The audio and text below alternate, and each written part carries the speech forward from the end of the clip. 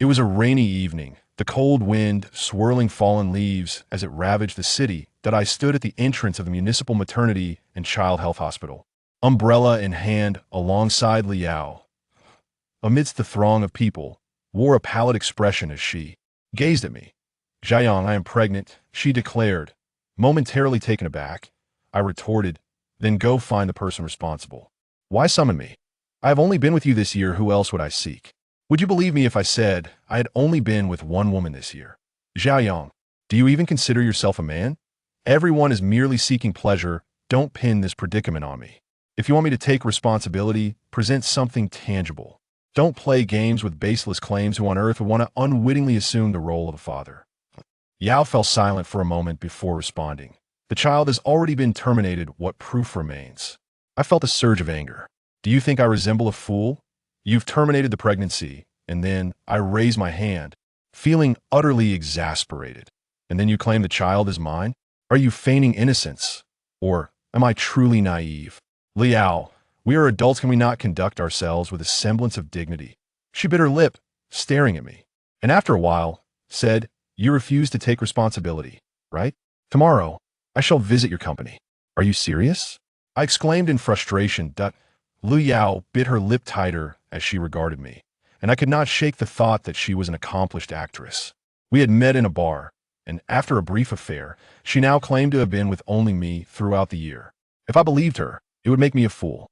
I wished to end the conversation, pulling out my wallet and extracting all the 100 yuan bills within, handing them to her. "Isn't this what you want? Take it, and please don't bother me again." Liao said nothing further. She nodded and turned, heading into the hospital, as if burdened by some outstanding debt.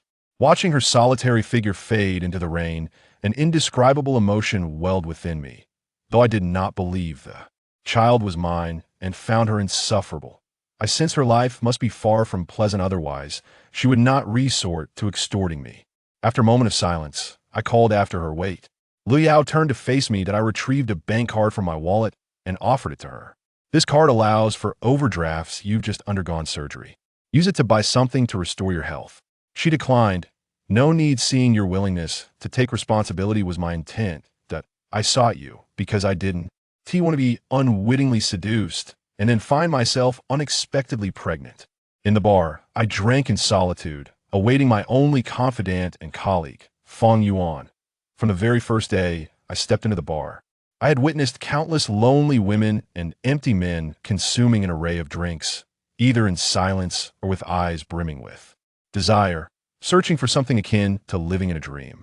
In truth, when we shed our corporeal forms and allowed our souls to meander through this vibrant haze, we had already succumbed to that very dream. I could not pinpoint the exact night it began, but I had come to regard this place as my sanctuary, that I relished the women swaying their hips, the flickering lights, the kaleidoscope of beverages, the mingling scents of perfume and smoke, and the intoxicating ambience that allowed me to etch my chaotic past into oblivion.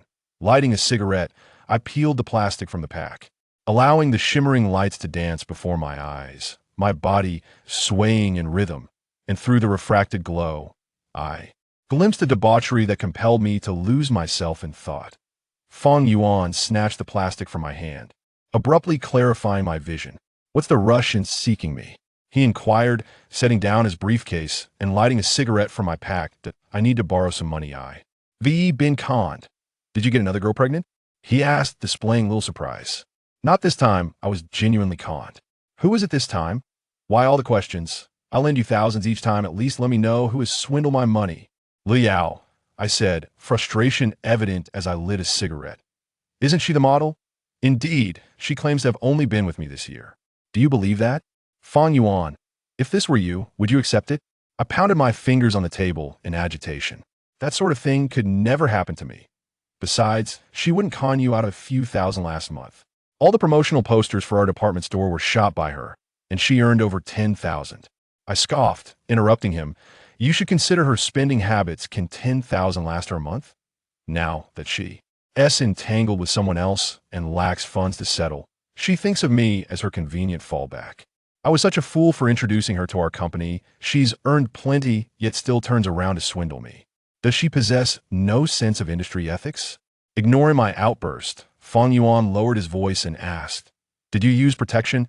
I racked my brain, recalling the night I had been nearly inebriated to oblivion, and hesitantly replied, "I did, or else I wouldn't say I was conned." Feng Yuan studied me skeptically before sighing.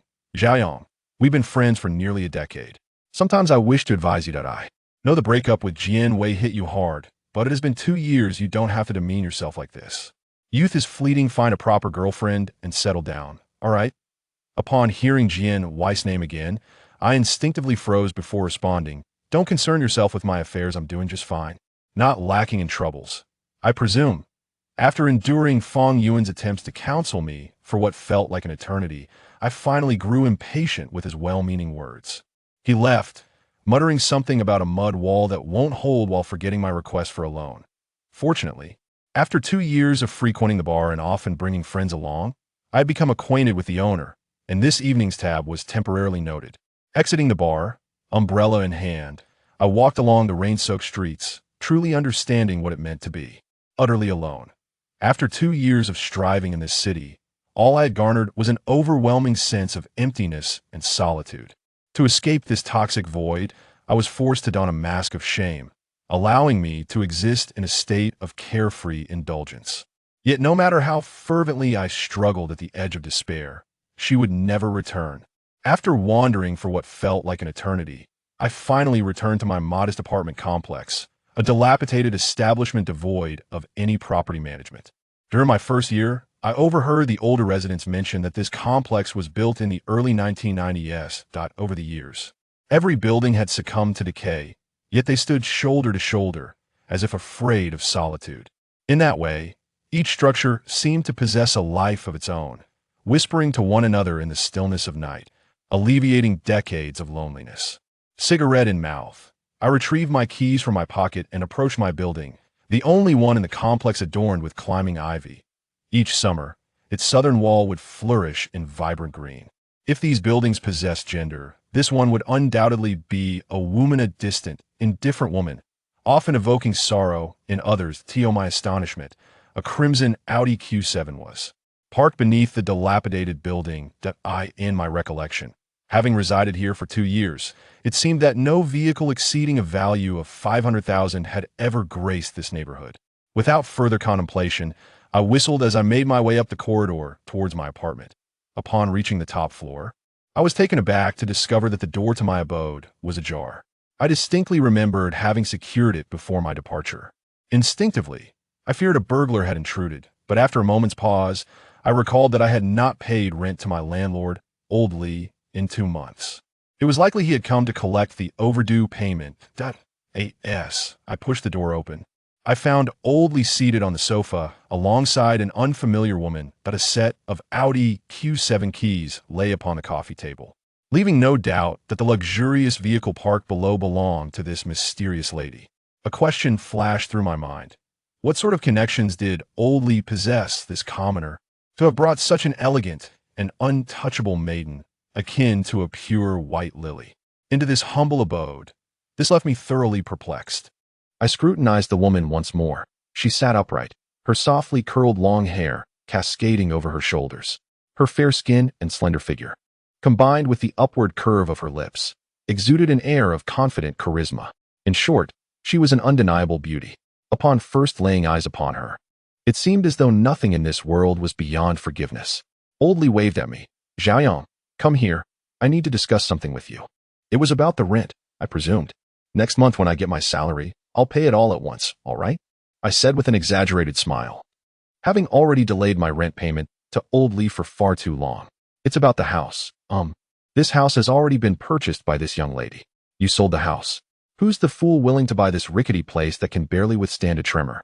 I exclaimed, directing my indignation at the woman, for in the face of impending homelessness, I could not afford to regard her elegance or beauty. My anger took precedence. Old Lee glanced awkwardly at the frowning woman, then finally spoke. "You should move out tonight. I want to even ask you for the rent from the past few months." "Old Lee, why are you growing more subservient with age? Even if you intend to sell the house, you could have at least given me a heads up. On a rainy day like this, where am I supposed to find a new place?" "Just stay at a hotel for the time being," Old Lee replied, seemingly indifferent to my plight. You've lost ownership of the house. Don't even talk to me. I retorted to Old Lee before turning back to the unfamiliar woman. The house is yours now. Can I continue renting it from you? The woman shook her head. I bought it to live in. I have no intention of renting it out. I lost my composure. Miss, are you quite all right? You're driving a luxury car worth over $1 million. Yet you choose to live in this rundown place. Are you deliberately trying to make my life difficult? Unfazed by my anger, the woman calmly replied. You have 1 hour to vacate. Before she could finish, I interrupted. You can't just kick someone out without warning. Who does that? After saying this, I plopped down on the sofa next to her, prompting her to instinctively shift away. I lit a cigarette, surveying the aged surroundings, a wave of melancholy washing over me. 2 years ago, I arrived in Suzhou and had lived here through some of the toughest times in my life. I had confided in the living room clock and poured my heart out to the ancient floor lamp in the bedroom. Every object in this space felt like a dear friend who had shared in my struggles. Leaving here would mean abandoning my last vestige of hope. The smoke from my cigarette irritated the woman, prompting her to stand and move to the other side of the room. I increasingly felt cursed, as if all misfortunes had conspired to converge upon me today. Moments later, Old Lee, sensing the tension between us, declared, I have some matters to attend to at home. You two can sort things out regarding the house. Without waiting for a response, he hurriedly left, as if shedding a hot potato and slipping out the door. Now, only the woman and I remained. Outside, the harsh wind and relentless rain began to rage anew, making me even less inclined to leave. I resolved to endure this standoff with her, as I had nothing but time, being utterly broke. I initiated conversation. Miss, may I inquire your name? With a stern demeanor. She responded, Does it matter? Of course it matters. I must know which celestial being has rendered me homeless on this stormy night. Ignoring my sarcasm, she coldly replied, You now have 40 minutes. If you do not leave in that time, I will call the police. Just as I prepared to protest, my phone rang. I frowned at the woman before retrieving my phone from my pocket. It was Lu Yao calling, yet another source of my irritation. I impatiently answered, What now? Didn't I give you money already? After a brief silence, Lu Yao said, Xiaoyong, tomorrow is the weekend. Could you accompany me to the hospital for a checkup? Is that child even mine? Can't you find a friend to join you? Do you think I have all the time in the world? I replied, my voice laced with frustration. In this city, you are my only friend. Lu Yao, you're mistaken. We are not friends. We are merely acquaintances. Do you understand what that means? Ignoring my retort, Lu Yao insisted, I'm really scared being alone. If you don't come, I will just have to deal with it myself. I want to go for the checkup. I tried to reason with her. You went alone yesterday, and you managed just fine. Tomorrow, you'll be even more familiar with the process. I realized how terrifying it was to be alone yesterday. Lu Yao's persistence drove me to exasperation, and I instinctively cursed under my breath. Damn it, the child is yours. I should have just raised the child and told him his father is a scoundrel. The line went dead with the sound of the call disconnecting. Frustration welled up within me. I took a drag from my cigarette and slapped my forehead, reflecting on how, over the past 2 years, I had never encountered a more troublesome acquaintance than Lu Yao. Despite her vehement claims, I could equally assert with conviction, the child is not mine. The fact that she claimed I was her only friend made me suspect she was trying to deceive me. Just last week, I saw her posting pictures of herself at a bar, surrounded by friends. Scoundrel. I raised my head and noticed the woman gazing at me with a look of utter disdain. In this room, it was only her and I, and she was undoubtedly the one calling me a scoundrel. Were you listening to my phone call? I asked, maintaining my composure, not particularly concerned about being labeled a scoundrel, as I couldn't discern whether I was one or not. You now have 30 minutes left, she stated with an even colder tone than before. What a troublesome night amidst the cold rain. Having given all my cash to Lu Yao, I found myself utterly penniless. Where could I possibly go? The vast world seemed devoid of a place for me, Zhang. After a moment of silence, I addressed the woman, Miss, look outside. The storm rages on. And it's late. There is no way I can move out tonight. She glanced out the window and finally relented. When will you move? Tomorrow. What time? Before 1 in the afternoon, I replied softly, as I had a favor to ask of her. She nodded. You can leave now. But remember to move your things on time tomorrow. I remained seated, hesitating before leaning toward her and awkwardly saying, Mississippi, could you lend me some money? She appeared taken aback but resolutely replied, I have no obligation to lend you money. Not lending, huh? Then don't expect me to leave tonight. I can't sleep on the streets with no money, I said, reclining on the sofa, adding, You really shouldn't entertain the thought of calling the police. This matter is between you and Oldley. You should have given me prior notice, allowing me to prepare. She looked at me with a mix of contempt and urgency to rid herself of my presence, yet surprisingly responded, I don't have any cash. I widened my eyes at her, her declaration of having no cash signifying a certain sophistication and affluence. Wealthy individuals seldom carry cash, often making substantial purchases, rendering the cash they have on hand insufficient. Miss, this is fate. I don't particularly enjoy carrying cash either, I shamefully admitted, revealing that my wallet rarely held any cash. She ignored me. I suggested, how about this? Lend me your card, and I'll withdraw 1,000. I'll return it to you tomorrow when I move. Alternatively, there's an ATM just 200 meters downstairs. If you're uneasy, you can come with me. She interrupted me by pulling a bank card from her wallet. The password is 6 zeros. Make sure to handle your business before 1 o'clock tomorrow afternoon. I took the card she handed me and replied, no problem. In truth, I was not surprised by her trust in giving me her card. Oldley knew my phone number, workplace, and connections inside out, or perhaps the card had little balance. She quietly sat on the sofa, and I observed her again. Honestly, in my 20-plus years of life, I had never encountered a woman so stunning. She possessed a certain grace that seemed unique to her, yet regrettably, we did not seem to share a connection. As I was leaving, partly teasing and partly serious, I remarked, Miss, have you considered cohabiting with me? I can cook and give massages. After a long day at work, I can provide you with a full range of services to ensure your comfort. Get lost. She finally snapped, a cushion soaring towards me with pinpoint accuracy. Holding an umbrella, I left the little apartment I had inhabited for 2 years, feeling quite dejected.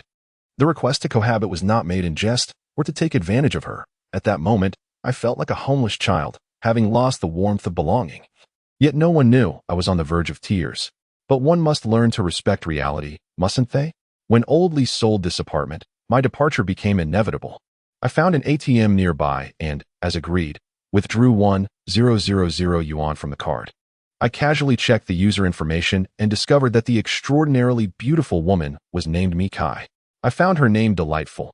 Mi symbolizes sustenance, while Kai represents vibrancy. A life filled with both sustenance and vibrancy is undoubtedly a fortunate one, yet I possessed neither. My current existence was devoid of both abundance and color, rendering Mi Kai's appearance a cruel irony, mocking my emptiness and despair. At the corner of a long street, there was an inn where I took shelter. Under the relentless assault of wind and rain, I only fell into a hazy slumber by morning, awakening near noon. Checking my phone, I noticed several missed calls, all from Lu Yao. She was indeed persistent. Seeing that I hadn't answered, she sent me a message saying, if I had known, I would have given birth to the child in my belly and used this so-called child of mine to punish you for a lifetime. I found it somewhat amusing. She was unafraid of being a single mother, yet did I fear being a mere nominal father? Clearly, her complaints did not burden me in the slightest. After a quick wash, I hurried to the hospital, perhaps out of the remnants of goodwill or perhaps out of sympathy for a friend. The reason eluded me. Often, one does not fully understand oneself. Upon arriving at the maternal and child hospital, I spotted Lu Yao waiting at the entrance with an umbrella. She noticed me first, and her anxious expression softened somewhat as she approached. I was filled with rage, yet remembering she had once lain on the operating table facing a cold scalpel, I restrained my anger. Lu Yao, with a serious demeanor, linked her arm through mine and glanced at her belly, portraying a sense of deep affection for me. While I remained indifferent, I broke free, finally exasperated. For heaven's sake, just tell me, who made your belly grow? You, Zhuang. She retorted. Do you believe I'll choke you to death? I glared at Lu Yao. You beast, go ahead. If you had choked me yesterday, it would have been a double tragedy, and you'd be making headlines. Lu Yao narrowed her eyes at me, yet her body pressed closer. Have you had enough? We slept together 2 months ago. How long have you been pregnant? Show me the ultrasound. Lu Yao ignored my accusations, her tone suddenly softening as she clung to my arm, lamenting, Zhayong, if yesterday you hadn't had the surgery and let the child call you father, how blissful that would have been. I pushed her aside, suppressing my fury. Enough of this nonsense. Go get your follow-up, and once you leave this hospital, consider me dead. Never bother me again. Lu Yao lowered her head, and after a long pause, replied, Don't talk about death. I won't bother you anymore. After her follow-up, Lu Yao was in a hospital room receiving in 4 drip, while I sat beside her like a family member, unwilling to utter a word, feeling quite stifled. The doctor pulled me aside and said, "Young man, your girlfriend is quite weak and has mild anemia. After a miscarriage, her recovery must not be taken lightly, otherwise, it may leave lasting issues as she ages. I will prescribe some restorative medicine and health supplements for her. Go to the pharmacy on the second floor to collect them." I nodded, not thinking much of it. Assuming the 1,000 yuan I withdrew from Mikai's card would suffice for the medication. With the doctor's prescription in hand, I proceeded to the second floor, where the staff took a full 5 minutes to hand me a bag brimming with medicines and supplements. Then they casually remarked, "That LLB 3,016 yuan in total. Will you be paying by card or cash?" I was taken aback, then exclaimed, "What in the world is this miraculous medicine that costs over 3,000? Do you think I'm made of money?" The staff, unfazed, pointed to a man at the adjacent window who had just bought 8,000 yuan worth of health products and said, "See, that guy just spent 8,000. If you can't afford it, don't let your girlfriend get pregnant." I cursed under my breath, recalling Lu Yao's frail and helpless appearance after the procedure, and I suppressed my anger, pulling out Mikai's bank card, saying, "Can you give me a discount? Just wipe off the 16 yuan change." The staff snatched the card from my hand, rolling their eyes at me. How quaint. Have you ever seen a hospital that offers discounts? Holding the medications from the pharmacy, my heart bled. Being this friend was certainly costly.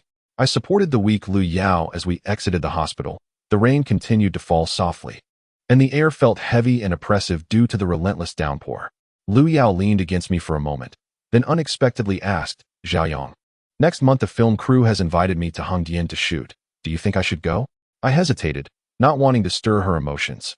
Yet I held no interest in where she acted.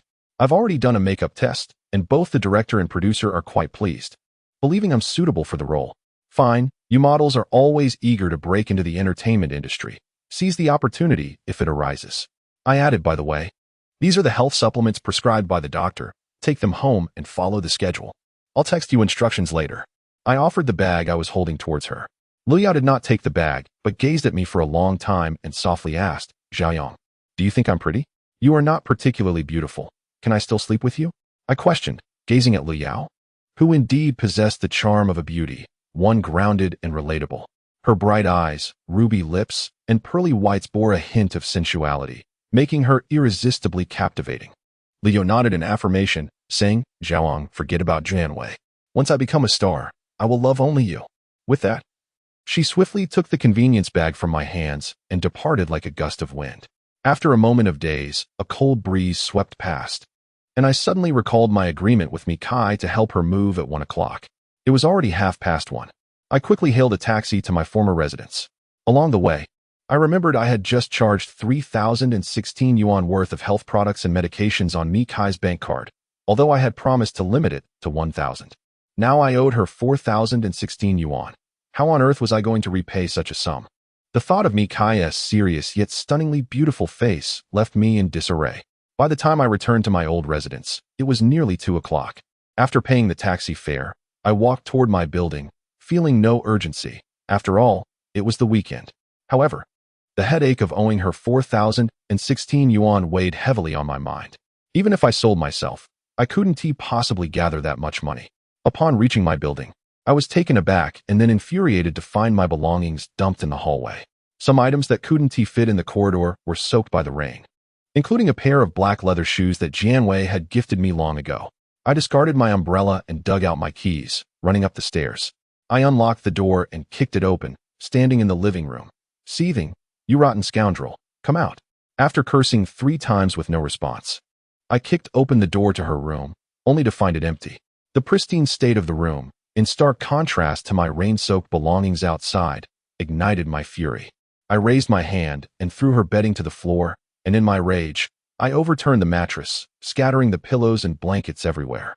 After my hysterics subsided, I stood in Mikai's room and lit a cigarette to calm my anger. Unbeknownst to me, Mikai had appeared at the doorway, holding a mop and a convenience bag filled with various household items. She must have just returned from the supermarket. She glared at me, and in a moment of impulse, I grabbed her clothing at the chest, yanking her into the room with such force that she dropped her bag and mop, spilling its contents across the floor. The previously immaculate room was now in disarray due to my fury. I dragged her to the window and forced her to look at my belongings drenched in the rain, shouting, "Are you out of your mind? Why would you leave my things out in the rain?" Mikai broke free from my grasp, retorting coldly. You didn't show up, so I had someone help move your things. Is there a problem with that? Just because you were delayed doesn't mean you can disregard our agreement. Her steadfast gaze conveyed her determination. You're utterly unreasonable.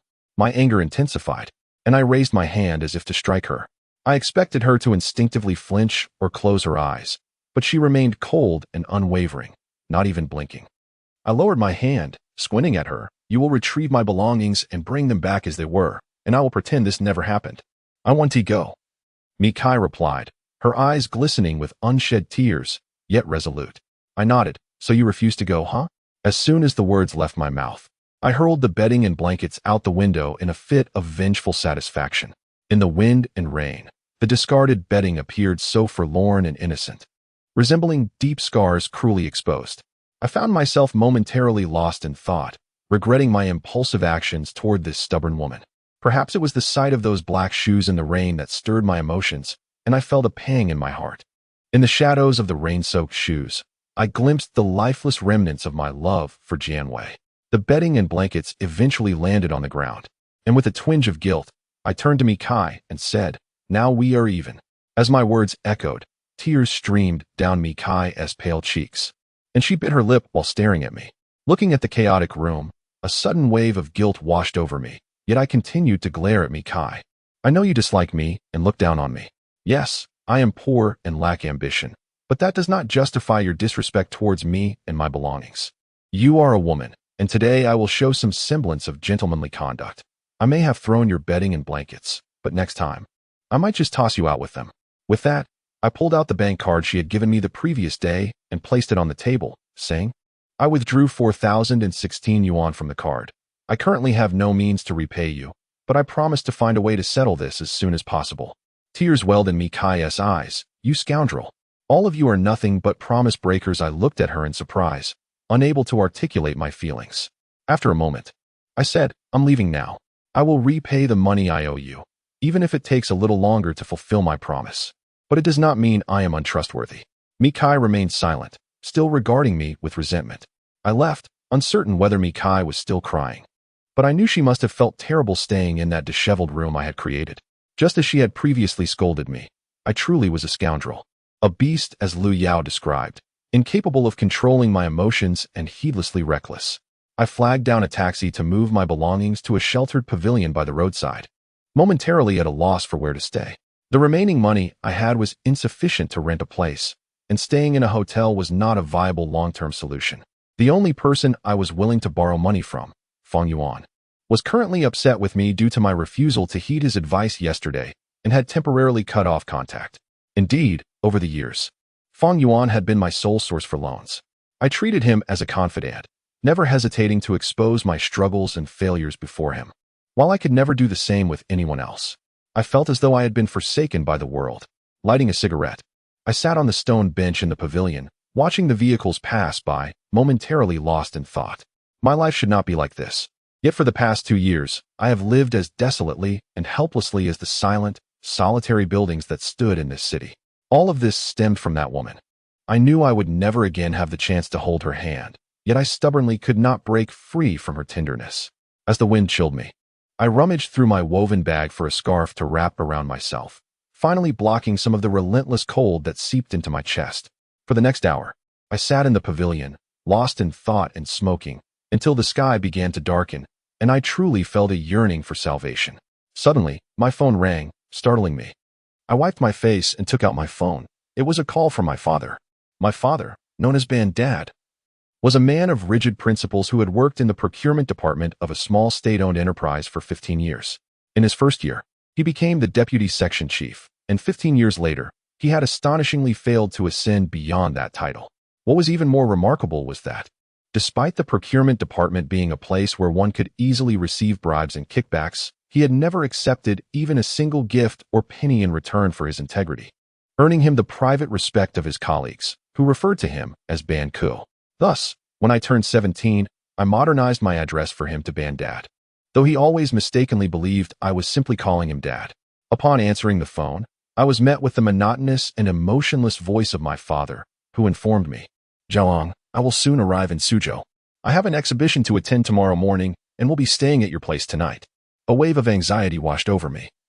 This weekend seemed to be cursed, as if all my fears were materializing. I must not allow my father to discover that I was destitute and homeless. Though he is stern, that does not mean he lacks temperament. In a moment of desperation, I suggested, "Father, why not find a hotel near the bus station? I have dinner plans with colleagues, and it will take some time. You can eat without waiting for me. Didn't you leave the key under the door frame? I can let myself in. There have been many thieves lately. I didn't put it there," he insisted, not willing to relent. "Then wait for me. Don't linger too long after dinner. Come back early." "Father, you've been traveling for hours. You must be exhausted. It would be wiser to find a nearby hotel. If you come here, you'll have to take a taxi, and it's rush hour now. You won't fare well on public transport." Despite my attempts to dissuade him, he remained unyielding. Finally, he remarked, "Your mother knitted a sweater for you. I'll bring it over." Listening to the beeping sound of the call disconnecting, I momentarily froze. Then quickly gathered my belongings and dashed to the roadside, scanning for a taxi. This night, I had no choice but to return to the apartment that now belonged to Mikai. Regardless of her feelings, I had no alternative. Should my father learn of my dire situation, he would undoubtedly explode with anger. Through the rain and wind, I took a taxi back to the dilapidated complex where I had resided for 2 years. Upon exiting the vehicle, I instinctively looked for Mikai's Audi Q7 parked below. Fortunately, the car was absent. Even more fortuitously, I hadn't returned the keys to Mikai yet. I optimistically thought, since my father is only staying one night, if she doesn't return tonight, everything will be resolved without incident. I hurried back to the apartment, quickly stowing my luggage and preparing the bedding, then stood under the umbrella at the bus stop, awaiting my father's arrival. About 15 minutes later, a bus from the long-distance station approached, and I craned my neck to spot my father, who was emerging with his briefcase in hand. I waved and called out, "Father, over here." Surprised, he approached and asked, "Aren't you dining with colleagues?" "Dinner is trivial. Your presence is of utmost importance," I replied as I took the briefcase from him. He fell silent, accompanying me into the complex. I complained, "Father, this is a business trip funded by the government. Next time you come here, just take a taxi. It's reimbursed. Government funds are still money. Every bit counts," he replied sternly. "Our government has trillions in foreign reserves stored in America. It doesn't lack for your taxi fare." My father did not respond further, evidently unwilling to engage in a debate over values. He has always been like this, steadfast in his beliefs without offering explanations. Living in his own world for 15 years as a deputy section chief. Once inside, my father produced a stainless steel lunchbox from his other bag and said, "This is the wild crucian carp I caught last week. Your mother cooked it for you. Just heat it up when you wish to eat. We should eat it tonight." I replied. He looked at me quizzically, asking, "Didn't you already have dinner with your colleagues?" "Well, now that you are here, I came back early," I hastily added. Then quickly interjected, "By the way, did you bring the glutinous rice wine my mother made?" He nodded and retrieved a bottle, originally for orange juice, now filled with the rice wine I adore. We poured ourselves a cup of the wine, savoring the cooked crucian carp and peanuts, waiting for the rice porridge to finish cooking, engaging in casual conversation. My mind, however, was elsewhere. I feared Mikai might return unexpectedly. If she did, it would be alarming, but if I exposed my situation in front of my father, it would be catastrophic. Just as I finished a cup of rice wine, footsteps echoed from outside, followed by the unmistakable sound of a key entering the lock. Panic surged through me. I glanced at my father and then at the door, which swung open to reveal Mikai. The sight momentarily stunned her, while my father seemed unfazed, perhaps perceiving her merely as my roommate or possibly my girlfriend. Before Mikai could speak, I grasped her arm and asked with feigned concern, "Have you been drinking? Let me help you inside. No need to thank me. We all share this space." While my words were polite, from a perspective my father could not see, I quickly covered Mikai's mouth and pushed her into her room. "Let go of me, you scoundrel," she protested, struggling with muffled words. "Keep it down," I whispered urgently. Mikai then reached into her pocket for her phone, clearly intending to call the police. My actions were indeed bordering on illegal trespassing. Seizing the phone from her, I pinned her to the bed, straddling her to prevent further resistance, regardless of how brazenly inappropriate this position was. "Don't shout. If my father hears you, I'm finished," I implored. Mikai, however, paid me no mind, her expression one of sheer terror as she instinctively clutched my hair. The pain was excruciating, yet I dared not cry out, muttering under my breath, "Be gentle. You're about to pull it all out. Scoundrel. Mikai mumbled through my hand. I am indeed a scoundrel, I retorted, then added softly, but not in my father's eyes. He has high blood pressure. If he discovers I am broke and homeless, it would be too much for him to bear. Please, have mercy on me. Just endure this for one night. He is only here on a business trip and will leave tomorrow morning. I promise I won't trouble you again. Finally, Mikai ceased her struggles and released my hair, though her eyes remained filled with hatred and disdain. Cautiously, I lifted my hand from her mouth, relieved that she did not scream. I sighed in relief, only to realize I was still on top of her. Just as I was about to rise in apology, Mikai twisted and forcefully pushed me away, causing me to tumble off the bed with a thud. Xiaoyang, what are you doing in there? My father called from the other room. I winced in pain, replying, I bumped into the cabinet. He did not pry further, while Mikai regarded me with a mixture of vindictive amusement and anger. I warn you not to speak out of turn. My father genuinely has high blood pressure. He cannot handle stress. You must stay in your room and not come out. Mikai neither agreed nor disagreed. I gestured pleadingly, and though she remained silent, I took it as a tacit acceptance. With one last imploring glance, I exited her room and closed the door behind me. In the living room, my father had already dished out 3 bowls of porridge from the kitchen and instructed, Xiaoyang, take a bowl of porridge to that girl. After drinking, she needs to eat something. She can't go hungry. Just let her rest, I said. No sooner had I spoken than Mikai emerged from her room, handbag in hand. Given my past misdeeds, it would have been entirely justified for her to confront me before my father. Just as I felt my legs weaken with anxiety, Mikai walked past me, seemingly resolved to leave the apartment to me for the night. Just when I was about to breathe a sigh of relief, the typically taciturn Father Ban unexpectedly addressed Mikai, who had yet to step outside. Young lady, I've prepared a bowl of congee for you. Drink it while it's hot.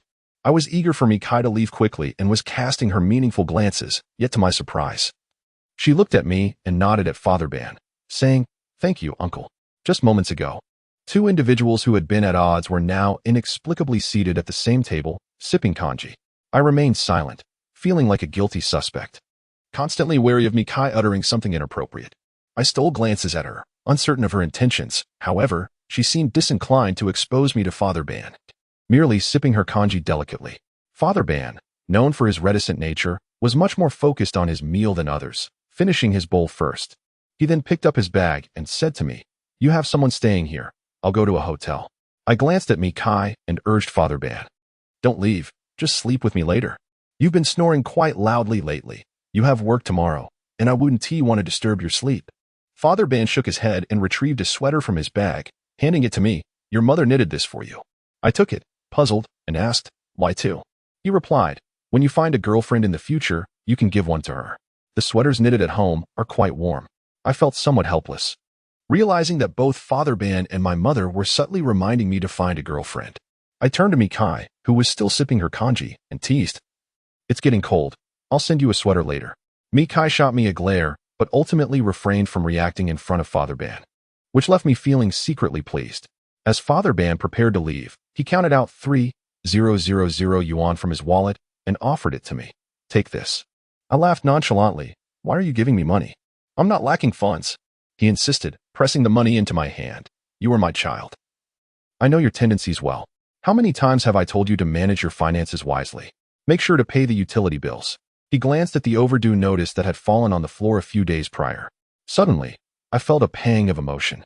I truly wasn't the kind of son who brought peace of mind to my parents. I pushed the money back into Father Ban's hand, saying, I really don't need it. My mother isn't well. Keep it for her health supplements. I'll get my salary next week. Father Ban said nothing more, placing the money on the table and giving Mikai a look before walking out alone. I hurried after Father Ban to escort him downstairs. He, who had been silent all along, remarked, That girl just now is quite nice looking. I seized his arm and pointed toward the parked Q7, saying, Father Ban, let go of your fantasies. She is not my type. You see that car? It's hers. Father Ban glanced at the red Q7, confusion etched on his face. I imagined he was surprised why Mikai drove such a car yet lived in this old place. Ultimately, he chose to remain silent, resigned to my dismal circumstances. It's undeniable that we now live in an era where love is often measured by monetary means. Thus, I urged him to abandon his fantasies, as I was even less inclined to indulge in such illusions. That night, Father Ban left me with a parting admonition to work hard, then departed into the rain with an umbrella. Watching his aging figure retreat into the downpour, I discerned his hopes within those words. He longed for me to work diligently, to marry a good woman, and to provide him with a grandchild. But Father Ban, I am mired in my own helplessness and struggles, weighed down by the heaviness of reality, and those many promises of a better future will have to wait. Is that acceptable? Upon returning to my residence, I noticed that Mikai had nearly finished her bowl of congee, while my untouched bowl still steamed. I retrieved 2 salted duck eggs from the bag Father Ban left behind and offered one to Mikai, saying, "Try this." I was almost done eating. Since we met 2 days ago, this was the first time Mikai spoke to me in a normal tone. I smiled and said, "Why not have another bowl? White rice congee 1 tea make you gain weight." Mikai ignored my suggestion, instead stating, "Your dad has already left. You can move out now." Looking out at the tumultuous weather, I proposed, "Let us not move today. I'll stay one more night, shall I?" "No," Mikai replied firmly. I slammed my chopsticks on the table, exclaiming, "What is wrong with you? Don't you understand the saying about softening one's heart with food? If you give me back the congee you just ate, I'll move immediately."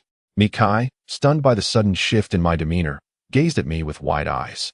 I softened my tone, saying, "Sister, I've been running around all day and am utterly exhausted. Please, grant me this favor." "Scoundrel, who is your sister? Miss would miss suffice?" I quickly added, then assured her, "Tomorrow, I promise I'll move out." After a moment, Mikai relented, saying, "Remember your promise." "Of course. I'll move out tomorrow." Mikai shot me a dissatisfied look, picked up her bowl, and walked to the rice cooker, serving herself another small bowl. "Aren't you done eating?" I asked. Mikai shot me a glare, replying, "Since I've already softened, what is the harm in having one more bowl?" I sighed. Alas, this is how one falls into depravity. Despite my jest, I peeled the salted duck egg and handed it to Mikai, who accepted it without hesitation. And so we continued eating in this peculiar atmosphere. After the meal, I handed Mikai the 3,000 yuan Father Ban had left. "Here is 3,000 for now. I'll repay the rest when I get my salary next week. If you give me this, will you still have enough to rent a place?" she inquired. "We can repay together in the future." "This is you considering me, not me deliberately avoiding repayment," I assured her as I tucked the money into my wallet. "As long as you move out quickly, everything else doesn't matter." Mikai took another sip of congee, clearly relishing it. Father Ban's congee-making skills were indeed exceptional, turning the simplest rice porridge into a taste of home. "I'm not a plague. You needn't look at me with such disdain," I lamented. "With your character, how could you expect me to like you?" I chuckled, choosing not to respond further. Perhaps I truly lacked virtue, or maybe she misunderstood me a bit. But that was irrelevant. I had no need to clarify or explain, for after work tomorrow, we would draw a clear line. I downed the remaining congee in my bowl and stared at Mikai, who wore a white long-sleeved chiffon blouse and black and white checked pencil pants, her slightly curled hair enhancing her elegance, albeit giving her a somewhat fragile appearance. I pretended to model the knitted sweater Father Ban had left, sighing dramatically. "It's getting chilly. Don't you think this sweater would suit you perfectly?" Mikai frowned. "What? Do you want me to wear your short sleeves?" "Honestly, it suits you very well if you allow me to continue renting this room. I wouldn't mind gifting it to you. My dad said this sweater was knitted by my mother herself. It's thick and warm against the winter winds. I wouldn't be worthy of such a gift." I chuckled, handing her the sweater. "Just kidding. I'm giving it to you regardless. I currently have no plans to pursue a girlfriend, and it would be a shame for such a nice sweater to just sit with me. This is my way of apologizing for my rude behavior yesterday." My expression was earnest, and after a moment of hesitation, Mikai accepted the sweater, saying, "All right, I accept your apology and be kinder to your dad. Don't make him worry." "Is there a logical connection between accepting an apology and being nicer to my dad?" I asked, surprised. In response to my skepticism, Mikai indignantly exclaimed, "You are truly despicable." With that, she shoved her sweater into her handbag, pushed open the door, and departed. I was left alone in the room, somewhat perplexed by Mikai's sudden fury. After sitting in contemplation for a while, it dawned on me that perhaps she had temporarily accepted my apology, and even made an exception to allow me to stay another night, merely out of sympathy for Bandai. In her eyes, I remained an object of indifference and annoyance. I had played with a woman's feelings, deceived my own father, and treated her rudely while failing to uphold my promises. What else could I be but despicable? That night, Mikai did not stay in the room. I pondered, surely she must have other accommodations in this city, but why did she insist on residing here? Despite racking my brain, I could not come up with an answer. I decided to let it go. There are always peculiar individuals and strange occurrences in this world. And in comparison to the vast array of oddities, this was hardly remarkable. Thus, it seemed unnecessary to delve into the depths of it, treating it as a form of artistic expression peculiar to the affluent. In truth, I often find a certain enjoyment in living amidst such confusion. For the truth can signify suffering. To gain something often means to lose it as well.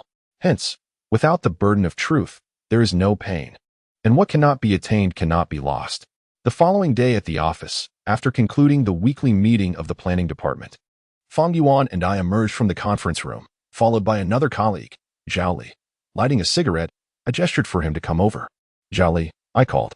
Zhao Li regarded me warily. What is it? I heard you enjoy outdoor sports. Yes, I really do, he replied. I smiled and said, I have a complete set of professional outdoor gear that I've hardly used. I'll sell it to you at a bargain. Why would you buy outdoor equipment if you don't like outdoor activities? Zhao Li inquired, bemused. Precisely because I don't like them, I've never used it. It's as good as new. It's Arc'teryx gear, a steal at 2,000 for the whole set, I said, wrapping my arm around his shoulder. Really? Zhao Li exclaimed, overjoyed. Of course it's true. Just give me the money quickly, and I'll have Feng Yuan bring it to you tomorrow. It's been sitting at his place. I replied impatiently. Zhao Li counted out 2,000 yuan from his wallet and reminded me, make sure to bring it tomorrow. I need it for rock climbing next weekend. I tucked the money into my pocket and said, you can discuss it with Feng Yuan. Zhao Li then turned to Feng Yuan, who had been somewhat distracted. Feng Yuan, don't forget to bring the outdoor gear that Zhao Yang left at your place tomorrow. Feng Yuan snapped back to attention, asking in confusion, what outdoor gear? The Arc'teryx set that Zhao Yang sold to me, Zhao Li explained patiently. I took a deep drag on my cigarette and headed towards the restroom, while behind me, Feng Yuan erupted in frustration. Damn it. What are you selling? That's mine. I then heard Feng Yuan helplessly tell Zhao Li, all right, don't worry. I'll bring it for you tomorrow. After finishing my smoke in the restroom, I returned to the office, where a cup of coffee awaited on Feng Yuan's desk. He wore anti-radiation glasses, his fingers flying over the keyboard. I powered on my computer, and, while waiting for it to boot up, I played with a lighter in my hand, casually chatting with Feng Yuan, still busy with the planning proposal for the Gucci counter in our mall. Feng Yuan, not holding a grudge about the earlier incident, sighed, yes, I've been at it for almost a week. The business department is waiting for our proposal to negotiate with Gucci's representatives. I acknowledged his words without further inquiry. Feng Yuan and I were polar opposites. He was a relentless worker, while I was more laid back. This stark contrast in attitudes had resulted in divergent outcomes. After 2 years in the same job, Feng Yuan had become the head of the planning department's copywriting team, while I remained at the very bottom. Suddenly, Feng Yuan paused his typing and gazed at me with a heavy expression. What's wrong? I asked, puzzled by his unusual demeanor. After a long silence, Feng Yuan finally spoke. I noticed you seemed down the other day, and there's something I haven't told you. I'm getting married to Yan Yin next week. Finally tying the knot, I instinctively sighed, a wave of heartache surging through me. Feng Yuan had met Yan Yin through my relationship with Jian Wei. Yan Yin was Jian Wei's close friend. After I began dating Jian Wei, I introduced Feng Yuan to Yan Yin, and they two fell in love. During our university years, the four of us often spent time together, forging deeper bonds, and we had jokingly talked about getting married together after graduation. Feng Yuan and Yan Yin's union was indeed a joyous occasion, yet it starkly illuminated my own pain and solitude. I never managed to sustain my love with Jian Wei. Sometimes, one's suffering stems from the weight of comparison, but at that moment, aside from feeling pain and loneliness while envying and wishing well for Feng Yuan and Yan Yin, what else could I do? The past would eventually turn to dust. But the wind could not disperse it. It settled upon my heart, casting my world into a dull gray. I smiled at Feng Yuan. Where's the invitation, buddy? Hurry up and show it to me. Feng Yuan nodded and retrieved the invitation from his drawer, handing it to me. I opened it to find a photograph of Feng Yuan and Yan Yin, their faces radiating happiness. After a long silence, I asked Feng Yuan, will Jian Wei be returning for your wedding? You know, ever since she moved from Los Angeles to New York, I've lost contact with her. However, Yan Yin sent her an email a few days ago, but there's been no reply. Whether she'll come back is uncertain, he responded. Oh, I see. I replied flatly, no longer engaging in conversation with Feng Yuan, my fingers pressing keys on the computer while my mind wandered, lost in thought. I spent the entire day in a daze, only realizing it was time to leave when the languorous twilight sun cast its warm glow upon the transparent glass. The adjacent desk where Feng Yuan sat remained busy, while I found a moment of leisure to sneak away to the restroom for a smoke. Awaiting the end of the workday, upon my return, I discovered Yin Yin seated in my chair, seemingly waiting for Feng Yuan to finish. I playfully teased her, "Yin Yin, your curves have become even more voluptuous. My chair can barely contain you." "What nonsense. You're incorrigible." Yin Yin shot back at me. I raised an eyebrow and smiled at her. She was indeed a beauty, exuding a particular sensuality, especially with her perfectly rounded and pert backside. Her long legs and tall stature created a stunning combination, making her the epitome of beauty when seen from behind on the street. I approached Feng Yuan, patting him on the shoulder, and inquired, "Have you completed the framework for that project proposal? The overall concept and structure are ready. It just needs a bit of textual elaboration," Feng Yuan replied. "Let me handle the rest. You should clock out early and not keep Yin Yin waiting." Yin Yin clasped my face with her hands, joyfully exclaiming, "Xiaoyang, you are quite the gentleman. You have no idea how busy we'll be shortly." "Getting married means there will certainly be no shortage of tasks," I said, gently removing her hands from my face. Feng Yuan finally stretched his body, stood up, and said, "All right then, Yin Yin and I need to visit the wedding planning company, and we must also stop by the bridal shop. If you have any questions, we can communicate over the phone." "Don't worry, go ahead and take care of your affairs," I responded as I settled into Feng Yuan's chair. Feng Yuan quickly gathered his belongings, and as Yin Yin linked her arm with his, she suddenly remembered something and turned to me, saying, "Xiaoyang, our company's building is about to go on sale. If you're interested, I can secure you an internal price, saving you 500 yuan per square meter."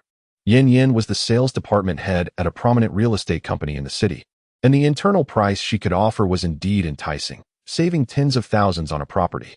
However, I still lacked the financial means to purchase a home. "Let us discuss it later," I replied. Feng Yuan then asked Yin Yin, "Which development is being launched this time?"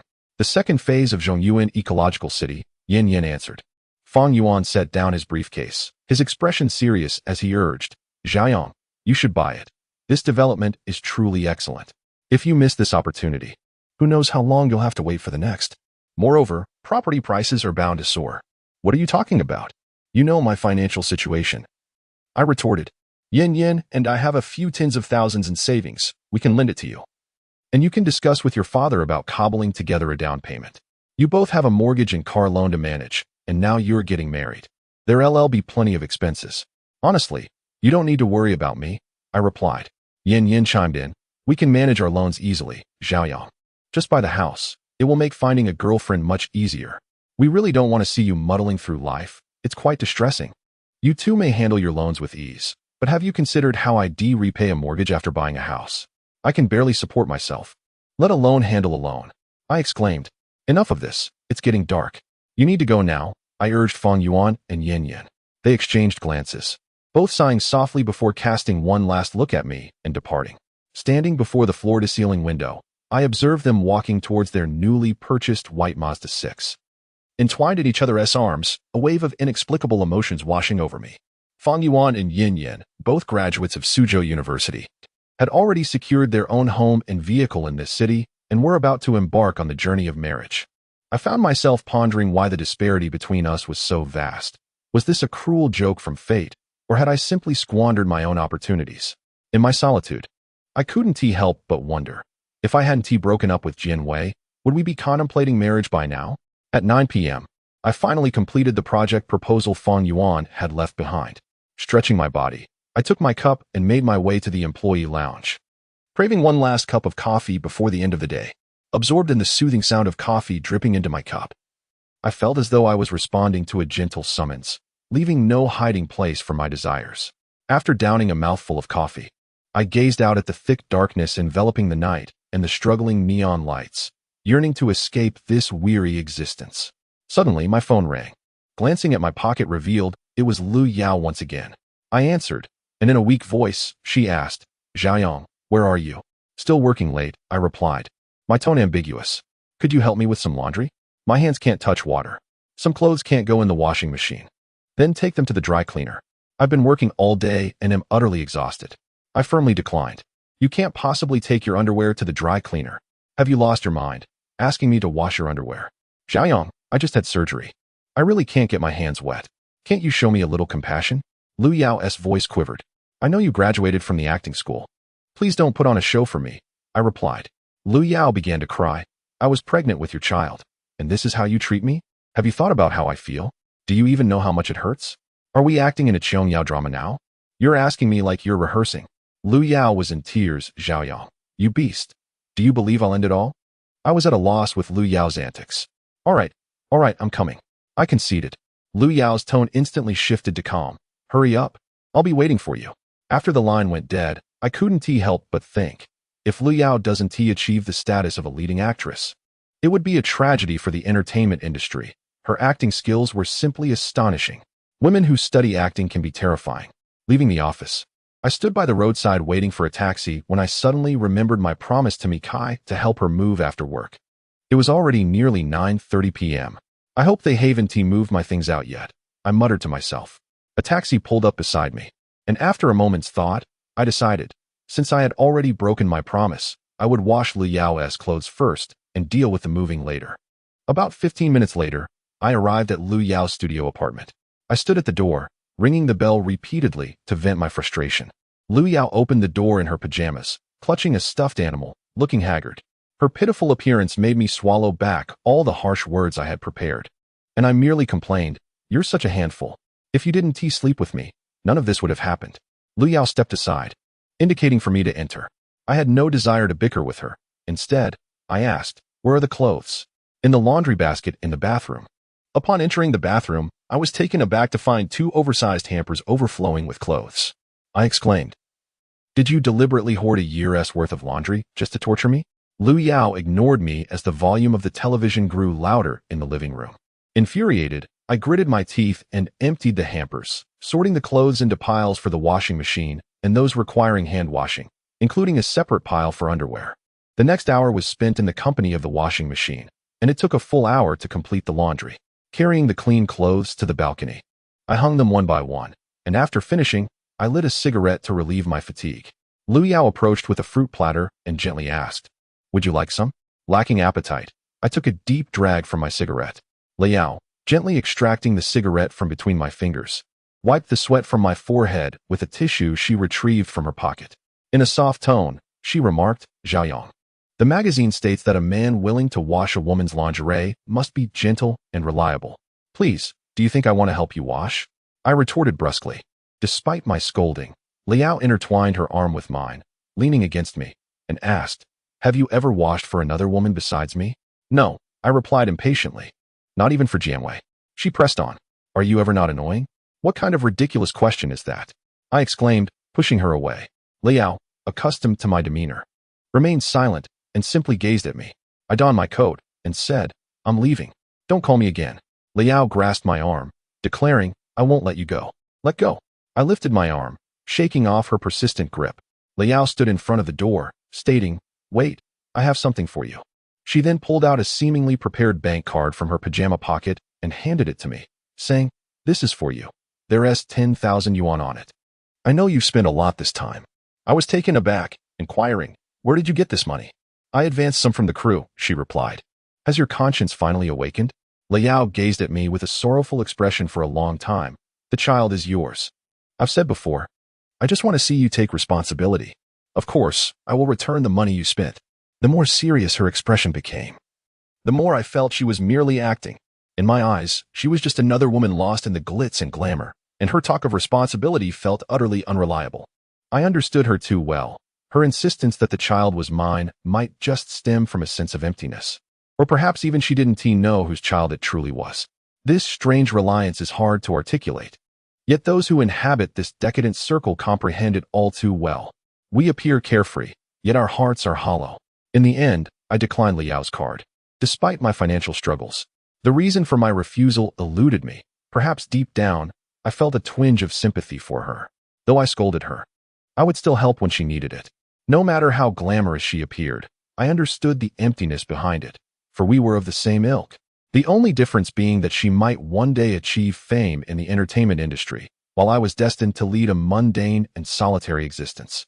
After leaving Lu Yao's abode, I immediately hailed a cab to my former residence, hoping that Mikai had not taken it upon herself to move my belongings out due to my failure to adhere to our agreement. I wished to avoid working overtime or being pestered by Liao to do laundry, but life is full of unexpected twists that leave me helpless. As the vehicle entered that aged neighborhood, I rolled down the window to check if Mikai had moved my luggage out. To my relief, despite my breach of agreement, my belongings were still intact. It seemed my earlier warning had been effective. I ascended the stairs lightly and opened the door, only to be met with darkness. Glancing toward Mikai's room, I saw no sliver of light through the door crack. Realizing she hadn't returned tonight. No wonder I hadn't seen her car downstairs. It was fortunate she hadn't moved my things out. It was perhaps for the best. I could stay the night without disturbance. This may have been the only solace granted to me as the day drew to a close. After a quick wash, I lay on the bed, turning off the light, and closed my eyes. In that moment, the world fell silent, and I thought I would soon drift into sleep, yet fragments of the past intruded upon my mind. These fragments were all reminders of bygone days, reflecting on the void and despair of my present. I could not fathom why Feng Yuan and Yin Yin had persevered after graduation, ultimately marrying, while Jianwei and I faced such a dismal conclusion. What did I fail to do? I truly wish Jianwei could tell me directly. Yet such a simple request had become a luxury. Thus, I languished in confusion and misery for 2 years, descending into debauchery. I slapped my face heavily. Sitting up in bed after a long stretch of despondency, I retrieved the long-neglected guitar from the cabinet, yearning to sing a song for myself, for Jianwei. After tuning it, I began to hum the melody of Lost Path. Who can see through this splendor? Once more, my eyes misty. Who can evade this clamor? Once more, it seeps into you. Who recalls the past? Once more, forgetting you. Who will meet in the next life? Once more able to love you. I have lost my way, unable to find the map. This journey of love has been arduous. I have lost my way, unable to find an escape. Why has this world become so numb? I have lost my way, unable to find the road back. Those beside me are like strangers. I have lost my way, treading in place, while your heart has already soared far away. As I sang the final line, warmth welled in the corners of my eyes. I had truly lost my way. I thought I had traveled far in these 2 years, yet I remained stagnant on a map called love, while her heart had flown far beyond. Lighting a cigarette, I had barely taken a drag when a sudden knock on the door startled me, nearly causing me to snap a guitar string. Wasn't the house empty? From outside came Mikai's voice. If you're so keen on singing, please find a place without people. This is a residential area. I slipped on my slippers and opened the door to find Mikai standing before me in a camisole. Her curvaceous figure rivaled Yin Yin's, and her delicate face radiated a serene charm in the dim light, bestowing upon her an unparalleled grace. Did you not just hear me sing? I have lost my way. How could I find a place without people when I am already lost? I replied with a wry smile. That's absurd, she countered. Ignoring Mikai's displeasure, I inquired. What are you doing here? I've been here all along. I didn't see your car downstairs. It's parked in the vacant lot across the street. No wonder.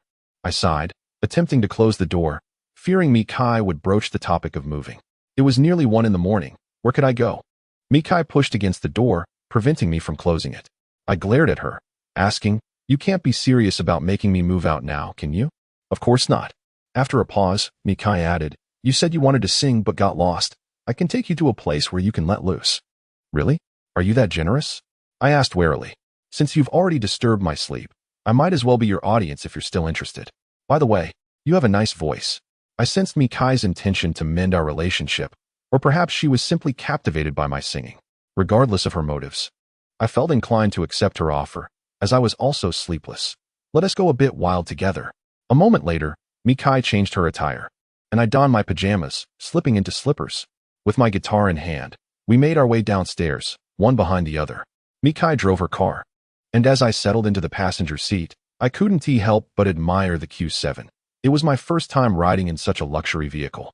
Before I could fasten my seatbelt, Mikai pressed the gas pedal hard, the powerful thrust nearly crashing me against the windshield. Are you trying to have a corpse sitting next to you at this hour? I exclaimed, rubbing my sore head in irritation. Who told you not to fasten your seatbelt? Those who disregard the rules deserve to face the consequences, Mikai remarked with a hint of indifference. I pointed an accusatory finger at her, filled with anger yet utterly helpless, and retorted, Go ahead and take your revenge on me. Mikai paid no heed to my outburst. maintaining her stoic expression as she continued to drive. After approximately 20 minutes, Mikai led me to a desolate area far removed from civilization. She brought the vehicle to a halt, engaged the handbrake, and turned off the engine, saying, "There's no one here. Feel free to sing your heart out." The confined space of the car felt stifling. "Then you should step outside to sing," I replied, my tone laced with skepticism. "Do you think I'm foolish? If you drive away, how am I to voice my grievances?" My suspicion lingered since she had earlier taken advantage of my unfastened seatbelt to start the car unexpectedly. "You really talk too much," Mikai exclaimed, unbuckling her seatbelt and exiting the vehicle, exuding an air of confidence that contrasted sharply with my unease. I followed suit, standing beside her, and gazed up at the night sky. To my surprise, the evening was quite pleasant. The moon shone brightly, and the stars twinkled sparsely, filling the air with a refreshing calm. Gradually, my heart began to quiet, and I felt a genuine appreciation for Mikai's initiative to bring me to this serene location, where I could release the pent-up frustrations and dissatisfaction I harbored. I strummed the guitar strings and began to sing Jean Willine's Metamorphosis. Upon finishing the song, Mikai unexpectedly applauded and inquired, "Do you enjoy serious music?" "Indeed. If there were a few more instruments, it would be even more expressive," I responded, somewhat astonished that she recognized the piece, considering its niche appeal and the level of aesthetic appreciation required from both performers and listeners alike. Mikai nodded, saying, "You don't seem as inept as you appear. Judging someone solely by their appearance is a narrow-minded approach." Mikai dismissed our earlier banter and urged, "Please, continue." I set the guitar down and asked her, "You seem knowledgeable about music. Can you play the guitar? Why not share a song?" "You promised to be the audience," I reminded her. In this dimly lit night, surrounded by endless wilderness, having a remarkably beautiful woman willing to listen to me felt like a divine gift. Reflecting on this made me feel guilty for my previous harshness towards Mikai. She had been rather kind, lending me money, offering me shelter for the night, and now accompanying me in this emotional outpouring. Perhaps it was time to reconsider my brusque demeanor. A sudden gust of cold wind prompted Mikai to instinctively adjust her thin clothing. I felt a pang of sympathy and suggested, "You should get back in the car. I'll manage my outburst alone." "Are you certain?" she asked. I nodded affirmatively. Mikai opened the car door and settled back inside. Yet she did not fully disengage from me. She rolled down the window, resting her chin on her hand, gazing at me with an expression that seemed to anticipate my next song. I picked up the guitar and sang another piece, becoming fully immersed in the moment when suddenly the car behind me roared to life. I turned abruptly to find Mikai had fastened her seatbelt. With a wry smile, she remarked, "Your voice is quite impressive, but I must take my leave now. This is a punishment for your unfulfilled promises and your boorishness." With that, the car sped away into the night like an arrow released from a bow. "How dare you?" I shouted, tossing my slipper at her vehicle, but it landed harmlessly. "You wretched woman. I knew you had ulterior motives, exploiting my sympathy. Beware of divine retribution." Frustrated, I spun around, shouting incoherently at the vanishing figure of Mikai. I have always been someone who easily trusts others and forms connections, and now I found myself in this predicament. Truly, I had brought this upon myself. Mikai had driven me at a speed of 100 kilometers per hour for 20 minutes, meaning I was now at least 30 kilometers away from my home. Despair washed over me. How had I found myself entangled in such absurd circumstances? I retrieved my slipper from the ground, adjusted my clothing, and looked up to find the Big Dipper still twinkling. Spotting the brightest star, I oriented myself and began walking towards the distant, flickering lights, embarking on what felt like a solitary escape. After a good half hour, I finally encountered a road with passing vehicles and, upon closer inspection, felt an intense urge to strangle that malevolent woman. I had reached the stretch of the Huning Expressway that bordered Suzhou and Wuxi. As dawn approached, a kind passerby offered me a ride into the city. I then took a taxi to my residence, but having forgotten my wallet, I couldn't even pay the fare. I tossed the driver the remainder of my half-finished pack of cigarettes and fled. Once inside the complex, my anger ignited anew. I needed to confront Mikai, not about life or ideals, but simply to question why she treated me in such a manner. Back in my apartment, I placed the guitar on the living room table and approached Mikai's door. I raised my hand and knocked fiercely, venting, "Is it amusing to toy with me? Do you have any idea I have work tomorrow?" Glancing out the window at the brightening sky, I corrected myself. "No, today. After you've tormented me all night. How am I supposed to face work? If my boss is displeased, I could lose my job. Are you going to support me?" I continued my tirade. But the silence within was deafening. If you want me to curse you even more, keep pretending you can't hear me, I warned, knocking again on the door. Still, there was no response. Had she not returned? In confusion, I twisted the doorknob only to find it locked. In Mikai's eyes, I was nothing but a scoundrel, and breaking into her room would hardly add to my list of offenses. I rifled through a set of keys and found the one for her room. Regardless of whether she was asleep or not, I felt compelled to have a word with her. I switched on the light and found Mikai lying on her side, covered by a blanket, still silent. You seem to sleep soundly. Have you considered the torment I've endured? The wind has left me in tears. I sneezed, rubbed my nose, and continued, let me tell you, in my 20-some years of life, I have never encountered someone as unscrupulous as you. My continuous complaints fell on deaf ears. She remained unperturbed, steadfast as a mountain. Just as I was about to pull her from the bed to confront her face to face, she suddenly broke into a violent coughing fit. Based on common sense, if my earlier sneeze indicated a cold, her coughing must signify a fever from the chill she caught last night. I paused, then exclaimed, Heaven has opened its eyes. You are receiving your just desserts. Mikai coughed again but remained silent, whether out of indifference or the exhaustion of her fever. Leave, she finally said coldly after a long pause. You needn't remind me. I have a penchant for ignoring those in distress. Perhaps it would be best if you cough yourself to death. What goes around comes around, I stated, striding out of Mikai's room. I intended to take a hot shower and perhaps catch a brief nap, but I could still hear her intermittent coughs echoing from her room. I halted in my tracks, suddenly caught in a moral struggle. It felt wrong to simply ignore her suffering in this empty house, knowing I was the only man present while she coughed helplessly. After all, I had been a rogue for long enough. Perhaps it was time to perform a good deed. I resolved to do just that. I placed the towel on the sofa, made my way to the kitchen, and found some ginger and a bag of brown sugar. Igniting the stove to brew ginger and sugar soup. My eyelids grew heavy, and I lit a cigarette to stave off sleep, staring numbly at the pot of simmering ginger syrup. A radiant sun has just begun to peek over the eastern horizon, casting a gentle light through the window. A soft breeze stirs the hanging plants on the balcony, heralding the dawn of a new day, infused with the vitality and freshness cultivated over billions of years. I find myself momentarily entranced. This enchanting world seems to belong solely to me.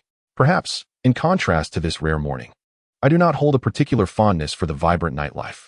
The sound of Mikai's cough breaks my reverie, drawing my attention to the fact that the ginger tea has been boiling in the pot for quite some time. I turn off the gas stove and ladle a bowl of the tea, making my way to her room. I've made you some ginger tea. You should drink it, I say, standing by her bedside.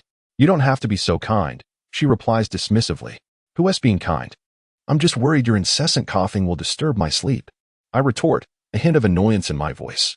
Mikai, ungrateful as ever, responds, if you move out, you won't have to hear it.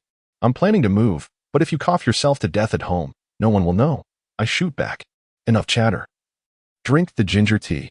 I place the bowl down and prop her pillow up, roughly helping her sit up. I touch her forehead and confirm she has a slight fever. I then hand her the bowl. Drink the ginger tea first. Mikai, no longer contesting her condition, accepts the tea and begins to sip, her expression thawing slightly from its earlier chill. After you finish, sleep under the covers for a while. Leave the bowl. I'll come back for it later. You have a mild fever. Take some antipyretics and sweat it out. Fearing my own health might worsen, I don a thick coat before heading out. Rarely do I fall ill, and my home lacks basic medicines, so I must visit the pharmacy to procure antipyretics and cough syrup for Mikai.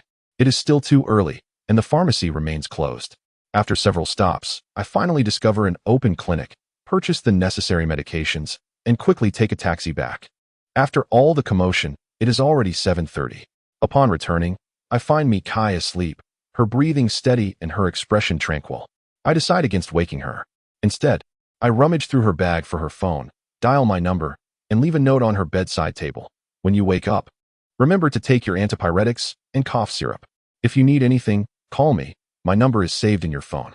To you, I may be a scoundrel, but to myself, I am an angel, Xiaoyang. I gently tuck her in before leaving her room. After a hot shower, I skip breakfast and catch the bus to work, beginning my day in a state of lethargy. I am so tired that yawns follow one after another, eventually leading me to rest my chin on my hand in a rather skillful pose as I doze off, appearing as though I am merely deep in thought. Feng Yuan. busy with wedding preparations, arrives at the office close to 10 and wakes me with a pat on the shoulder. Did you go clubbing again last night? Recalling last night's events makes me irritable, but I see no reason to take it out on Fong Yuan. I yawn and respond, I didn't sleep well. I was restless all night. Fong Yuan misinterprets my words, saying, you need to take care of your health. Though you are still young, you can't indulge recklessly with women. We are educated individuals. Can't we be a little more subtle in our conversation? He adds with a resigned smile before asking, did you finish the proposal for the Gucci pop-up store? I did. It's saved in the D drive, I reply. Fong Yuan nods and hands me a note, saying Zhaoyang. Later I'll ask the manager for a personal leave for you to accompany Yin Yin to the mall to buy everything on this list. Is it your wedding or mine? Why should I accompany Yin Yin shopping? I ask with a hint of amusement. Fong Yuan sighs. I have no choice. There's too much to buy, and Yin Yin can't carry it all alone. I have to go to Shanghai with the planning department to discuss the pop-up store with Gucci. And I can't let my personal affairs disrupt our months of preparation for this project. Fine, I concede, but another yawn escapes me. After wandering half the night and enduring a sleepless night, how could I not be exhausted? Fong Yuan pats my shoulder, saying, just bear with it. I'll treat you to dinner when we return. I wave him off. Go handle your things. I'll try to catch a quick nap. Don't nap too long. Yin is waiting for you downstairs.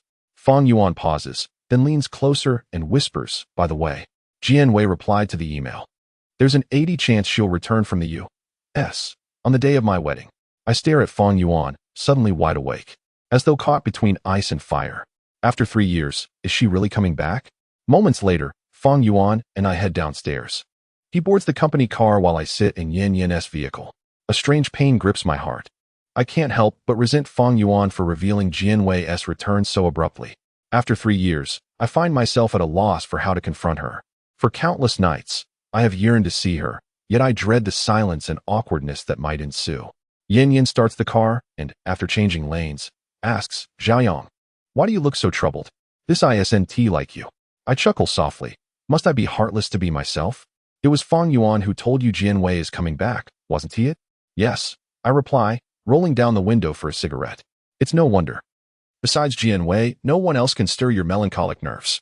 Yin Yin remarks, you're overthinking it. She is not invincible, and I'm not so easily broken. I respond with a smile. Yin Yin shrugs, Zhaoyang, only you know your own heart. The brighter your smile, the deeper your pain, isn't it? She speaks as if she knows me well.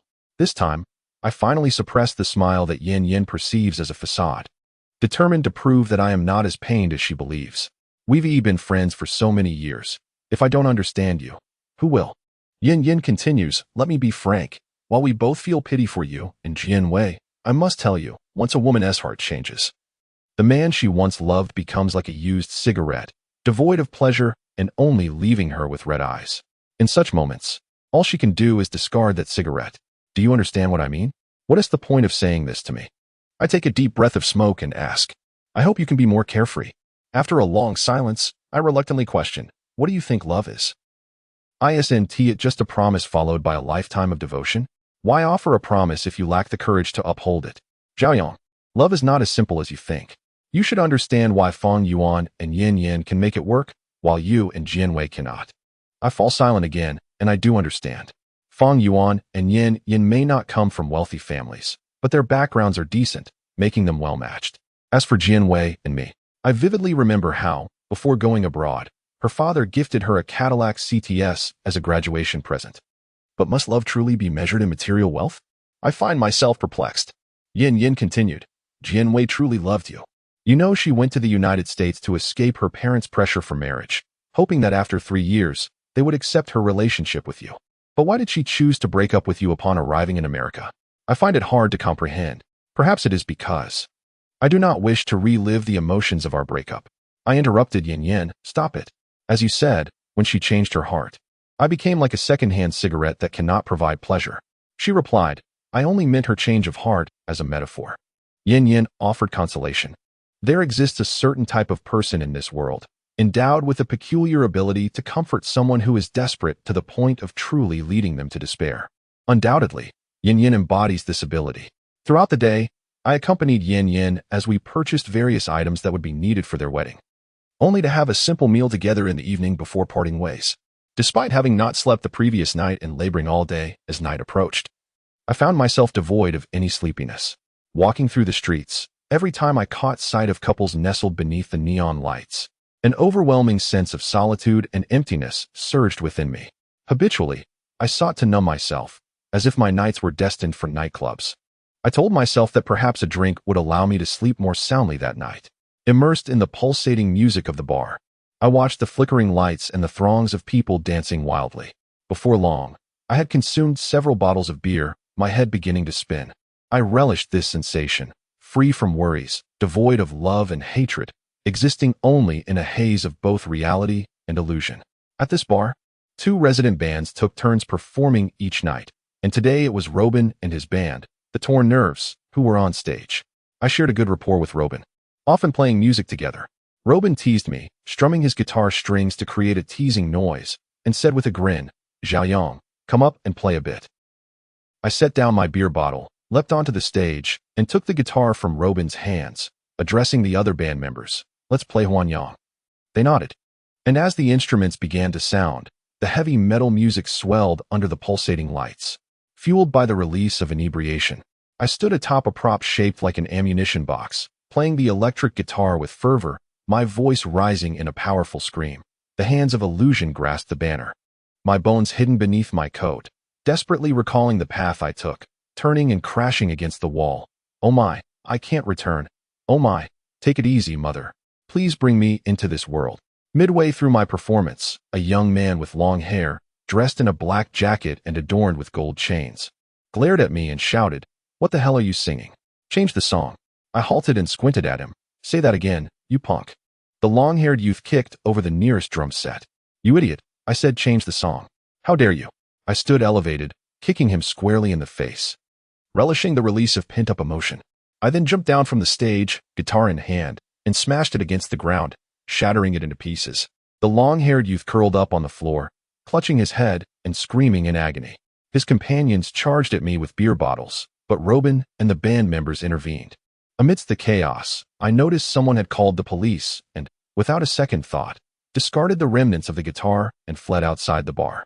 In the interrogation room of the police station, the light bore down on me as an elderly officer sat opposite, appearing relatively congenial. Name, gender, age, place of employment.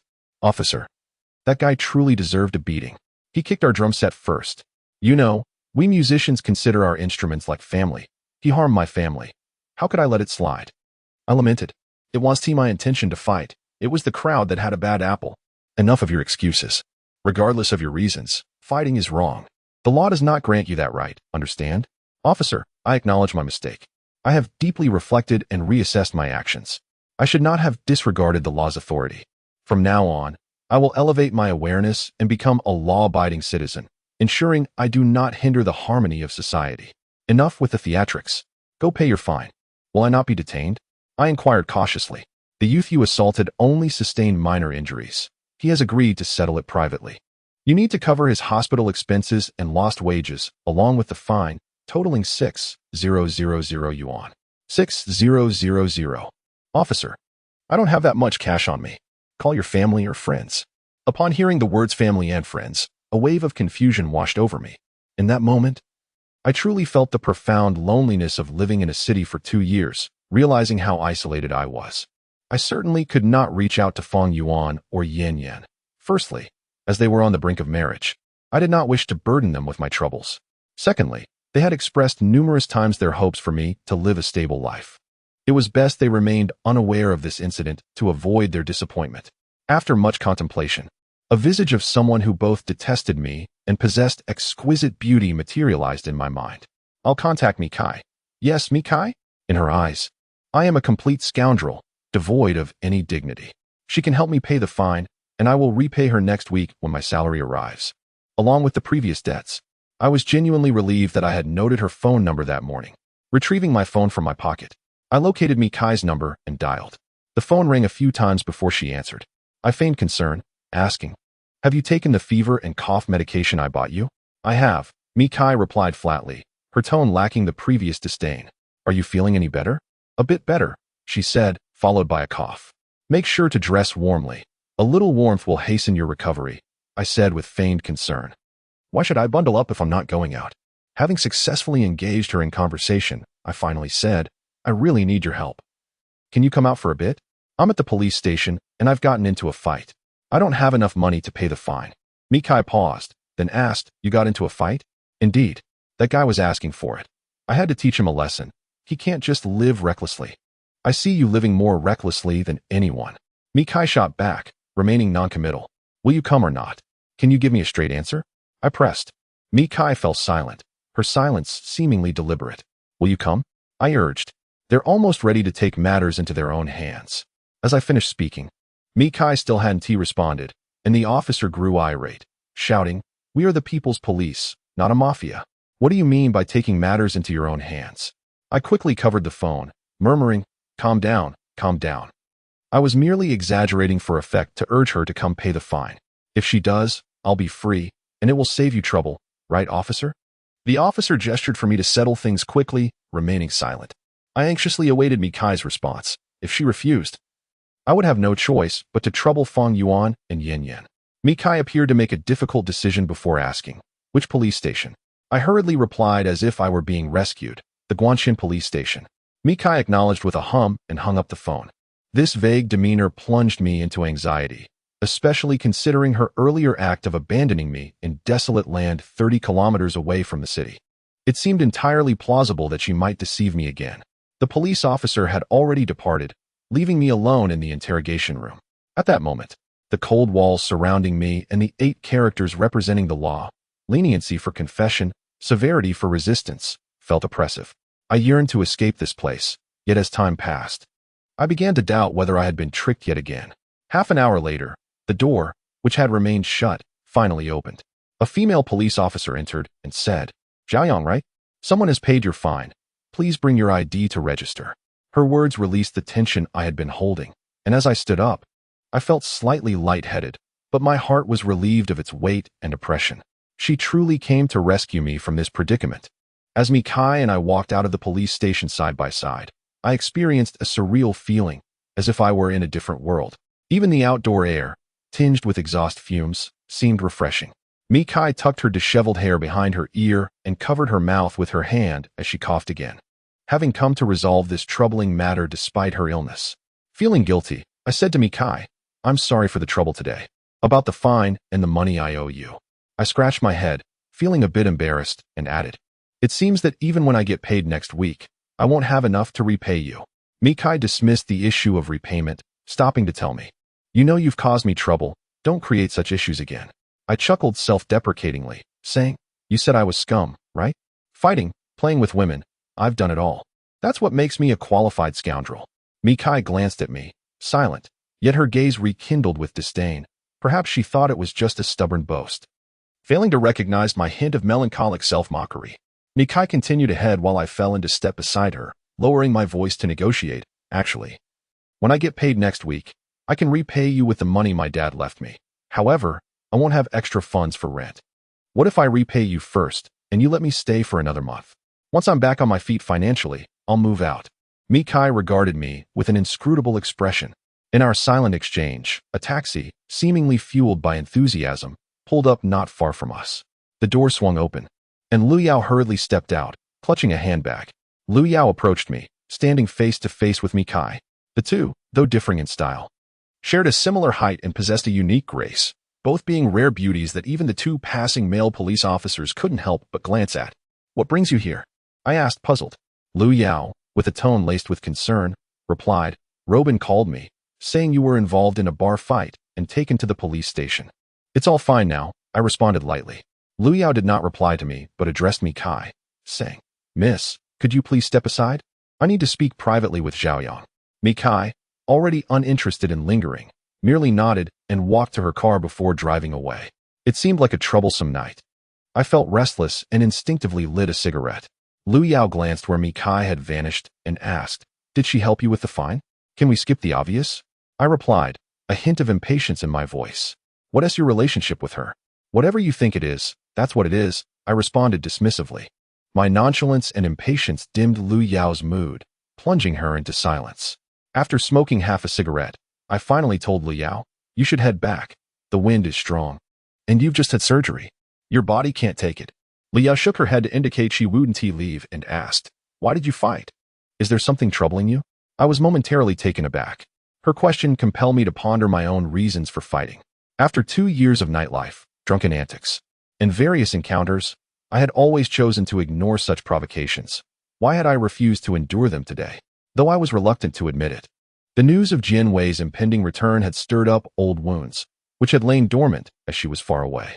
Now, her return had caused these pains to resurface, irritating my fragile nerves. I looked at Liu Yao, rubbed my face with my hands, and said, "Please, I beg you, don't ask. Zhaoyong, am I really that bothersome to you?" Liu Yao said, tears glistening in her eyes. I remained silent, smoking, as we played out a classic scene of unspoken words and silent tears beneath the cold wind. After a long pause, Liu Yao finally said, "I'll be heading to Hengdian next week. The production team is starting early. Is that so?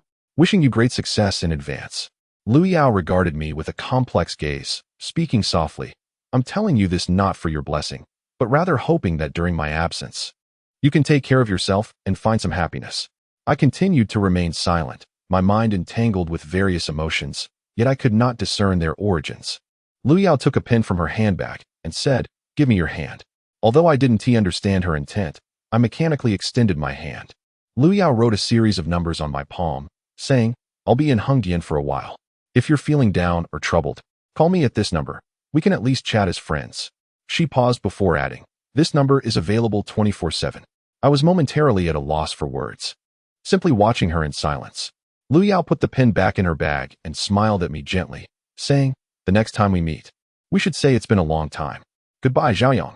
As I watched Liu Yao walk away, an inexplicable sense of sorrow washed over me. Perhaps, even as mere acquaintances, time would cultivate some feelings, despite my frequent annoyance at the troubles she brought into my life. The night deepened, and I knew it was time to return. Yet, where should I go? Although I still resided in that old but warm room, it felt like I was overstaying my welcome. If Mikai insisted on my departure, where would I place the burdens of melancholy, disappointment, and solitude? Should I truly surrender them to the boundless night? No, I didn't want to leave.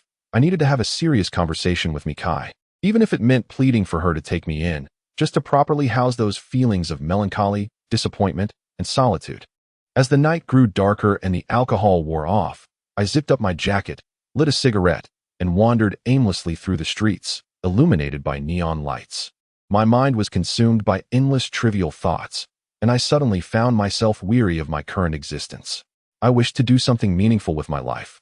Yet I was uncertain where to begin, leading to further confusion. Passing a hotel, I gazed at the scattered lights from dozens of windows, as if glimpsing couples entwined in passionate embraces, causing the entire establishment to sway.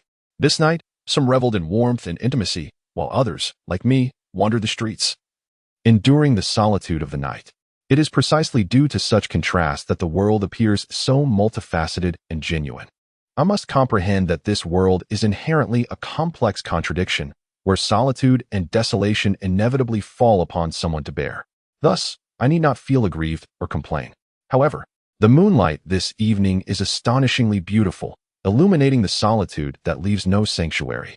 Therefore, I implore the celestial beings above to extinguish the moon's radiance. I am willing to endure loneliness, yet that does not signify my willingness to expose that solitude to this stark and unadorned world. Upon returning to my residence, I instinctively paused at the foot of the stairs to survey my surroundings, but did not spot Mikai's vehicle. I then ventured to the opposite side of the building and discovered her car parked there, as if she had grown accustomed to leaving it in that spot. I crouched beside the car, indulging in a cigarette, before ascending the stairs once more. After a brief moment of hesitation at her door, I finally knocked. "Mikai, are you asleep?" I whispered. "Is there something amiss? I wish to engage in conversation with you." To my surprise, Mikai responded, "There is nothing for us to discuss. At the very least, allow me to express my gratitude in person for what transpired this evening. I am truly thankful to you. No more." Mikai once again declined me with just 3 words. I want it, yet I cannot shake off the feeling of guilt in my heart. Without obtaining Mikai's consent, I opened her door under the guise of gratitude. The light in the room was still aglow, and Mikai sat at her desk, engrossed in a book, or perhaps some documents or materials. It seemed she had grown accustomed to my rudeness, as she did not react to my intrusion without permission. Approaching her from behind, I glanced over and inquired, "What are you reading?" Mikai paid me no mind, her attention still fixed on the documents before her. I stood there. Yet within me brewed the thoughts of how to convey to Mikai my intention to continue residing here. Do you think it is appropriate to stand in a woman's room at such a late hour? Mikai coldly inquired of me. I merely wished to express my gratitude. With no ulterior motives, I hastily replied, "Then do speak, and be quick about it." "Oh." I responded affirmatively and, in a somewhat ingratiating manner, asked, "By the way, did you take your medicine tonight? I just heard you coughing." Mikai closed the document, furrowing her brow as she regarded me, saying, "If you have something to say, please do so quickly. I am preparing to rest. You prompted me to speak, so if I do, don't hold it against me." I urged. "Then perhaps you should refrain from speaking." "That cannot be. Once spoken, words cannot be taken back. You encouraged me to voice my thoughts, and thus I shall." After a moment's contemplation, I finally confessed, "To be honest, I have no intention of moving out." Having spoken, I instinctively straightened my posture, endeavoring to impose a commanding presence upon Mikai, in hopes of persuading her to acquiesce to my request to remain. Mikai regarded me calmly and stated, "As I mentioned, you are temporarily exempt from repaying the debts, thus you have no valid reason to refrain from moving out." I retorted, "I have no intention of moving out at all. Do you not grasp my meaning?"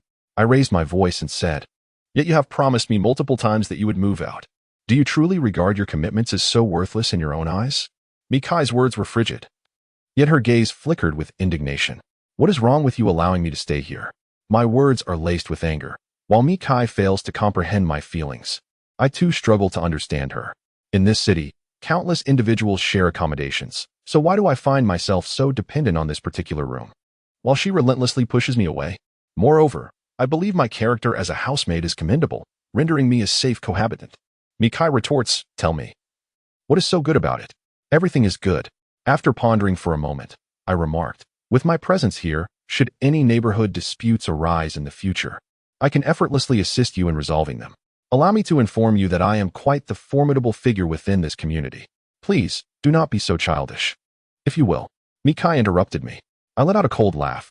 "You don't believe me, do you? You may visit other neighborhoods to see if there are elderly ladies performing square dances every evening. But have you noticed such occurrences in our community? Is it truly absent? I must inform you that although this community lacks property management, my presence here is far superior to any such management. Even if what you say is true, it does not justify your continued residence. You must vacate the premises," Mikai resolutely declared to me. I felt a surge of anger once more. "Are you truly lacking in common sense? What is it that compels you to allow me to reside here? At the very least, when the pipes are clogged or the lights are malfunctioning, I can certainly lend a hand. If it rains and you are not at home, I would still assist in gathering the laundry. For instance, today, if you are unwell, I cannot simply stand idly by. I must procure some medicine for you and prepare a warm bowl of ginger soup. Why must you stubbornly insist on making things uncomfortable for both of us?" I felt no discomfort. In a single sentence, Mikai left me at a loss for words, and after a prolonged, awkward silence, I finally replied, "In any case, I do not wish to move. I owe you a considerable sum of money, and I believe repaying you is of greater significance than relocating." To my surprise, Mikai inquired, "Could you explain why repaying the debt takes precedence over moving?" Without much thought, I remarked, "Repaying your debt brings me a sense of peace. Yet the act of moving leaves me feeling isolated and hollow. If you were in my position, would you choose to settle the debt first or relocate? Moving away from here still allows you to reside elsewhere. How can one speak of emptiness and lack of support?" Mikai continued to inquire. As I surveyed everything within this room, an ineffable emotion welled up within me. Mikai could not possibly comprehend the sentiments and nostalgia I harbored for this place. Thus, each time she urged me to leave, she did not take my feelings into account. Yet, to be fair, she was under no obligation to do so. No matter how profound my attachment, it ultimately belonged to me alone. I lit a cigarette to alleviate the pangs of sorrow and helplessness within my heart.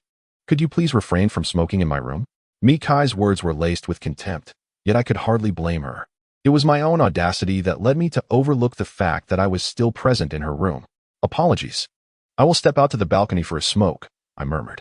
After finishing a cigarette on the balcony, I returned to the living room, only to be taken aback by the sight of Mikai, who was no longer sequestered in her bedroom, but instead seated on the sofa in the living area. For the first time, she took the initiative to address me. "You have yet to respond to my earlier question. You were inquiring why moving out makes me feel so empty and unmoored, correct? Mikai nodded slightly. I settled onto the sofa opposite her, closed my eyes. And the countless days and nights spent here surfaced in my mind like fragmented memories. After an extended silence, I finally spoke.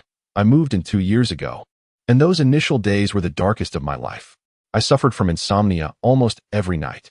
The reason for my sleeplessness stemmed from a multitude of thoughts. Thoughts I could not share with anyone. Yet, keeping them bottled up was unbearable.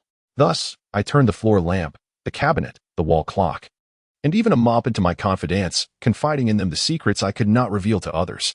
Although they never responded, they listened patiently. Regardless of how long I spoke, with the burden lifted, I found solace. I am deeply grateful to them and to everything in this room. They became my support and my friends. Hence, I do not wish to leave. I cherish this space, though modest, it is the safest and warmest place within my world. API call failed with status code 429. Error. Code. For 29. Message. Resource has been exhausted, e.g. check quota. Status. Resource exhausted after I finished speaking. Mikai regarded me with a gaze imbued with complexity, yet I remained oblivious to the meaning behind her intricate expression. I could only anxiously await her decision on whether I could continue to reside here. The moonlight outside was astonishingly luminous, filtering through the window and casting a soft glow in the living room, rendering the artificial lights somewhat dim, while Mikai's exquisite and ethereal beauty seemed to eclipse the radiance of the moonlight. I gazed at her intently, her countenance serene, which made me feel somewhat anxious. Perhaps my fondness for this house could not sway her aloof demeanor. After a considerable pause, Mikai finally spoke, asking, "Do you love this house?" I nodded earnestly. I love it dearly. No one in this world could possibly love this unremarkable abode more than I do. Mikai chuckled softly, replying, "That may not necessarily be true." I looked at her in astonishment. "Are you the one who loves it more than I do?" I had always been curious as to why Mikai and Oldley had purchased this house. While I could envision it as an extravagant act of artistic expression by the wealthy, the true reason was likely far more intricate than my assumptions. Mikai did not answer my question, but instead inquired, "How long do you plan to stay?" I asked with a hint of excitement. "So, have you agreed?" "Zhaoyong, can you please address the issue directly?" Mikai's tone was tinged with dissatisfaction. I smiled, somewhat taken aback. "So you do know my name?" Mikai frowned again. I offered an awkward smile, fearful she might rescind her statement, and hastily added, "Let me answer your question first. I plan to stay for another month. Is that acceptable?" After a moment of silence, Mikai finally replied, "That is fine, but you must agree to 2 conditions first." "Sure. As long as you don't kick me out, I'll comply with anything," I declared, thumping my chest. "Don't be so confident." "Let us see if you can fulfill your promises first," Mikai retorted. I chuckled awkwardly. "I understand that I may not seem trustworthy in your eyes. So let me put it this way. I will do my utmost to meet your requests, all right?" "All right." After a brief pause, Mikai continued. "First condition, you must not go clubbing. Can you manage that?" "Ah," I gasped instinctively, taken aback by her unexpected demand. Mikai looked at me, awaiting my response. Although I was puzzled as to why she would make such a request, I chose not to delve deeper into her reasoning. Recognizing that the thoughts of women are often elusive, the priority was to settle in, so I nodded without much thought. "Sure. What is the second condition?" "While you are here, you must not enter my room, and you need to return the key to me." That seemed reasonable, I replied, retrieving the key from my pocket and placing the one for her room on the coffee table before her. Mikai stood up from the sofa and said, "Remember your promise. If I find you have failed to comply with even one of the conditions, you must leave voluntarily." After completing my evening routine, I returned to my room. This night should have been one of settling down, for I could temporarily reside here, yet my mind was plagued with restless thoughts. In 4 days, Fong Yuan and Yin Yin would be married. As a friend who had walked alongside them, their union was bound to provoke my introspection. In truth, I was not against marriage. If I were to meet a woman with whom I shared a deep connection, I too would yearn for marriage. However, my material circumstances left much to be desired, and I had little to offer in terms of marital prospects. Thus, the desire for marriage remained an impractical fantasy, temporarily shelved. I thought of Jian Wei. On the day of Fong Yuan and Yin Yan's wedding, we would undoubtedly meet. If she were to attend with her boyfriend, or, worse, if she were married, would I not be devastated once more? I shook my head and smiled wryly. If I were to truly collapse at a friend's wedding, it would indeed be a spectacular downfall. The following day, I arrived at the office punctually. Fang Yuan had already returned from Shanghai, and we ran into each other by the coffee machine in the break room. Each of us holding a cup of coffee, we engaged in light conversation. I asked Fang Yuan, "How did it go? Was the Gucci project finalized?" With a sigh of relief, he replied, "It's settled, barring any unforeseen circumstances. We should sign the contract next month." Excellent. Having a first-tier brand like Gucci in our department store is no small feat. Your efforts are commendable, my friend. I clapped him on the shoulder, grinning. Fang Yuan, however, grew serious and asked, "Zhao Yang, do you have any thoughts regarding your work? I can advocate on your behalf." I continued to smile. "You needn't worry about me. If I have ideas, I will pursue them myself." I understood that Fang Yuan was concerned for me. Yet he had only recently become the team leader of the planning and copywriting group. His experience was limited, and the company's dynamics were complex. Additionally, our known friendship could complicate matters for him. "Come on, we've been working together for 2 years. When have you ever taken the initiative to advocate for yourself?" Fang Yuan's tone was discontented. I laughed carelessly. "That is simply because I haven't had any ideas. I think things are going rather well. At least my work is easygoing. If the sky were to fall, it would be you diligent types scrambling to climb higher who would bear the brunt." Fang Yuan was left speechless by my response, eventually sighing, "You really are something. All right, enough with the nostalgia. Let us talk about yesterday's events. I spent the entire day shopping with your wife. You owe me for that labor." Fang Yuan nodded, suggesting, "Let us go out for dinner after work." As we chatted, still clutching our unfinished coffee cups, we made our way toward the office.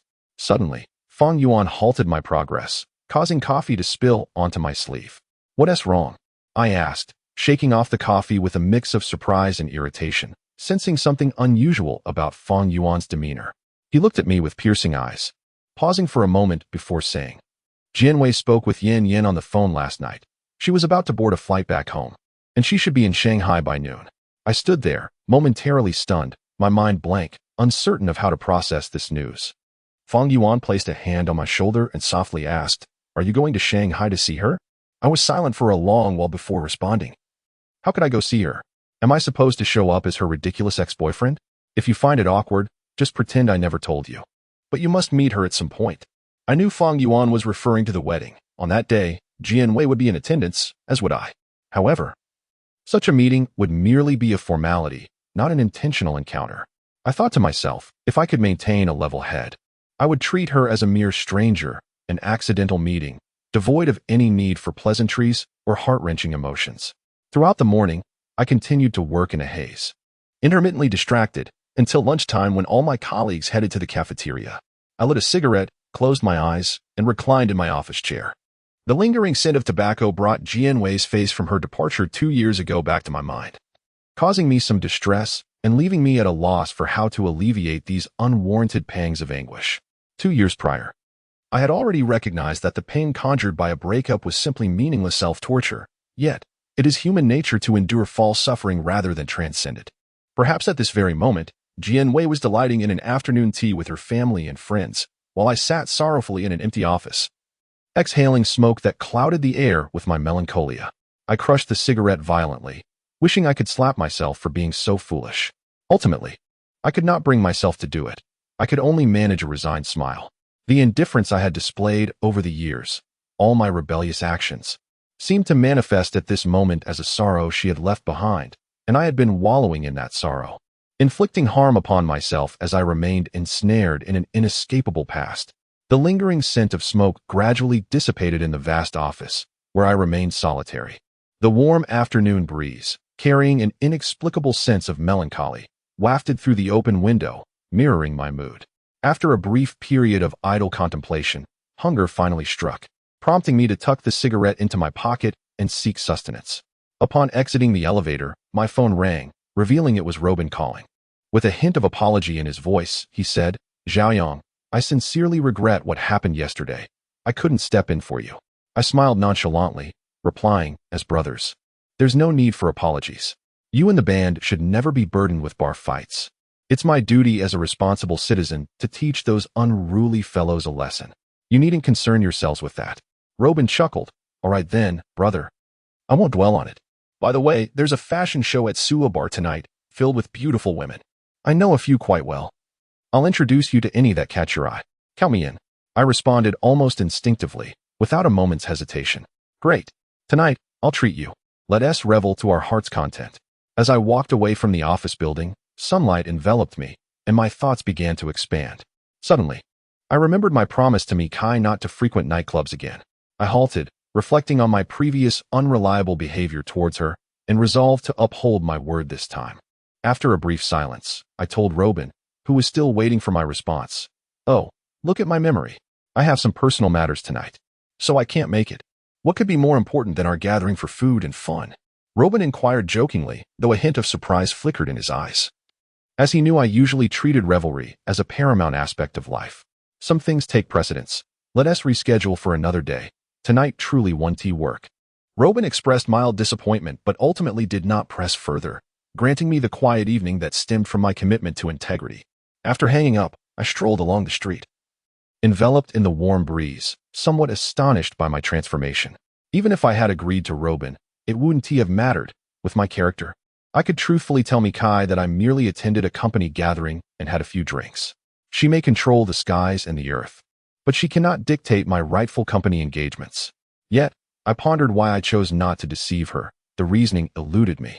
After a prolonged moment of contemplation, I settled on the idea that she was simply too beautiful. Men have an innate tendency to yield to beauty. However, this unfounded logic seemed flimsy at best. What was the root of this? After much deliberation, I remained perplexed. That evening after work, I ventured with Fong Yuan to a nearby Chinese restaurant, ordering a modest selection of dishes as we sat across from each other. Shortly, our meals arrived, and Fong Yuan picked up his chopsticks and began eating. Noticing my lack of appetite, he remarked, "Come on, eat. Aren't we waiting for Yin Yin?" I inquired. "She went to Shanghai to see Jianwei. It's just the two of us for dinner tonight," Fong Yuan replied calmly. "She went to see Jianwei? Aren't you two getting married in just a few days? Can she afford to leave?" I asked, puzzled. "She just left after work. She'll be back tomorrow morning." "It doesn't interfere with anything," Fong Yuan explained, prompting me to nod and begin eating. Setting down his chopsticks, Fong Yuan scrutinized me for a moment before asking, "Xiaoyang, how about we have some drinks?" "Not tonight," I replied. After a pause, he continued, "You seem a bit down. Yin should still be nearby. Should I call her to pick you up? You could take this rare opportunity to see Jianwei." I sighed. Yin is indeed marrying a dog." "What do you mean?" Fong Yuan asked, shifting his posture, seemingly unbothered by my veiled insult. "Both of you are being cruel. Please don't comfort someone who is already on the brink of despair into truly taking that leap." I retorted, "Did I comfort you?" Fong Yuan feigned innocence. I felt my temper rising. "Can you even eat this meal? If not, just leave." My anger elicited a sigh from Fong Yuan. He shook his head and said, "You haven't changed. Every time Jianwei comes up, your demeanor shifts quicker than a page in a book. Can you truly not get past this hurdle?" It dawned on me that Fong Yuan was merely probing, and I didn't know how to respond, slipping once again into silence. Fong Yuan signaled the waiter for 2 cans of beer, tearing one open and handing it to me while he opened one for himself. He then attempted to shift the topic, asking, "So, how's it going with that model?" "Let us not go there. She is merely a distraction for both of us during our lonely times." "Just a plaything?" "Interpret it however you wish," I said dismissively. Taking a hearty swig of beer, Fong Yuan took a sip and pressed further. "Honestly, has no one caught your eye since Jianwei left?" "Not at all," I replied without a second thought. Fong Yuan shook his head, observing, "You don't strike me as the sentimental type. Perhaps your heart has been restless all these years. If you settled down and contemplated, you might realize there is someone who has always been there, waiting for you to notice." "Restless?" I echoed, bewildered. Fong Yuan nodded earnestly and gestured for me to drink. "Take a moment with that beer. You might find clarity." I was skeptical but complied, sipping the beer and allowing my thoughts to wander through the memories of the women I had encountered over the years.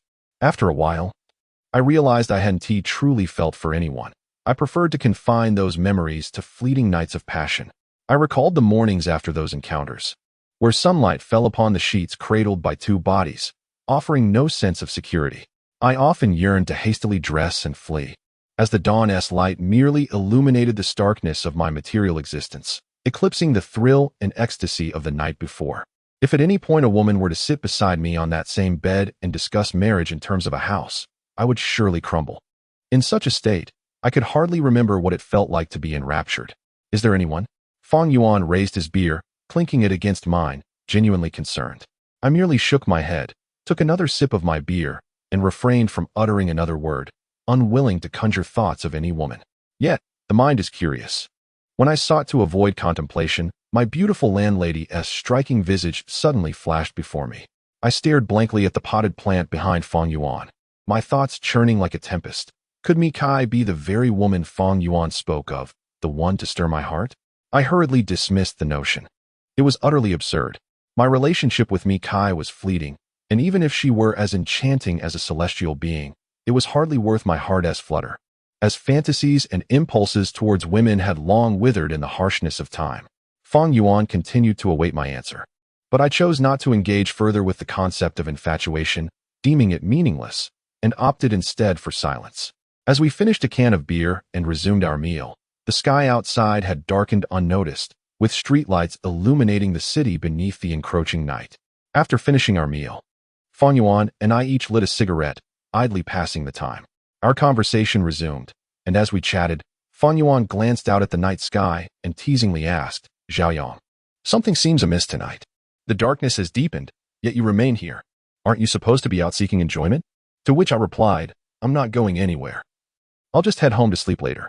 Feng Yuan appeared taken aback, exclaiming, "Who has murdered your night?" His question struck me. Indeed, my once vibrant nights had been extinguished by a woman who had recently entered my life. Though I hesitated to answer Feng Yuan, I was eager for his insights on a perplexing dilemma that had plagued me for days. I could not fathom why Mi Kai, driving an extravagant car, would reside in such a dilapidated house. I was unwilling to accept that fate had orchestrated this connection for us. It felt forced, especially since I had recently discarded her blanket, and she had subsequently cast me into the wilderness. This world seemed devoid of such torturous entanglements. After a moment, I said to Feng Yuan, "Let me share something rather intriguing." He responded, "Does this intriguing matter have a direct relation to your reluctance to venture out?" I nodded and selectively recounted the recent events surrounding Mi Kai in the house. Upon hearing my story, Feng Yuan regarded me with skepticism and after a brief pause, asked, "Are you certain she, driving a luxury car worth hundreds of thousands, has moved into your shabby abode?" I affirmed my certainty, urging him to analyze her motives. "Surely, it cannot be for financial gain or harm," Feng Yuan scoffed, casting a dismissive glance my way. I understood my financial situation was dire, yet I insisted, "I am genuinely addressing a serious matter. Could you please take this seriously? Zhaoyang, we inhabit a very pragmatic world. Do not expect her to be a soul indebted to you from a past life. Come to repay a debt of gratitude." I stroked my chin, seriously responding, "You may jest, but what if there is some truth to it? Perhaps my misdeeds in this life stem from an overabundance of good in a previous one. Maybe my landlady was once under my care, and now she has returned to serve me." "Serve you? You mean the same woman who lured you out to the highway between Suzhou and Wuxi, leaving you shivering?" I pointed at Feng Yuan, momentarily speechless, before retorting, "You are truly a bad friend." Feng Yuan chuckled, patting my shoulder as he stood. "Zhaoyang, perhaps this woman's presence is a blessing, shifting your attention away from Jianwei." Before I could respond, he continued, "It's almost 7:30. I have a meeting with the wedding planner at 8. Let's call it a day."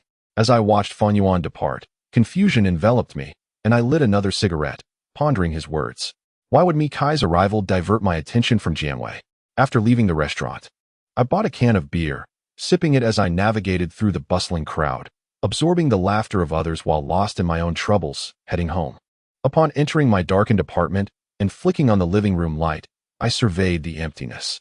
It seemed my landlady, Mi Kai, had yet to return. Bored and restless, I collapsed onto the sofa, turning on the television. Without the distractions of nightlife, the night felt interminably long.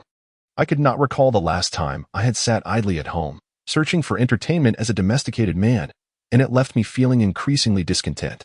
It was barely 8:30, yet the tedium gnawed at me, and after smoking a cigarette and daydreaming for a while, only 10 minutes had passed. I was on the verge of despair, realizing just how arduous a solitary night could be. I retrieved my guitar and some sheet music, beginning to practice. If there was anything I enjoyed doing alone at night besides revelry, it was playing guitar to alleviate my boredom. Having completed one song, I prepared to play another when I finally heard movement from outside. The door opened, and there stood Mi Kai, stunningly beautiful, carrying a handbag. Despite our past grievances, I could not diminish her allure. She seemed like a divine creation. I set my guitar aside and greeted her with a smile, "You're back?" "Yes," she replied, making her way to her room. "Stop," I commanded, my tone stern, driven by boredom and a desire to provoke her. Mikai turned, meeting my gaze. "Is there something you need?" I scrutinized her, increasingly perplexed by her beauty, and blurted, "How can you be so beautiful? Surely, you're not some creature transformed?" Her brow furrowed slightly, and she retorted coldly, "Please avoid making me feel like I'm inviting trouble into my home." I sprang to my feet, feigning indignation. "Excuse me, but I was here first. Your insinuation is rather inappropriate." Mikai ignored my argument about who came first, maintaining her icy demeanor. "If you believe I'm a creature, you are free to leave any time. I won't object. Why should I leave? This is my home. You are merely a new tenant. Besides, you agreed to stay here. I have adhered to our agreement and have remained here after work, so please, don't ever suggest I should move." My agitation was apparent as I stood. "I'm just a new tenant," she said, her tone clearly displeased. "Yes, from this day forward, you shall regard yourself as my female tenant. In this abode, the one with seniority is the landlord," I declared unapologetically. "Don't you find this rather tedious? Also, let me remind you, you cannot impose the title of female tenant upon me, as I only agreed to stay for a month. Soon, you will be leaving here permanently as a tenant." Mikai replied with a challenging expression. "What of a month? Even if I were only a landlord for a month, I would relish it," I replied defiantly, though her words about leaving forever cast a shadow over my mood. Mikai, unwilling to engage further, simply said, "Who cares?" before retreating to her room. In the solitude of my living room, I lit a cigarette, chuckling at the absurdity of claiming landlord status through sheer audacity. The smoke curled in the light, drifting toward the window, and I became entranced by its movement. A sudden breeze brought me back to reality, and I was struck by a thought. In 3 days, I would encounter Jianwei at Feng Yuan and Yin Yan's wedding. An unsettling premonition washed over me. These next 3 days might prove more arduous than 3 years of separation. To this day, I remain perplexed as to why our 4-year relationship, nurtured in the most beautiful moments of our lives, could not conclude gracefully. If we were to part ways, at least I deserved an explanation. Yet, closing my eyes, the smoke escaping my fingertips brought a stinging sensation to my eyes. Returning to the sofa, I finished my cigarette and extinguished it in the ashtray. I glanced at my guitar, but the desire to sing even a single note had dissipated entirely. I reclined on the sofa, once again overwhelmed by the torment of boredom. Casting a glance towards Mikai's room, I felt a twinge of discontent. Were it not for the constraints she imposed upon me, I would have been reveling with Robin and the others, enjoying a frothy beer while watching a dazzling parade of beautiful women. Thus, I surmised that my current ennui was largely her doing. Had she not abruptly purchased this apartment, I would not have to compromise my comfort to continue residing here. Nor would I need to alter my lifestyle, languishing in the suffocating boredom of this night. I believed it was her obligation to alleviate this incessant monotony, regardless of how my reasoning might appear to others as somewhat audacious. After all, in my perception, boredom is a terrifying specter born entirely of solitude. If we are alive, who does not fear loneliness? I approached Mikai's door, resolved to shatter the prison of solitude that enveloped me this not-so-late evening. I knocked and called out to her, unaware of what she was engaged in within. "Hey, are you free? Come out and chat." We shared no common language. Mikai's voice drifted from inside. "Everyone speaks Chinese. How can we lack a common language? Moreover, I am the landlord, and you are the tenant. Living under the same roof necessitates communication for harmonious coexistence." Mikai ignored my plea, leaving only an awkward echo in the air. I promptly altered my strategy, adopting a gentler approach. I knocked again, saying, "Have you had dinner? How about I whip up a late-night snack?" Mikai, ungrateful, interrupted me with annoyance. "Please do something meaningful." How dare she mock my offer of a midnight meal as meaningless? Frustrated, I retorted, "Fine, I shan't disturb you further." "How impressive of you." I sulked back to the sofa, yet felt a lingering indignation. Why should she treat me with such disdain? I may be impoverished and lacking in ambition, but that does not mean I am willing to diminish myself to elevate her pride. I still cared for my dignity. In a huff, I retrieved a spoon from the kitchen and placed it on the coffee table, flicking at it until it spun like a top. Half an hour later, Mikai's door swung open. She had changed into a white coral fleece pajama set and was heading towards the bathroom, seemingly ready to wash up and retire for the evening. I observed her intently, but she walked past me with her gaze fixed ahead. Only when she reached the coffee table did she glance at the still spinning spoon before stopping to face me. I maintained a poker face while furiously flicking the spoon, causing it to spin even faster. My trivial antics finally drew a semblance of amusement from Mikai, though I could not discern whether it was genuine laughter or scorn. "What are you laughing at? Did I not mention I was playing with the spoon?" I declared, increasing the speed of the spinning utensil. Mikai nodded and remarked, "You truly keep your word. You've made progress." With that, she turned away, heading back towards the bathroom. I cast a sidelong glance at her departing figure, then abruptly halted the spinning spoon with a slap.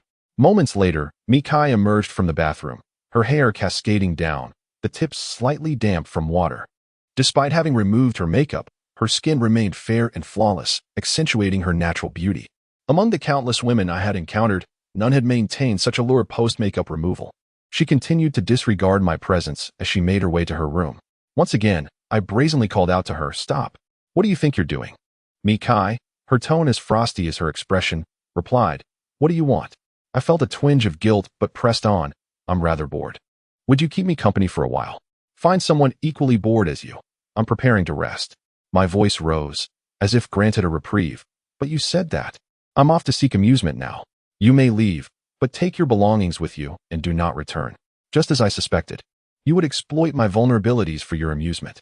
Honestly, after over 3 years of renting, I have encountered all types of tenants, yet none have been as haughty as you. Could you not be a tad more courteous to your landlord? I insisted, forcing the label of tenant upon Mikai once more. She shot back, "I've never met someone so shameless. Had I not been shameless, I would have been homeless long ago. You've pushed me to this." I glared at her, recalling my recent grievances. "You claim to be the landlord? Who would dare to push you?" Mikai regarded me with a sardonic smile, her words dripping with mockery.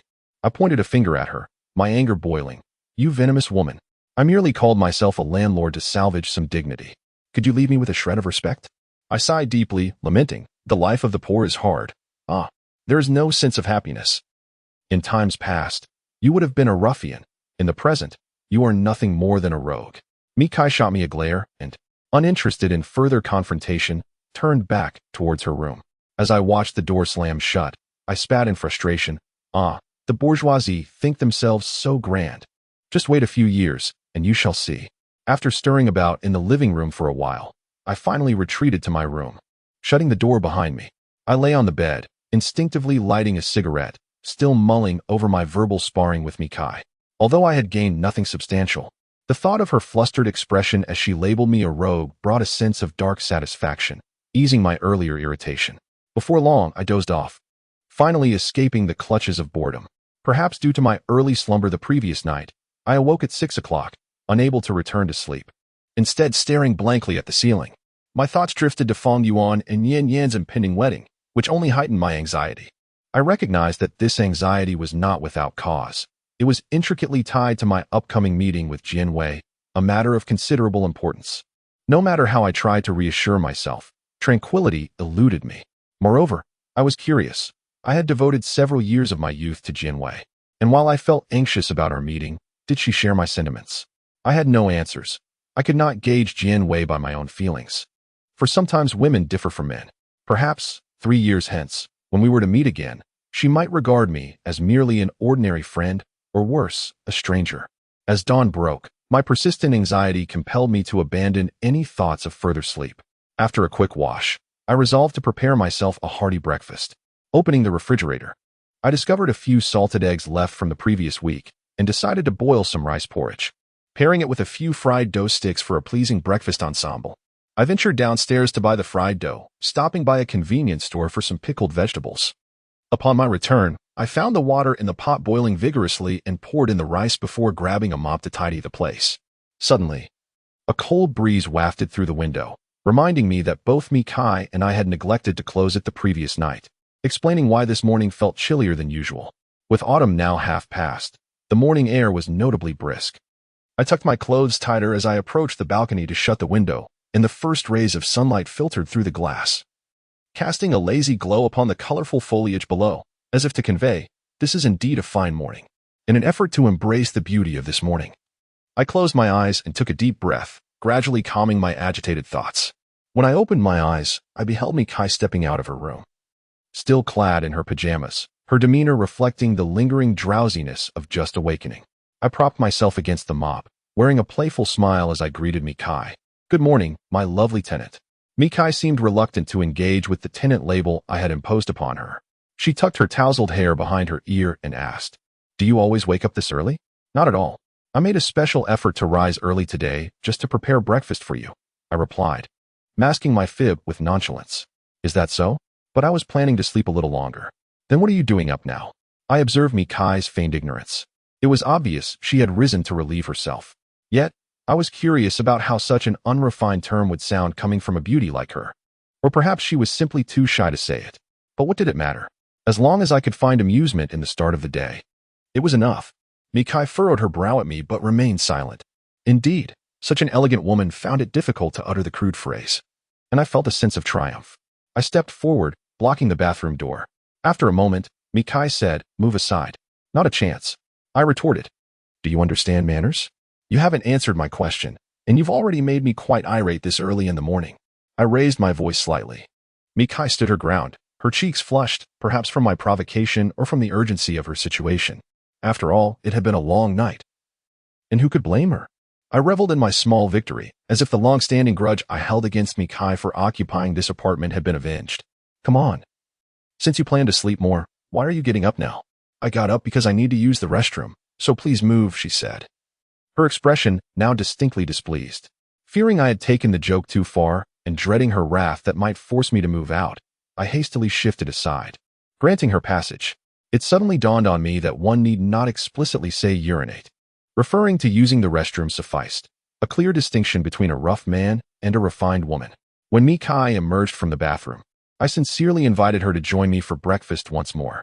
However, she seemed put off by my earlier teasing, ignored me, and retreated to her room to continue sleeping. Thus, I found myself alone, having a rather dull breakfast on what appeared to be a pleasant morning, before mechanically commencing a day that had already been predetermined. Wait, I must correct myself.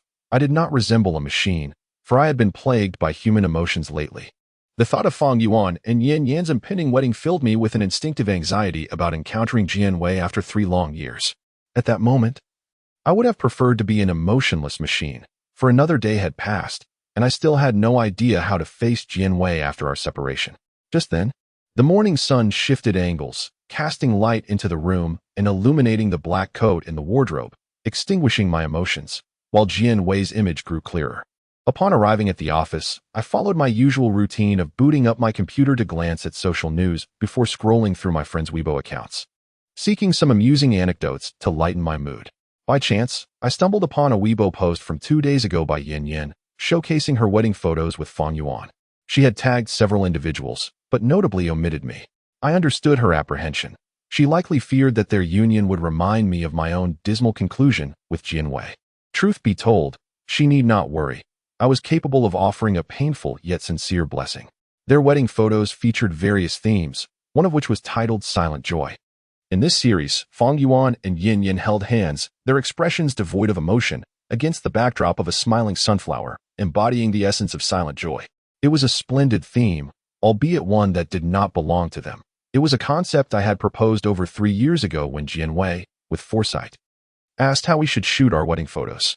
I believe that joy found in silence withstands the test of time and the ravages of life.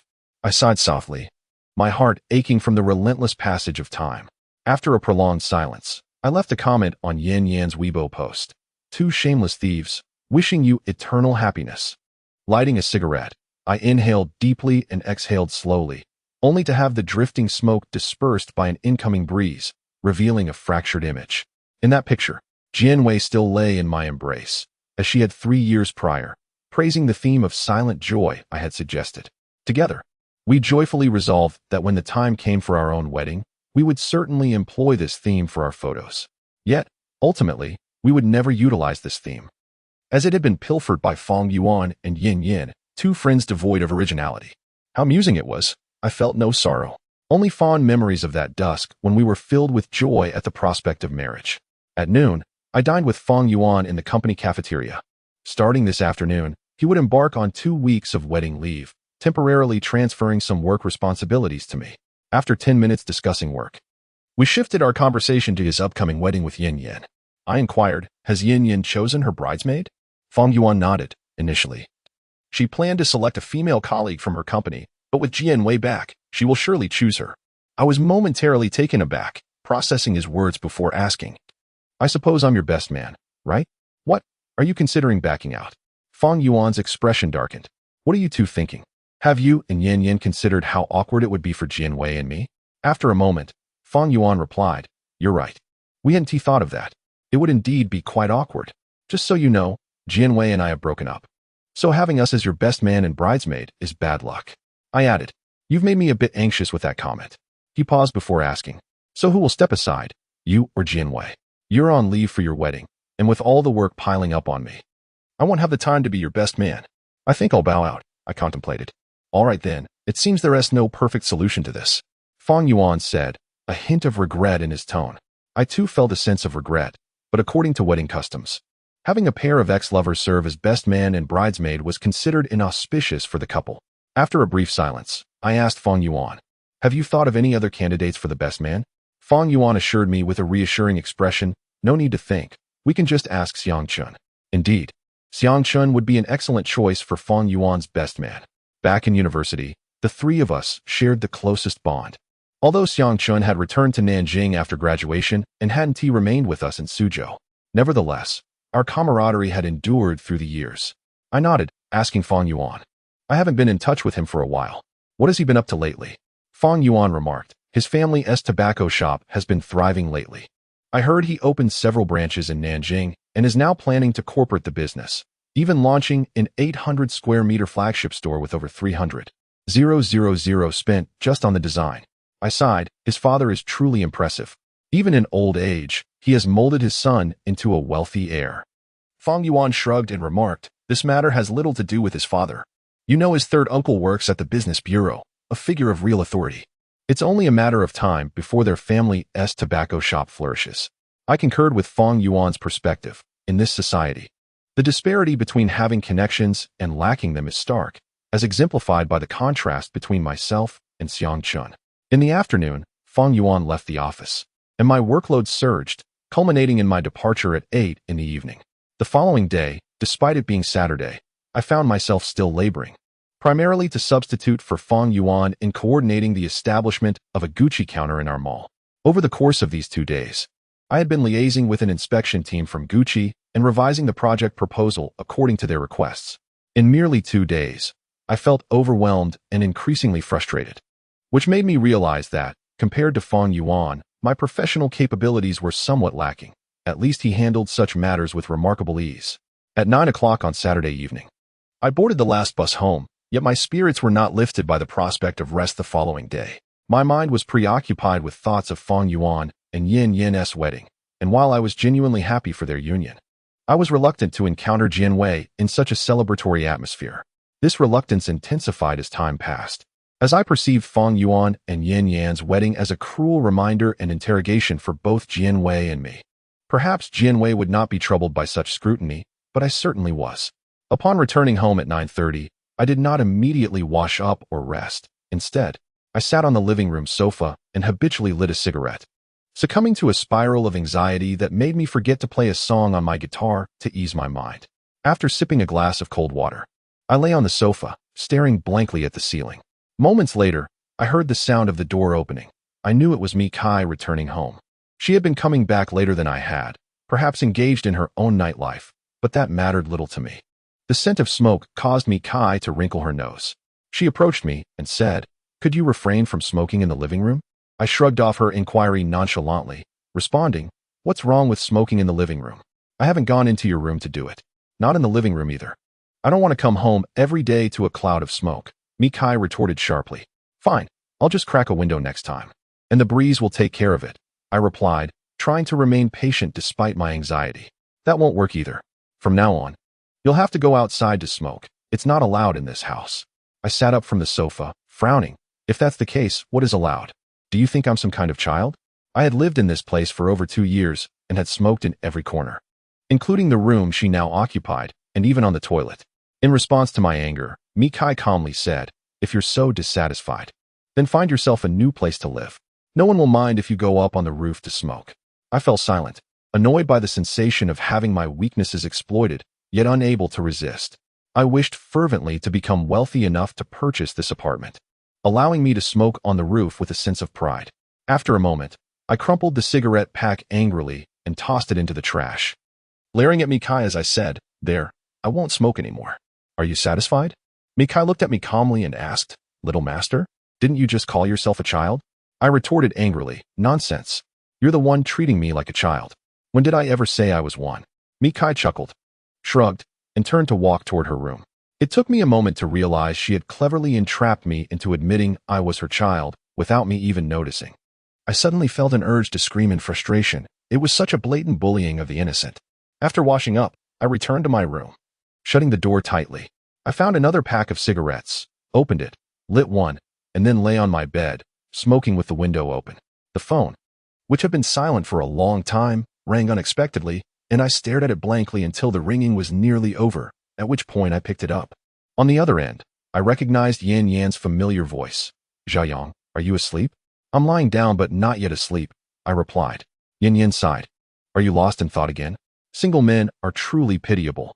Just wait a moment. I need to go cry in the bathroom." I responded irritably, as Yan Yan, like Fong Yuan, had a knack for making me feel worse with her attempts at consolation. Yan Yan laughed lightly and said, "All right, let us get to the point." "Speak," I said, taking another drag from my cigarette. "I'm currently with Jian Wei. She is at my house tonight." Yan Yan lowered her voice to confide. I restrained my heartbeat, feigning calmness as I asked, "Aren't you with Fong Yuan? Are you silly?" "Of course, I'm at my own home. Besides," she added sweetly, "my husband is coming to marry me tomorrow." "Oh, do you want to speak with Jian Wei?" She is chatting with my parents in the living room." Yan Yan's voice dropped even lower. I was at a loss for words. Suddenly, a voice interrupted from the other end. "Yan Yan, what are you doing?" Followed by the abrupt sound of the call being disconnected. I hesitated, not hanging up immediately, as I recognized Jian Wei's voice. Eventually, the call ended, and shortly after, Yan Yan texted me, "You heard Jian Wei's voice just now, right? That scared me to death. I called you behind her back. For this to work, both of you need to agree to communicate, or it will seem like I lack discretion." I did not reply, instead extinguishing the cigarette in silence. Her voice lingered in my mind, reminding me of the joyful moments we shared under the rain. In truth, tonight's conversation held little practical significance for us, as we would soon meet in person, and after 3 years, did it truly matter if I endured another anxious night? I found it difficult to sleep that night, questioning my heart's desire to return to the past, to those days when she still loved me, when we held hands in silent joy. Yet I remained trapped in reality, dwelling on her retreating figure, longing for her, even as I mocked her coldness. As night turned into dawn, sunlight seeped through the gaps in the curtains, illuminating my room and settling upon a vase of flowers, casting a spectrum of colors, as if heralding yet another splendid morning. Indeed, even without the sun's assurance, this was a remarkable morning, for a pair of newlyweds would soon unite in matrimony. I resolved not to taint this morning or their wedding with my anxious emotions. I told myself to adopt a sunny disposition. I rummaged through my wardrobe for my finest suit, shaved, and styled my hair with a blow-dryer, smiling at my reflection to confirm that I appeared cheerful before preparing to leave my abode and extend my blessings to Fong Yuan and Yin Yin on their wedding day. By midday, I stood outside the hotel with a throng of guests, awaiting the arrival of the wedding procession and Jian Wei, who was accompanying Yin Yin as a bridesmaid. The procession was delayed, reportedly due to traffic, which felt like torture for me. In this moment, I would have preferred to see Jian Wei sooner, as the anxiety of waiting for that encounter was excruciating. Regardless, we would meet eventually. It would be better to face it head-on. Perhaps upon meeting, we would tacitly treat each other as strangers, which might be for the best. I extricated myself from the crowd and perched upon a stone bench opposite the hotel, my emotions spiraling into a deeper anxiety, a sentiment so profound that it eludes description. I felt as though the wedding of Yin Yin and Fong Yuan, a celebration emblematic of completeness, served as a harsh interrogation for me. This interrogation was not solely emotional, it was also material. Why is it that Fong Yuan and I, having graduated from the same institution and embarked on our journeys from the same starting line, now find him achieving modest success with his beloved while I languish in destitution, living a life of instability and perpetual debt? Amidst this self-interrogation, my heart brimmed with an unbearable solitude and despondency. At that moment, I fervently wished for a woman to accompany me, to help mask my loneliness and despair. allowing me to don at least a semblance of a joyful countenance to bless Feng Yuan and Yin Yin. I drew a cigarette and finally retrieved my phone from my pocket, dialing the number of my female tenant, Mikai. After a brief wait, she answered, and I quickly inquired, "Are you awake? What is up?" Mikai's tone was tinged with caution. I chuckled softly, attempting to ease her wariness before confessing. "I was hoping to invite you to dinner." "That's unnecessary. We aren't that familiar," she replied without hesitation. "It is necessary. After all, you've lent me money and provided me shelter. To me, that is a kindness of monumental proportions. If I don't treat you to a meal, I'd be nothing short of a scoundrel in your eyes." Mikai paused, contemplating, and I seized the opportunity, continuing, "Come on, I've already chosen the place. I sincerely hope you grant me the chance to rid myself of this lowly title." After another moment of silence, she asked, "Where are we eating?" "At the Yamming Grand Hotel." "The Yamming Grand Hotel? Am I hearing correctly?" Mikai queried, her voice laced with skepticism. "Indeed, you heard correctly. Only a five-star establishment can convey the sincerity of my invitation. So, you must come. This meal is worth a week's salary for me," I emphasized, feigning a sense of financial strain. "Fine, I'll give you 20 minutes, she replied, adding, "But don't be so extravagant. A sincere invitation can happen anywhere." I was taken aback by Mikai's consideration for my financial situation, momentarily speechless before responding. "Understood. I'll wait for you outside the hotel." After we ended the call, a wave of relief washed over me. I thought to myself, if I could deceive Mikai into accompanying me, I would not appear so solitary and wretched. 15 minutes later, the wedding procession had yet to arrive, suggesting they had encountered an unprecedented traffic jam. I no longer felt the same anxiety I had moments earlier, and I perceived that calling Mikai had been a wise decision. After another 5 minutes, I spotted a red Audi Q7. Mikai had indeed honored our agreement. She parked in the outdoor lot, and I hurried over to greet her. Standing beside the fountain in the hotel plaza, I initiated the conversation. "I was somewhat worried you wouldn't come, but you were right on time. Exactly 20 minutes. I'm not like some people who treat promises lightly," Mikai retorted, taking a jab at me. I chuckled, unperturbed. "You mean someone like me? No worries. You can say it outright. I won't be offended." "You're not offended because you have thick skin," she shot back. I smiled again but chose not to respond further.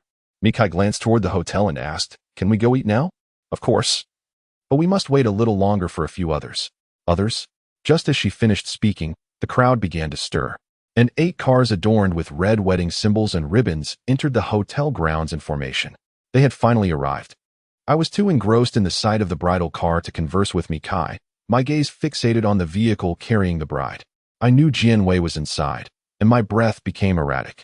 Feng Yuan, clad in a groom's attire, stepped from the wedding car and opened the door for Yin Yin, lifting her out in a princess carry. This gesture elicited applause and cheers from the onlookers, happiness enveloping me in an overwhelming tide. Amidst the crowd, I finally spotted Jianwei emerging from the car, a bouquet in her hands, clad in a sapphire blue gown. The midday sun illuminated her arms, creating a glistening sheen, and her face remained as stunning as ever. Beneath her delicate willow-like brows, her peach blossom eyes shimmered as if rippling with water. Among all the women I knew, her eyes were the most beautiful. Jianwei handed the flowers to Yin Yin, then joined the crowd in applause and cheers, never once casting a glance in my direction. Perhaps oblivious to my presence at that moment, I remained silent for what felt like an eternity, took a deep breath, and turned to the somewhat confused Mikai, saying, "My friends have arrived. Shall we go in for dinner?" Mikai's expression turned icy. "You're here to attend a friend's wedding, not genuinely inviting me to dinner, are you?" "I am sincere. It's just that there are more people than I anticipated." "Scoundrel," Mikai retorted, retrieving her car keys from her handbag and turning to walk away. I could not let her leave. Yes, I had deceived her, but such deception posed no harm to her. At the very least, she could partake in a celebratory meal. Since she had come, it made no sense for her to leave. I grasped her arm firmly, my tone growing heavy. "Why do you insist on being so pedantic? What is wrong with inviting you to a friend's wedding feast? Just enjoy yourself. It won't cost you anything." Mikai struck me with her bag as she walked, asserting, "Let me be clear, I dislike being deceived. From this moment on, I no longer wish to have any association with you, this liar and scoundrel. Please, when you return, vacate my residence immediately." Though I had not expected Mikai's reaction to be so intense, I held on to her, not allowing her to leave. In the midst of our tugging, A figure stood before us. My hand still clutched Mikai's arm as I raised my gaze to the newcomer, my heart racing violently. It was Jianwei standing opposite us. At this moment, 3 years later, we finally stood face to face. The water from the fountain cascaded down the grand sculpture, creating a waterfall effect as Mikai, Jianwei, and I formed an unusual trio, locked in silence amidst the sound of flowing water. Finally, Jianwei smiled and addressed me. Long time no see, Xiaoyang. Yes, I replied with a single word, fearful that more would betray the tremor in my voice. Terrified she might sense my fear, Jianwei merely smiled at my response before turning to Mikai and asking, "Is she your girlfriend?" In that moment, I realized I was still gripping Mikai's arm, too absorbed in the situation to release her. I thought, if Mikai were indeed my girlfriend, it would suffice to prove that my years apart from Jianwei had not been spent in utter desolation, at least not in the solitude of despair. Driven by instinct, I did not want Jianwei to witness my disheveled existence. Compelled by this instinct, I nodded at Jianwei and declared, "Yes, she is my girlfriend." Afterward, I anxiously glanced at Mikai, fearing she would expose my deception and turn me into a laughingstock. Mikai furrowed her brow in silence, seemingly torn between showing me mercy and seizing this perfect opportunity for revenge. Desperate, I urged Mikai, "Aren't you busy with something urgent at work? You should go ahead. I'll explain to my friends, and they will understand." Mikai struggled and shook off my hand, seemingly eager to leave this place, not uttering a single word as she turned to walk towards her car. The red Q7 passed by me, stirring up a gust of air, and it felt as though the atmosphere was thick with Mikai's anger. It appeared that I had truly provoked her. The fountain continued to bubble, yet I remained with Jianwei, who was the only company left.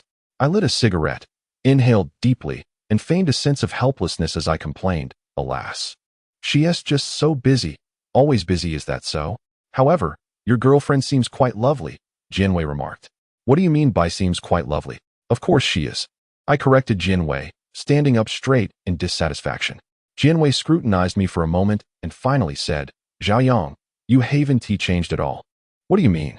Before Jianwei could respond, the best man, Xiang Chun, waved at her from a distance, informing her that the host was looking for her and that she needed to participate in a wedding segment. Jianwei acknowledged Xiang Chun and glanced back at me, asking, "The luncheon is about to begin. Aren't you coming in?" I finished my cigarette, watching Jianwei's retreating figure, my heart heavy with loss. I wished to tell her. She was right. I indeed hadn't changed. I still longed for the days we spent together. I remembered that day when I could not meet her family and had to hide in a corner to bid her farewell. I recalled her tears as she wrote the word "wait" on the car window with her lipstick, while I stood afar, watching until the word blurred from my sight. With 2 lines of tears streaming down my face, tears she would never see, I was engulfed in memories of the past, even contemplating rushing over to embrace her, to confess my enduring love. Yet, just moments ago, our conversation after years apart felt so bland and insipid, barely qualifying as that of ordinary friends. I knew that the love that once thrived in silence had drifted further away from us. If my heart were a city at this moment, the entire city would be weeping as the wedding banquet commenced. Everyone took their seats.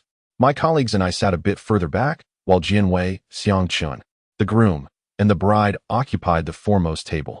I struggled not to glance at Jianwei, yet I found it utterly impossible. It was absurd. How could I suppress the impulse to think of a woman who had been a part of my life for 3 years, especially when she was so near? My colleague spoke to me, but I was only half listening, constantly searching for a reason to look in Jianwei's direction. Throughout it all, Jianwei never met my gaze, engaging instead in light banter with Xiangchen, occasionally sharing a knowing smile. Their camaraderie evident, as Jianwei appeared to be in high spirits. The host encouraged Fang Yuan and Yin Yin to engage in playful interaction, while the audience cheered. I remained silent, drinking glass after glass of liquor. In a daze, Xiangchen approached me with a glass in hand. I downed my drink in one go. By the time Xiangchen stood before me, I had already poured myself another full glass and shouted, "Xiangchen, my young brother, come over and bow down." Xiangchen chuckled. "Who is bowing down is yet to be determined. How many are we drinking this time?" Our tradition of bowing down originated in college, where we would challenge each other to drink until one of us was incapacitated. The last one standing would boastfully refer to the others as grandchildren. Over 4 years, I had bowed down, Fang Yuan had bowed down, and Xiang Chun had bowed down too. Thus, we had taken turns being grandchildren without ever acknowledging the others as grandfathers. In truth, Since entering the workforce, I no longer drank recklessly as I did in college. However, today, regardless of who raised a glass with me, be it Xiang Chun or anyone else, I would partake, for I was genuinely happy for Feng Yuan and Yin Yan, yet felt a deep sadness for myself. Amidst all these emotions, perhaps alcohol was my best remedy. With a larger wine glass, I filled it nearly to the brim with white liquor and raised it to Xiang Chun, saying, as before, 1 glass each. If you can't drink anymore, just bow down and play dead. No begging, no explanations. Laughter erupted among the crowd, taking my words as a jest. I, however, remained unfazed, raising my glass and downing it in 2 gulps, then turning the glass upside down to signify I had finished. Gasps of astonishment filled the air as all attention shifted from Feng Yuan and Yin Yin to Xiang Chun and me, including Jian Wei, who also turned her gaze toward us. Zhao Yang, even after all these years since graduation, you're still as spirited as ever. But I'll definitely drink this. For today, I am particularly joyful, Xiang Chun declared, finishing his drink in one go and glancing towards Jian Wei. I noticed this detail. A string within me suddenly tugged. I understood that Xiang Chun's joy was for someone in particular. In college, he had pursued Jian Wei alongside me, yet she chose me. He then referred to her as a sister, continuing to care for her meticulously. Back then, it felt like a form of acceptance, yet now, having broken up with Jian Wei, and with her back in the country, if she were still single, he could readily pursue her again without hesitation. I remained silent, but Xiang Chun poured himself another full glass of white liquor and said, Zhao Yang, my young brother, do me a favor, let us have another drink. I nodded and poured another glass, preparing to down it, but Xiang Chun stopped my glass, saying, this time, I'll drink first. Without hesitation, Xiang Chun raised the glass and drank it all, placing it back on the table before walking over to Jian Wei. You should drink less, Xiang Chun. Aren't you worried about your health? Jian Wei chided him with concern. Let us have a heart-to-heart, Xiang Chun replied, tilting his head back, closing his eyes, and taking a deep breath. Then he borrowed the microphone from the host, as Jian Wei's demeanor transformed into one of deep emotion. I suddenly had a premonition that the scene about to unfold would tear me apart. The room fell silent. Xiang Chun's expression was sincere, filled with tenderness. He held Jian Wei's hand tightly, gazing intently for a long moment before saying, today is a day filled with joy, a day I have long awaited, Jian Wei. I have loved you for 5 years without change. Even when you were with Zhao Yang, my love for you never waned. I once thought Zhao Yang would bring you happiness, so I chose to silently bless you both. Yet, the truth reveals that your relationship has faltered. I want to judge your love. After all, love is free, and it is meaningless to dwell on the past. Now that you are single, I hope you will be my girlfriend. I am willing to give you everything. Even if you plan to return to the United States, I would follow you anywhere. Just as I did 2 years ago when I accompanied you to the States to make you happy and bring you joy. My heart felt as though it had shattered. Xiang Chun's words reminded me of something. It was a month after Jian Wei and I had broken up when Xiang Chun indeed went abroad for a time. He never disclosed which country he had visited, but it is now clear that he went to the United States to be with Jian Wei after her heartbreak. It turned out he had maintained contact with her all these years. Everyone awaited Jian Wei's response to Xiang Chun, yet in that moment, I comprehended fully that the Jian Wei of our university days loved a feeling, while the Jian Wei after graduation sought a partner of equal standing. From every conceivable perspective, Xiang Chun and Jian Wei were the most compatible. I thought, perhaps I already knew the answer Jian Wei was about to give to Xiang Chun. In the midst of excruciating pain, I seemed to catch a glimpse of that day when I bid her farewell, as she tearfully inscribed the word waiting on the car window with her lipstick. Jian Wei exchanged a glance with Xiang Chun, her expression inscrutable, as he retrieved a meticulously prepared gift box from his pocket and revealed a necklace adorned with crystals and diamonds.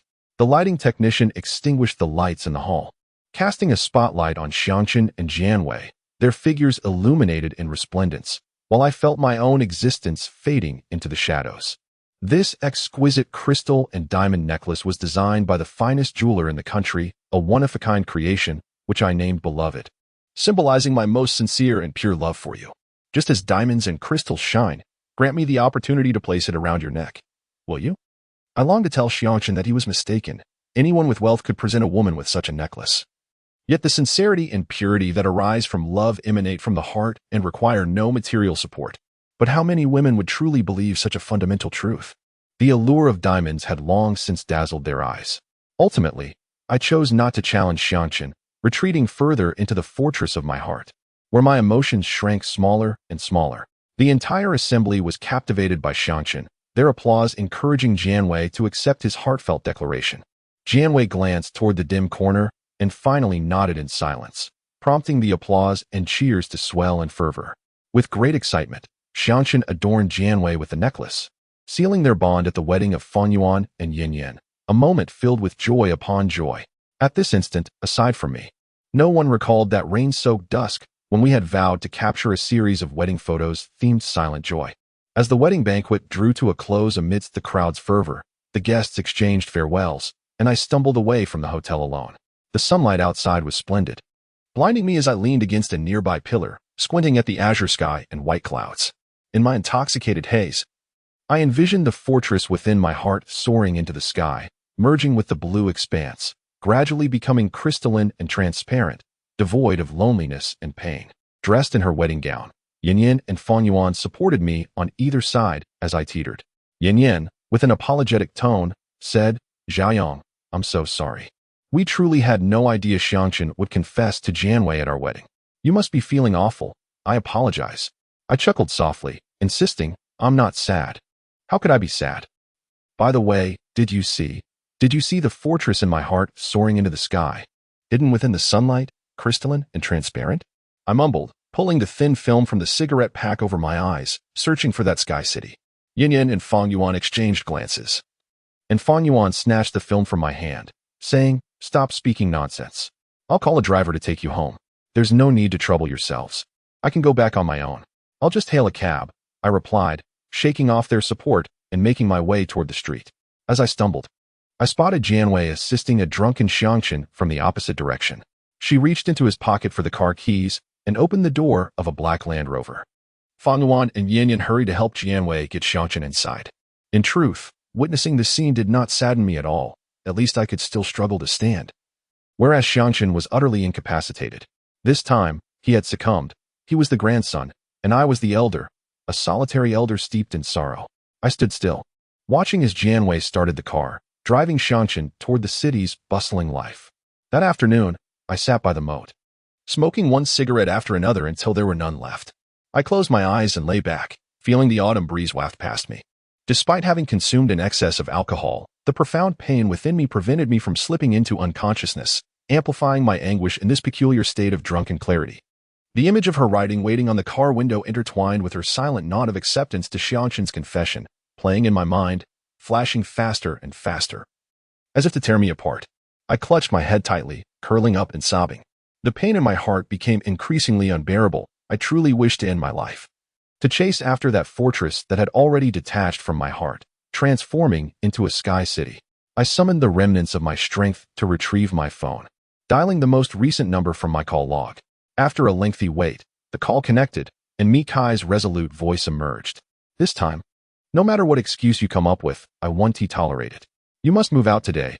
I refuse to have a liar living in my house."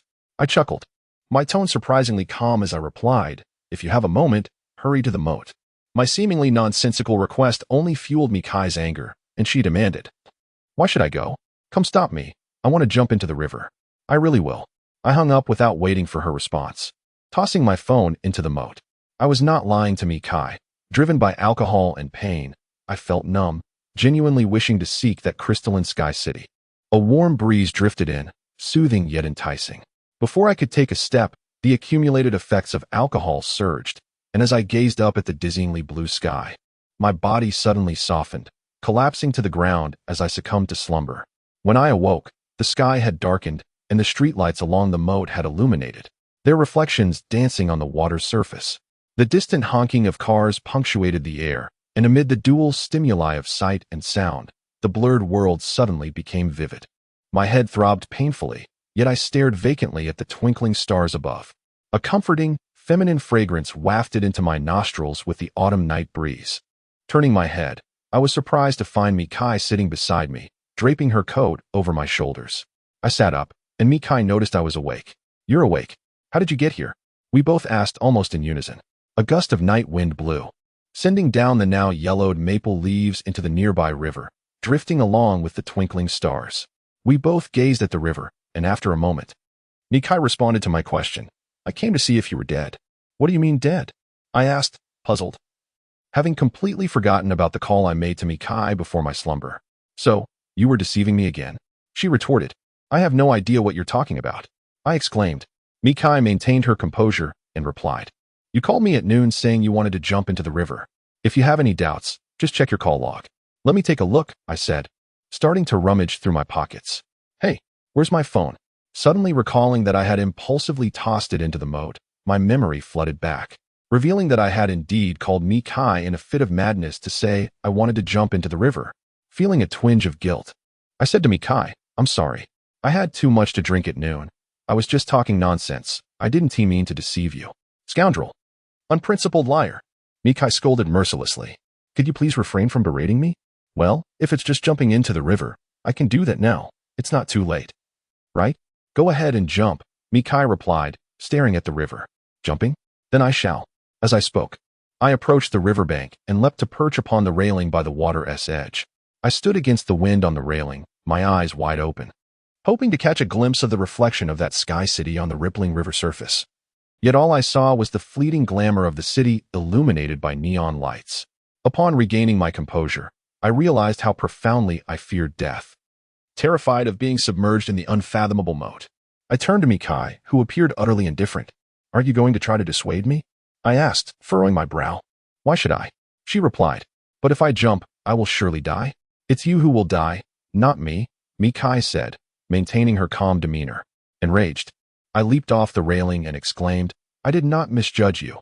You are a venomous woman, willing to let others perish to achieve your own ends.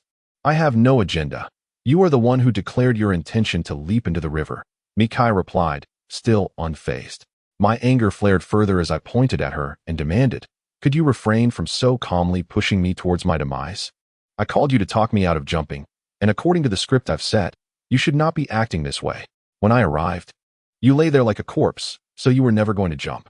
Why then did you call me? Is it amusing to deceive me? Mikai's words finally bore a hint of anger. I felt a bit trapped. In my impulsive state, I indeed contemplated jumping, but fate intervened, and the effects of the alcohol overwhelmed me, causing me to lose consciousness. Unsure how to explain to Mikai, I blurted out. I genuinely intended to jump into the moat, but just before doing so, I remembered I still owe you over 10,000 yuan. My death would be inconsequential, but who would repay you that money? So, I resolutely decided against jumping because I am a person of conscience, with moral boundaries. I would never commit the sin of not repaying my debts. How tragically grand, Mikai remarked, a hint of a smirk on her lips. It is genuinely tragic. You cannot fathom the struggle I faced. On one hand, the release of death. On the other, the guilt of leaving debts unpaid. Such a difficult choice. I declared dramatically. Mikai seemed unwilling to listen to my ramblings any longer. She stood up from the ground, preparing to leave. Wait, I called after her. What now? Mikai replied, clearly impatient, donning the coat she had just laid over me. Have you been sitting here watching over me since this afternoon? I came to collect your corpse. Not to dissuade you, which is why I arrived at dusk, Mikai stated calmly. Who are you trying to fool? You come to collect my corpse yet cover me with a coat? I teased, a knowing smile on my face. Mikai turned to me, her expression cold. A corpse is always covered to conceal its visage. Did you not know that? I was left speechless by her words, momentarily dazed, my attention drifting from our verbal sparring.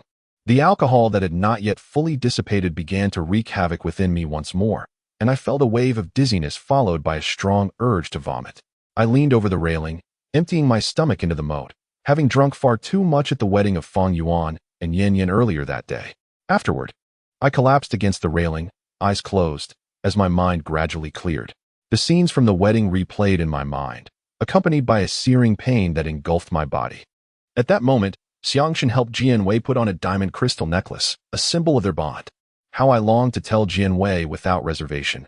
I wished to return to the past, to that silent joy, to the love-filled memories. Yet, the past is irretrievable. I have lost Jianwei, forever doomed to observe her happiness in another's world. Amidst the tearing pain, warmth welled in the corners of my eyes. I seemed to weep. Surely, it was not I who cried, but the sky city wept, shedding tears that dissolved the sorrow within my heart. You are crying. Wipe your tears, Mikai urged. I opened my eyes to find she had not left. She offered me a tissue. I did not take it, letting the tears dry in the wind, leaving no trace. Mikai squatted down beside me, her tone softening as she asked, "Were my earlier words too harsh? I should not have mocked you as a corpse." I remained silent for a long time before quietly responding, "It is not your fault. Even if I were a corpse, the pain would merely be a fleeting moment before death, but the agony of the living is truly heart-wrenching. Do you understand this feeling?" Mikai shook her head. "I do not. I am only concerned about when you will move out of my house." "Are you really that bothered by me?" I asked with a smile, as my tears seemed to have dried. "Indeed, your behavior leaves much to be desired. You are an unmitigated scoundrel," Mikai stated bluntly. "Is that so? But you do not know that the scoundrel you see, who has committed countless wrongs, once harbored within a pristine city. I do not quite understand what you mean." "You need not understand. For today, that city has departed from my being, becoming a sky city I can never touch." I lowered my head, searching my pockets, only to find no cigarette to burn away my melancholy and mend my shattered soul. Mikai fell silent, sitting beside me, mirroring my posture against the railing. The world around us grew increasingly quiet, as if we had been insulated from the city's clamor by the night. A gentle breeze swept through, dispersing the notion of equality among all beings, extinguishing the flames of human existence. I noticed a half-smoked cigarette on the ground, picked it up, blew on it, and relit it. The aroma of tobacco filled the air once more, dissipating under the hazy lights. Finally, I turned to Mikai and said, "I know you wish for me to leave. I will move out tomorrow. Is this genuine?" "Indeed. I have lost a city." "Would I still care about a mirror room?" Mikai seemed intrigued by my frequent references to that city. She asked, "What does the sky city you speak of look like?" I pondered for a moment before responding. "It is a crystal clear, yet perpetually silent city, imbued with a certain magic that allows one to forget troubles, pain, and superficiality. Once you inhabit it, nothing else matters, for you become a transparent bird, breaking free from all constraints, soaring through the winds of freedom. But a bird must eventually land. Will it remain transparent upon landing?" Mikai inquired. "I do not know, for I have yet to consider what I would look like after landing." Perhaps my pitiable state evoked Mikai's sympathy that night. She did not abandon me by the riverbank. I sat in her car as we drove towards that somewhat illusory, bustling city. I had resolved that after this night, I would vacate the old house, for my life could hardly worsen. It was better to grant Michigan Kai her peace. Throughout the journey, we remained silent. I interpreted this silence as Mikai's continued dissatisfaction with my repeated deceit, and my current wretchedness could not entirely extinguish her anger. The fact that she brought me back from the outskirts already demonstrated her compassion. Upon returning to our residential complex, Mikai parked the car, and as we walked toward the stairwell, we unexpectedly discovered Dad sitting on the steps, beside him an old black briefcase that had been used for decades. As Mikai and I approached Bandai, I inquired, "Bandai, why didn't you call me when you arrived? The temperature has dropped significantly tonight. Sitting here must be quite chilly for you."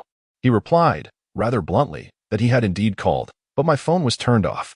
Only then did I recall that in a drunken stupor, I had tossed my phone into the moat, a pang of regret washing over me for my reckless spending habits. As I had not earned much money lately, Mikai greeted him cheerfully. "Uncle, hello? Hello to you too. You haven't eaten yet, have you? I bought some ingredients at the supermarket to cook for you," Bandai replied, pulling out a bag from behind him containing fish and various vegetables. "Uncle, the porridge you made last time was delicious. Your cooking must be excellent as well," Mikai remarked with a smile that I had never seen directed at me, making me acutely aware of my own unlikability in comparison. Bandai simply smiled at her compliment and gestured for us to head upstairs. As we ascended, Mikai walked ahead while Bandai and I lingered behind. I asked, somewhat surprised, "Bandai, have you been in Suzhou these past few days without returning home?" He replied succinctly, "I attended an exhibition in Guangzhou and passed through Suzhou on my way back." It dawned on me that with winter approaching, Bandai, working for a state-owned enterprise, would be busy procuring materials for heating equipment, a task he undertook annually at this time. Once inside the house, Bandai headed straight to the kitchen to begin cooking. Mikai attempted to assist him but was politely declined, retreating to her room for some unknown task. I sat in the living room, lost in thought, feeling a bitter ache in my heart, a sensation I knew would linger until I completely forgot about that day with Jian Wei.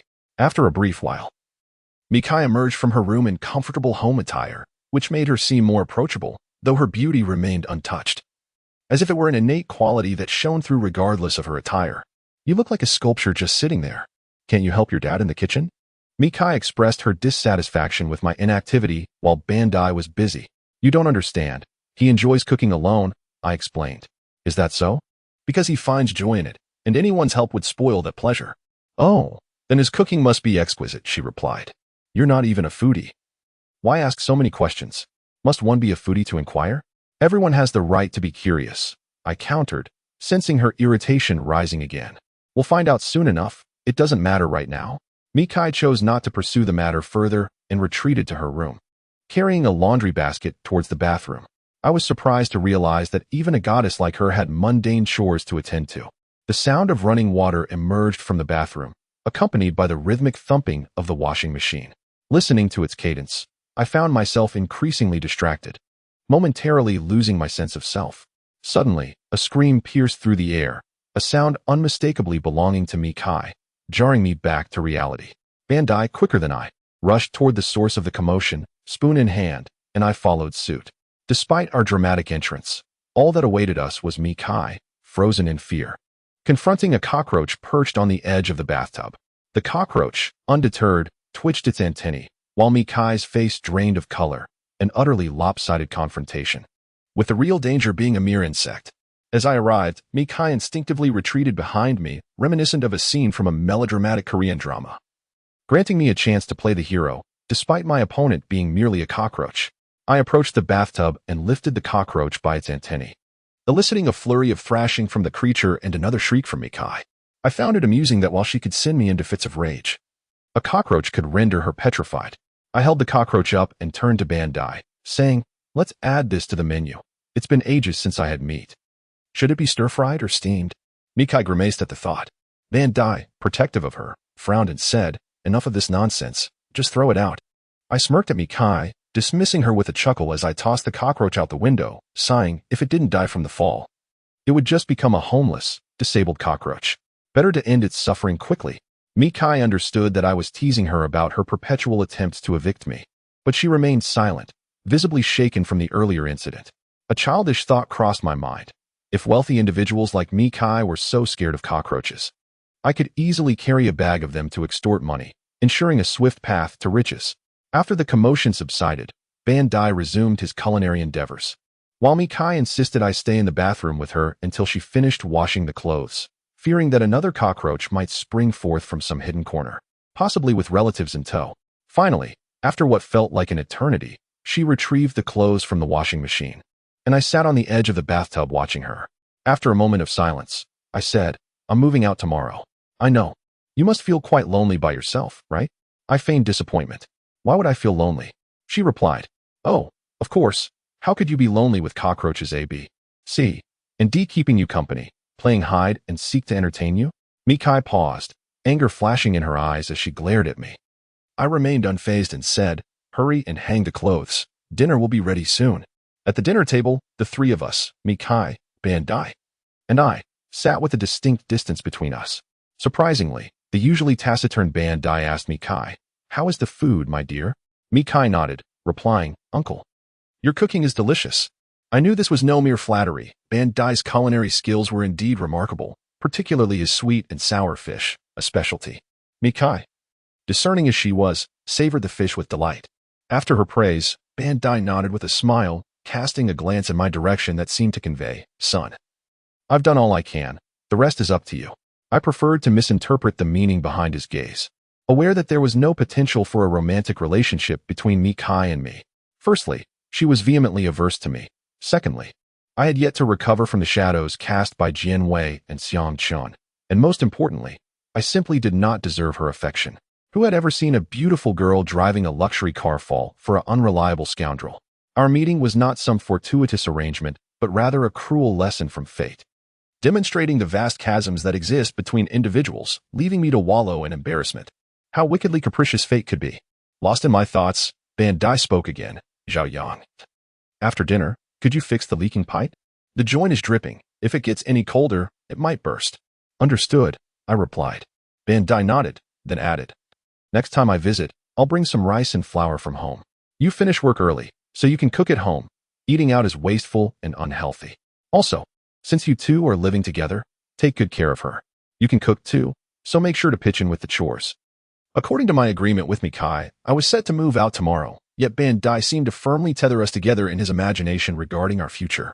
I felt a sense of helplessness, unable to voice my thoughts, knowing that revealing my impending departure would likely disappoint him. I nodded slightly, then glanced at Mikai, whose expression remained unchanged as she focused intently on her meal. At last, Ba-Dad's attention shifted from me to Mikai. He inquired, "Miss, has our Zhao Yang caused you any trouble while living together?" A sense of dread gripped me, fearing Mikai might expose my myriad transgressions. I discreetly kicked her under the table, signaling her to refrain from speaking out of turn. To my dismay, she seized the opportunity to stomp down heavily on my toe, causing me to nearly drop my chopsticks. "Uncle, he's quite all right, though he does have a penchant for smoking indoors, and despite being told, he refuses to change." Mikai revealed my faults with a blend of praise and criticism. Ba-Dad regarded me with a serious expression, and I feigned ignorance, yet his piercing gaze remained unwavering, scrutinizing me relentlessly, while Mikai wore a look of gleeful schadenfreude. "I will change," I conceded in resignation, feeling that such a concession was utterly meaningless. Mikai's antics bored me. I was on the verge of moving out anyway. Was it worth quarreling over smoking indoors? Once this small episode passed, Ba-Dad seemed to be in good spirits and asked me to fetch the glutinous rice wine he had brought last time. I poured him a glass and then asked Mikai, "Would you like a little?" She pushed her empty glass forward, requesting a drink. I poured a modest amount for her and filled my own glass. Thus, the three of us gathered around a modest table, sharing a meal that resonated with familial warmth on this night illuminated by countless lights. Do not misunderstand when I speak of familial warmth. I merely distinguish it from dining out, as Mikai and I are not part of the same family. After I move out, encountering her in this vast city may prove exceedingly difficult. After dinner, Mikai and I accompanied Ba-Dad to the outskirts of the community. His hotel was just across the street, but he would be leaving in the morning.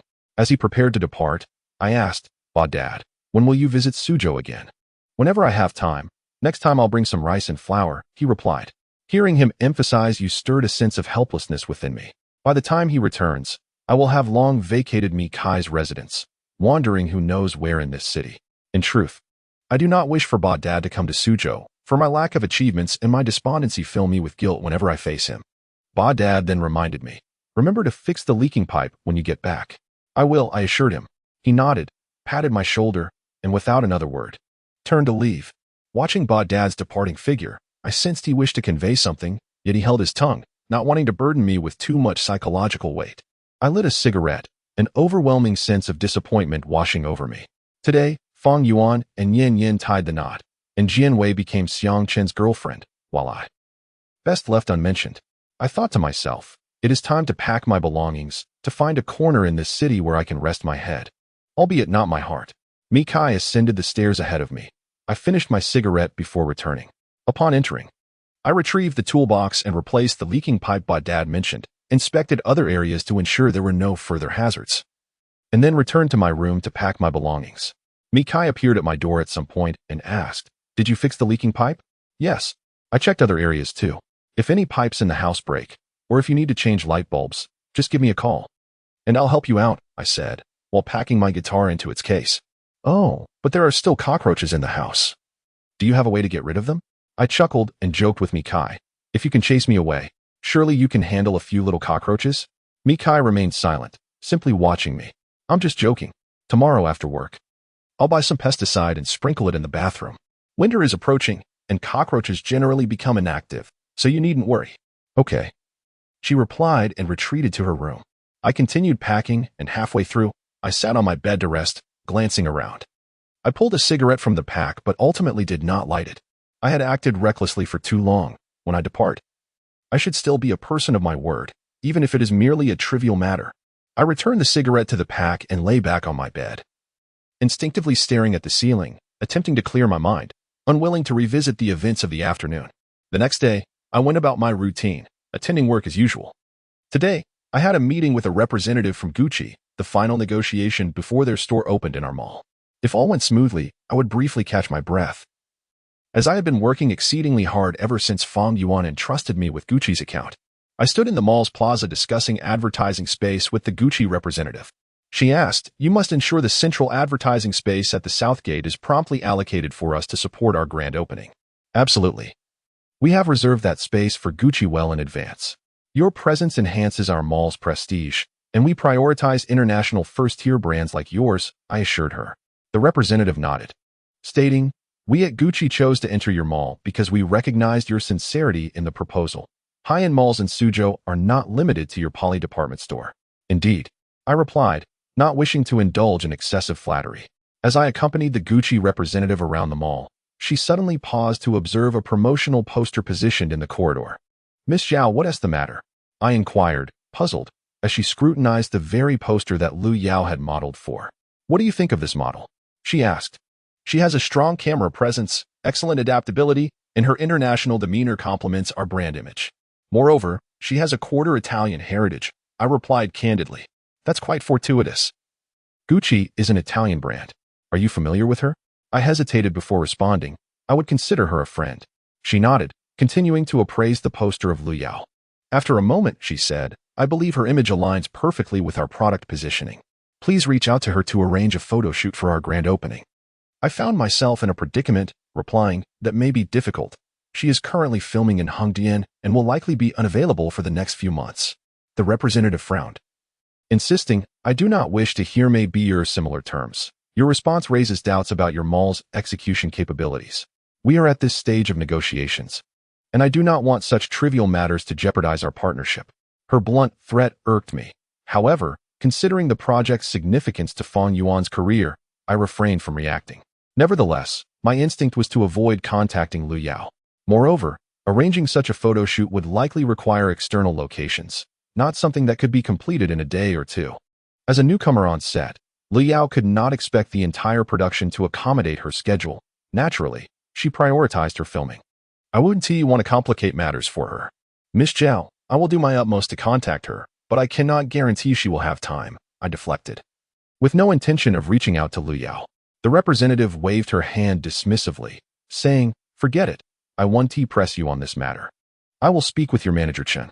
With that, she turned away, striding toward the office area alone. As I anticipated, shortly after returning to the office, I received a call from the manager's office instructing me to come over. A wave of displeasure washed over me. It was evident that my superior was leveraging her authority against me. Being a mere subordinate, she had little patience for superfluous dialogue. Upon entering the manager's office, I found Chen Jingming seated with an unmistakable frown upon his face. I have summoned you, Chen, I said. Do you know why I called you? Chen Jingming asked. His tone icy. I do not, I replied, half-heartedly. With a few sharp taps of his fingers against the desk, he raised his voice. Zhaoyong, how can you be so oblivious? Gucci is the 8th international luxury brand to enter our mall. Do you comprehend what this signifies for us? It means, according to international standards, our mall officially reaches the tier of top-tier department store B. It is of monumental importance. Manager, I am aware of this without you having to explain it, I retorted, albeit with a hint of resignation. Suppressing his frustration, Chen Jingming continued, if an unforeseen event occurs at this critical juncture, it will not only jeopardize you, but the entire planning department. Please do not put me in a difficult position. If the schedule for the model cannot be arranged, what can I do? Besides, both parties have invested considerable resources into this project. Surely, a minor issue regarding promotional posters would not derail such a long-negotiated collaboration. Until the contract is formally signed, no one can afford to be complacent. Other malls are eagerly eyeing the Gucci brand. It is entirely possible that Gucci may abruptly terminate our partnership. Chen Jingming's expression grew increasingly grave. With an air of futility, I responded, even if the company dismisses me, I cannot guarantee this will be resolved.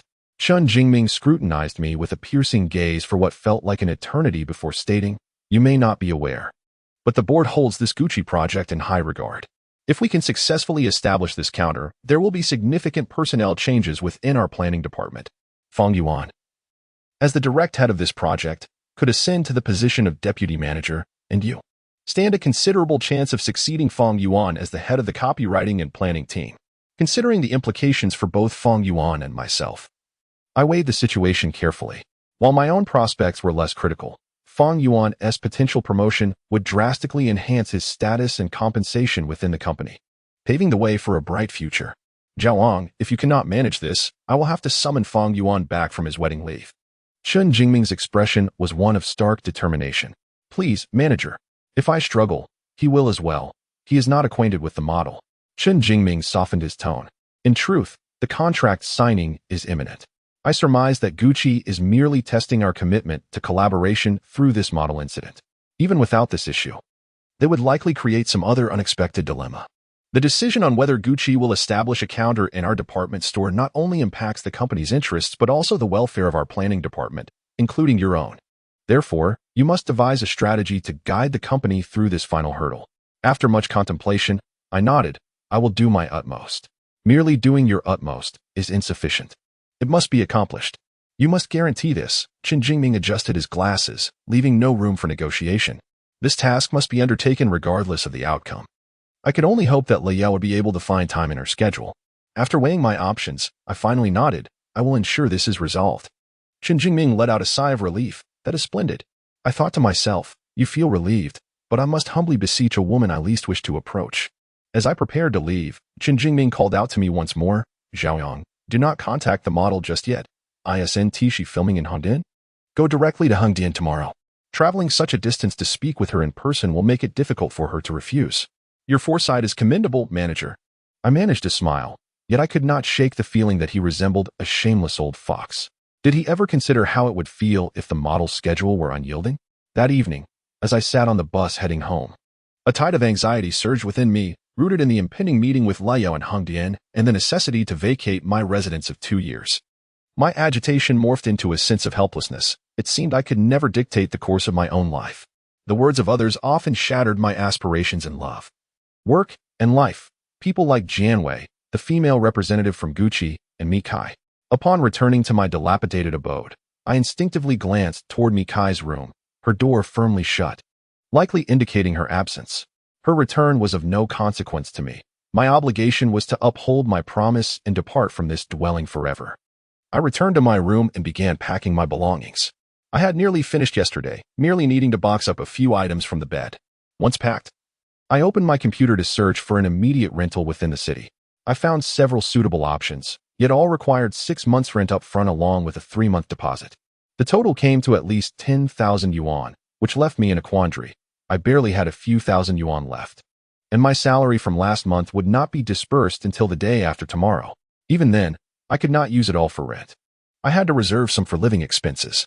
Reluctantly, I lowered my expectations and began searching for shared accommodations, where rent would be comparatively lower. As time slipped away, I suddenly realized that night had blanketed the city in a sea of lights. I rubbed my face to alleviate the fatigue from staring at the computer for too long. After a brief respite, I would have to continue my search for a place to stay. I could not truly end up homeless. I had already fallen into despair. Gazing vacantly out the window, I felt an acute sense of solitude amidst the myriad lights. In that moment, I yearned for a home of my own in this city where I had resided for over 2 years, a place where a woman awaited my return each day, allowing me to bid farewell to the transient lifestyle, the solitude of night, and the bitterness of mere existence. Moments later, I heard the sound of a door opening, signaling Mikai's return. At that moment, I felt a sense of calm as I could face her without guilt. For I had not broken my promise. Soon, I would be leaving this place. Mikai stood at my door, carrying a handbag and wearing freshly changed slippers. She glanced at my packed belongings and asked, "Have you found a new place?" Rest assured, regardless of whether I find a suitable place, I am moving out tonight. I replied, subconsciously believing she would appreciate this answer. Oh, Mikai acknowledged, yet she lingered, seemingly contemplating something before inquiring. Did you remember to buy the insecticide powder for the bathroom? Purchasing insecticide paled in comparison to the pressure of being forced by my superior to seek out Lei Yao and Hongdian, so I genuinely overlooked it. I apologized to Mikai. I'm sorry, I forgot. You can buy some yourself. If you don't want to go out, it's quite convenient to order online. Mikai's expression soured. This is something you promised me. How can you be so irresponsible? Having endured a day filled with frustration, my mood was far from pleasant, and my tone grew sharper. Can responsibility be eaten? Must you constantly remind me of it? How tiresome. Mikai was taken aback by my intense reaction. After a brief pause, she furrowed her brow and nodded, saying, "Very well, repay the money you owe me. There's no need for me to be responsible for you." I fell silent for a moment, once again submerged in the sorrow of my financial predicament. Finally, in a subdued tone, I replied, "You said that as long as I moved out, I wouldn't have to rush to repay your loan. Who cares? It is only natural to repay debts." She retorted coldly, Having shared the same roof for several days, must you push me to the brink? I mumbled, uncertain of my own feelings. Mikai scoffed. I'm not pushing you to the brink. You've been working for several years now. Why is it that you have no savings at all? You must realize that the one driving you to the edge is yourself. Her words cruelly tore open the deepest wounds of my soul, and in an instant, I felt an overwhelming sense of shame and inferiority. In my disarray, I caught sight of the guitar I had set in the corner. This guitar had been custom-made for me by Jian Wei as a birthday gift, crafted from the finest materials, worth far more than 10,000. Gazing at it, I was once again struck by the sorrow of lost times. I stood up, brought the guitar before Mikai, and said, "You can take this guitar as repayment. You could easily sell it for much more than 10,000. Without waiting for her response, I shouldered my luggage and, not daring to glance back at the room, walked out with my head bowed. Having distanced myself from that dilapidated neighborhood, I wandered the city streets, dragging my luggage until I finally found a stone bench in a square where I could rest. I placed my belongings beside me, lit a cigarette, and sat down, watching the flickering neon lights of the tall buildings, my heart swelling with a sense of disorientation and panic, eager to escape the shadows of this city. I looked up at the sky, searching for the sky city that had detached itself from me. Before I knew it, a group of women holding fans arrived at the square, their music engulfing me in a suffocating wave. In the chaos, I could no longer discern the sky city. Perhaps it had long been hidden behind the moon, or maybe the fleeting breeze had carried it away. Yet on this night, I still needed to find a place to rest in this city. I pulled out my phone and dialed Robin's number. He lived near the train station, and since I was set to take a train to Hongdian the following day, it made sense to stay with him for the night. Amid the noise, Robin answered the phone. "Zhao Yang, what's up? Are you still performing at the bar?" "Yes, we're about to go on stage," I replied. "Oh, by the way, can I crash at your place for a night? Is that convenient?" Robin chuckled. "What's inconvenient about it? Just come to the bar. I'll finish up and we can head back together. I'll go straight to your place. I'm skipping the bar. Come on, let us have a drink. I still have a few vouchers here."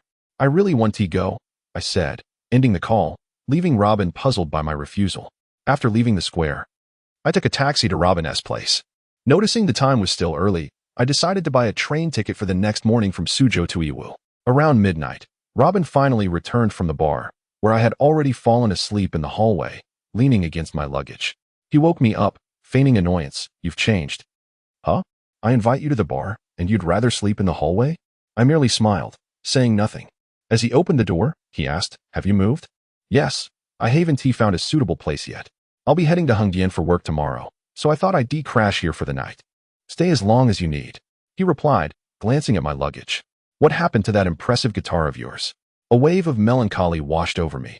After all, it had accompanied me for years. I replied nonchalantly, "I sold it to settle a debt." Robin's eyes widened in disbelief. "You sold it? Just how down on your luck are you? You used to treasure that guitar.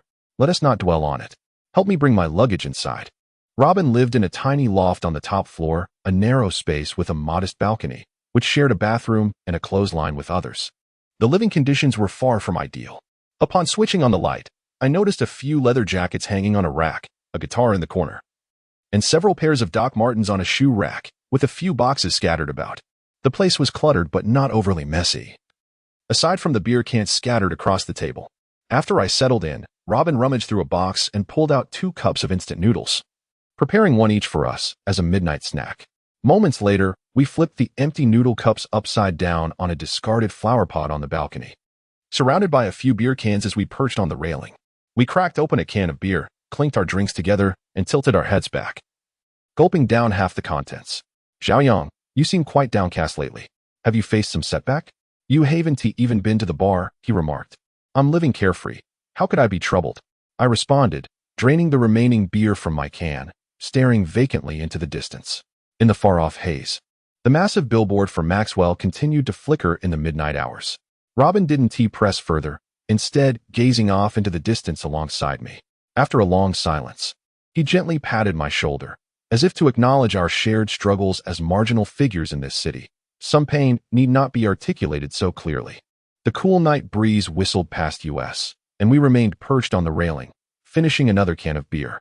In the quiet of the night, thoughts lingered longer. Seemingly recalling someone, Robin opened another can of beer, but I stopped him, cautioning that too much drinking was unwise. I had nearly jumped into the moat the previous night due to excessive drinking. Thinking about women? I teased him. Yeah, a few drinks, and it's all I can think about, he replied candidly. I was aware that Robin had once been deeply in love with a girlfriend. So I nudged him. Do you still have a photo of her? Let us take a look. Robin pulled out his wallet and retrieved a picture from its folds. With the distant light, I could clearly see the woman in the photo. She had exquisite features and exuded intelligence and grace. Robin seemed lost in thought for a moment before saying, It's been almost 3 years since we broke up. She should be getting married by now. What led to your breakup? I inquired. Robin smiled sadly. She came from a family of educators. Both her parents were university professors. And I was just a musician without stable income. I didn't want to hold her back. So, you ran from Beijing to Suzhou without telling her? Robin nodded and after a pause, added, Eventually, she tracked me down to Suzhou, and we lived together for another 6 months. Then why did you break up again? I asked, puzzled. Her parents reached out to me, saying they had arranged a job for her at a university in Beijing and wanted me to let her go back. He explained, You fool, and you actually let her go? I exclaimed. Robin nodded. I did. I told her I had another woman. Did she believe you? I asked. Robin chuckled. She definitely didn't. Then what happened? I found a lady, right in this room, before her eyes. Robin did not continue, his smile still intact. Yet beneath that facade lay a heart that had long since withered. I sighed heavily and said, Why must you take things to such extremes? If I do not act decisively, she will not leave. Prolonged suffering is worse than a swift end. Robin tilted his head back and downed his beer, some of the liquid spilling down his neck into his shirt. I remained silent. Though Robin spoke nonchalantly, I perceived a heart-wrenching love born of helplessness. I knew Robin would never forget that woman. Forget about me. Let us see a photo of your girlfriend. Robin nudged me.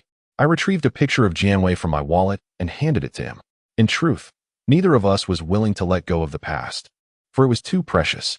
The dim light across the room was fading. Robin ignited a lighter, using its flickering flame to scrutinize Jianwei's image. Your girlfriend is beautiful. Not just ordinarily so. Upon hearing the word beautiful, the visage of my female tenant abruptly surfaced in my mind. Yet, this did not surprise me, for in all my life, I had never encountered a woman more exquisite than Mikai. In an instant, I was jolted back to reality. Gazing at Jianwei's familiar yet unfamiliar face, a pang of pain striking my heart. I thought, before long, she too will wed Xiangchen, won't she? Robin returned Jianwei's photo to me and asked, What about you two? Why did you break up? I reflected for a long moment before replying. She called me a year after going to America to propose the breakup. Why did she want to end it with you? Robin pressed further. I do not know. She did not say. I responded with a smile similar to Robin's. You didn't ask? I nodded. Indeed, I had not inquired why Jianwei wished to part ways. For I believed if she wanted to share, she would do so without my prompting. Perhaps, deep down, I did not believe we could endure to the end. And there would inevitably be a day of separation. What could be the outcome of seeking closure for something anticipated? Are you not afraid of any misunderstandings between you? Robin cautioned. I paused, then said, What misunderstandings could there be? Love is but a fleeting wisp. Let us not dwell on it. Fetch the guitar. Let us sing a song and forget all this nonsense. Robin retrieved a guitar from inside, tuning it and asking, Shall we use your key or mine? Whichever you prefer. Robin strummed the guitar, and a melody floated into the night air, that of Li Zongxing's The Cost of Love. Let us go, let us go. One must learn to grow up alone. Let us go, let us go. Life inevitably involves struggles and pain. Let us go, let us go. Find a home for your heart. There were times of sorrow and tears, times of heartbreak.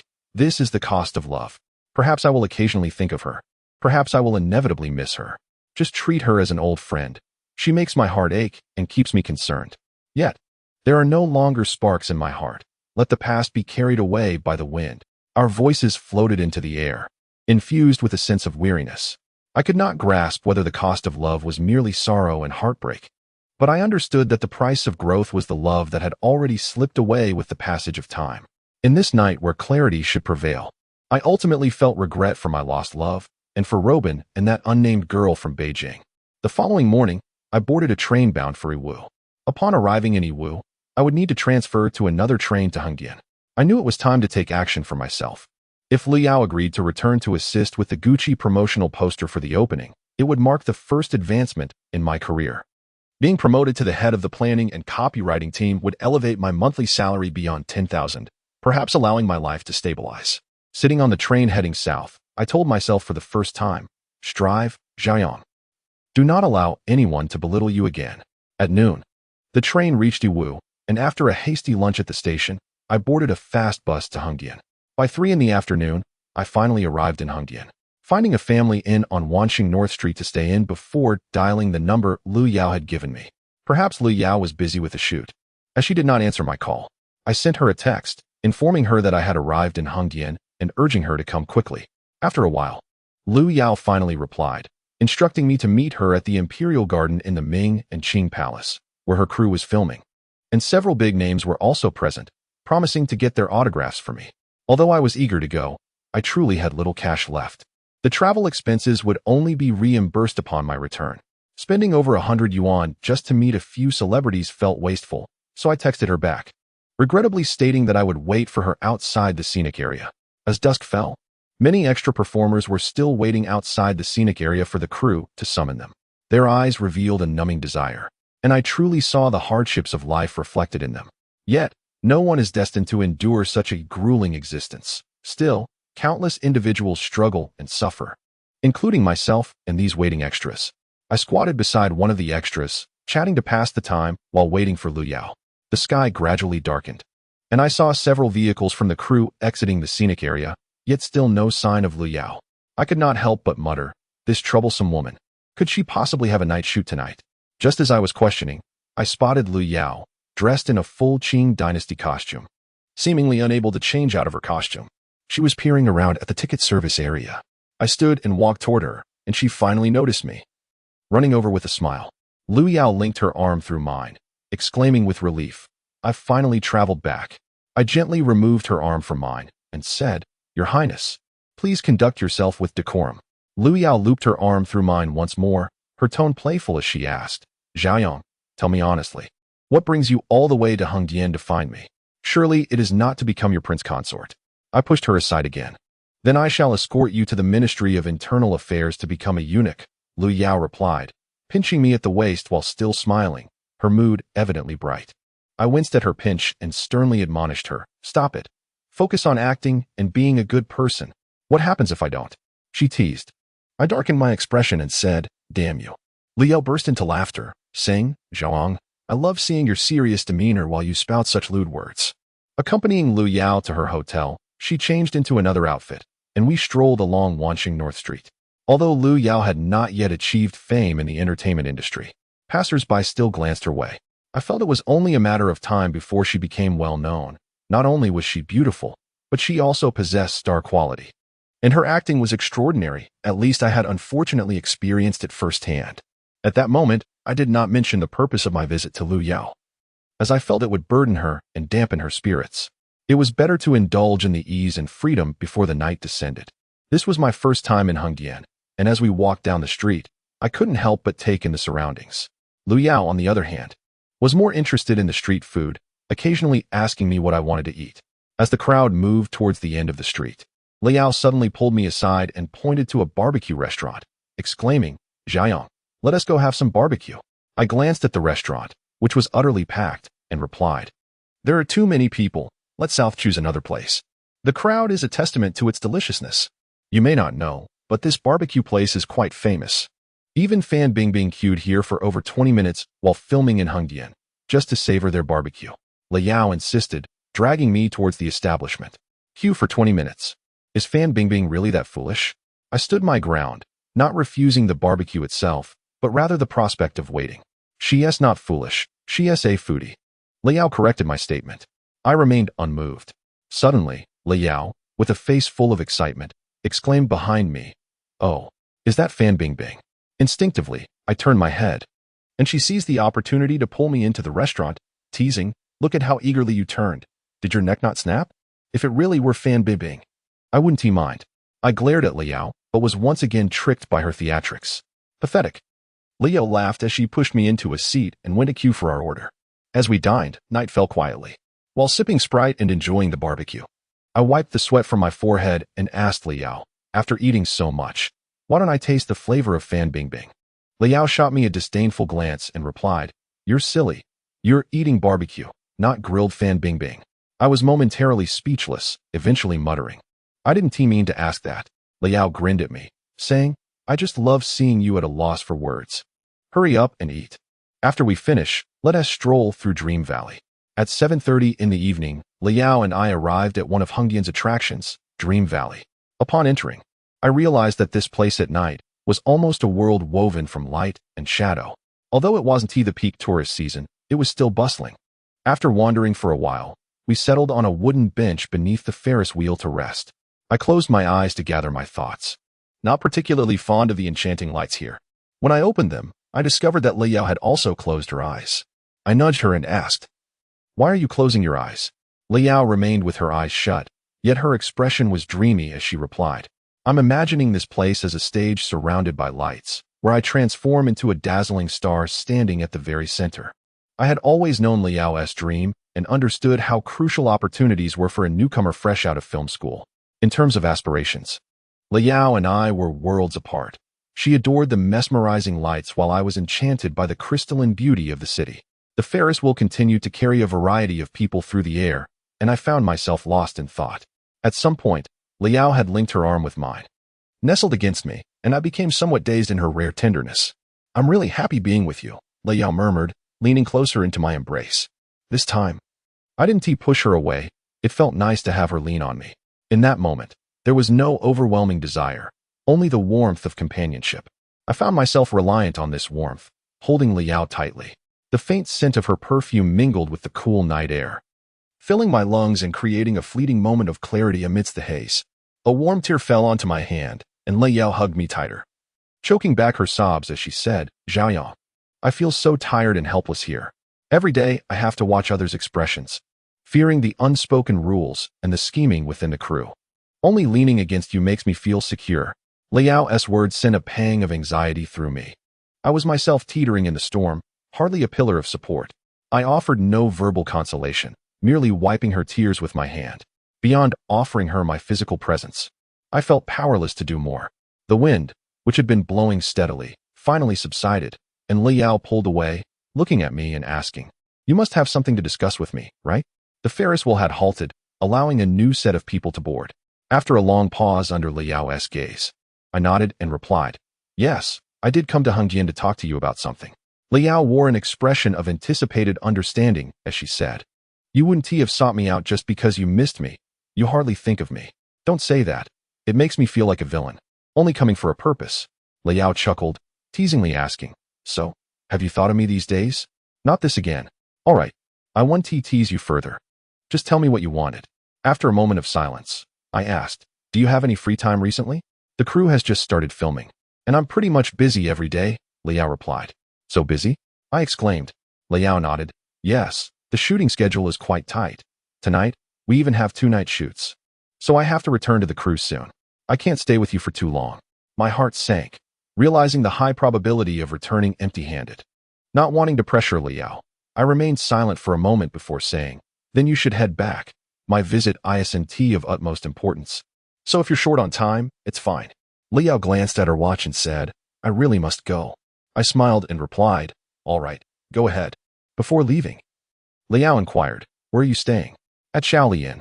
Oh, then I'll be off. Bye, Xiaoyang. Liao waved goodbye and dashed away. The Ferris wheel continued its rotation. Yet I suddenly felt utterly alone, lying on the bench, unwilling to return to the inn. Although I had assured my superiors that I would resolve this matter, I did not want to force Liao. If she truly had no free time, then I would leave this matter to fate. My readiness to relinquish my efforts stemmed from my understanding of Liao's predicament. She was merely a newcomer in the crew, often needing to navigate the whims of others. Additionally, with the tight shooting schedule, it was indeed hard for her to find free time. After all, one couldn't halt production just to accommodate her. I should actually feel happy for Liao. Her lack of availability indicated that she had a significant role in this production, perhaps even leading to her rise to fame. Back at the inn, I took a hot shower to relieve some fatigue before lying down on the bed, my mind inevitably wandering to concerns about my and Fang Yuan's career prospects. I could only hope that Chen Jingming was overreacting and that Gucci wouldn't be so rigid as to terminate our collaboration over this issue. I languished in sleeplessness, and time slipped into the early hours of the morning, as the world gradually bid farewell to its clamor and sank into silence. Approaching the window, I opened it, lit a cigarette, and gazed at the grayness outside, striving to clear my mind of all thoughts. Suddenly, the doorbell rang. At first, I assumed it was from a neighboring room, but upon listening closely, I realized it was from my own. I felt puzzled. Typically, such a guest house wouldn't offer special services, so who could be at the door so late? Peering through the peephole, I was startled to see Lai Yao standing outside. I opened the door, and Lai Yao smiled at me, saying, "Surprised, aren't you?" Only shock, not joy. I truly was taken aback by Lai Yao's unexpected visit. She entered the room, placing her cosmetics and toiletries in the bathroom, and said, "I finished filming and came straight to see you. I'm staying here tonight. Do you really need to?" I asked from the bathroom doorway. Of course. However, tonight is not suitable. One must abstain from intimacy for a month after a flow. This is a basic understanding of physiology that you should grasp, Zhao Yang. Lu Yao remarked as she removed her makeup. How can you not change your inherent nature? With such licentiousness, do you have any idea how difficult it is for me to endure this night? Why not think of a way to resolve it yourself? Lu Yao said nonchalantly. I fell silent. I lay on the bed, watching television. After Lu Yao finished her cleansing routine, she slipped into her pajamas and nestled beside me, resting her head against my shoulder, and said, "Stop watching television. Since we cannot be intimate, why not watch TV?" I continued to gaze at the screen. Lu Yao found the remote and turned off the television, plunging the room into an immediate silence. She rarely spoke seriously to me, saying, "Speak up. What exactly did you come to me for this time?" "It's nothing significant," I replied, reaching for the remote again. "I am not foolish. If it were merely to spend a night together, would it be worth your journey from Suzhou to Hengdian?" Lu Yao retorted, snatching the remote from my hand. "I didn't come here just to sleep with you, did I? Then stop dawdling and tell me why you sought me out." Under Lu Yao's persistent questioning, I finally confessed. Recently, Gucci has been negotiating with our department store to set up a special counter. A female representative from Gucci saw the promotional poster you shot for our mall and felt that your image aligns perfectly with Gucci's product positioning. They hope you can shoot a series of promotional posters for their products to coincide with the opening. I added, if you cannot find the time, then forget it. Does your company place great importance on collaborating with Gucci? We currently have 7 international first-line brands operating in our department store, and with Gucci, that makes 8, meeting the standards for a top-tier department store of Class B, essentially elevating our status. I replied, "See, if I hadn't asked, you wouldn't have mentioned such a significant matter?" Lu Yao's tone held a hint of reproach. "If you genuinely have no availability, it won't help to tell you. Prioritize your work. There's no need to force it." After a moment of silence, Lu Yao asked, "How many days will it take to finish shooting?" 2 days should suffice. It might even be completed in 1, but it's still uncertain how Gucci plans to proceed. Lu Yao nodded and said, "That's good. Actually, I had already spoken with the director before coming here. I might need to take a leave, and he said he could arrange 2 days off for me. You can communicate with Gucci to see when the shoot can take place." A weight suddenly lifted from my heart, and I reminded Lu Yao, "Just don't push yourself. It's not a problem to accommodate you." As night deepened, the room was dimly lit by a solitary nightlight. Lu Yao remained curled up in my embrace. It seemed neither of us felt tired. "Zhao Yang, do you think we will be together?" I was taken aback by Lu Yao's sudden query and paused for a moment before responding. "We are not from the same world. Your future is bright, while I have merely been getting by. The reason we are sharing this moment is more due to emptiness and physical needs. Perhaps, having embarked on this path, I ceased to hope for love." Hearing the word love struck me as so hollow, so foreign, that I momentarily forgot I was speaking with Lu Yao. We fell into silence, experiencing the helplessness of existence. Though we lay together, we were not truly living together, for our paths diverged. And one day we would part ways without seeing each other again. "Lu Yao, we cannot continue like this, or it will become a burden for us in the future." After a long while, I finally spoke. Lu Yao tightened her embrace around me, remaining silent for a long time, and eventually said calmly, "All right, after this night, let us just be friends." That night, I shared the same bed with Lu Yao. She held me tightly, sleeping peacefully. I understood that what she sought was not a mere fling or a boyfriend, but rather a support system to prevent herself from sinking into the weighty reality. And what about me? Perhaps what I needed was a woman with whom I could lead a genuine life, someone to whom I could entrust my heart for solace. But where could she be? I remember searching for her across the banks of the river. She was not there. I searched amid the dim lights. She was still not there. The following morning, I departed from Hengdian, returning to Suzhou in the afternoon. I immediately went to the company and reported the situation to my manager, Xinjiang. The matter regarding the Gucci promotional posters was resolved thanks to Lu Yao's promise. That evening after work, I lingered in the office, reluctant to leave. Having vacated the place I had called home for over 2 years, a sense of panic clung to me as I found myself without a destination. Habit, truly, is a formidable thing. My current anguish stemmed entirely from habits formed. I had grown accustomed to the love that Jean Wei once gave me, to the warmth and comfort that space had provided. I found myself bewildered by what had transpired over the years. Why did I consistently lose those precious elements of life, yet gain so little? Perhaps I knew the answer but was unwilling to acknowledge it, thus comforting myself. At least I now see some hope in my work. Progress in my career will surely lead to an easier life ahead, so I must gather my spirits and prepare to embrace a new chapter.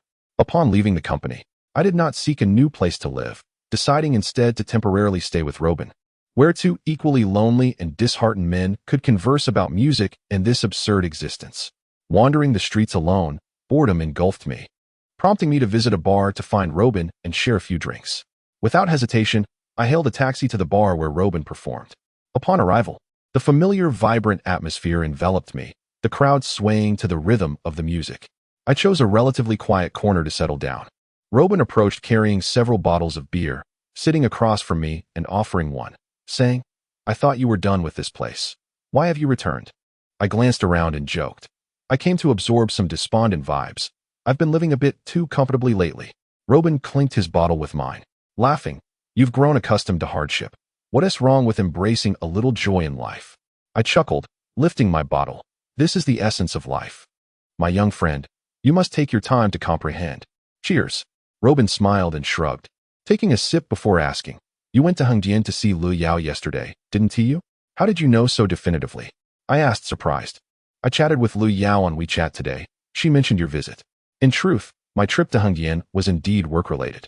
Gucci intends to establish a counter in our department store, insisting that Lu Yao shoots the promotional posters for them, and this arduous task fell upon me.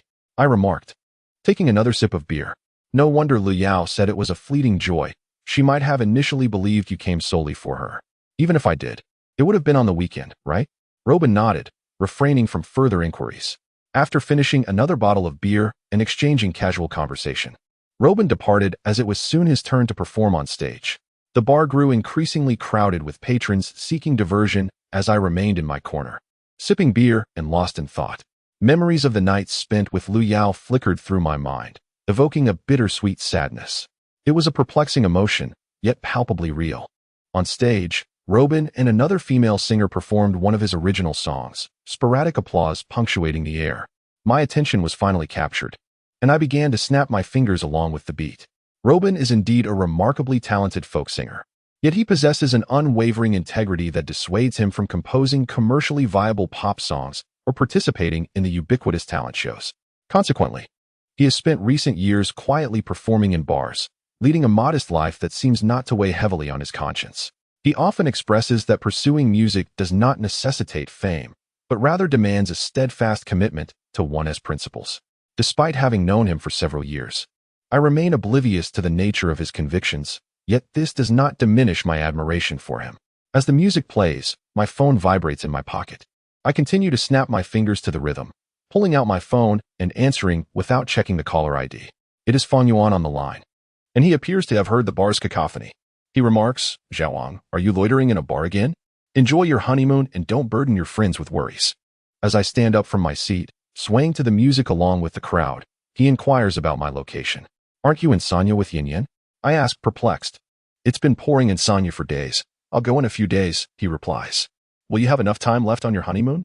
I question. "Not much time, but it'll suffice." "Enough of your chatter. Just tell me which bar you're at," he insists. "Suho Bar. Come on over. Drinks are on me." I respond. "You better bring enough money. Yin Yin is coming too, along with Jian Wei and Xiang Chun." Hearing Jian Wei and Xiang Chun's names sends a tremor through me, and I blurt out, "Have you lost your mind getting married? Why bring those two along? Why are you so agitated? It's been years since the 5 of us gathered. Besides, you have a girlfriend now, so let us forget about the past nonsense," he retorts. "Who told you I have a girlfriend?" I counter. "Jian Wei did. If you didn't have a girlfriend, I wouldn't be bringing Jian Wei and Xiang Chun to cause you trouble. I know my boundaries. It suddenly dawns on me that on Fan Yuan's wedding day, I had indeed lied to Jian Wei, claiming that Mi Kai was my girlfriend. That lie now feels like a stone I had lifted, only to have it crash down upon my own foot. There's no escaping it. In my days, Fan Yuan continues, actually, gathering is Xiang Chen's idea. We've been friends since university. Let us not let romantic entanglements spoil our camaraderie. Now that everyone is paired off, wouldn't it be delightful to gather together? I am at a loss for words, enveloped in silence. Fan Yuan reminds me, don't forget to bring your girlfriend. Jian Wei mentioned she's stunning. If she's as beautiful as Jian Wei claims, Yin Yin and I would love to see for ourselves. Just as I am about to respond, Fan Yuan hangs up. Staring at the beeping tone, I find myself utterly dumbfounded. The bar remains boisterous, yet I am restless. With Fan Yuan's words hanging in the air, I cannot simply back out now. The predicament stems from that reckless day when I impulsively claimed Mi Kai was my girlfriend. In that moment, I was like a drowning man grasping at straws, and I can somewhat comprehend my actions back then. But what should I do now? After a period of indecision, I resolve to call Mi Kai. If she possesses even a modicum of loyalty, she will surely come to my aid. I retrieve my phone and locate Mi Kai's number, but hesitate to dial. I recall our heated argument 2 days ago when I moved out over the issue of not buying insecticide, and she pressed me for repayment. I had left my guitar behind, nearly fleeing in shame. Would calling her now not be a display of cowardice? Ultimately, I dismissed my concerns, for in her eyes, I am already a scoundrel, so what does it matter? I muttered to myself, and, embracing my infamy, muster the courage to press the call button. As the ringing tone echoes, I feel a surge of anxiety. My apprehension is warranted. I fear Mi Kai will mock my lack of integrity and, worse, refuse to come to my rescue. Moments later, the call connects, and I hear her stern voice. What do you want? I'm in urgent need of assistance, I reply. Urgent need? Are you planning to jump into a river again? She retorts, leaving me momentarily speechless. After a pause, I manage to say, this isn't about jumping into a river. Do you remember at my friend's wedding when I claimed a woman was my girlfriend? How dare you bring that up? She snaps. I exclaim, that very incident has brought me trouble. My friends want to meet you, and they are on their way. You need to rush to Suho Bar and save me. Someone like you, not even Jesus could save, she scoffs. Please, I'm truly in a bind. If you don't come, I'll be utterly humiliated today. Who cares about you? She replies. Please, I'm begging you. I plead, adopting a tone of desperation. Unmoved. Mi Kai responds. Good luck to you. My anger flares. Have you no sense of camaraderie? If I see you in Suzhou again. The call abruptly disconnects, and I am left in shock. After Mi Kai's resolute rejection, I abandon any hope of her assistance. I must bear the consequences of my own folly. It is entirely reasonable for her to refuse to help, while my threat was truly unreasonable. In despair, I scratch my head, contemplating leaving the bar. I feel an instinctive aversion to facing Jian Wei and Xiang Chen, a feeling born of a desire to make my own experience easier. Yet escaping tonight is impossible. For such an act would only signify that I cannot let go of Jian Wei. Merely 10 minutes pass before I see a group of 4 entering the bar, Fan Yuan and Yin Yin in the front, followed by Xiang Chen and Jian Wei, laughing as they approach me, while I wish for nothing more than to disappear into the floor. Dressed in a Chanel outfit and carrying a new Hermes handbag, Jian Wei's luxurious appearance makes it difficult for me to meet her gaze. I hastily fix my attention on Yin Yin and Fan Yuan, lighting a cigarette to mask my discomfort. Fan Yuan and Yin Yin settle on the sofa to my left, while Jian Wei and Xiang Chen take the right, leaving me isolated in the center. Fan Yuan and Yin Yin glance around and, in unison, ask, where's your girlfriend? She's busy tonight. Let us just enjoy ourselves. I respond evasively. Yin Yin, visibly displeased, chimes in, don't be a downer, just call her again. We can wait a bit. I glare at Yin Yin, retorting, stubborn girl, why are you challenging me? I said she's busy, so why push it? Stop with the nonsense. Hurry and call your girlfriend. I want to see what my future sister-in-law looks like. Fan Yuan nudges me. Xiang Chen adds, Zhaoyang, don't ruin the mood. Time can always be made. Just invite your girlfriend to join us. We're all familiar faces, and it wouldn't be fun otherwise. I glance at Jian Wei, realizing that keeping my distance only highlights my inability to move on. I find it quite enjoyable. It's been over 3 years since I last saw Jian Wei, right? Old faces can become new faces, don't you think, Jian Wei? I declare. Jian Wei, who has remained silent since entering, looks at me and asks, what did you call me? Her inquiry shatters the nonchalant facade I had attempted to maintain, leaving me at a loss for words. Fang Yuan quickly intervenes, explaining, Zhao Yang was mistaken. Technically, you are his sister-in-law. Once you marry Xiangqin, it will be even more appropriate. Jian Wei cast a glance at Fang Yuan and remarked, What are you so excited about? Did I say he called out incorrectly? I just didn't hear it clearly.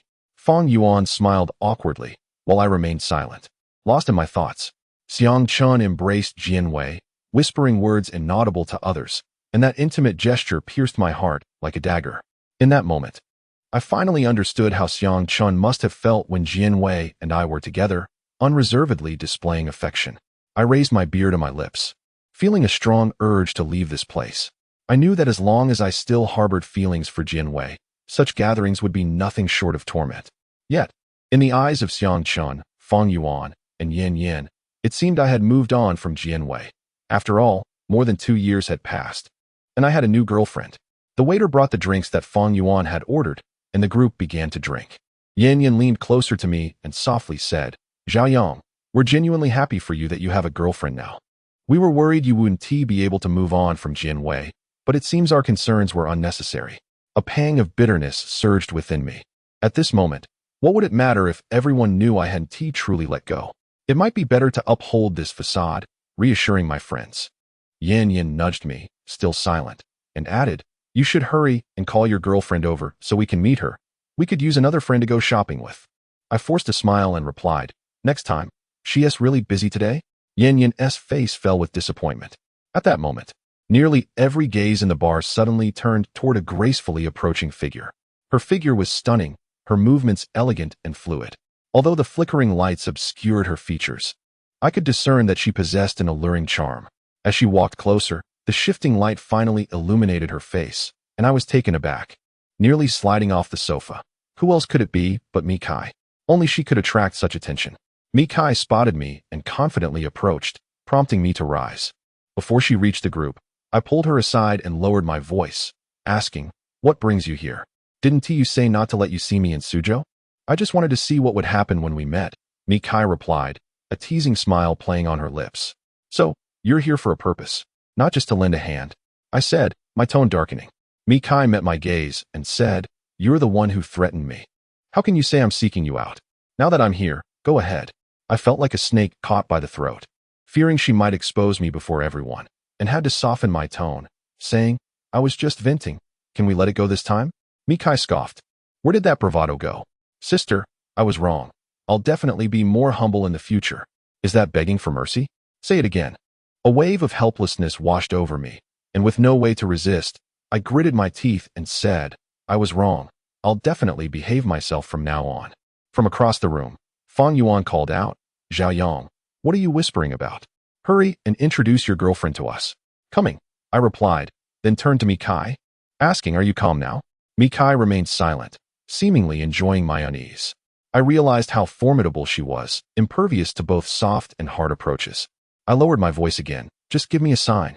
Remember to buy some insect repellent tomorrow. The cockroaches in the bathroom are as bothersome as you. Mikai said before striding toward the group, leaving me momentarily stunned. Was she really letting me off the hook, rescuing me from a precarious situation? Mikai took the seat I had just vacated and greeted the others. I sat beside her. Yin Yin smiled at me, saying, Zhao Yang, you have great taste. Your girlfriend is amazing and stunning. Of course, we're a perfect match. I replied, my voice filled with pride, though my heart raced with anxiety, unsure of what this unpredictable woman would do next. Let me formally introduce her. This is my girlfriend, Mikai. Hello, everyone, Mikai said with a smile as she greeted the group. Fang Yuan, Yin Yin, and Xiangqin introduced themselves in order, and finally, it was Jian Wei's turn. Mikai and Jian Wei locked eyes, both maintaining an indifferent expression that concealed their true thoughts. Jian Wei spoke first. We met that day. Mikai merely nodded, not one to warm up quickly to strangers, appearing slightly aloof. I'm Jian Wei, Zhao Yang's ex-girlfriend. We were all quite open, so Jian Wei's introduction was not surprising. Besides, there was nothing to hide. Clarifying our relationship would make future interactions more straightforward. Mikai offered Jian Wei a polite smile and said, hello, but didn't he engage further, causing the atmosphere to grow chilly due to her detachment. Yin Yin attempted to lighten the mood, asking Mikai, "When did you and Zhao Yang meet?" He has been quite secretive about it. We only found out yesterday. I watched Mikai anxiously. If she didn't expose me now, perhaps I could navigate this uncomfortable gathering without incident. "It's been a while," Mikai replied vaguely. Yet it was a reply without flaws. Yin Yin laughed and said, "We'll be entrusting Zhao Yang to you from now on. He is a wild one, so you'll need to keep him in check." Mikai nodded, saying, "He could use some discipline. His character leaves much to be desired." Yin Yin was momentarily taken aback, glancing between Mikai and me, confusion etched on her face. In her questioning gaze, I said, "Don't look at me with those bewildered eyes. Haven't you teased Fong Yuan before? A little playful banter between couples is good for the health of the relationship. Who here doesn't know that Zhao Yang has impeccable character?" After saying this, I complained to Mikai, "Don't stir the pot. If you want to tease me, let us save it for home. These are just my teasing friends. Don't join them." "Zhao Yang, you're truly outrageous. To maintain your own lofty image, you've dragged a whole group of us down with you." Xiang Qin chimed in. "I've always excelled at this." This time, Mikai interjected. "Then it's true that I'm right about your character being flawed?" I assented. "Exactly." Everyone echoed, chuckling knowingly as they raised their glasses, finally lifting the mood. I downed the remaining half bottle of beer, feeling a bit relieved, but my peripheral vision caught Jian Wei, who had been even quieter than Mikai since entering the bar, only exchanging a few words with Xiang Chen now and then. The group continued chatting, and though I sat right next to Mikai, I didn't dare make any physical contact, fearing her wrath. I just hoped for a peaceful conclusion to this gathering, vowing never to attend such an event again. At this moment, the pain in my heart was mine alone to bear. I merely wanted to stand silently behind Jian Wei and Xiang Chen, wishing them happiness, rather than feigning joy amidst laughter and banter. Wearing a mask that didn't fit not only tormented my face, but also my heart. In the distance, Luo Ben finally finished singing and looked toward me, saying, "Zhao Yang, come up and sing a couple of songs to entertain your friends."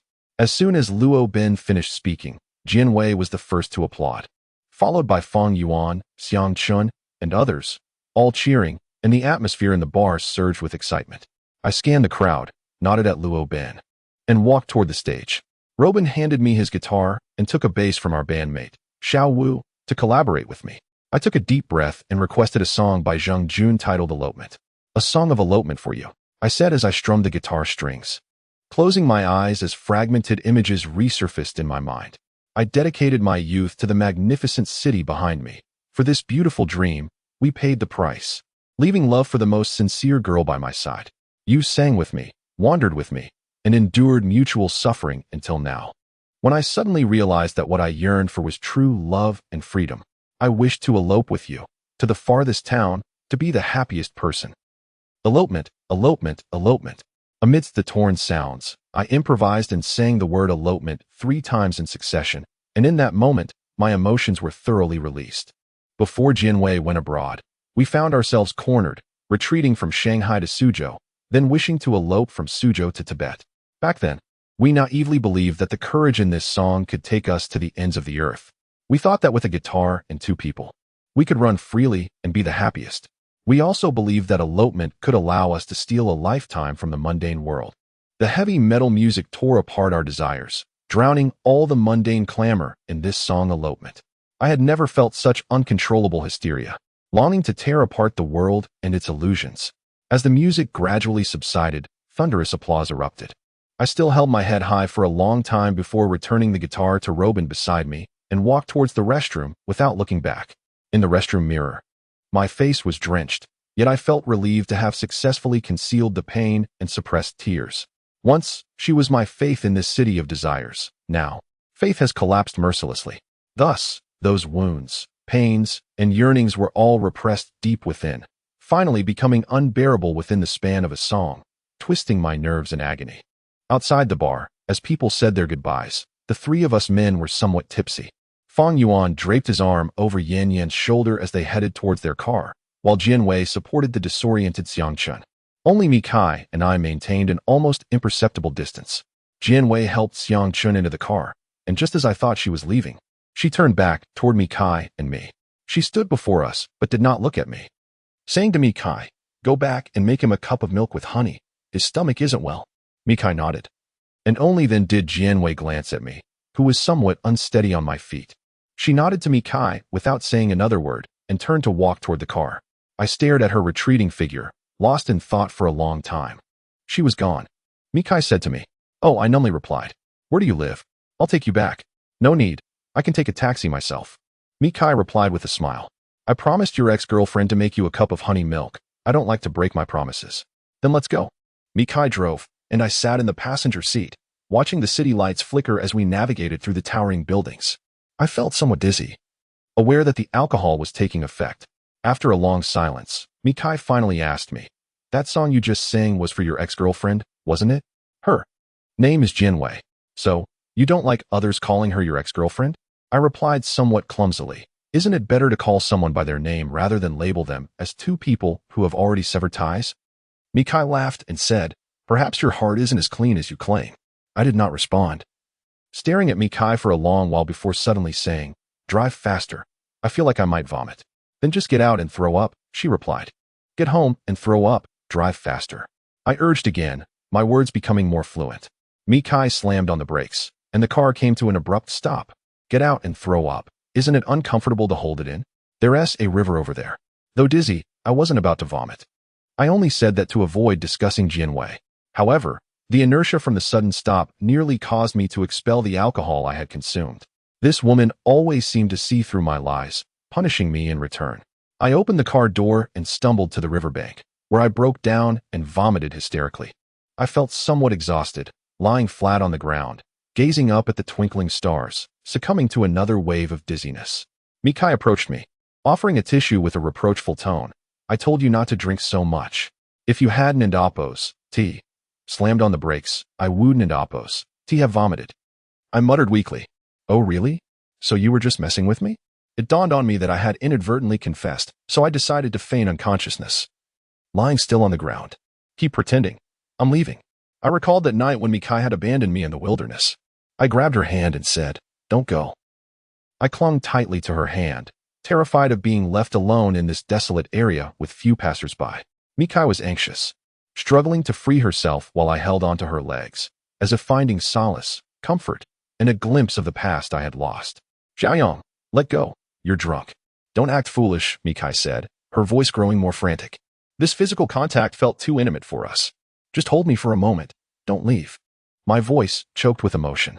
I and Oppos am not Jianwei. Xiaoyong, please wake up. Mikai pressed down on my shoulders, struggling fiercely, and finally shoved me to the ground before racing toward her car. Once again lying on the ground, my world was shrouded in darkness. The autumn breeze gradually revived me, and after a while, I got up and walked towards Mikai's car. However, Mikai, still shaken, firmly refused to let me sit in the passenger seat, pushing me into the back. The car started again, carrying me, as I gradually regained my senses, toward a brightly lit area ahead. Moments later, Mikai dropped me off at Robin's place, where I would stay in this 10-square-meter attic for the night. Still feeling dizzy, I headed straight for the bed, drifting into a dazed slumber. In the half-closed state of my eyes, I saw Mikai busily moving about. She found an electric kettle, boiled water, and then went downstairs. A moment later, she returned with milk powder and honey, preparing a cup of honey milk for me. Don't sleep yet. Drink the milk, she urged. I had no desire to move, mumbling, just put it there. I'll drink it later. It'll cool down, she insisted. Struggling, I sat up in bed as Mikai handed me the milk and took a seat across from me, watching me. The freshly made milk was scorching, so I sipped it slowly as Mikai urged, hurry up and drink. After you finish, I'll clean up and leave. There's nothing to clean up. If you're in a hurry, just go, I replied. I'll wash the cup and pour you another cup of hot water, so you can drink when you're thirsty. Mikai said, why are you being so nice to me? I asked, taking a large gulp of milk, but it was too hot to swallow. Mikai replied, surprised, is making you a cup of milk such a big deal? Yes, although Mikai merely made me a cup of milk. Why did I feel it was such a generous gesture? After a long while, I finally realized that I had been lonely for far too long, without a woman by my side for ages. Each time I drank excessively, I would only end up vomiting, and after that, I would fall into a deep sleep, never having experienced a woman making me a cup of milk. Finally, having finished a glass of milk, Mikai washed the cup and poured me a glass of plain water. This time, however, she did not urge me to drink. Instead, she placed it on the bedside table and said, this water is here. Drink it if you feel thirsty. Oh, Mikai then picked up her handbag, preparing to leave, but seemed to recall something and asked, "Do you remember what you need to do tomorrow?" "Get up on time for work," I replied without hesitation. Mikai frowned slightly. "No, that's not it." "What is it?" "Think it over yourself. I have to go now." With that, Mikai walked towards the door, closed it behind her, and instantly vanished from my sight, leaving me in a state of confusion. Lighting a cigarette, I sat on the bed, pondering for quite some time, but could not recall anything else I needed to do tomorrow besides work. Eventually, I extinguished the cigarette, pulled the covers over myself, and drifted back to sleep. Since Mikai mentioned it was for tomorrow, I decided to think about it then. The next day, when I woke up, Robin was still asleep. His job required him to live a nocturnal lifestyle, and he seemed to have returned home late the previous night. After a quick wash, I found a bowl of instant noodles in a box in the corner, prepared it for breakfast, and hurried downstairs to catch the bus to the company. Robin's place was somewhat secluded, and the bus rattled along the road. During this hour-long journey, I kept thinking about what Mikai had reminded me of before she left yesterday. Finally, feeling more awake in the morning, I recalled that Mikai had played along with me in a sort of act last night. She certainly would not have helped me without reason. There must be some sort of exchange involved. Following this line of thought, it suddenly dawned on me. Today I needed to buy insecticide powder for her to sprinkle in the bathroom. To avoid forgetting, I set a reminder on my phone, which gave me a sense of security. Upon arriving at the company, before I could even prepare myself a cup of tea, I was summoned by our planning department manager, Chen Jingming. I entered his office to find him in good spirits, inviting me to sit down. "Manager, did I mess something up again, summoning me this early?" I instinctively asked, as my interactions with Chen Jingming over the past 2 years had mostly involved his criticisms. He smiled, saying, "Don't be nervous. This time I have an important task for you." "What task?" "This time, Gucci is setting up a counter in our department store, marking our entry into the ranks of top-tier department stores. The company aims to leverage this opportunity to launch a comprehensive marketing campaign, striving for a grand scale to attract more first-tier international brands to collaborate with us." "Manager, are you saying that I will be responsible for planning this event?" I asked in shock. Chen Jingming nodded and said seriously, "Indeed, this is a rare opportunity for you. You know that traditional retail is fiercely competitive, and in recent years, we've faced significant pressure from online shopping, making survival challenging. Pursuing a high-end route and brand-oriented management is fundamental for our department store's existence in this industry. We must attract as many first-tier international brands as possible to enhance our brand advantage. Therefore, this event reflects our company and Oppo's core values and is of utmost importance to the decision-makers above. I hope you can take on this crucial responsibility. Manager, you know my limitations. You should assign such a significant event to Feng Yuan instead. Zhaoyang opportunities are not frequent. Feng Yuan's position as the deputy manager of the planning department is already a certainty due to his substantial contributions to the company and department. No one has any objections to him. But what about you? If I were to promote you to the leader of the planning copywriting team, I fear others might have their doubts." I understood Chen Jingming's intentions. He sought to use this event to justify promoting me as the leader of the planning copywriting team, a rare opportunity one had not encountered in years. After a moment of silence, I finally asked, "When will preparations for this event begin?" "Preparations will commence as soon as the contract with Gucci is signed. By the way, Gucci plans to shoot a promotional poster for the opening on the 15th of this month. Please confirm with the model to ensure her availability. This matter must not go awry, understood?" Chen Jingming's expression grew increasingly serious as he spoke. "Understood. I'll call her right away to confirm." Chen Jingming nodded and added, "Make the most of this opportunity. Not everyone gets such a chance." "Thank you for the opportunity, manager," I said sincerely. After leaving Chen Jingming's office, I immediately called Lu Yao to inform her of the poster shoot date. She confirmed her availability, and a weight lifted from my heart. I indeed needed to take action in my life, and I was determined to seize this opportunity. This was the first time in over 2 years that I felt a desire for progress, anticipating a transformative change in my life. After a busy day, I finally realized it was already past 7 o'clock, and the various lights on the street began to illuminate the city's night sky. Sitting on the swaying bus, my mind was consumed with thoughts of the upcoming marketing campaign. Chen Jingming was right. This opportunity was a once-in-a-lifetime chance for me, and I could not afford to be careless. After some time, the bus continued to jostle along, and I took my phone out of my pocket to check the time, only to find it had powered off due to a dead battery. Glancing up at the bus's digital clock, I saw it was already 8:30 in the evening. 8:30. Suddenly, I remembered that I needed to buy insecticide powder for Mikai after work to help her deal with those bothersome cockroaches. Earlier that morning, fearing I might forget, I had set a reminder on my phone, but now the irony of my phone dying was enough to ruin my luck, leaving Mikai utterly disappointed in me. As soon as the bus came to a stop, I hurriedly got off, scanning for a taxi, but all that passed were cabs already occupied. I increasingly believed that my encounter with Mikai was not a delightful arrangement, but rather an unavoidable torment. Finally, a taxi arrived, and without delay, I directed the driver to the farmer's market. I remembered that small vendors there sold insecticide powder, whereas supermarket insecticides generally failed to eliminate cockroaches. So I hoped the vendors had not yet closed their stalls. Upon reaching the farmer's market, I found it shrouded in darkness. Not only were the vendors absent, but even the shops within had closed for the night. I felt a pang of disappointment. Despite my efforts, it seemed this night was destined to end without insecticide powder. Reluctantly, I settled for second best and went to the supermarket to buy a bottle of insecticide, hoping it would suffice. Arriving at the old house, it was already 10 o'clock at night.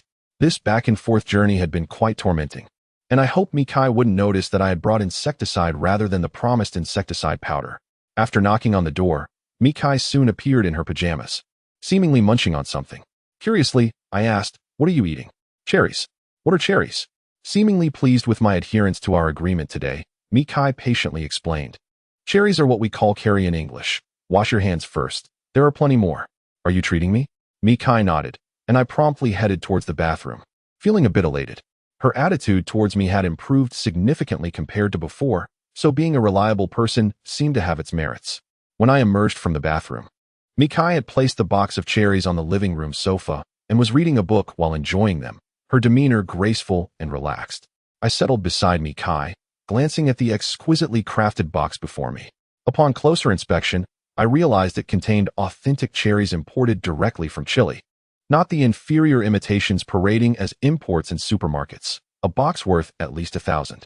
I promptly plucked 2 cherries and popped them into my mouth, addressing Mikai. "Why do you indulge in such luxury when we are merely 2 eyes and a nose like everyone else?" "What?" Mikai looked at me, puzzled. "I mean, you've lived lavishly. Since my mother brought me into this world, I've never tasted such expensive fruit," I exclaimed, grabbing another pair of cherries.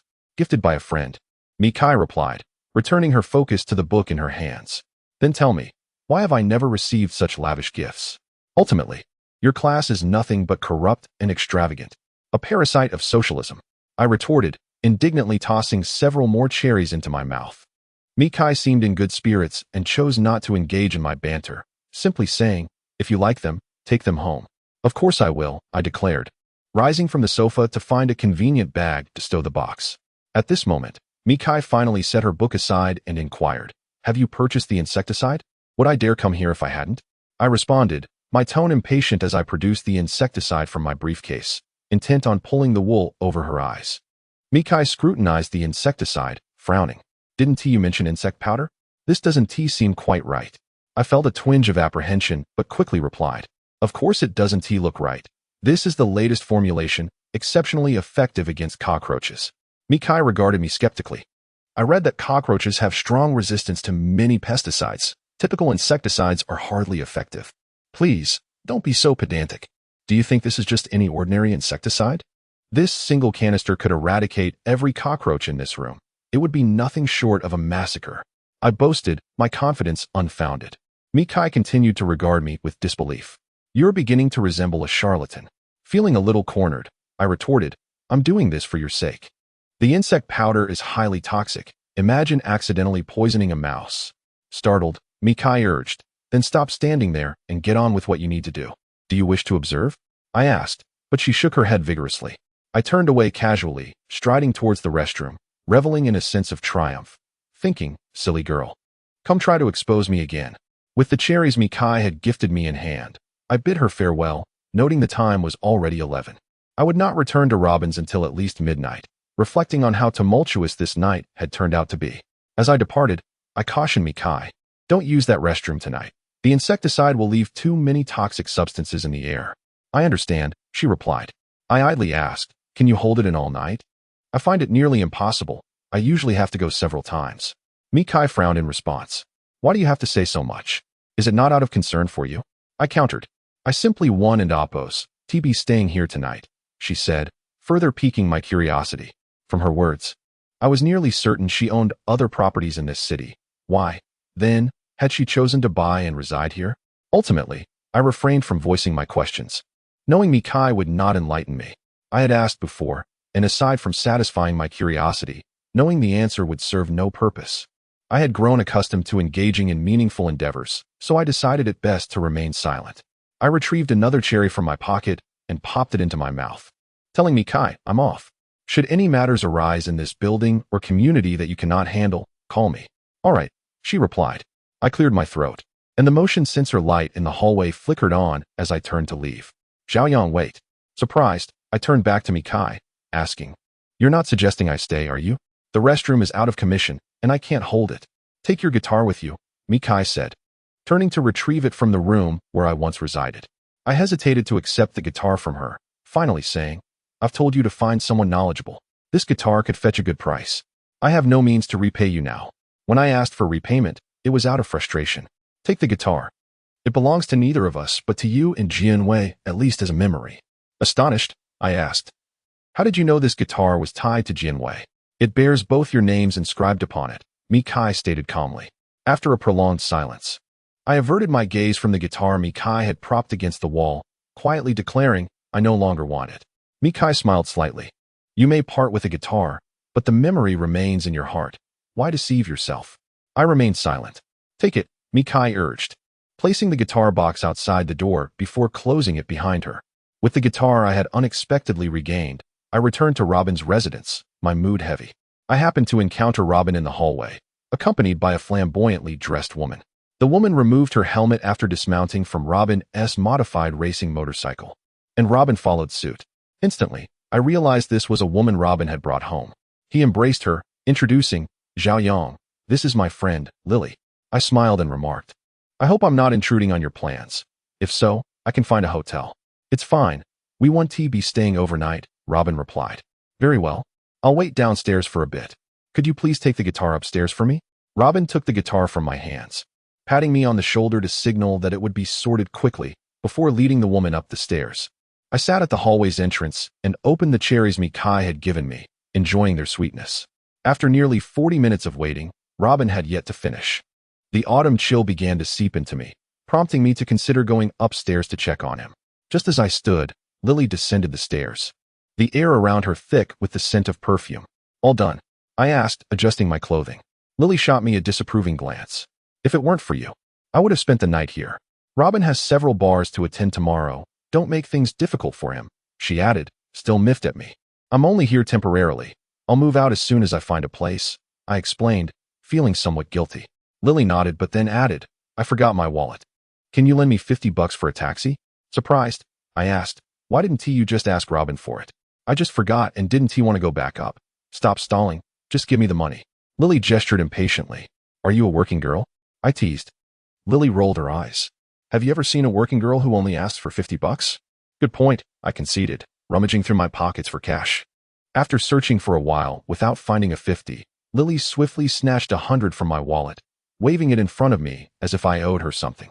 Once Lily left, I realized that staying with Robin was not a long-term solution, as it was inconvenient and far from work.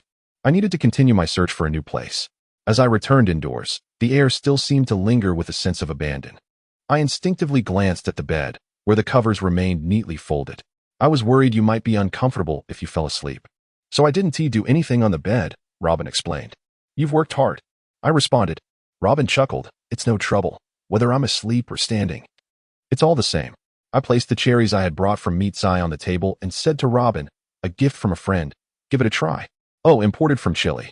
Which friend of yours is so extravagant?" Robin remarked, picking one up and tossing it into his mouth. I hesitated, realizing that calling Meatsai a friend was somewhat presumptuous. In truth, our relationship was barely better than that of strangers, as she often found me quite bothersome. "Just a friend," I replied vaguely. This was a trivial matter, and Robin didn't press further. Instead, he took out his guitar from its case, strumming the strings with a look of rapture, and asked, "Aren't you the one who pawned this amazing guitar?" "She returned it to me," I answered honestly. "And who is she? Should I write a book to explain that to you?" Robin laughed knowingly. "Stay calm." Finally, He ceased his inquiries and began to strum, a rendition of Cinderella wafting out into the night air from our modest attic room. The night was as still as a stagnant pool, and Robin and I lay on the bed, each holding a cigarette, lost in the same confusion and silence. Suddenly, a gust of wind swept in, dispersing the smoke that filled the room. I took a deep drag from my cigarette and exhaled heavily, causing the tobacco scent to return. The cigarette was soon finished, extinguished in the ashtray, and I finally asked Robin, "What are you thinking about?" "Thinking about girls," Robin replied, inhaling deeply. I teased, "Didn't you just spend the night with Lily?" Robin chuckled, extinguishing his cigarette and lighting another, before finally saying, "I wonder how she's doing now. If you miss her, why not reach out? Just check in like old friends." Robin retorted, "What about you? You haven't contacted Janway since your breakup over 2 years ago. Why are you bringing Janway into this? It's the same principle. What would reaching out change? Let us not dwell on it." I interjected, "I feel for you. You still love her, yet her parents forced you apart, leaving you with a reputation of betrayal in her eyes. As long as she is happy, my grievances mean nothing." I lit another cigarette, took a couple of puffs, and fell into silence, refraining from urging Robin to contact that girl from Beijing. "Let us sleep. Dawn is approaching," Robin said, extinguishing his half-finished cigarette in the ashtray. I glanced out the window, as if peering through the darkness that precedes dawn, and couldn't help but muse. Life is truly an unsolvable riddle, filled with right and wrong, truth and deception. The next day passed in a flurry of activity, a busyness I had not experienced in my first 2 years at the company. This was primarily due to the responsibilities of Feng Yuan temporarily falling upon my shoulders. But I deemed this not an unwelcome burden. If fortune smiled upon me, and I were to become the leader of the planning and copywriting team, then this was merely a process of acclimatization. Beyond the day's hustle, I had another reward. My salary had finally been disbursed. As the end of the workday approached, I began contemplating how to spend this month's wages. After much deliberation, I resolved my first expenditure would be to treat Meet Sai to dinner. I vividly recalled how I had tricked her into attending Feng Yuan's wedding under the pretense of a meal, and how furious she had been. Unquestionably, this was an inconsiderate act on my part, so tonight, I must extend my invitation with utmost sincerity, not only to make amends, but also to express gratitude for her assistance the previous evening at the bar, which spared me from embarrassment in front of Janway. I found Meet Sai's number and dialed. After a brief pause, she answered, her tone still as calm as ever. "Hello. What is up? I'd like to invite you to dinner tonight. Would you grace me with your presence?" I said earnestly, "Is this another wedding of your friends?" I was taken aback. She always had a knack for catching me off guard. After a moment of silence, I replied, "This time, it's genuinely not about a wedding. I just want to treat you to dinner." "Oh, let us skip it today." I felt a pang of disappointment, but persisted. "Come on. I just got paid, and you were the first person I thought of. Please don't turn down my generosity. My car is in for maintenance, and it's inconvenient to take a taxi from here. Let us do it another time." This time, Meet Sai finally provided a valid excuse for her absence. "That is easily resolved. I have a car. I can come pick you up. Where are you?" "You have a car?" Meet Sai asked, somewhat incredulous. "Yes. It's similar to yours. Just do me a favor. Tonight, I'll take you to a very interesting restaurant that I'm sure you'll love." After a moment's thought, Meet Sai finally acquiesced. "All right, I'm at Lu and Scenic Garden. You can come here." "You live in Lu and Scenic Garden?" I exclaimed, recognizing this as a high-end residential area. Surely, she had moved there because her bathroom was unusable after the pest control treatment yesterday. "Why are you asking so many questions?" she said before hanging up. I chuckled, brushing aside her attitude. I had anticipated that she would have other accommodations in Suzhou. I slipped my phone back into my pocket and called out to Zhao Li, who was still busy next door. "Zhao Li, could I borrow your little auto tonight?" Zhao Li looked up at me suspiciously and asked, "What do you need it for?" "I'll fill it up with gas after I'm done. Just hurry." I replied, somewhat impatiently. "You better keep your word. Don't mess with me," Zhao Li said, handing over the car keys from his drawer. As dusk fell, I drove Zhao Li's auto toward Lu and Scenic Garden. This time, I truly hadn't deceived Meet Sai. The car I was currently driving was indeed quite similar to hers. Hers was an Audi, while mine was an Auto, both striking in a vibrant purple hue. After about half an hour of driving, I finally arrived at Lu and Scenic Garden, where Meet Sai was already waiting under a sycamore tree outside the community. Autumn leaves danced in the air, and the light illuminated her figure, making her appear as though she had stepped out of a painting, serene and graceful. I honked the horn, and Meet Sai turned to look at me. I smiled and said, "Hop in, we're off to dinner. If we delay, we might not find a seat."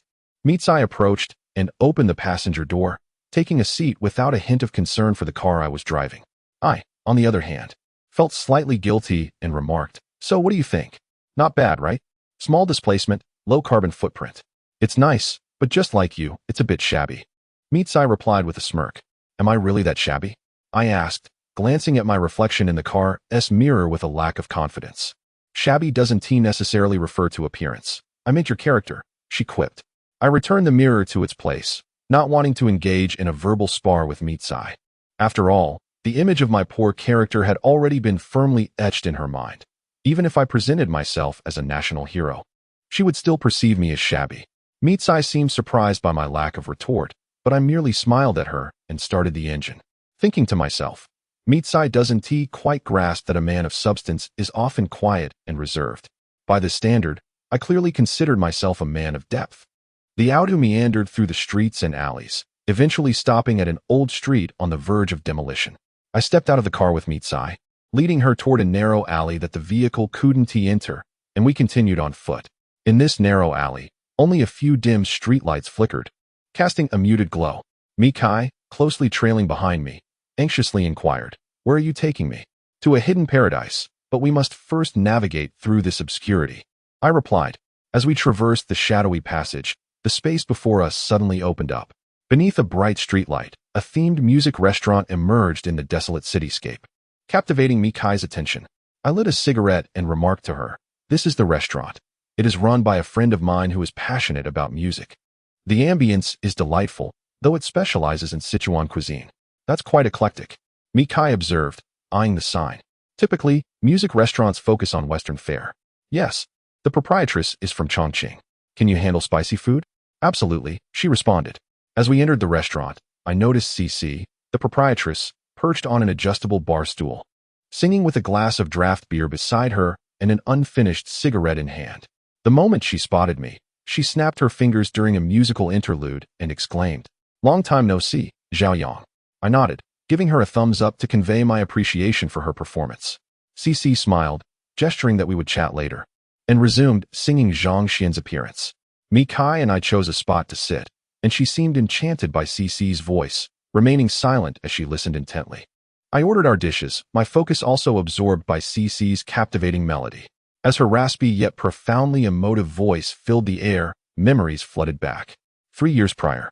Due to her parents' vehement opposition, Jian Wei and I fled from Shanghai to Suzhou, both of us destitute and struggling to survive. I took to performing at CC's music restaurant, earning just enough to sustain our existence. During that period, Jian Wei would wait at the restaurant, listening to my songs and assisting customers by clearing tables and fetching water to earn small tips. Each night after closing, I would habitually smoke a cigarette while she carried my guitar, and together we would stroll through the dim alley, stopping at a street vendor to buy her a roasted sweet potato. That winter was often bitterly cold, and sometimes the rain or snow fell heavily. Yet the warmth of our companionship made those moments unforgettable. "Zhaoyang, why is this restaurant called Empty City?" Mitsai's unexpected question shattered my reverie.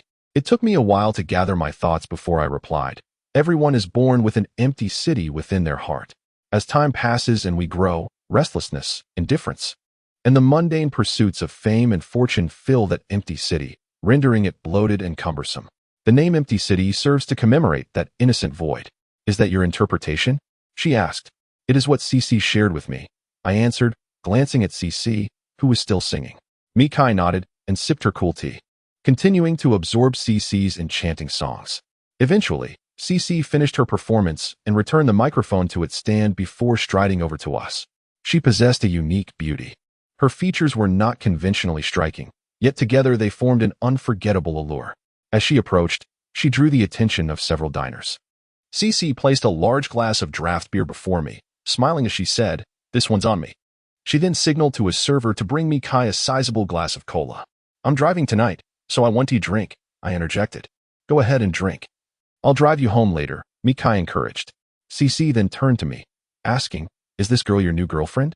I glanced at Mitsai, who remained composed, and mustered my courage to reply, "Yes, she is my girlfriend." CC shrugged, a hint of regret for my past with Jian Wei evident in her expression. Yet she ultimately smiled and complimented me Kai on her beauty. The restaurant's lighting dimmed slightly, while the vintage candlestick on our table flickered to life, casting a gentle glow throughout the space, mingled with the light scent of aromatic candles. After a brief silence, CC inquired, by the way, what has Robin been up to lately? He hasn't come around in a while. What could he be busy with?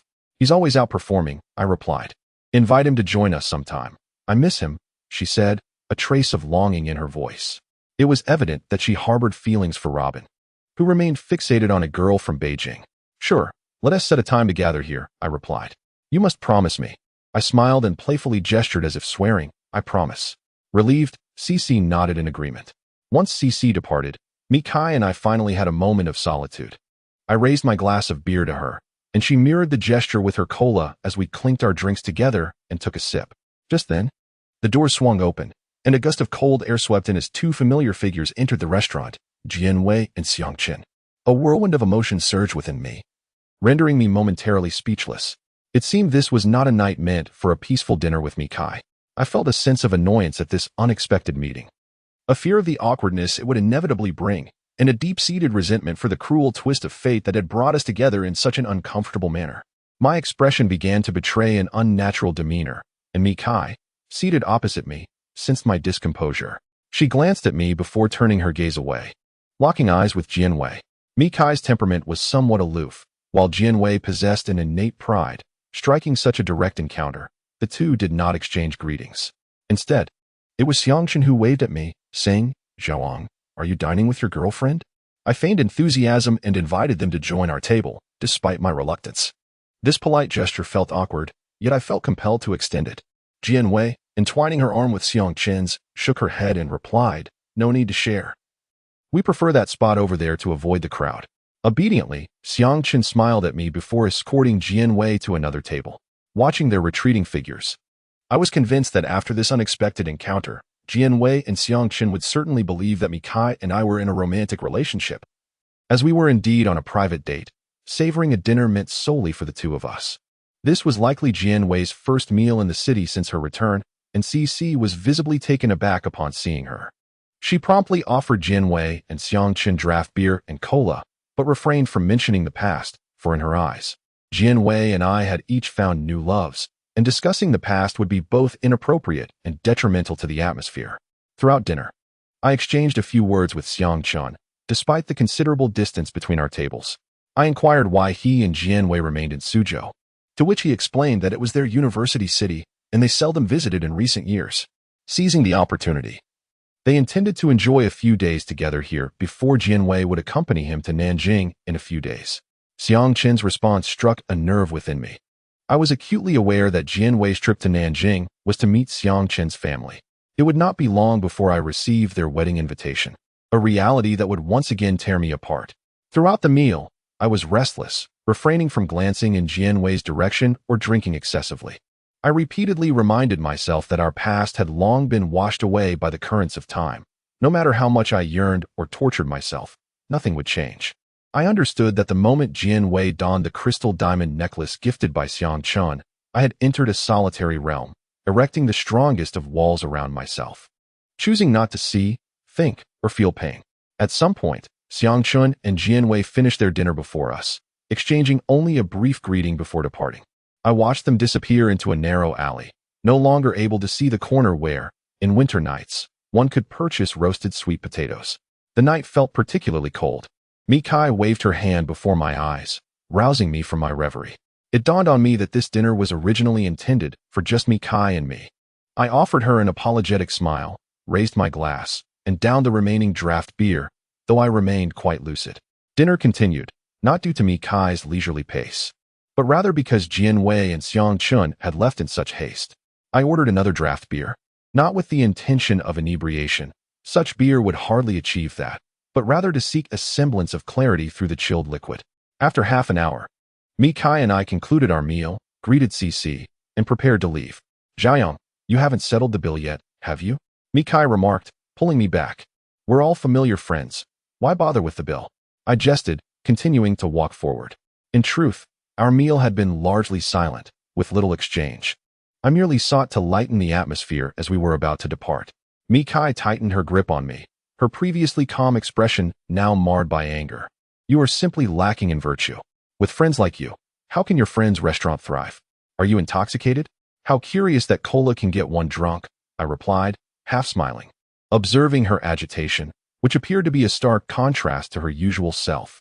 Realizing her display was unbecoming, Mikai ceased her pursuit and approached the bar to retrieve her wallet.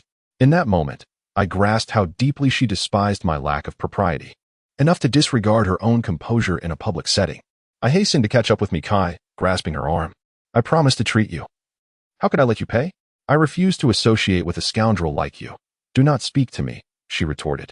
I was merely jesting. The payment area is not at the bar, but over there in that corner. I turned her to face the box in the corner. Mikai regarded me with curiosity, having faced away from the box during our meal. I chuckled and explained, did you not notice that our menu lacked prices? Dining here operates on an honor system. Patrons simply deposit their payment into that box before leaving. Is it truly permissible to contribute any amount? Mikai inquired, astonished. Indeed, no one supervises here. But this. I led Mikai to the corner housing the box and extracted 300 yuan from my wallet, depositing it inside. Those who come to dine here have all once envisioned a pure, empty city. No one would dare defile this sanctuary with materialistic concerns. Hence, this establishment has thrived for many years without incurring losses. If there exists any untainted place in this world, it must be here. On our way back, Mikai navigated her small car through the vibrant city, yet she seemed intrigued by the music-themed restaurant we had just left. Zheoyang. Have all those who have dined there over the years genuinely adhered to this principle? Certainly not. When the restaurant first opened, many patrons attempted to dine and dash.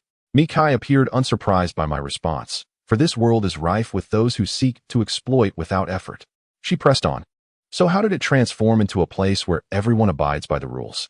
I reflected for a moment before responding. Initially, we urged CC to abandon this idealistic approach to management as it was far too impractical. Yet CC remained steadfast, and eventually, the restaurant faced financial ruin, culminating in a closure notice posted on the bulletin board. And then, on the last night before the closure, many families came to enjoy their complimentary dinner. We were disheartened. Lamenting CC's naivety, such idealism merely revealed the ugliness of human nature. Mikai nodded thoughtfully. I opened the car window and lit a cigarette, continuing. That night after we closed, we felt utterly defeated. A few friends and I drank heavily, mourning the loss of this restaurant in the empty city. Exhaling a long plume of smoke, I added with a smile. Perhaps there truly is a saying about finding hope in despair. When CC and I opened the box to tally that night's revenue, we discovered it contained a staggering 100,000 yuan in cash. We were astonished. Yet none knew which patron had left it. So, the restaurant continued operating because of that 100,000 yuan? I nodded and said, indeed. This 100,000 yuan has provided CC with the motivation to continue operating. More accurately, it is a form of spiritual encouragement. For the sake of that unknown customer, we cannot allow the empty restaurant to close down. Subsequently, we replaced the box with a transparent one, allowing everyone to clearly see how much they contributed after their meals. Those who only tossed in a few coins were cornered by me and a few friends in the alley, and we gave them a good beating. Over time, those who sought to take advantage stopped coming. However, CC remained oblivious to this situation. Had she known, she would never have approved of our actions. Much later, CC switched the transparent box back to an opaque one, but by then, losses were no longer a concern, though we couldn't dismiss the possibility of those still trying to take advantage. Upon hearing my account, the typically indifferent Mikai surprisingly exclaimed with shared indignation, well done. Those unscrupulous people deserve a beating. But won't they report you for such vigilante justice? Of course, they might report us, but one of our companions happens to be a local officer, so we simply turn a blind eye. Besides, we aren't extorting money, we exercise restraint, primarily issuing warnings. As long as those scoundrels stay away, the restaurant can operate normally. Mikai looked at me and suddenly smiled. I was taken aback, puzzled by her reaction. Hearing you curse those scoundrels is inexplicably amusing. Mikai explained with a grin. Who says scoundrels can't call other scoundrels out? I certainly didn't label you as one. That's exactly what you implied. Do you think I'm foolish enough not to notice? Mikai laughed heartily. It was the first time I had seen her smile so openly after spending days together, and in that moment, her brightness was captivating. The little car danced more lightly through the city's shadows, the weight of reality lessened by the sweet sound of laughter. Mikai drove me back to Robin's residence. That night, I hadn't drunk excessively, making our farewell simple. As she unfastened her seatbelt, she said, "Thank you for dinner tonight. I really enjoyed that restaurant. Feel free to visit often, but don't even think about dining and dashing. I will gather a group of righteous individuals to corner you in an alley and give you a good thrashing." I joked with Mikai. If I did so, I would willingly accept your judgment. You have a strong sense of accountability. Mikai said no more, opening the car door and stepping out. Glancing around for a passing taxi, I followed suit, standing beside her as we waited. After a moment, I playfully nudged her and said, "Can I propose something?" "What is it?" "Let me move back in as your landlord, and you can be my tenant. Sound good?" "That's an exceedingly unrealistic request.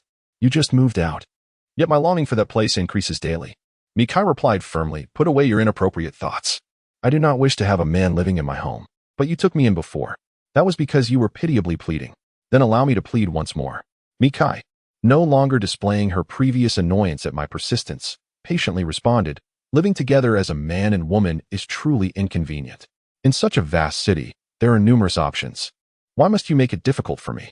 Will you not live with your boyfriend either?" I questioned. Regardless of the circumstances, one cannot avoid a man and woman cohabitating. Mikai smiled lightly and said, "You are correct, which is precisely why I live with my boyfriend and not you." Finally, an empty taxi approached, and Mikai waved it down before quickly disappearing from my view. I muttered to the night sky, "You are also right. Yet why do I feel as though you are compelling me to become your boyfriend, thus justifying our cohabitation?" I remembered mentioning to Dad last time that she wasn't my type, so she should quickly abandon any inappropriate thoughts regarding me. Suddenly, I chuckled to myself, realizing how audacious I was, even deceiving myself. Upon entering Robin's home, I found it still barren, devoid of even a television. That night was destined to be dull and uneventful. I dragged out a few boxes from under the bed and found a can of beer. Not too shabby. Sipping a can of beer while strumming the guitar and singing a few songs would suffice as a decent pastime. The wind on the balcony was still wild. I sat on the railing with my guitar, unperturbed by the gusts, but fearful of not seeing that city in the sky. Thus, I strummed the guitar strings, singing hoarsely, as if calling out, pleading for that distant city to return to my heart, to find peace, and to cease my wandering. Robin returned unexpectedly, handing me a cigarette from behind before leaping onto the railing and lighting one for himself as well. I set the guitar aside, lit my cigarette, took a puff, and said to Robin, "I had dinner at Cece's restaurant today. Is that so?" Robin replied mechanically, "Cece mentioned she misses you." Robin looked at me, and after a moment of silence, he said, "I chatted with Lu Yao on WeChat today." "Really?" I responded in a similarly mechanical tone. "Lu Yao said she misses you." I chuckled and replied, "I passed on Cece's words to you with a clear conscience.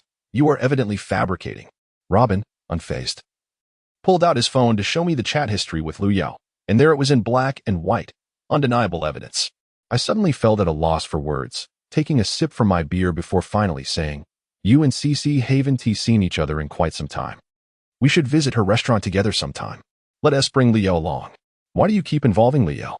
"Zhou, do unto others as you would have them do unto you." I chuckled and continued, "You should understand better than anyone that a man's heart is not vast. It can only accommodate that initial woman.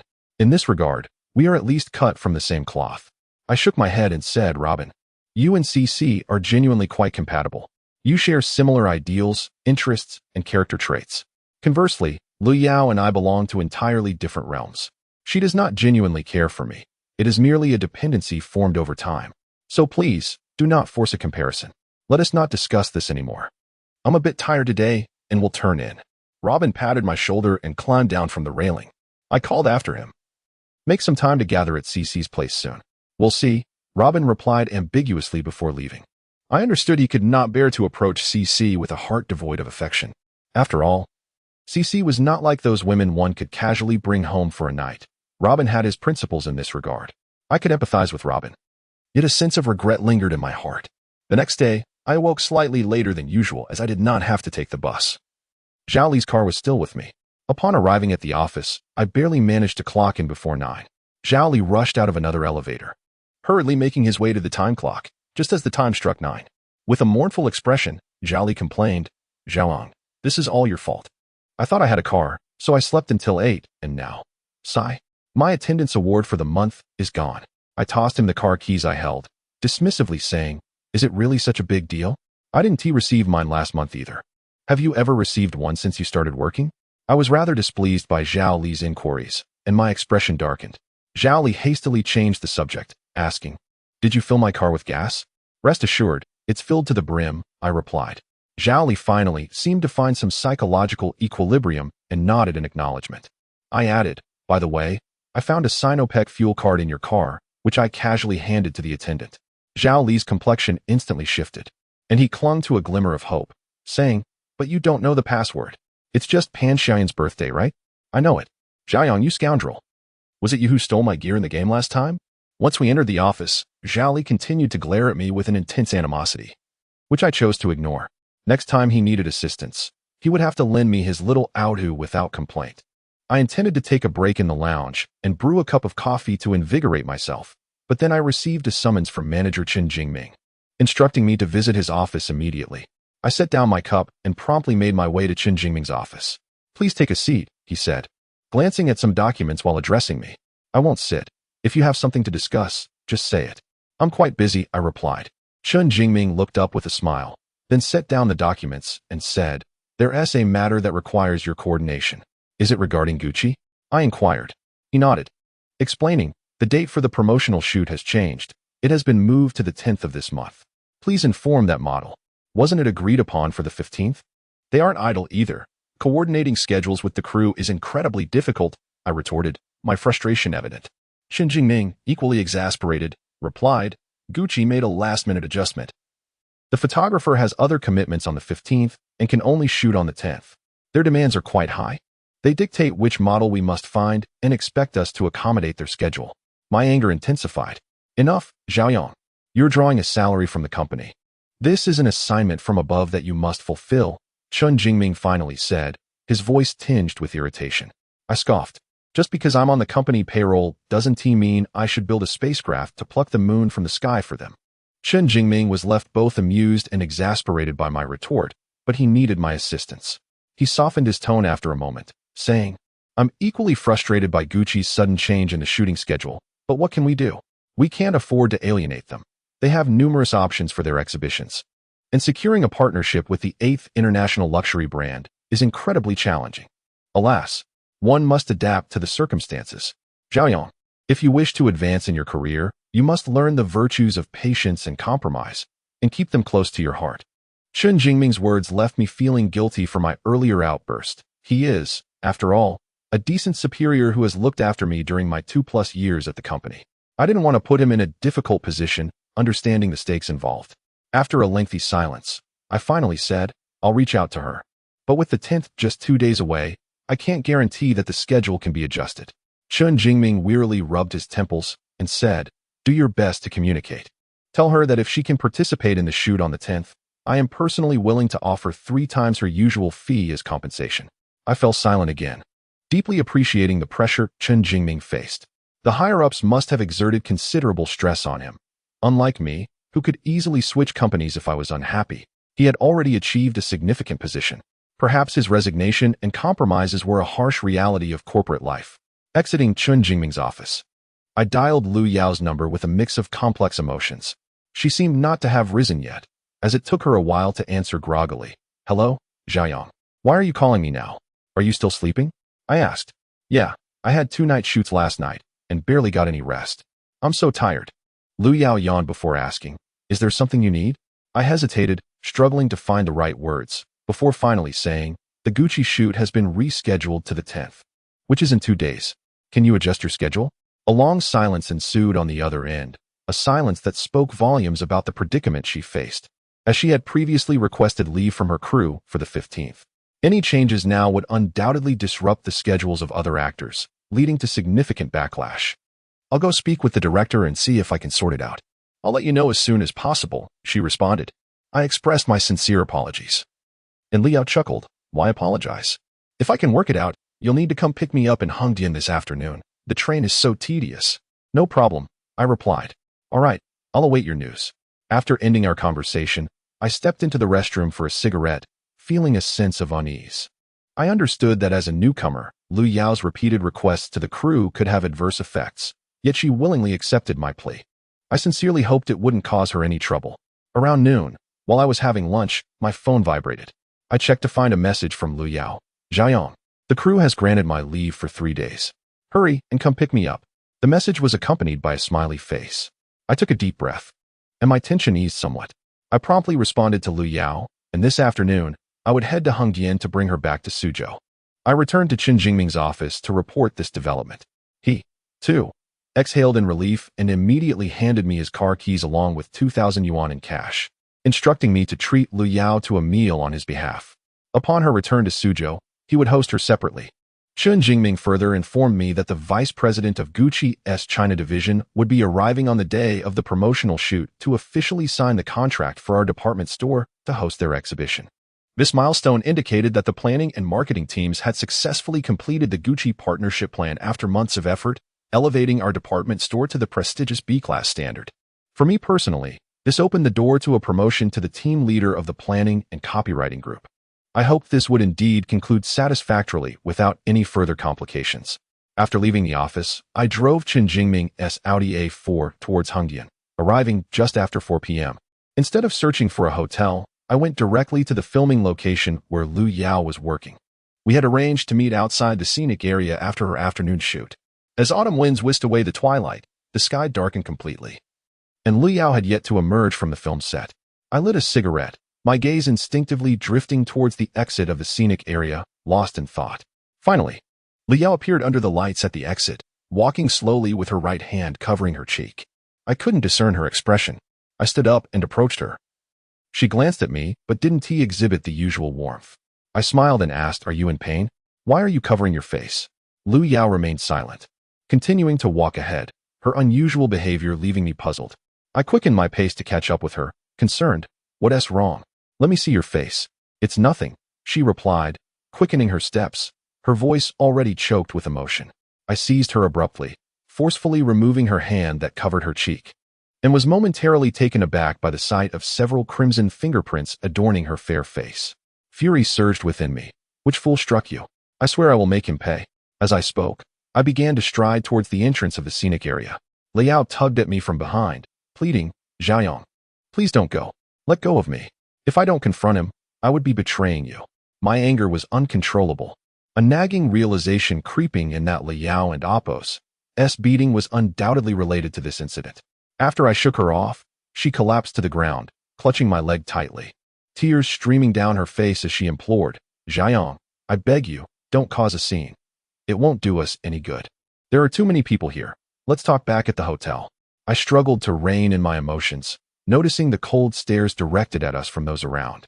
Escalating the situation would only exacerbate Lu Yao's suffering, unless she was utterly indifferent and willing to abandon this performance, which was clearly not an option for her. All I could do was endure for Lu Yao's sake. I helped her up from the ground, a wave of unvented rage coursing through me as I took out a tissue to wipe her tears, speaking as gently as I could. "Let's return to the hotel. But you must clarify everything with me." Lu Yao nodded, gently linking her arm with mine as we made our way to the parking area. In the hotel room, Lu Yao sat beside me while I applied an ice pack to her bruised skin, my heart still ablaze with anger. Gritting my teeth, I asked her, "Which imbecile hit you? Was it your director?" Lu Yao shook her head, tears once again cascading down her cheeks. After a long silence, she finally spoke. "It was a fellow actress from our crew. She called me a seductress, claiming I was enticing the director, which is why he has been so accommodating to me, arranging my schedule twice, depriving the others of their rest. But Lu Yao's voice faltered, her sobs muffling her words. My heart twisted painfully. I had surmised correctly that my affairs had brought this trouble upon her. I wished desperately to find that actress and return the slap she had given Lu Yao. "Do they often bully you?" I asked. Lu Yao nodded, explaining, "This industry is complex. I am merely a newcomer fresh out of school. It's quite normal." "Jiayong, you needn't be angry for me. Who is that actress?" I inquired with furrowed brows, still intent on seeking justice for Lu Yao. She vehemently shook her head, refusing to divulge the name. A wave of helpless frustration surged within me, mingled with resentment at myself for allowing Lu Yao to endure such indignity. Lu Yao seemed to sense my turmoil and gently reassured me, "Don't dwell on it. Her hitting me will only make me strive harder. I will rise higher and further than her. Perhaps one day, I might even be grateful for the slap she gave me today." I sighed through clenched teeth. recalling Chun Jingming's words from that morning. Indeed, in both the workplace and the entertainment industry, one must learn to endure and compromise, for we, struggling at the bottom, lack the capital and authority to act out. If we succumb to impulsiveness and fail to exercise restraint, the price we pay will only be greater. That is why Liao desperately tried to prevent me from seeking retribution. But must we live with such a lack of dignity simply because of our lowly status? Does this world truly lack a crystal-clear city in the sky? Can we not return to the original empty city of human nature? Who the hell can provide me with an answer? As night deepened, the autumn wind outside grew fierce, and the hotel room momentarily became a sanctuary free from malice. Liao leaned against me, her gaze lost in thought as she stared at the air conditioning vent. Neither of us could muster the desire to eat. After a while, I glanced at Liao's face. The fingerprints had faded somewhat. Shall we go out for dinner? Or if you prefer, I can order in, I suggested. Liao shook her head, responding, let's go out. Well, when I arrived, our boss gave me 2,000 yuan for a meal. I'm treating you. Liao finally smiled, saying, I'm tired of the boxed lunches from the crew. Let's indulge tonight and eat the best. I nodded emphatically, yes, the best. If that's not enough, I'll ask the boss for more. Let us drain his pockets and make him fear seeing us. You're terrible. She laughed, and we exchanged a smile amidst our misfortunes. The night wind howled as the streets grew sparse with pedestrians. Dressed in a thick pink down jacket, Liao walked beside me, though we planned to indulge.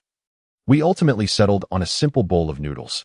Perhaps at that moment, we sought solace in simplicity, forgetting the pains of reality. In the noodle shop, Liao removed her mask, taking out a small mirror to examine her face. With a hint of worry, she said, we have a photo shoot the day after tomorrow. I wonder if these fingerprints will disappear. There is still tomorrow. They should fade, I reassured her. Liao nodded. I'll apply the ice pack again when we return.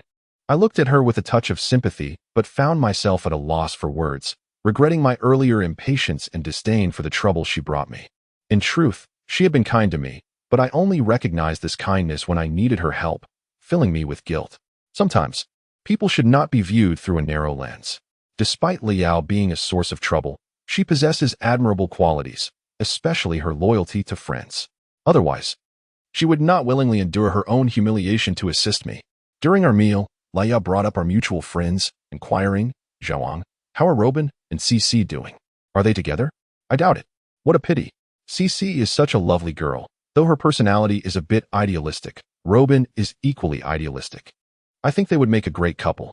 I nodded, agreeing with Liao's sentiment, yet lamented, you should know Robin has a hurdle he can't overcome. He doesn't want to bring that baggage into a relationship with CC. I understand him well. What about you? Have you moved past your own hurdle? Liao suddenly turned the conversation back to me. I knew the answer, but fell into silence. At that moment, I wished for someone to traverse that city in the sky and return to tell me how long it would take to overcome the obstacles and reunite with the woman of my heart. Yet I knew that the one waiting in that celestial city was no longer Jianwei. Noticing my prolonged silence, Liao chuckled, you've answered with your silence. I did not deny it, but expressed my disappointment. Let's eat. The noodles are getting soggy. Liao lowered her head, taking a bite, then suddenly suggested, when we return to Suzhou, let us gather at CC's restaurant. It's been ages since we dined there, and I miss it. All right, let's plan for tomorrow evening and invite Robin as well. With our agreement to be friends, we did not share the same hotel room that night. In my own hotel room, I lit a cigarette, enveloped in solitude, unable to suppress thoughts of Jianwei. This yearning filled me with panic, yet I found it irresistible. Taking a deep drag of smoke, I smiled helplessly. Jianwei and I had shared countless moments, yet what we pieced together amounted to a fragmented love. Ultimately, those moments transformed into a force that tore me apart, scattering me into pieces. In the midst of my fragmented thoughts, I seemed to glimpse the present moment where Jianwei and Xiangchen lay together on a single bed, whispering sweet nothings to one another, oblivious to the myriad of moments we once shared. These memories faded into dust, so painful that I could no longer discern the ache. Suddenly, the sound of a text message saved me. I extinguished the cigarette and picked up my phone, only to find that the message was unexpectedly from Mikai. After you spray the insecticide, there should be plenty of cockroach corpses in the bathroom, right? How audacious of her, even afraid of dead cockroaches. I chuckled and replied, there should be some. Are you free to help me clean them up now? I'm on a business trip in Hengdian. Wait for me to return. Or find someone else to help. I'll wait for you. I don't want to trouble anyone else with such a disgusting task. I couldn't help but laugh at Mikai's response. It was just a matter of owing her some money. Yet she could nonchalantly ask me to handle the most unpleasant of chores.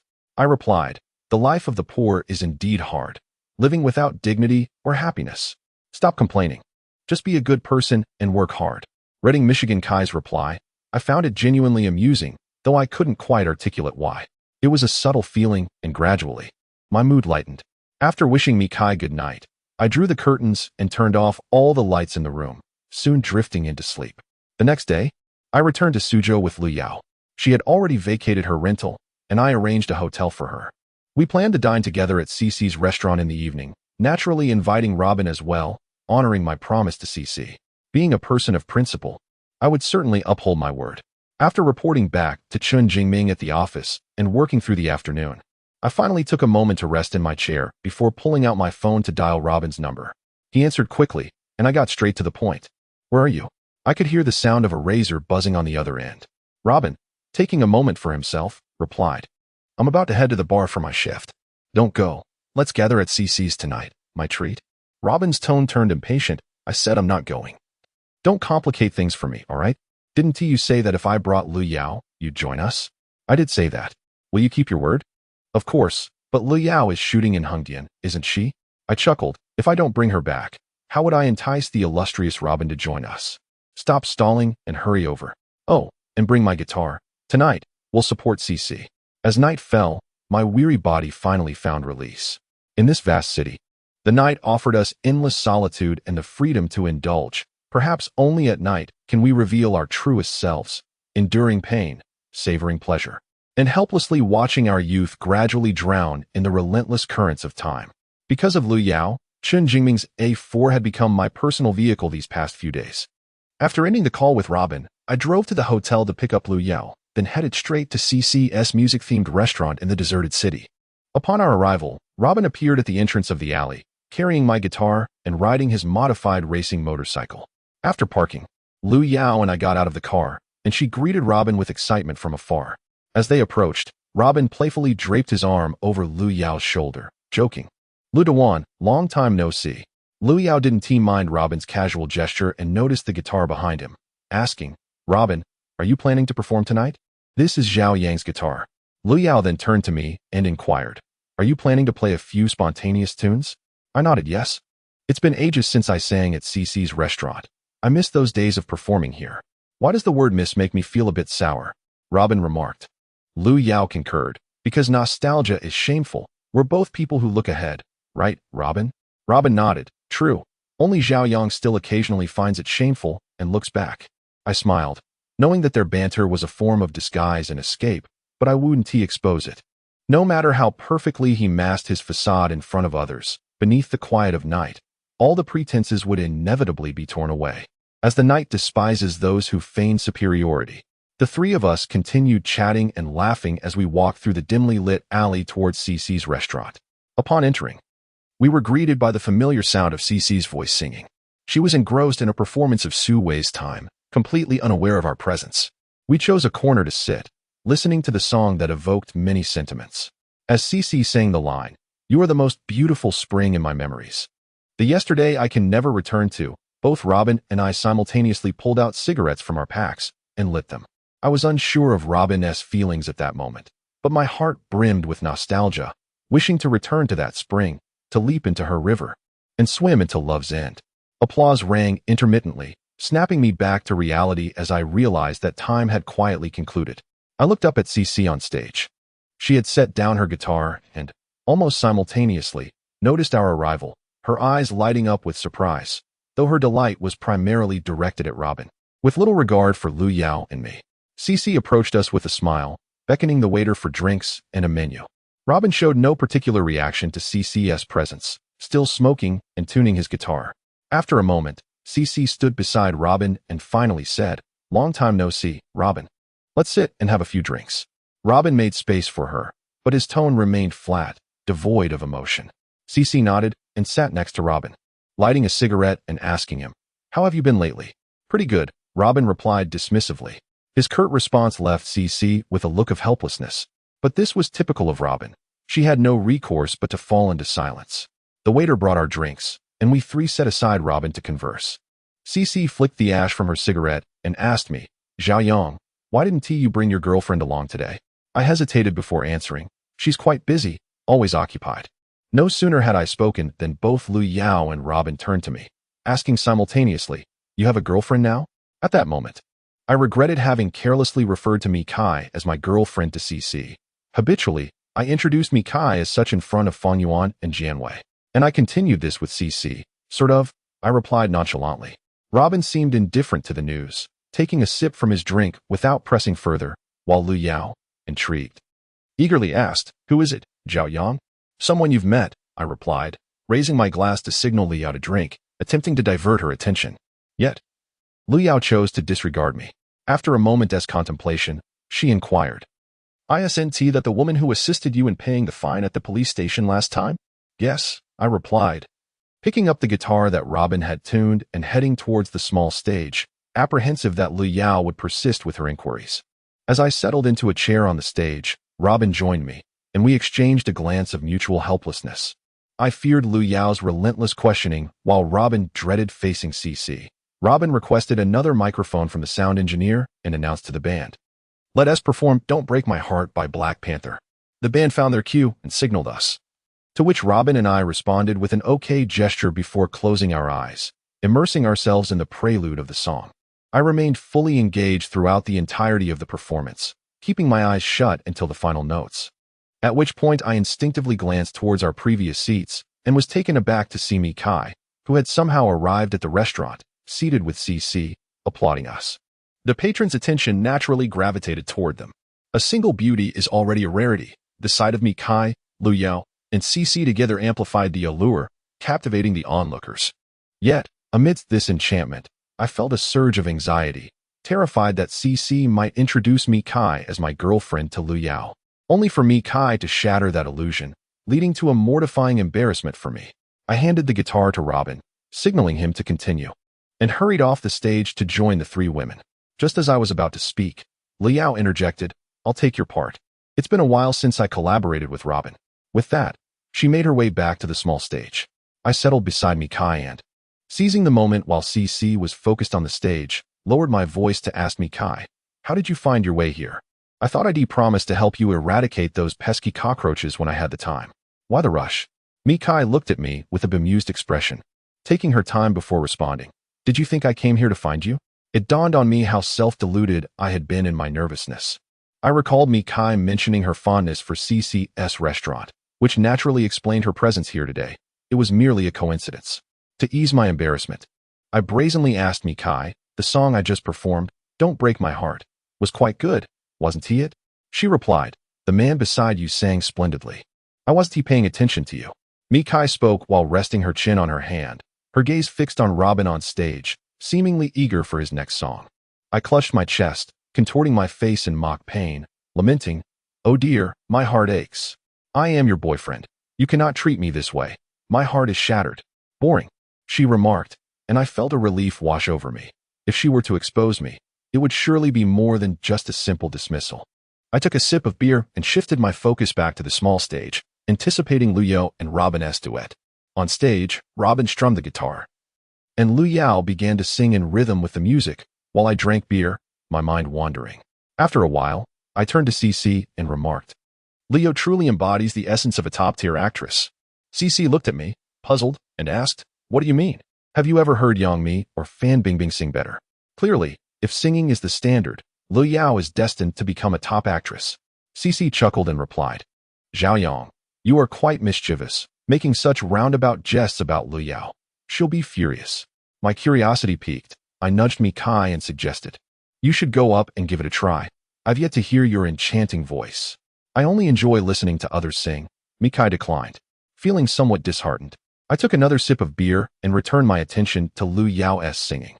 A short while later, Cece summoned a waiter for a camera, left her seat, and found a favorable spot to capture Lu Yao and Robin's performance. When Cece returned to her seat, I teased, "You're quite biased, aren't you?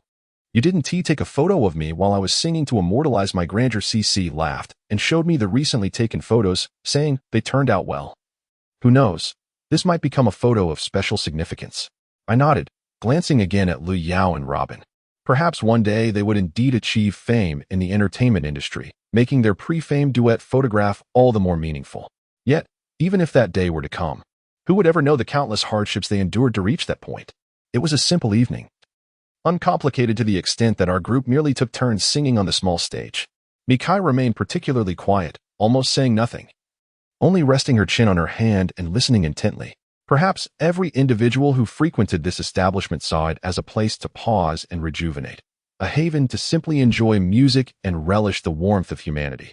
This dinner was initially meant to be my treat, but ultimately Mikai produced 1,000 yuan and deposited it into the box that exemplified humanity. I felt a swell of pride, boasting to everyone that my girlfriend was affluent. The others teased me, dubbing me the pampered kept man. In reality, there was no such disparity between affluent and dependent. It was merely youthful revelry among friends. Our youth was fleeting, and only through laughter and lightheartedness could we stave off the solitude and heaviness that often accompanied our final days of youth. For none of us wished to be isolated during our most beautiful years. After leaving CCS restaurant, Mikai bid farewell to the group and was the first to drive away, followed by Robin. I, however, needed to escort Lu Yao back to her hotel. On the way, with Lu Yao soberly at the wheel, I rolled down the window and lit a cigarette, instinctively gazing at the city cloaked in nightfall. A light drizzle began to fall from the sky, and the autumn breeze felt refreshingly cool. Suddenly, Lu Yao changed lanes, turning the car around in the opposite direction. She said to me, "It's still early, and the hotel feels too stuffy. Let us go sit by the moat." "All right," I replied, continuing to immerse myself in the vast expanse of night. Moments later, we arrived by the moat and sat closely together on the grass, which was slightly damp from the rain. After a short while, I reclined on the grass, allowing the gentle rain to soak me, completely emptying my mind in the cool autumn breeze. Lu Yao lay down beside me, her hand resting on my chest, and softly asked, "Zhao Yang, is there a place you yearn for?" "Yes, it is a city," I replied. "A city? Is it akin to that restaurant of CC's?" "No, it is a city suspended in the air, translucent and ethereal, inhabited by a beautiful woman with cascading long hair." Lu Yao contemplated for a moment before saying, "Mikai is a woman with long hair cascading down her shoulders." "Not her. Her hair has a slight wave." After my denial, I inquired of Lu Yao, "What place do you long for in your heart?" "It is a small island across from the beach, but I do not know where it is." Later, in the middle of the sea, I encountered a man with a sailboat. He guided me to that island, and we lived together ever since, watching the sunset every evening. Oh, and he would prepare dinner for me at dusk. Thus the island became filled with smoke from cooking, and I no longer had to think about the mundane fires of the world. I chuckled and said, "You're quite something. You've even crafted an entire storyline. But it's beautiful, far more enchanting than my city." Lu Yao fell silent, pressing her face against mine. After a long pause, she said, "Zhao Yang, do not dwell on Jianwei any longer. Strive diligently for your own life. Let us not become those defeated by reality." The cigarette in my hand had become dampened by the rain. I took a deep drag, and along with the smoke, the wetness of the rain was discomforting. I couldn't help but question myself. Can I truly forget Jianwei and earnestly strive to become a master of life? This time, I found my answer. Regardless of whether I can forget Jianwei, I must embark on my endeavors. I am acutely aware that the opportunity one received at work was a result of Lu Yao enduring great grievances for my sake. After a moment of silence, I said to Lu Yao, "I should indeed strive hard. From today onwards, I will swiftly take charge of my life and become adept in living." "Zhao Yang, hold me tight. I'm feeling a bit cold." The rain continued to fall incessantly, and a low-lying area finally accumulated some water. The light from the street lamp cast reflections on the small puddle, seemingly refracting the city in the sky and the island across the beach. After bidding a temporary farewell to Lu Yao, I returned to the attic. Upon opening the door, I found Robin sitting on the rooftop, cradling a guitar in his arms. Yet he was not practicing songs. The scattered beer cans around him gave him a somewhat despondent air.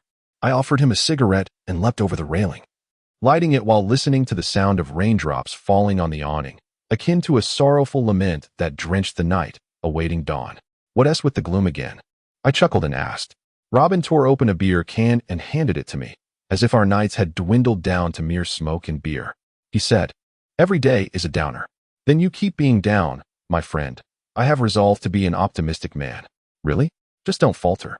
Although Robin jested, I took no offense and replied with a smile, I will both rise and stand firm. Pausing for a moment, I added earnestly, it's been over 3 years since graduation, and yet I have achieved nothing. Seeing my classmates and friends busy tying the knot, I feel rather empty inside. Robin nodded silently, discarding the empty beer can and taking a deep drag from his cigarette. I stood up from the railing and shouted at the vast city shrouded in night. I'm done playing around. I want to work every day, buy a house, marry a beautiful girl, and come home to someone to talk to and someone to sleep with suddenly. Robin strummed his guitar, humming the tune of Don't Be Foolish. And I realized that Robin could be quite the rascal too. The next day, I arrived at the company early, and coincidentally, Lu Yao also appeared at our firm, meeting with a manager responsible for marketing at Gucci.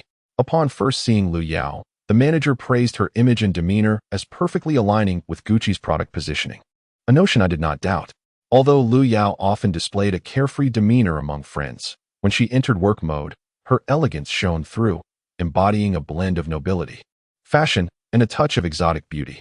Thus, Gucci's choice to feature Lu Yao in their promotional campaign was not merely a test of our department's sincerity, but rather a recognition of her suitability, highlighting the brand awareness of an international luxury label, which is often meticulous in their marketing efforts. While Lu Yao was busy shooting promotional materials for Gucci, the vice president of Gucci's China region duly signed a contract with our department for a permanent display. The signing ceremony was conducted with great fanfare, drawing numerous media outlets. Our company took this opportunity to officially announce that Bally Department Store was making a strong entrance into the ranks of top-tier department stores. The high-profile nature of this signing ceremony was also to generate momentum for the marketing campaign I was set to undertake, marking the official commencement of my first true challenge in life with Gucci's installation at our department store. That night, our company hosted a banquet for the vice president of Gucci in China and several accompanying personnel. Naturally, I, as one of the contributors, was also invited, which took me by surprise. I had been working at the grassroots level for 2 years and had hardly exchanged a few words with the upper echelons, let alone share a meal. During the banquet, Chun Jingming praised me in front of the company's leadership, so much so that by the end of the evening, the executive vice president of Bally Department Store, Li Junren, personally approached me, patting my shoulder and saying, "Young man, I remember you." Of course, mere remembrance was not enough.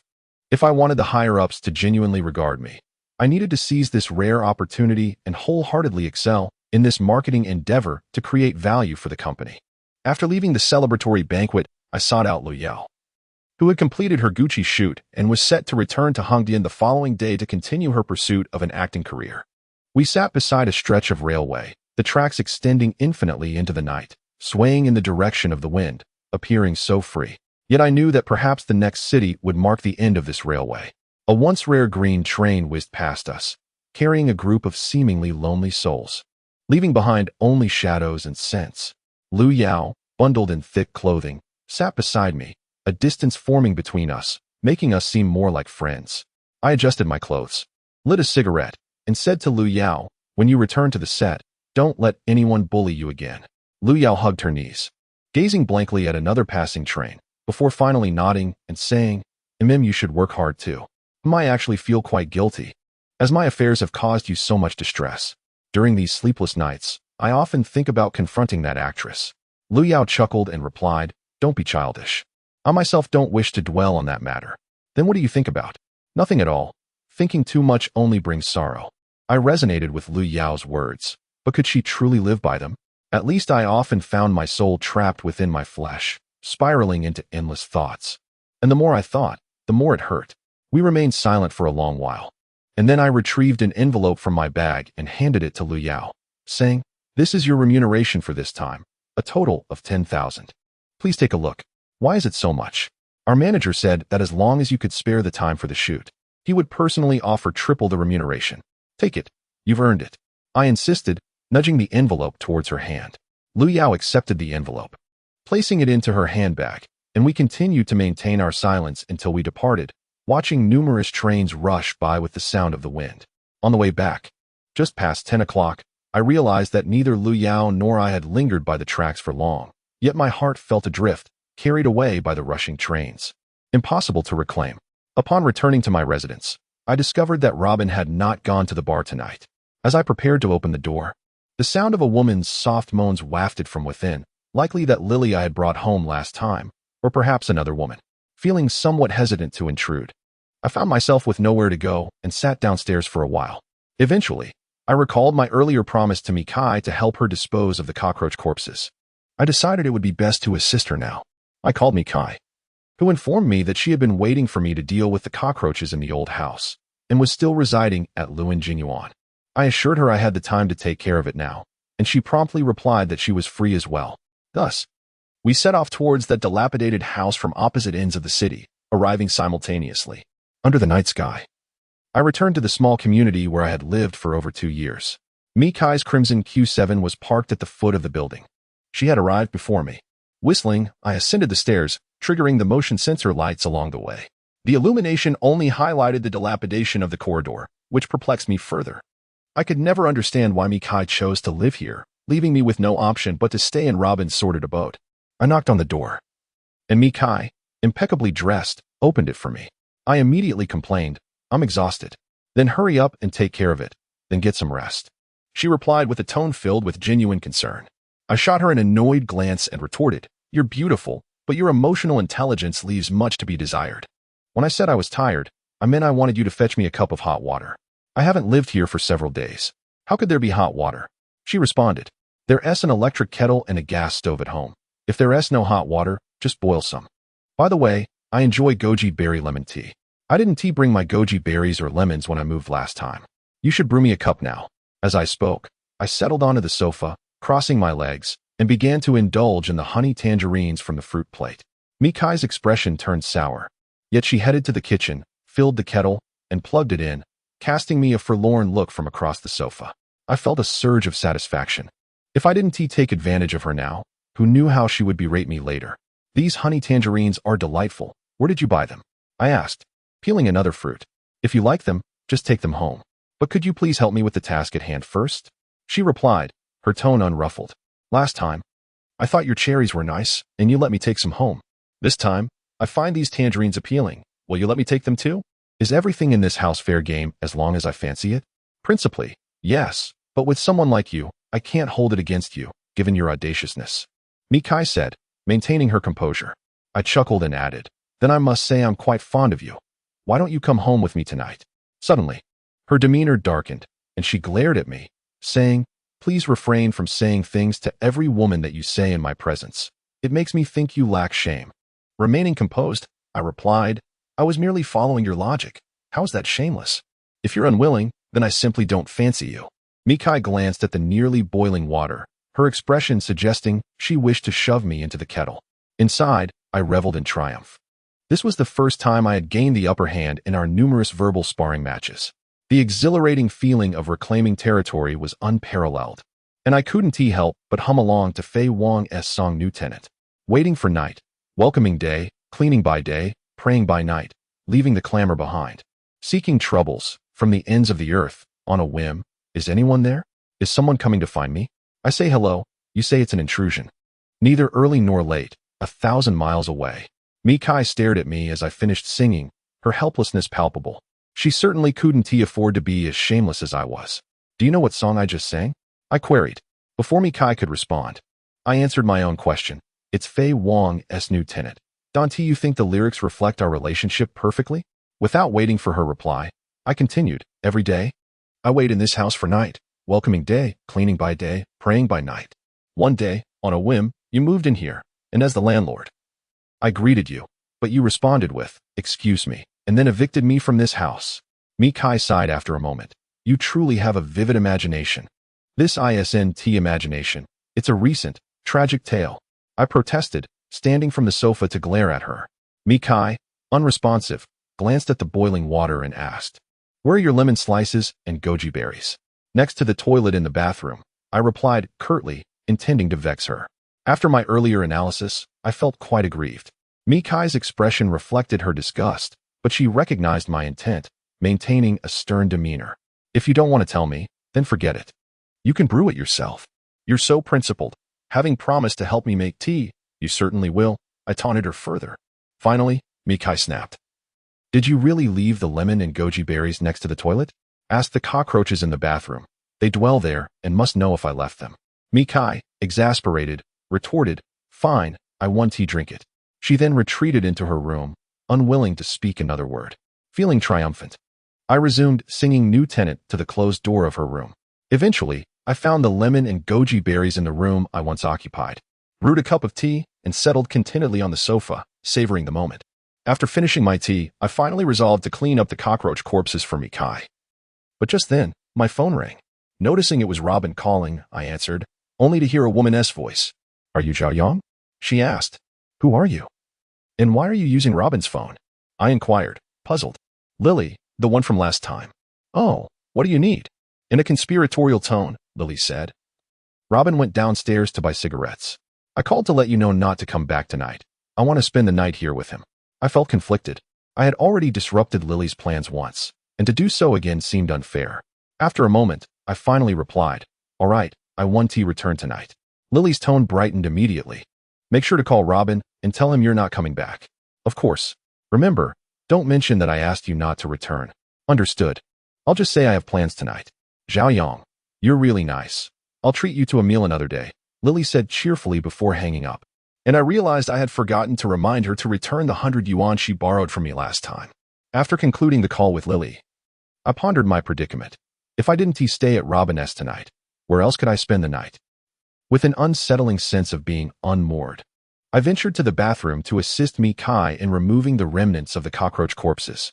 In truth, there were not many, as the insecticide from our previous attempt had proven ineffective. After searching for a while, I discovered a barely alive cockroach behind the toilet. A single specimen was sufficient to assuage my conscience in reporting back to Mikai.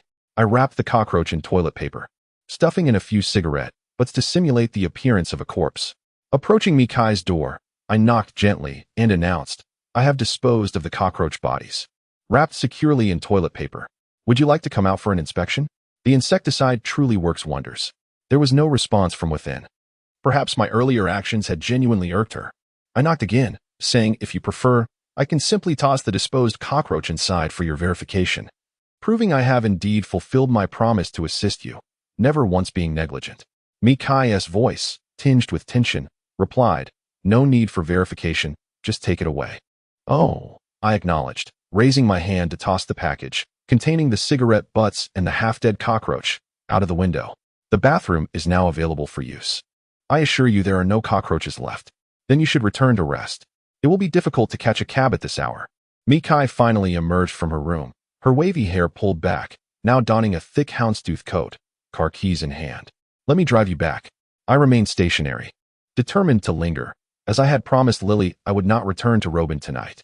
As Mikai reached the doorway, she turned back and asked, "Why aren't you leaving?" I sighed, exuding an air of resignation. "I cannot stay at a friend's place tonight." "What happened?" "Alas, he brought a woman over for the night," I whispered, my tone heavy with a sense of desolation. "Have you still not found a place to stay after a week?" I and Oppos, V been busy, having made 2 trips to Hongdian. Who has the time to search for housing? Moreover, finding a comfortable place is not an easy task. I glanced around the room, filled with nostalgia. "Then you should stay at a hotel." "I refuse. Hotels are too expensive. I need to save money to pay off my debts to you." I plopped onto the sofa, reclining to convey my intention to stay here for the night. Mikai approached, frowning as she asked, "What do you mean by that?" "I mean I will be staying here tonight," I replied, offering her a smile. After a moment of silence, Mikai patiently said, "Please do not make me feel as if you're being unreasonable. I have always been a bit of a rogue, and besides, I spent over 20 on the taxi fare to assist you tonight. I haven't even mentioned money. Why should I not stay here for one night? I can cover your taxi fare. I will help you book a hotel. Surely that is acceptable?" I turned, standing face to face with Mikai, exclaiming in anger, "You know what? I cannot stand your attitude of believing everything can be resolved with money. Do you think I am in need of funds? Let me tell you, I am staying here tonight. If you have the audacity, go ahead and call the police, claiming I am trespassing. As a tenant, would you really dare to call the police on me, your landlord? You wouldn't, because it is you who has taken over my home for over 2 years with your meager funds. The fault lies with you." I rambled on, effectively silencing all her retorts. She merely glared at me, and I reclined back onto the sofa, adopting a defiant stance of refusal to leave.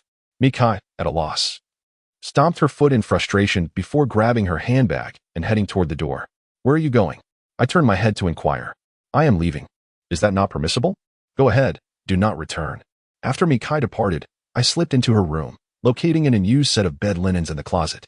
I transported them to my previous room, made the bed, and settled in with a sense of unearned comfort, secretly hoping Mikai would not come back, forgetting entirely the noble stance I had taken when I had moved out to accommodate her. The next day, I awoke at 8. Lacking time to procure toiletries, so I used Mikai's. After a swift breakfast at a familiar eatery downstairs, I hurriedly boarded the bus to work. Upon arrival at the office, following the routine morning meeting, my manager, Chen Jingming, requested to speak with me privately. I understood he was concerned about the comprehensive marketing strategy one was overseeing. How is the overall marketing plan coming along? He inquired. I nodded, responding, I intend to center our strategy on delivering customer value, as this will enhance our brand image. Only by realizing customer value can we expect them to contribute to our corporate success. Your approach is sound. At Bally Department Store, we have operated for many years and have matured in the 4Ps, product, price, place, promotion. Now that we are entering the realm of top-tier department stores, we urgently require an elevation in our image. Enhancing customer value is indeed the most effective means to improve our corporate image. Your marketing strategy aligns well with our current strategic needs. I nodded in agreement. Having gained a solid understanding of our company's strategic environment over the past 2 years at Bally Department Store, Chen Jingming continued. I will assign one member each from the graphic design team, engineering team, and visual merchandising team to assist you with this project. Should you have any preferences for personnel, feel free to communicate with me. Understood. By the way, I have received news that our biggest competitor, Zhuomei Shopping Center, will soon hold a large promotional event targeting Bally Department Store. Their objective is to temporarily disrupt consumer demand, effectively undermining us. I was not surprised by Zhuomei's large-scale promotional activities. It was entirely strategic. Bally Department Store and Zhuomei Shopping Center operate within the same commercial district, both targeting the high-end market, and the conflict of interests is naturally intense. With Gucci setting up shop in our store, we are now in direct competition, prompting them to feel threatened and retaliate aggressively. However, while Bally has met the standards of a top-tier department store, we still lag slightly behind Zhuomei, which currently hosts 11 international first-tier brands, a slight edge over us. I asked Chen Jingming, should our planning department also develop a counter-promotional proposal? Yes, and swiftly. Our promotional activities must precede theirs to disrupt Zhuomei's strategic intentions. Though time is tight, we must ensure the effectiveness of the event. This is a test of our department's agility and execution, and we cannot afford failure. After a pause, Chen Jingming added, given the significance of this promotional plan, I have arranged for Fang Yuan to cut short his honeymoon and return to the company tomorrow to collaborate with you on this proposal. I sighed with relief. If Fang Yuan did not return, I would struggle to manage such an important project alone. This decision also underscored the strategic importance of the promotional plan to our department store, as otherwise, Chen Jingming would not have interrupted Fang Yuan's honeymoon. Chen Jingming retrieved a document from his drawer and handed it to me, stating, this is the latest personnel file of Zhuomei Shopping Center, freshly acquired by the Public Relations Department. There have been significant changes in their upper management recently. I recommend you review it, particularly the composition of their planning department, to gain a comprehensive understanding of our competitors. As I perused the personnel file handed to me by Chen Jingming, I was taken aback upon reaching the first page. For the newly appointed Chief Executive Officer of Zhuomei Shopping Center was someone I knew all too well. The CEO, Mikai, English name, Betsy, born on September 10, 1988. Hails from Suzhou and graduated with a Master of Business Administration from the University of Pennsylvania. I was astounded as I read through her sum, realizing that the woman I had brusquely dismissed from that dilapidated room just the night before was now the CEO of Zhuomei Shopping Center. Although I was not employed at Zhuomei, the fact that it was our greatest competitor fostered a certain indirect connection between Mikai and myself. After all, we both operated within the retail industry, albeit from vastly different standings. Could it truly be said that adversaries do not cross paths? After our personal encounter, we had now established an indirect professional link. Noticing my astonishment, Chen Jingming inquired with a puzzled expression, what's wrong? Is there an issue with Zhuomei's personnel file? No, not at all. I just find the new CEO of Zhuomei incredibly beautiful. She's only 26. I wonder if she has a boyfriend, I replied. Chen Jingming looked at me with a mixture of resignation and confusion, remaining silent for a moment. Well, you carry on with your work. I'll get back to mine, I said, leaving his office with the personnel file from Zhuomei in hand. Upon returning to my own office, I thoroughly examined the personnel file once more. Flipping back to Mikai's page, still unable to grasp the improbability of it all. Subconsciously, I began to compare myself to her, instantly realizing the profound disparities between us. Zhuomei had consistently outperformed our company, Baoli, in Suzhou over the years. As Zhuomei's CEO, Mikai was undoubtedly superior to our own CEO, Yang Huaqing. In the 2+ years I had worked at Baoli, I had barely caught a glimpse of Yang Huaqing due to the hierarchical divide. In my mind, he was a figure I could only admire from a distance. Yet, just recently, I had treated Mikai, someone more accomplished than Yang Huaqing, with utter disregard. I recalled the day I had flung her sheets and blankets out the window into the rain, and how she had cried in front of me, feeling utterly wronged. My subsequent behavior had been nothing short of deplorable. I halted my thoughts there, feeling a wave of relief wash over me that I was employed at Baoli and not Zhuomei. Zhao Li, observing the rapid changes in my expression, asked, "Zhaoyang, why does your face look so twisted?" "It hurts," I replied feebly. "Oh, what document are you holding? You've been flipping through it for ages." "It's the latest personnel file from Zhuomei. Take a look for yourself," I said, tossing the document to Zhao Li. He began to peruse it and, upon reaching the first page, exclaimed, "The CEO of Zhuomei has changed." "Indeed," I responded curtly. Zhao Li continued reading, then remarked, "Only 26 and so beautiful.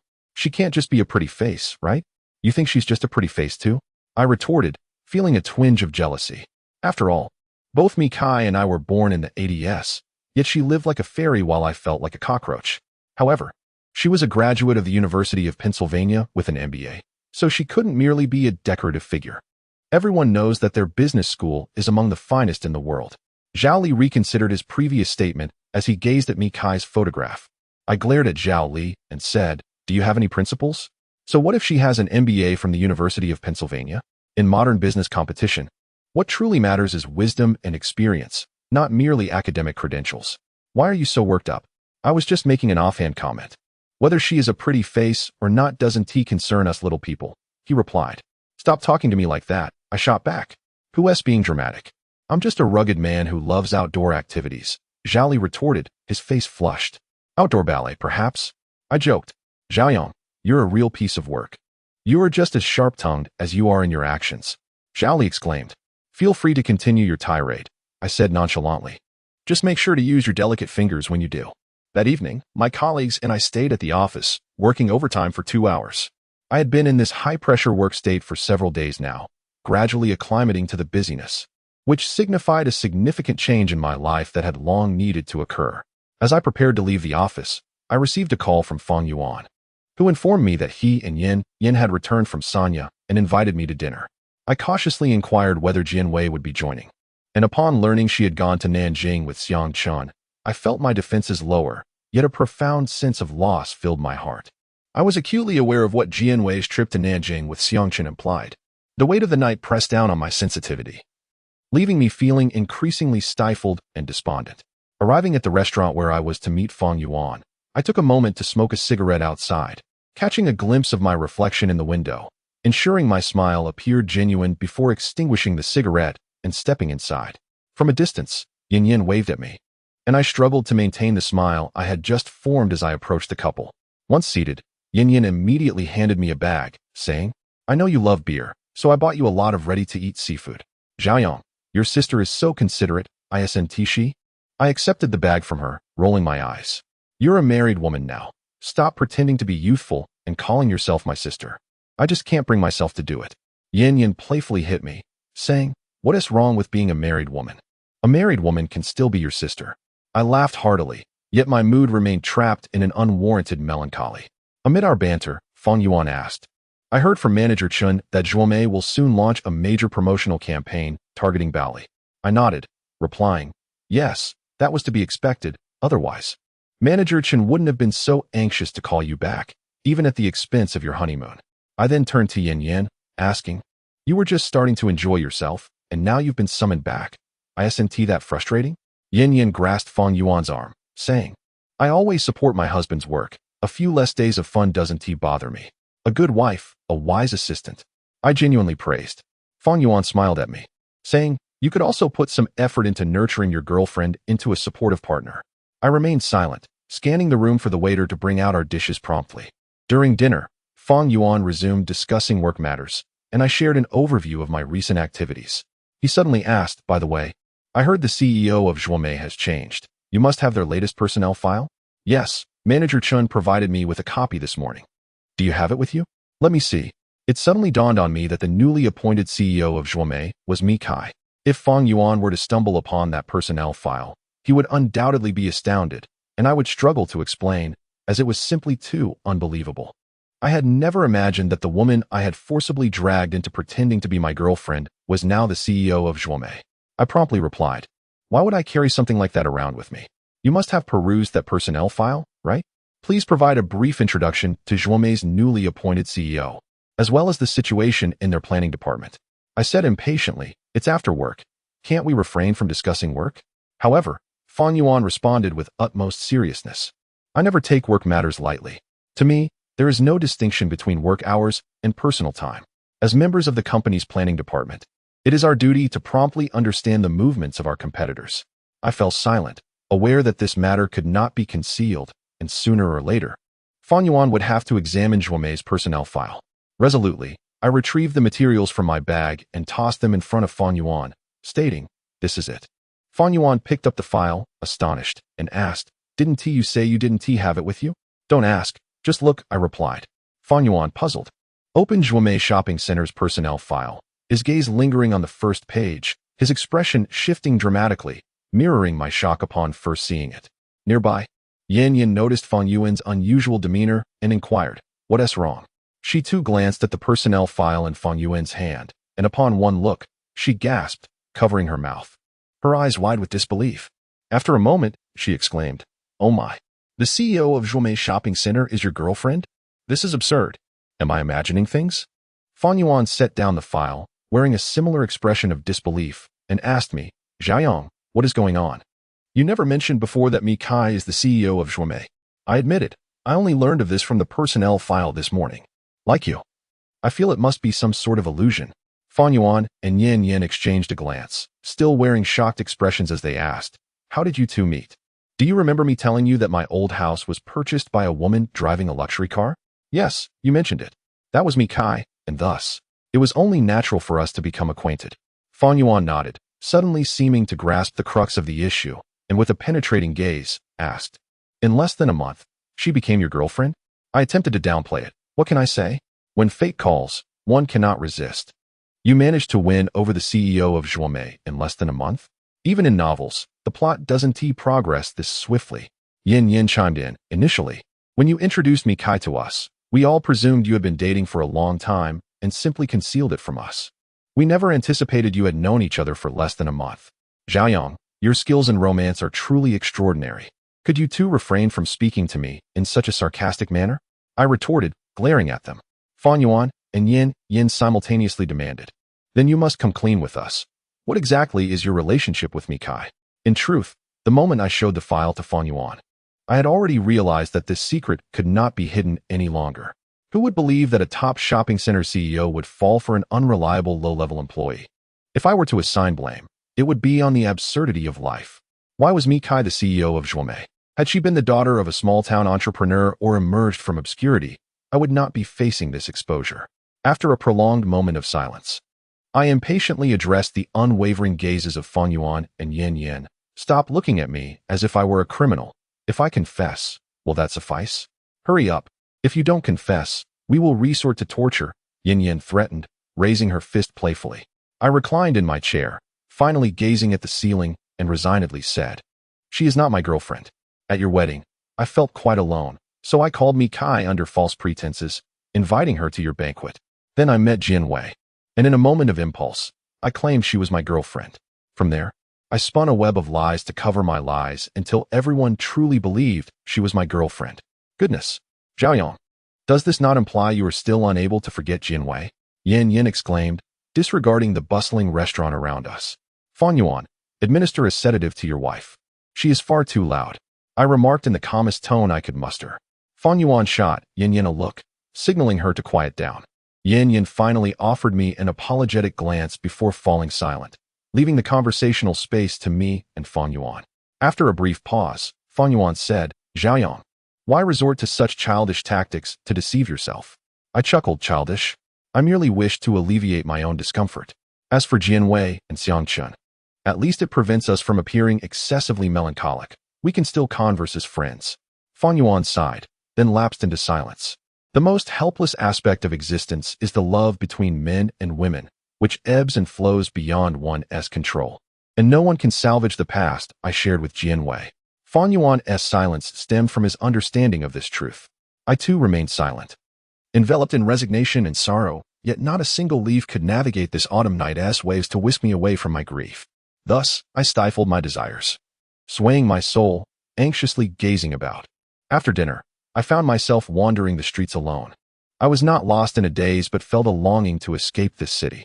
In truth, I had wished to leave long ago, for this city had fueled my fantasies for 2 years and exhausted me for just as long. Countless sleepless nights. I envisioned a day when Jianwei would return to my side, but each fantasy crumbled, leaving me increasingly fatigued. Now, I no longer needed to fantasize, for Jianwei had found her heart's desire. The moment Xiangchun placed a token of affection around her neck, I had awoken to reality. I longed to leave all my dreams, disappointments, and loneliness behind in this city, to let the biting autumn winds shatter everything, rendering it no longer my concern. How liberating that would be. I yearned to depart, to return to the city where I grew up, where my mother knit warm sweaters and my father brewed refreshing tea. Yet, I could not abandon this city. My soul was already entwined within it. Here, a guitar sang of solitude, an empty city concealed my past, and an old house offered me solace. Sitting on a bench at the bus stop, I gazed vacantly as one bus after another, filled with passengers, traversed every corner of this city, yet I felt I had nowhere to go that night. The final bus, Route 32, pulled up to the stop, jolting me awake. In a flurry, I boarded, tossed in my coin, and at last acquired the identity of a passenger. This night, I would ride the 32 bus through 6 streets back to that old house. Subconsciously, I did not wish to leave that old house. Thus, this morning, I took a risk and ventured into Mikai's room, discovering a set of keys belonging to the house. I naively believed Mikai had truly left this place for me, never to return. I took out the key and opened the door, only to hear the sound of someone washing up in the bathroom. A glance at the shoe rack revealed a pair of Chanel crystal-embellished women's shoes. Undoubtedly, Mikai had returned.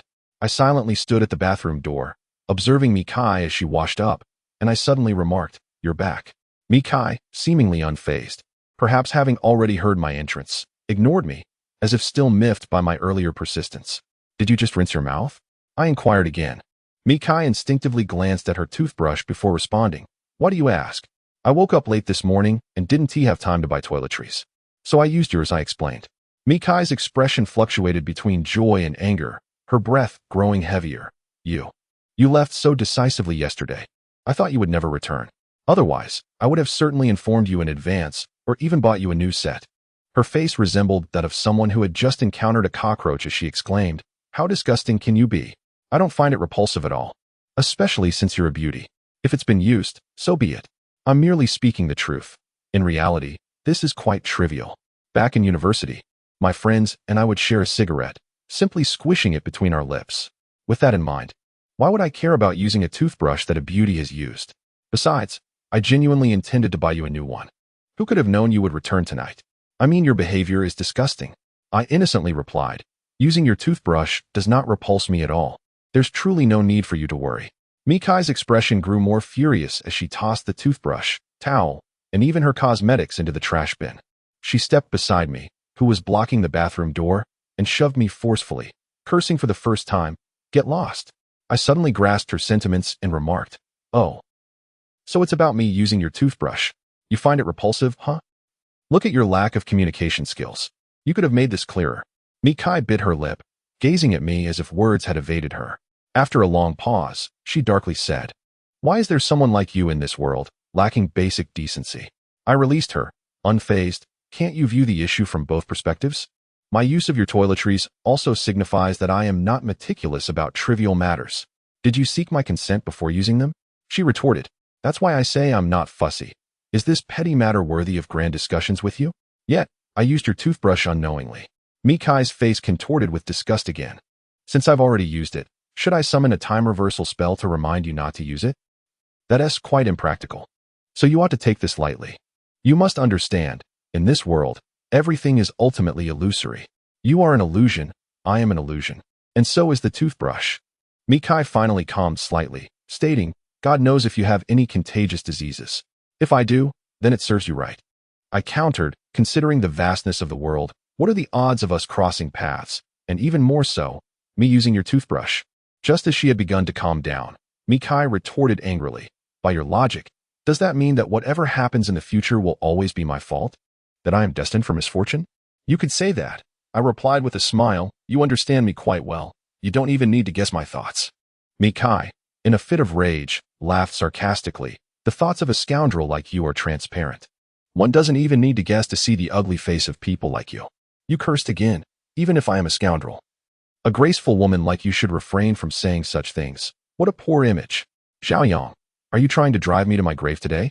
If you're afraid of being infuriated, why not just leave and let me have this space? We would both be comfortable and at peace. Suddenly, Mikai calmed down. Speaking with a detached tone, dream on. I want to fulfill your wish, you scoundrel. In any case, I'm not leaving tonight. If you don't mind. I certainly want to mind the opportunity for us to cohabitate again. To my surprise, Mikai did not retort but instead turned and closed the bathroom door firmly, leaving me unaware of her activities inside. I sat on the sofa, turning on the television, half-heartedly watching while frequently glancing toward the bathroom, sensing some ulterior motive. I recalled the last time she had lured me to a desolate area late at night, a shiver of apprehension coursing through me. How could a wise person like me fall into the same trap twice? That is simply impossible. I reassured myself, feeling somewhat relieved. After easing my mind, my mood inexplicably brightened.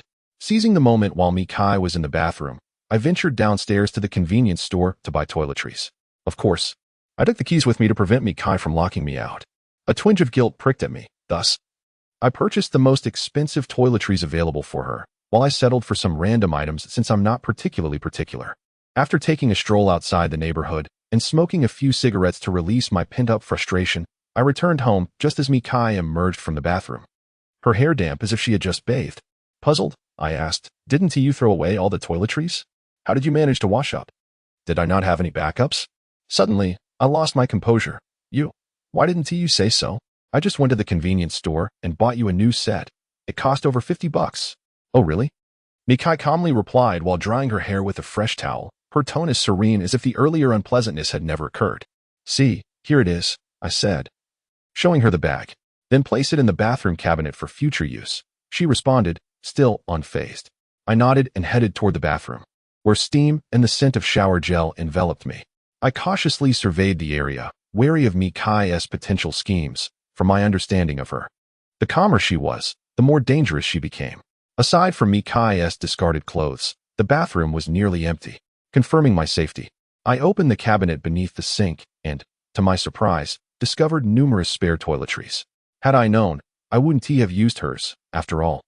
I am not one who finds enjoyment in petty squabbles. Afterward, I washed up in the bathroom. Once finished, I exited, towel drying my hair, just as Mikai had done earlier. To my astonishment, she was not resting, but rather seated on the living room sofa, eating cherries while reviewing documents. Why aren't you asleep yet? I inquired. I'm waiting for my hair to dry. I sat beside Mikai, unceremoniously grabbing a handful of cherries to munch on. Then asked, do you really enjoy cherries? Mikai patiently responded, yes, I've loved them since I was very young. I scrutinized Mikai, sensing something amiss. Given my recent misdeeds, her mere response of yes was already quite generous, yet she elaborated about her childhood fondness for cherries. I steeled myself, thinking, as a man, what can she possibly do to me? I can just stay here calmly. There's no need to be paranoid. Out of boredom, I glanced at the documents Mikai was holding, and indeed, I spotted the logo of the Zhuome shopping center on the papers. Confirming that Mikai was undoubtedly the CEO of Zhuome, I nudged the engrossed Mikai and asked, hey, do you know what I do for a living? Who cares about you? Mikai replied impatiently. I chuckled awkwardly, feeling slightly more at ease. She should respond to me with such irritation. It was no surprise that Mikai was oblivious to my work situation, although I believed Zhuome had personnel files on us from Bali. Mikai would certainly not bother to check. Even if she did, she would only look at the higher-ups, not someone as insignificant as me. Thus, she remained unaware of my position in the planning department at Bali. I, of course, would never voluntarily disclose my employment at Bali to Mikai. It was purely a matter of pride. I did not wish to appear beneath her. At least within these four walls, we were equals, albeit not entirely. In this space, I held an upper hand, and this was not mere fanciful thinking. It was supported by logic. She feared cockroaches, and cockroaches feared me. I was indeed a notch above her. In my self-indulgent reverie, I felt increasingly pleased with myself. Tossing 2 cherries into my mouth and humming Fei Wong's new tenant in front of Mikai, she, exasperated yet unwilling to engage in further argument, slammed the documents onto the table and rose from the sofa. "What are you doing?" I asked, my audacity unabashed. "Doing laundry," she replied without glancing back. "So, you won't kick me out tonight?" I queried, emboldened. "If you want to stay, then stay," she retorted with a hint of disdain. "Will you stay with me?" I pressed further. "Of course," she answered, and her response filled me with a sense of triumph. I had effortlessly subdued a woman, and I envisioned moving my belongings back tomorrow night. This old house in the city was indeed the place I had longed for. Continuing to hum the bothersome tune, my gaze fell upon the documents she had left behind.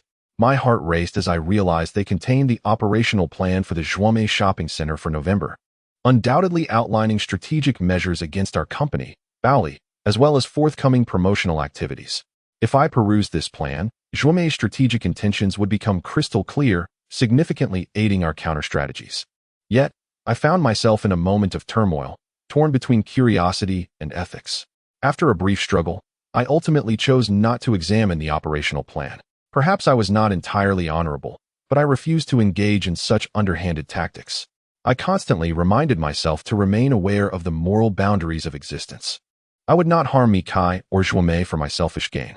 The sound of the washing machine echoed from the bathroom, and soon Mikai emerged. Returning to the sofa and resuming her examination of the monthly operational plan, treating my presence as if I were air. I struggled to find a sense of belonging and said to her, "By the way, I borrowed a set of bed linens from your room yesterday. I figured you wouldn't mind since I can't sleep in your bed. That would be even more nauseating for you." "No, go ahead and use them," Mikai replied dismissively. Her sudden change in demeanor made me feel a touch guilty. I realized I had been somewhat overbearing. Despite her position as CEO of Zhuomei, she was still just a woman, and my previous actions lacked the decorum expected of a gentleman. "I'll head to bed now. You should rest early too.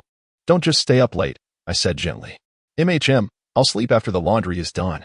Returning to my own room, I was filled with a sense of joy akin to recovering something lost. I was finally back in the room I had occupied for over 2 years.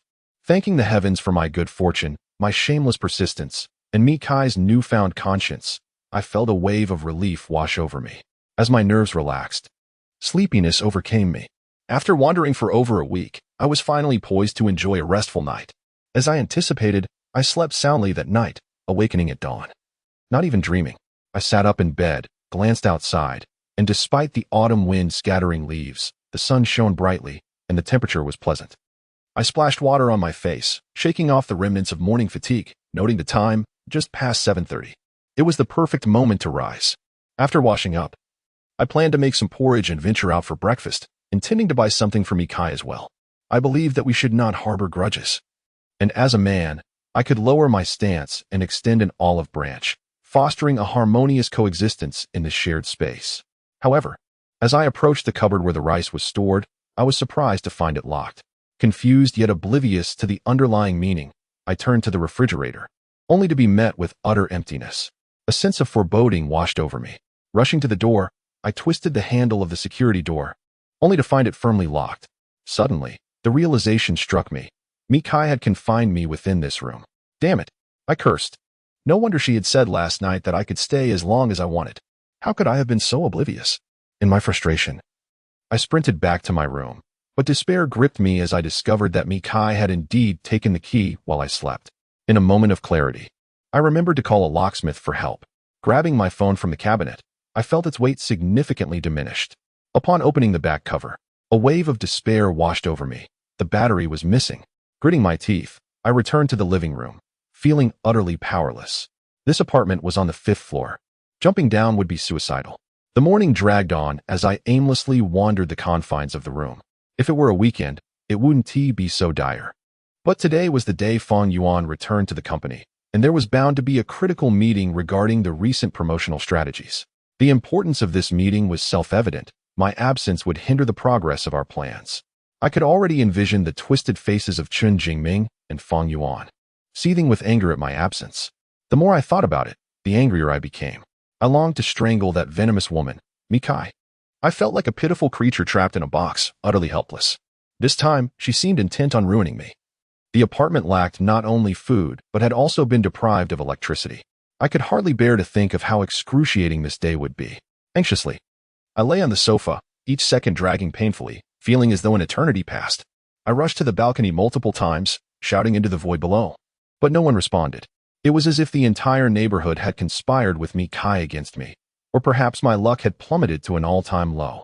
Regardless, I remained trapped, my energy waning. By noon, dizziness from hunger set in, and my loathing for Mikai intensified. I refused to believe she would have the audacity to leave me here to starve. Surely, she would return to release me by nightfall. In a fit of rage, I resolved that the moment she returned, I would call the police. Her actions constituted illegal confinement, and stealing my phone battery only compounded her crimes. She deserved to be detained. I would not tolerate such blatant disrespect. A few birds chirped merrily outside my window, flaunting their freedom, while the evening sun cast a feeble glow against the curtains. I lay on the sofa, feeling as powerless as the sunlight, my mind swirling with despair. I yearned for this hellish day to come to an end. As time dragged on, the last rays of sunlight faded from the balcony, and darkness enveloped the room. I lay there, devoid of energy, and yet Mikai had yet to return. Fear began to creep into my heart. While I knew she wouldn't dare to truly confine me here, if she didn't come back tonight, I would feel as though I were as good as dead by morning. The room was plunged into darkness, and in the oppressive stillness, my anxiety mounted. I felt increasingly frantic, but even the energy to vent my frustrations eluded me. My agitation morphed into a blend of fury and despair, gnawing at my insides, and my vision began to blur, threatening to plunge me into unconsciousness. Time crawled forward like a sluggish snail, while I languished in my own despair. At last, the sound of a key turning in the lock pierced the silence from outside. Instantly invigorated, I attempted to rise from the sofa, but my body betrayed my will. With a thud, I tumbled to the floor, my shoulder colliding painfully with the corner of the coffee table. The pain rendered me speechless, and dizziness enveloped my mind. Suddenly, the lights in the room flickered to life, and I heard Mikai's astonished voice. "Xiaoyong, why haven't you turned on the lights? Are you sleeping on the floor? Aren't you cold?" Chapter 47. You are a female scoundrel. I struggled to rise from the floor and glared at Mikai, who looked utterly bewildered. "Come here, let me strangle you," I exclaimed. "What's wrong?" Mikai asked innocently. My anger turned to bitter laughter. "You locked me in all day, and you're asking me what's wrong? The more you pretend, the more shameless you seem. Neurotic." Mikai dismissed with a flick of her wrist, before slipping into her slippers. I staggered toward her, my legs trembling, and with the last of my strength. I grasped her arm and demanded, "Why did you lock the door from the inside today? Isn't it standard to lock the security door?" She retorted, "I was at home. Didn't you know?" Mikai shook her head. "No, I thought you had left." "Fine, even if you didn't know I was home. Why did you take the keys while I was asleep?" "Isn't it reasonable for me to take my own house keys?" Mikai shot back coldly. My head spun with frustration as I slapped my forehead, fighting to maintain my composure. "That's true, they are your keys. But how do you explain stealing the battery from my phone? Who stole your battery? When I took the keys yesterday, I accidentally knocked your phone over, and the battery probably fell under the bed. It was dark, and I couldn't see, so I just put the back cover on. Damn it. You really have this all figured out, don't you? You've left no loopholes. I can't even find a way to confront you." Mikai smiled at me and said, to quote you, "Meeting me is your misfortune. What are the odds of our paths crossing in this vast sea of humanity? And what are the chances of me locking you in afterward? Are you admitting it?" Mikai replied frostily, "What if I do? Go ahead and report me for illegal confinement. You would be too embarrassed to do so. After all, you're a man, and I'm just a woman. Besides, you're the landlord, right?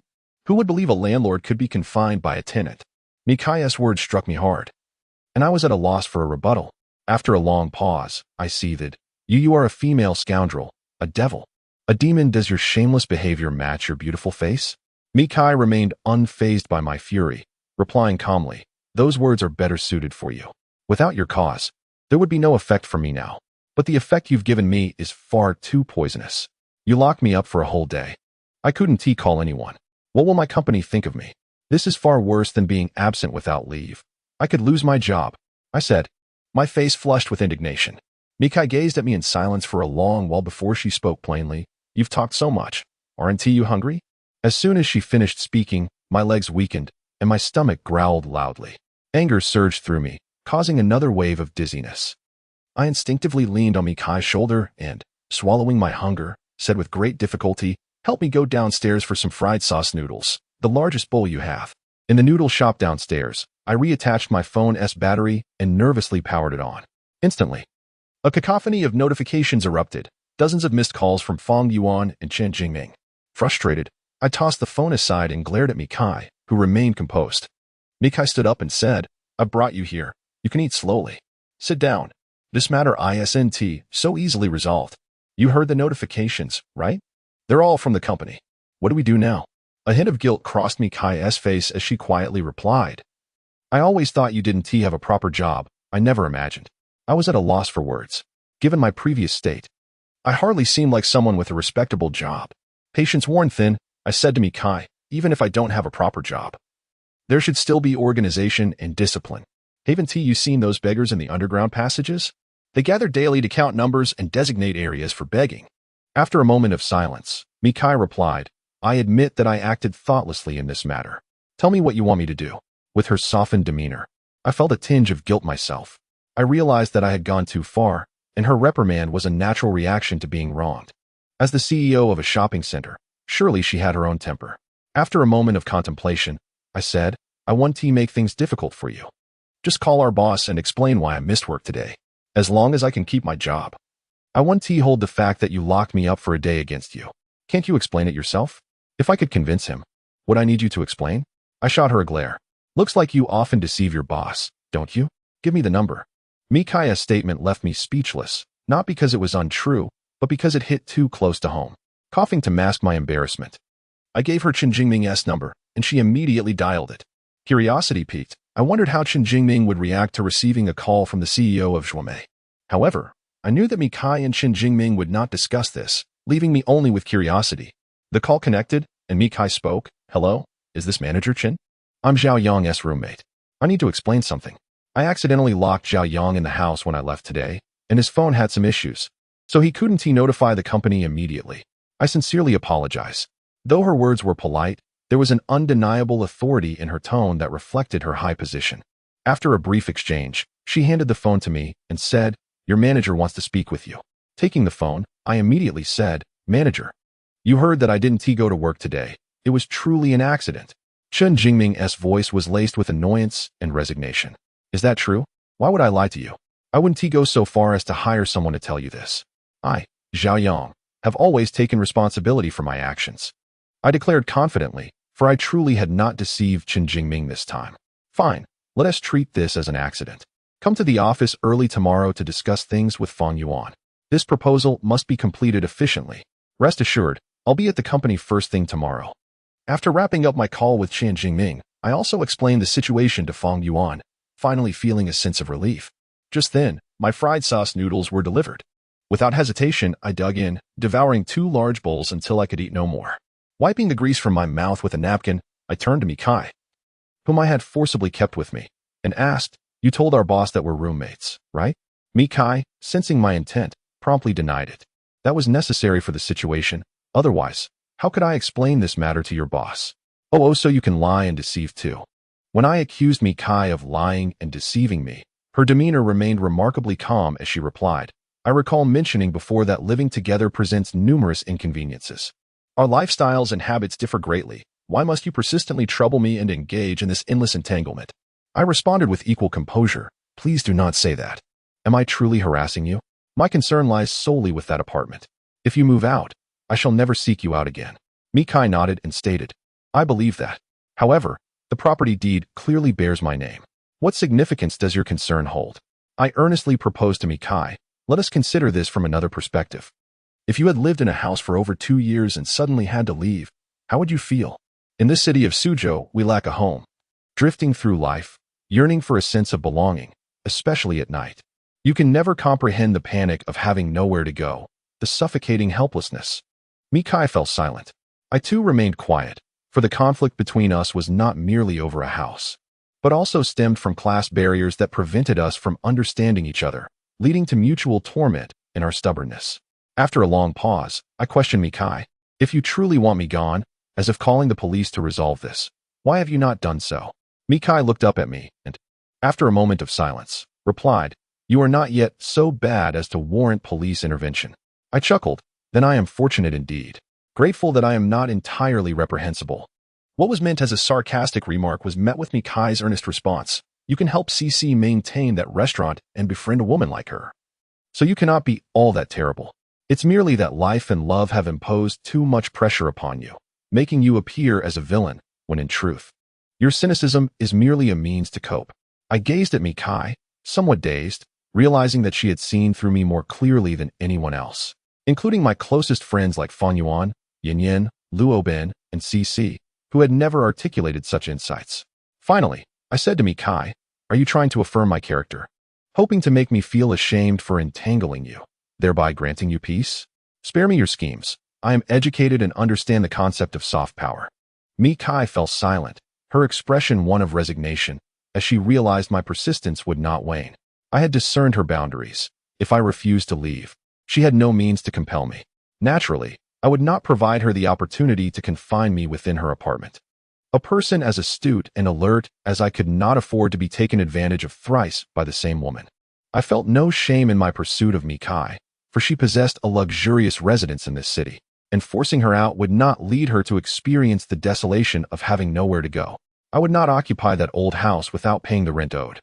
My calculations were thus: if Mikai could concede, it would lead to a mutually beneficial outcome. Indeed, she was beautiful, wealthy, and the CEO of a distinguished company. But that did not necessitate my affection or desire for her. I had no need to entangle myself with her. As long as she was willing to rent me the apartment, I could live my life without bothering her. After a moment of contemplation, I addressed the still silent Mikai. Why not rent me this place? You have another apartment in Lugang Jingyuan. You could return there. Just provide me with a bank account number, and I will transfer the rent monthly. We need not even meet. What could be better? Mikai flatly rejected my proposal, her face flushed with anger. You were so adamant about moving out last time. Why the sudden change of heart?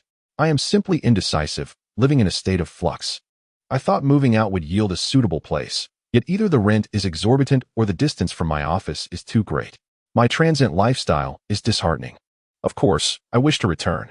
Mikai looked at me incredulously and remarked, Your reasoning is quite compelling, both subjectively and objectively. Indeed, I am meticulous in my endeavors.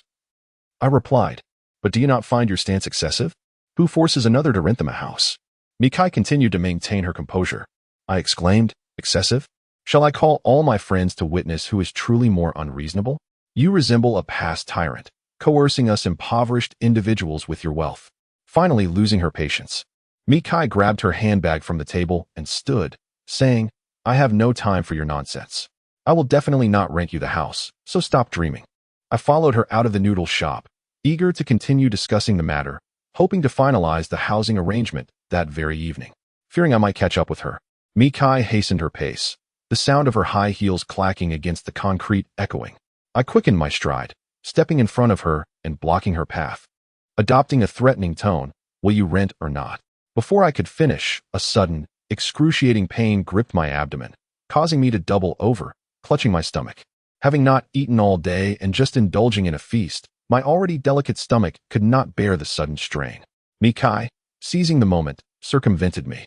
Indifferent to my plight. Do you have no conscience? My stomach hurts, and you can just watch me suffer? Mikai paused and turned to look at me. What? Are you preparing to resort to self-pity again? I made it clear that I will not rent you the house. The pain intensified, and I could feel the beads of sweat forming on my forehead. Mikai finally returned to my side, crouching down to examine me, still skeptical. What is wrong with you? I told you. My stomach hurts. Are you really so callous as to let me suffer? I grimaced, recalling how I had once made ginger soup for her when she had a fever. Did I not repay kindness with kindness? At this moment, are you still keeping score? Did I say I would let you suffer? I will call for an ambulance, Mikai declared, retrieving her phone from her bag. What planet did you descend from? Do you lack common sense? I only have a stomachache. Why would I need an ambulance? There's a pharmacy 100 meters to the right across the street. Go buy some fast-acting chewable tablets for stomach pain. A couple of those will suffice. Mikai shot me an exasperated glance. In this condition, can you not spare a few words and conserve your strength? Fine, I will go. Wait here for me. I forced a smile. Hurry, the pain is driving me mad.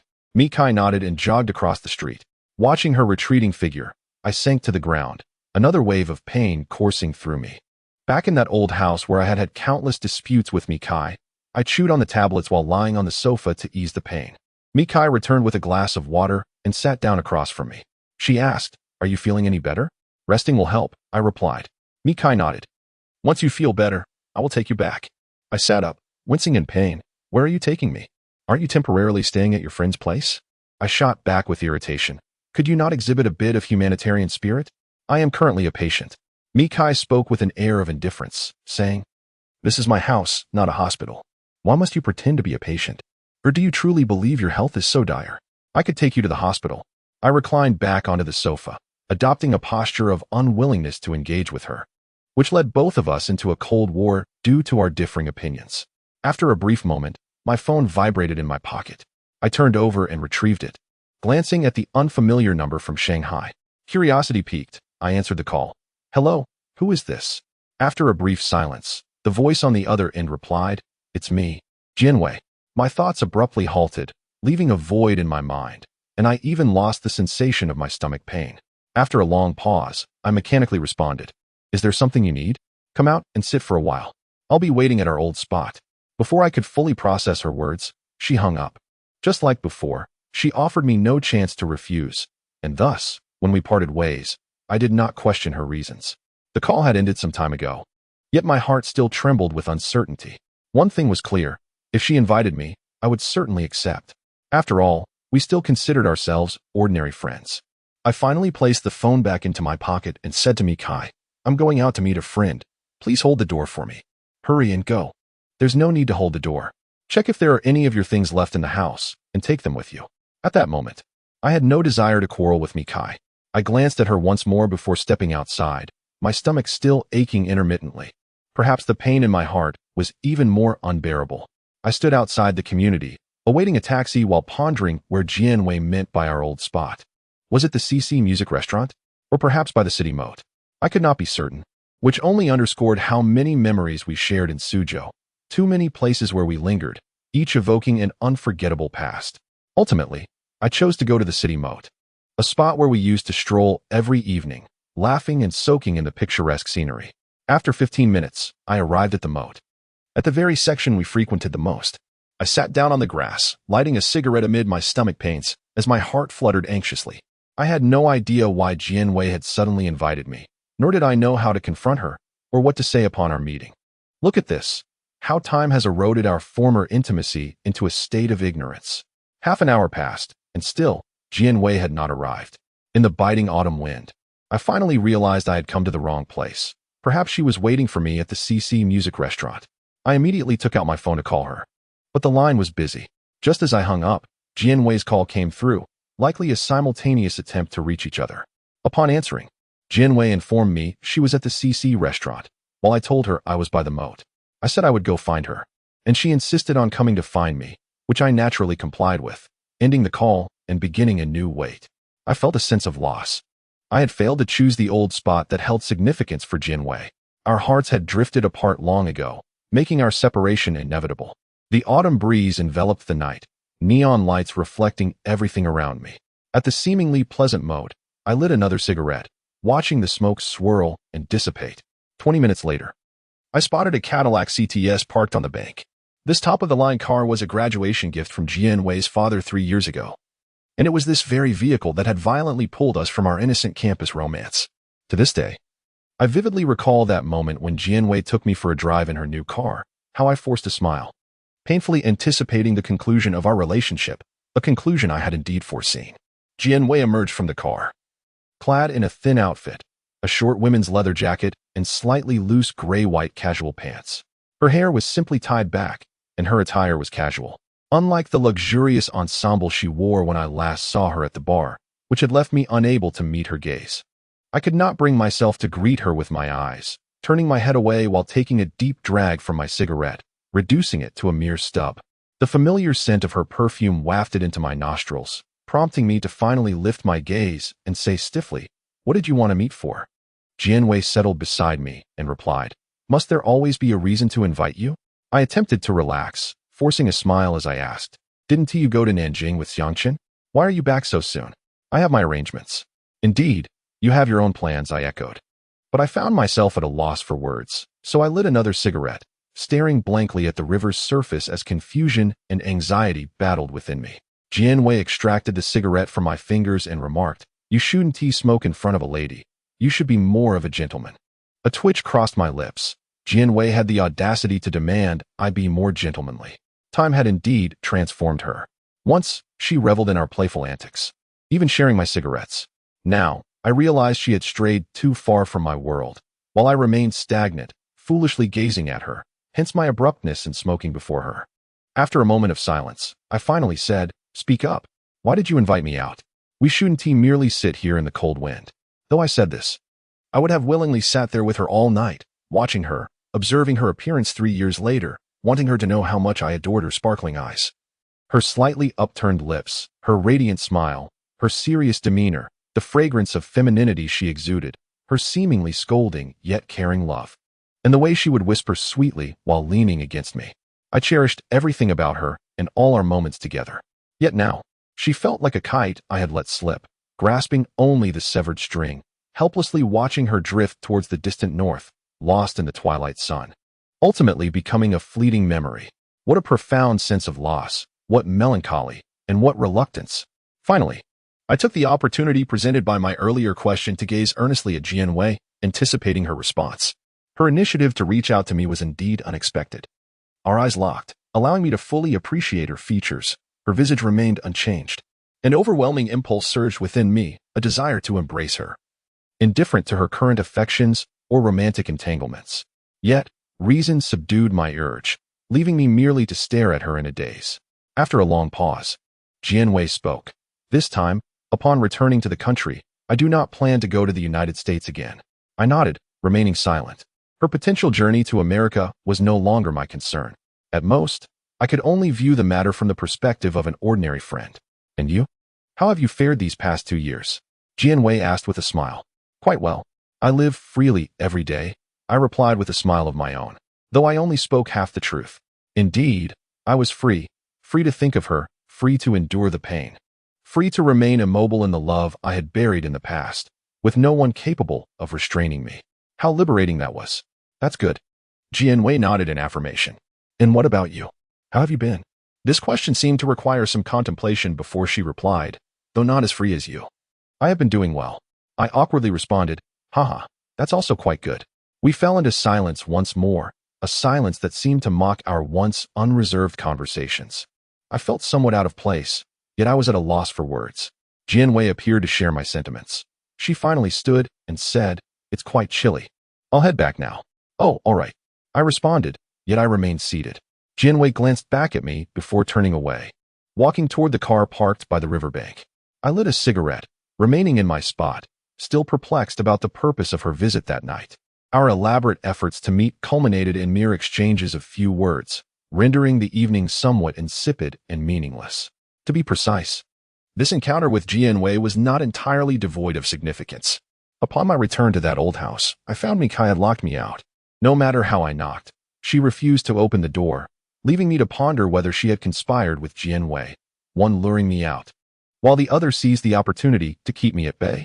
Yet, that was of little importance. The crucial matter was that I had nowhere else to go.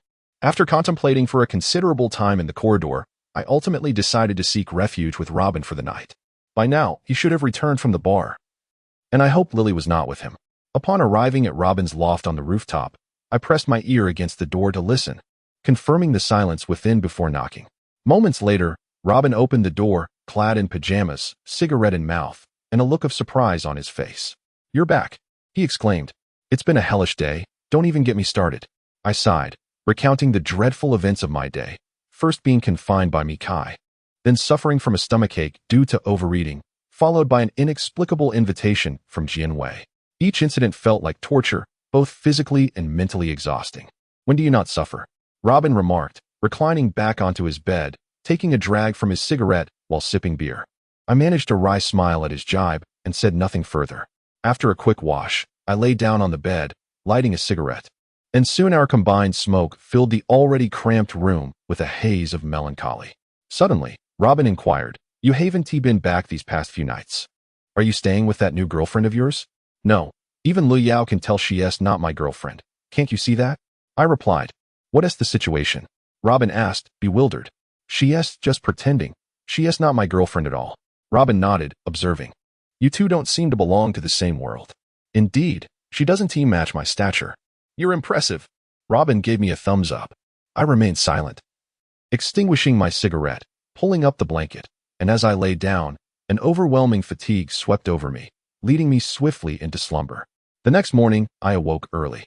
Neglecting breakfast, and for the first time, I took a taxi to the company, costing me over 30 yuan more than taking the bus, clearly an unnecessary expense. Had it not been for being locked away by Kai the previous day, leaving me behind in my work, I wouldn't have needed to rush. I feared I would be doomed to work late into the evening. This only fueled my resentment toward Kai, and I resolved to find time to confront her, not about life or ideals, but about her unjust treatment of me. Upon finally reaching the company, I thought I had arrived early, only to find Fong Yuan had beaten me there. Before I could greet him, he tossed a document my way, saying, "Here's yesterday's meeting materials. Take half an hour to review them, then we'll discuss our promotional plan for Zhuomei." He added, "Xiaoyang, time is of the essence. Get into work mode." "No problem," I replied, settling down to peruse the document. From the materials, it was clear that yesterday's meeting had not established a definitive promotional strategy, and Chen Jingming and Fong Yuan had differing opinions on the plan. Chen Jingming leaned toward conservatism, suggesting we adhere to previous promotional strategies to ensure tasks were completed within the set time frame, while Fong Yuan desired a breakthrough in this promotional plan, aiming to truly reflect our transformation and ambition as a top-tier department store, even if it meant a slight delay. After spending 20 minutes reviewing the materials, Fong Yuan and I brewed ourselves a cup of coffee and began to discuss. Naturally, I supported Fong Yuan's perspective. Since the company and Oppo's strategic focus for the next phase was to strengthen brand image, our promotional actions must indeed reflect a departure from the past. Competing with Zhuomei was merely a part of our operations, and we had to prioritize reinforcing our brand image. However, if we could achieve a breakthrough in our promotional strategy while still meeting the deadlines, that would be the ideal scenario. After our discussion, Fong Yuan and I reached a consensus. We would strive to develop a promotional plan that represented a significant advancement compared to previous efforts, of course, pending Chen Jingming's approval, as he was the highest authority in the planning department and held veto power. Throughout the morning, Chen Jingming was absent from the office, only appearing just before noon, at which point he summoned Fong Yuan and me to his office, his demeanor exuding excitement that left us puzzled. Once inside the manager's office, Chen Jingming instructed me to close the door. Before we could enjoy a cup of tea, he eagerly informed us, "This morning, I met with the manager of Zhuomei's investment department." Fong Yuan and I exchanged bewildered glances. Astonished that Chen Jingming had met with Zhuomei's manager during work hours, this could imply collusion. Chen Jingming, unable to contain his enthusiasm, explained, "The manager of Zhuomei's investment department, Manager Li, is an old classmate of mine. He brought me news that could change the fate of both our companies. Zhuomei is brewing a storm internally, a power struggle aimed at their newly appointed CEO. A shock coursed through me. The new CEO of Zhuomei was none other than Kai. Was she currently facing an internal crisis of power within the company? Though I speculated this in my mind, I maintained a calm exterior, waiting for Chen Jingming to elaborate further. I continued to observe Chen Jingming with an air of tranquility, while Fong Yuan, filled with astonishment, inquired, "Manager Chen, do you mean to say that the upper echelons of Zhuomei intend to take action against their newly appointed CEO?" Chen Jingming nodded affirmatively and replied, "Indeed. Zhuomei is a family enterprise, as you may have heard." I nodded in agreement with Fong Yuan. If it were not a family business, how could Kai, at the tender age of 26, possibly hold the position of CEO of such a substantial shopping center? Yet, I remain uncertain of Kai and Oppo's standing within this family. Chen Jingming proceeded. Over 2 years ago, Zhuomei's founder, Mi Zhongxin, tragically perished in a severe car accident on the highway while attending a business conference in Shanghai. He collided with a truck that had broken down without any warning signs. Following this misfortune, his brother, Mi Zhongde, took the helm of Zhuomei. However, Mi Zhongxin also had a daughter who had been studying abroad in the United States for the past few years and only recently returned to the country. She is the new CEO of Zhuomei. Betsy Mikai. Before Chen Jingming could finish, I interjected, "Manager, is it Mi Zhongde who intends to take action against Betsy?" Chen Jingming chuckled lightly and said, "It is quite evident that he is the one. For years, he has held the title of nominal chairman of Zhuomei. With Mi Zhongxin's daughter now back in the picture, his position is undoubtedly at risk. It is difficult for one who has grown accustomed to the heights of power to willingly descend." I expressed my indignation, saying, "That scoundrel is utterly inhumane. Zhuomei was originally his brother's legacy, and now that his brother has met with an untimely death, he dares to lay a hand on the orphan left behind." Chen Jingming waved his hand, his expression grave as he addressed me. "The complexities of family enterprises are not our concern as outsiders.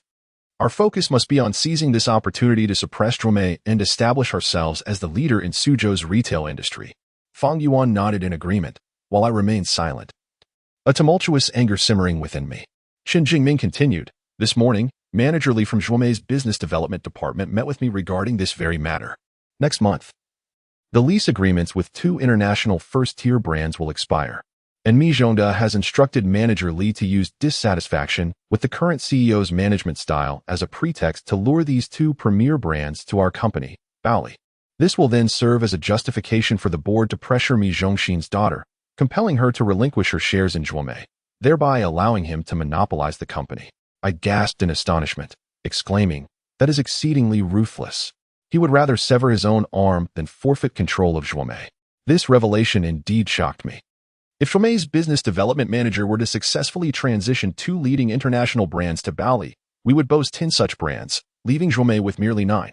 It is universally acknowledged how crucial these top-tier brands are to premier department stores. Even if Mi Zhongde were to gain ownership of Zhuomei, the cost would be immense. Chen Jingming smiled and remarked, "For Mi Zhongde to secure complete ownership of Zhuomei, he must resort to such drastic measures. Within the board, there are many loyalists to Mi Zhongxin who will support his daughter. If Manager Li manages to bring those 2 leading brands to our side under the pretense of dissatisfaction with the current CEO's management, it would constitute a severe management failure that has fundamentally affected the company. Those who initially supported her would waver, and at that point, the board would collectively exert pressure, making it exceedingly difficult for Mikai to retain her management and ownership rights." At this moment, Fang Yuan, who had remained silent, finally posed a question to Chen Jingming. "Is Mi Zhongde truly not concerned that Zhuomei could suffer irreparable damage and be overtaken by Baoli?" I took the liberty of answering on Chen Jingming's behalf, stating, "Even if overtaken by Baoli, Mi Zhongde would still be the highest authority at Zhuomei. If Mi Zhongxin's daughter remains, he will inevitably be replaced. A leader who has grown accustomed to high office for many years is unlikely to accept a subordinate's fate." Chen Jingming nodded in agreement with my assessment and continued, "Such is human nature. Therefore, this presents a rare opportunity for us at Baoli. However, Mi Zhongde is not to be underestimated. I have heard that overseas capital is soon to be injected into Zhuomei, and their stores in Nanjing and Shanghai are gearing up for opening. Their strategic territory is expanding beyond Suzhou into larger markets. Furthermore, even if they lose 2 premier brands, Zhuomei's long-standing popularity in Suzhou will not easily wane. Mi Zhongde possesses trump cards, which is why he dares to act in this manner. Should he successfully eliminate Mi Zhongxin's daughter, he will solidify his power, making the risk worthwhile." Both Fang Yuan and I fell into silence, despite our years of experience. The brutal realities of the market had never been laid bare before us as they were today. In that moment, I comprehended that the workplace and marketplace indeed have their own rules. For those of us at the bottom, advancement relies on diligence and the ability to seize opportunities, while those at the top engage in a game of cunning. This duplicity instilled in me a profound fear, magnifying the ugliness of human nature under the guise of strategy. Chen Jingming finally brewed himself a cup of tea and, after taking a sip, addressed Fang Yuan and me, "You have been my subordinates for several years, and I see great potential in both of you, particularly in you, Fang Yuan. This is why I chose to share this top-secret matter with you. My aim is for you to seize this opportunity, creating value for the company while achieving your own breakthroughs. You both must excel in this upcoming promotional campaign. Do you understand?" Fang Yuan nodded solemnly, while I remained lost in a haze of emotion. And you, Xiaoyang? Chen Jingming turned his gaze towards me once more. Fang Yuan nudged me, pulling me back to reality, and I replied, I understand. Upon exiting Chen Jingming's office, Fang Yuan promptly dragged me to the staff lounge, lowering his voice to ask, Xiaoyang, does Chen Jingming know about your relationship with Mi Kai? Naturally, if he were aware of my acquaintance with Mi Kai, he would not have shared this information with me. Fang Yuan nodded, his expression serious as he continued, you must not disclose this matter to Mi Kai, regardless of the circumstances. Setting aside your career prospects, out of respect for Chen Jingming's benevolence towards us, you cannot reveal anything to Mi Kai. Do you understand? I remained silent, still somewhat dazed. Xiaoyang, you must discern the gravity of this situation. This is no trivial matter, even if Mi Kai is indeed your girlfriend.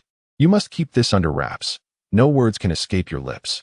Suddenly, I erupted in anger, glaring at Fang Yuan and retorting, are you even human? Can you not consider Mi Kai's perspective in this situation? She is already an orphan, alone and vulnerable, and now her own uncle is scheming against her, attempting to usurp her father's legacy. How much suffering must she endure? Fang Yuan clamped his hand over my mouth, still speaking in hushed tones, urgently insisting, keep your voice down. This is a power struggle among those in high positions, not a matter for us common folk to meddle in. This issue concerns not only the company's interests but also Chen Jingming's personal future, and ours as well. If you disclose this, how can you justify Chen Jingming's trust in you? Finally, I was silenced. Indeed, Chen Jingming had shown considerable benevolence towards both Fang Yuan and me.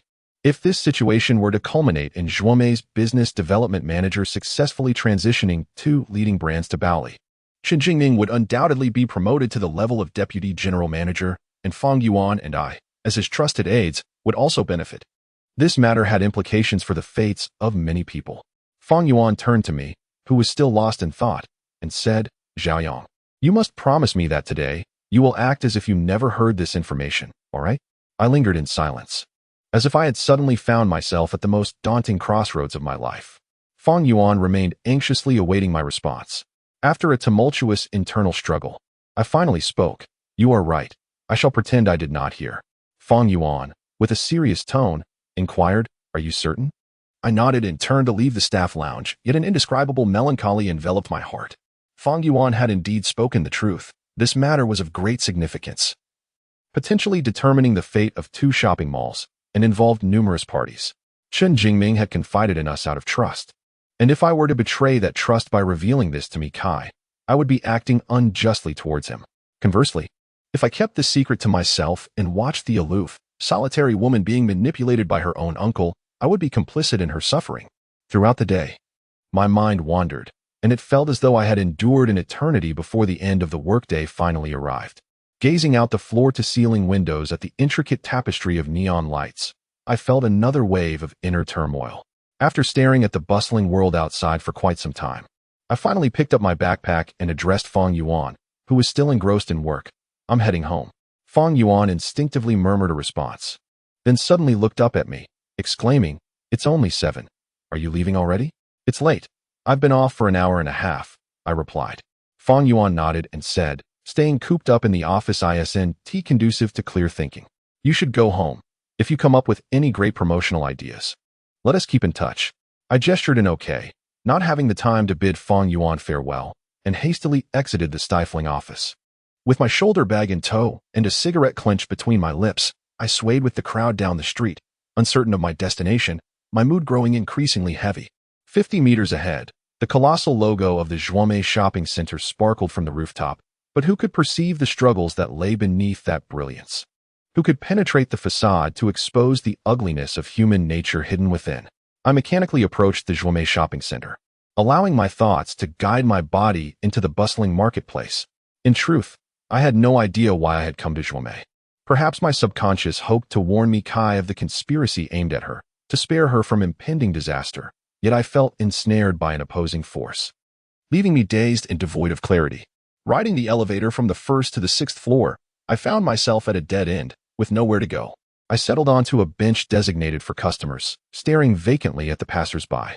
Suddenly, the elevator doors leading to the Zhuomei office area opened, and I caught sight of Mi Kai emerging, accompanied by a young female assistant. Instinctively, I did not want her to notice me. so I stood up quickly and slipped into the nearest shop. "Welcome." The sales assistant greeted me cheerfully. I looked around, momentarily overwhelmed by the dazzling array of colorful women's lingerie and undergarments. "Sir, are you shopping for your wife?" the assistant inquired enthusiastically. I nearly exclaimed, "What the hell? Do I look like someone with a wife?" But I stifled that thought and smiled at her, replying, "Yes, please recommend something. I'd like it to be a bit more seductive." The assistant eagerly presented a selection, explaining its features, while I feigned interest, my eyes scanning the exterior for any sign of Mikai. Perhaps she had already departed, and I let out a sigh of relief. I then interrupted the assistant, who was still speaking animatedly, saying, "This lingerie is lovely, but it's a bit too affordable, don't you think? Haven't you learned to gauge a customer's purchasing power based on their attire during training?" I lifted my shoulder back slightly, revealing the logo to the assistant, and continued, "Do you see this?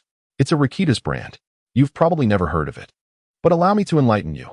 Rakita's is the latest luxury brand created through a collaboration of Reebok, Nike, and Adidas.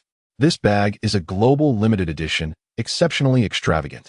Do you honestly think someone of my stature would purchase lingerie from a second-tier brand like yours?" The assistant appeared bemused, and as I prepared to leave, I suddenly spotted Mikai outside the lingerie store, scrutinizing me with an odd expression alongside her assistant. Mustering my courage, I approached Mikai, forcing a smile and greeting her. "What a coincidence to see you here." "I work here," she replied, "but why are you in a women's lingerie store?" Mikai questioned, her expression skeptical. I deflected, saying, "Oh, I had no idea you worked here. Are you the building manager?" She shook her head, her eyes still laced with disdain as she pressed, "You still haven't answered my question. What brings you to a lingerie store?"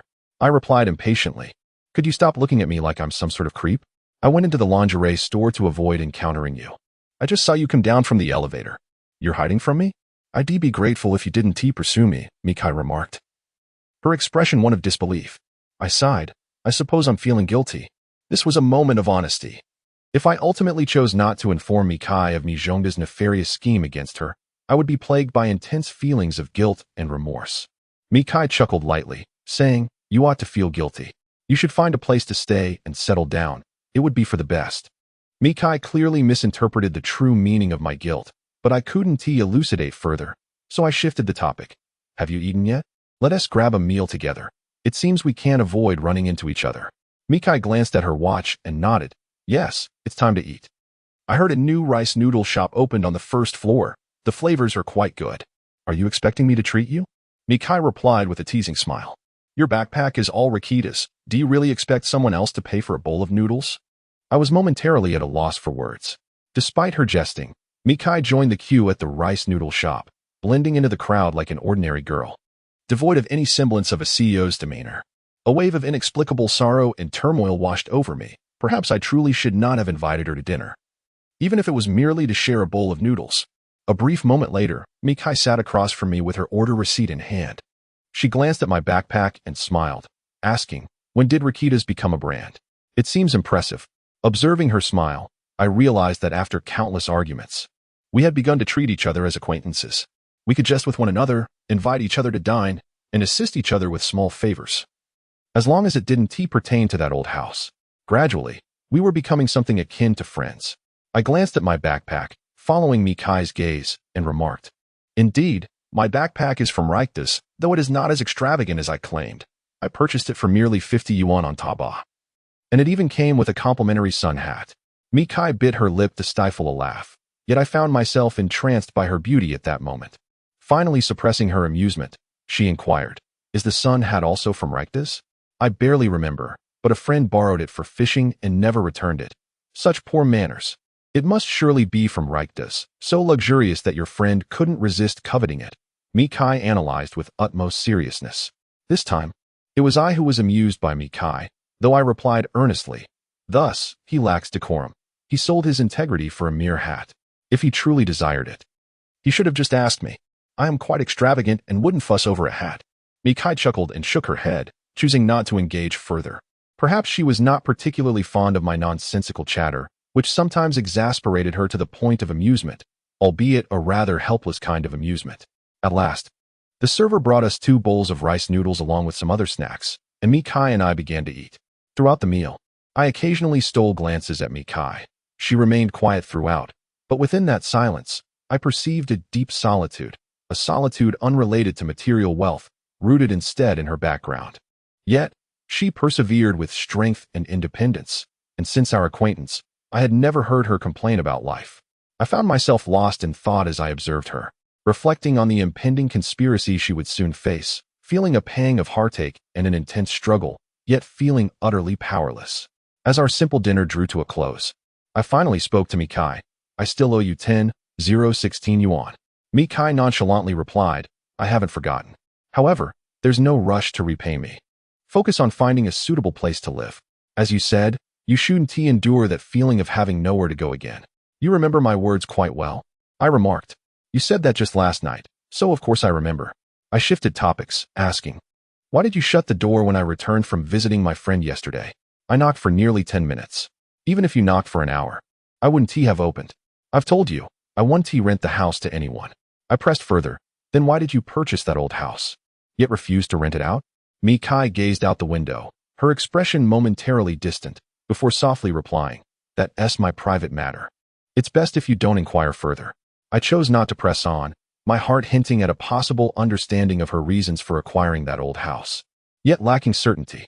In the silence that followed, Mikai, unusually proactive, suggested, it's still early. Let us go find you a place together. You should settle down quickly. Otherwise, when your father visits, you won't know how to explain. In the dark of night, I sat in Mikai's car, searching for rental listings on my phone through 58 Tongcheng. Upon finding suitable options, I called to inquire, while Mikai played the role of my driver, taking me through various corners of the city as I haggled with landlords and agents using various desperate tactics. With Mikai as my driver, I efficiently viewed 5 properties in just over an hour, yet each time, circumstances proved unsatisfactory, prompting us to continue our search through the vast city. After another half hour, Mikai parked by the roadside and remarked, renting a place is truly no easy feat. Indeed, there are many unscrupulous agents nowadays. One must be cautious to avoid being taken advantage of. Mikai nodded in agreement, having just gained first-hand experience. This realization illuminated the truth that sometimes, it is not that one cannot understand another, but merely that one has not lived in the other's world. Are you thirsty? I'll go buy you something to drink. I asked Mikai. She nodded, and in my haste, I forgot to inquire about her preference. I opened the car door and stepped out, my emotions swirling into an overwhelming sense of oppression. Despite our countless quarrels over that old house, I did not harbor any ill will towards Mikai. As our relationship deepened, I discovered she was not the aloof person I initially perceived. Rather, she was quite amiable, appearing cold yet genuinely warm-hearted. Perhaps she truly was a kind woman.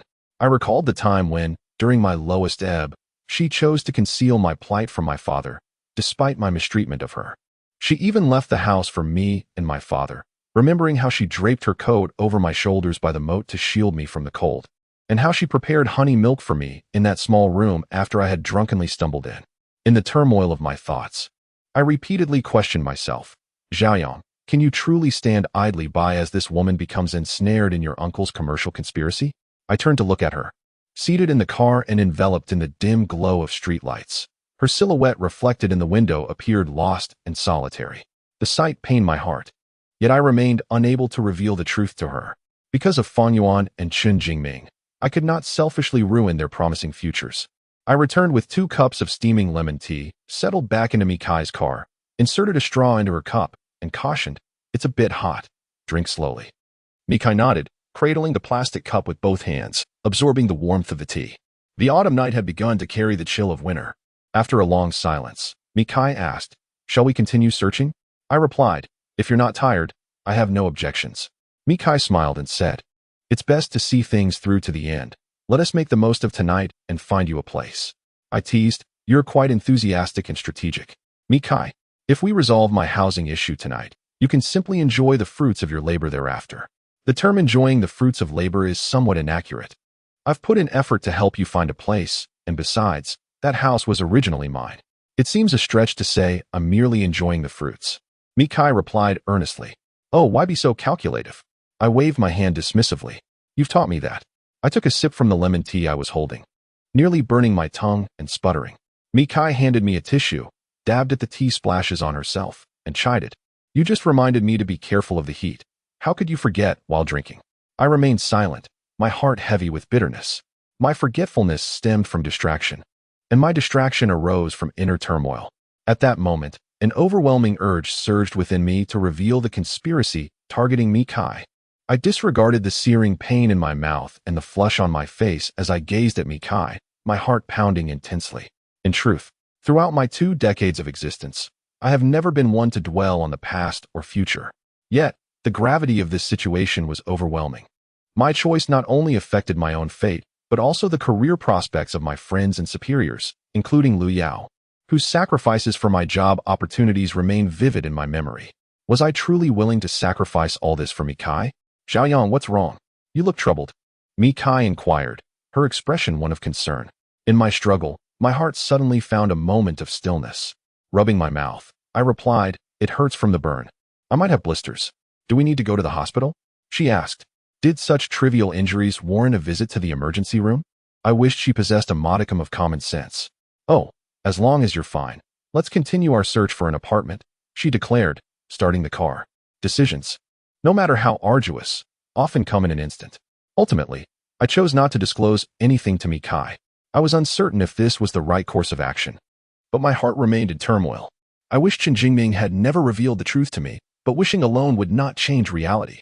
I felt like a frail boat drifting helplessly in the ocean of guilt, unable to see the shore. The shadows of streetlights elongated on the car window, and my thoughts began to scatter. In this disarray, I could not conceive of a solution that would satisfy all parties involved. After a lengthy search in the deep of night, we finally found a reasonably priced studio apartment. I promptly paid 3 months' rent and a month's deposit. Once the landlord departed, only Mikai and I remained in the empty space. Standing side by side on the small balcony of the 26th floor, I lit a cigarette, taking in the city's nightscape before finally speaking to Mikai. It's quite serene up here.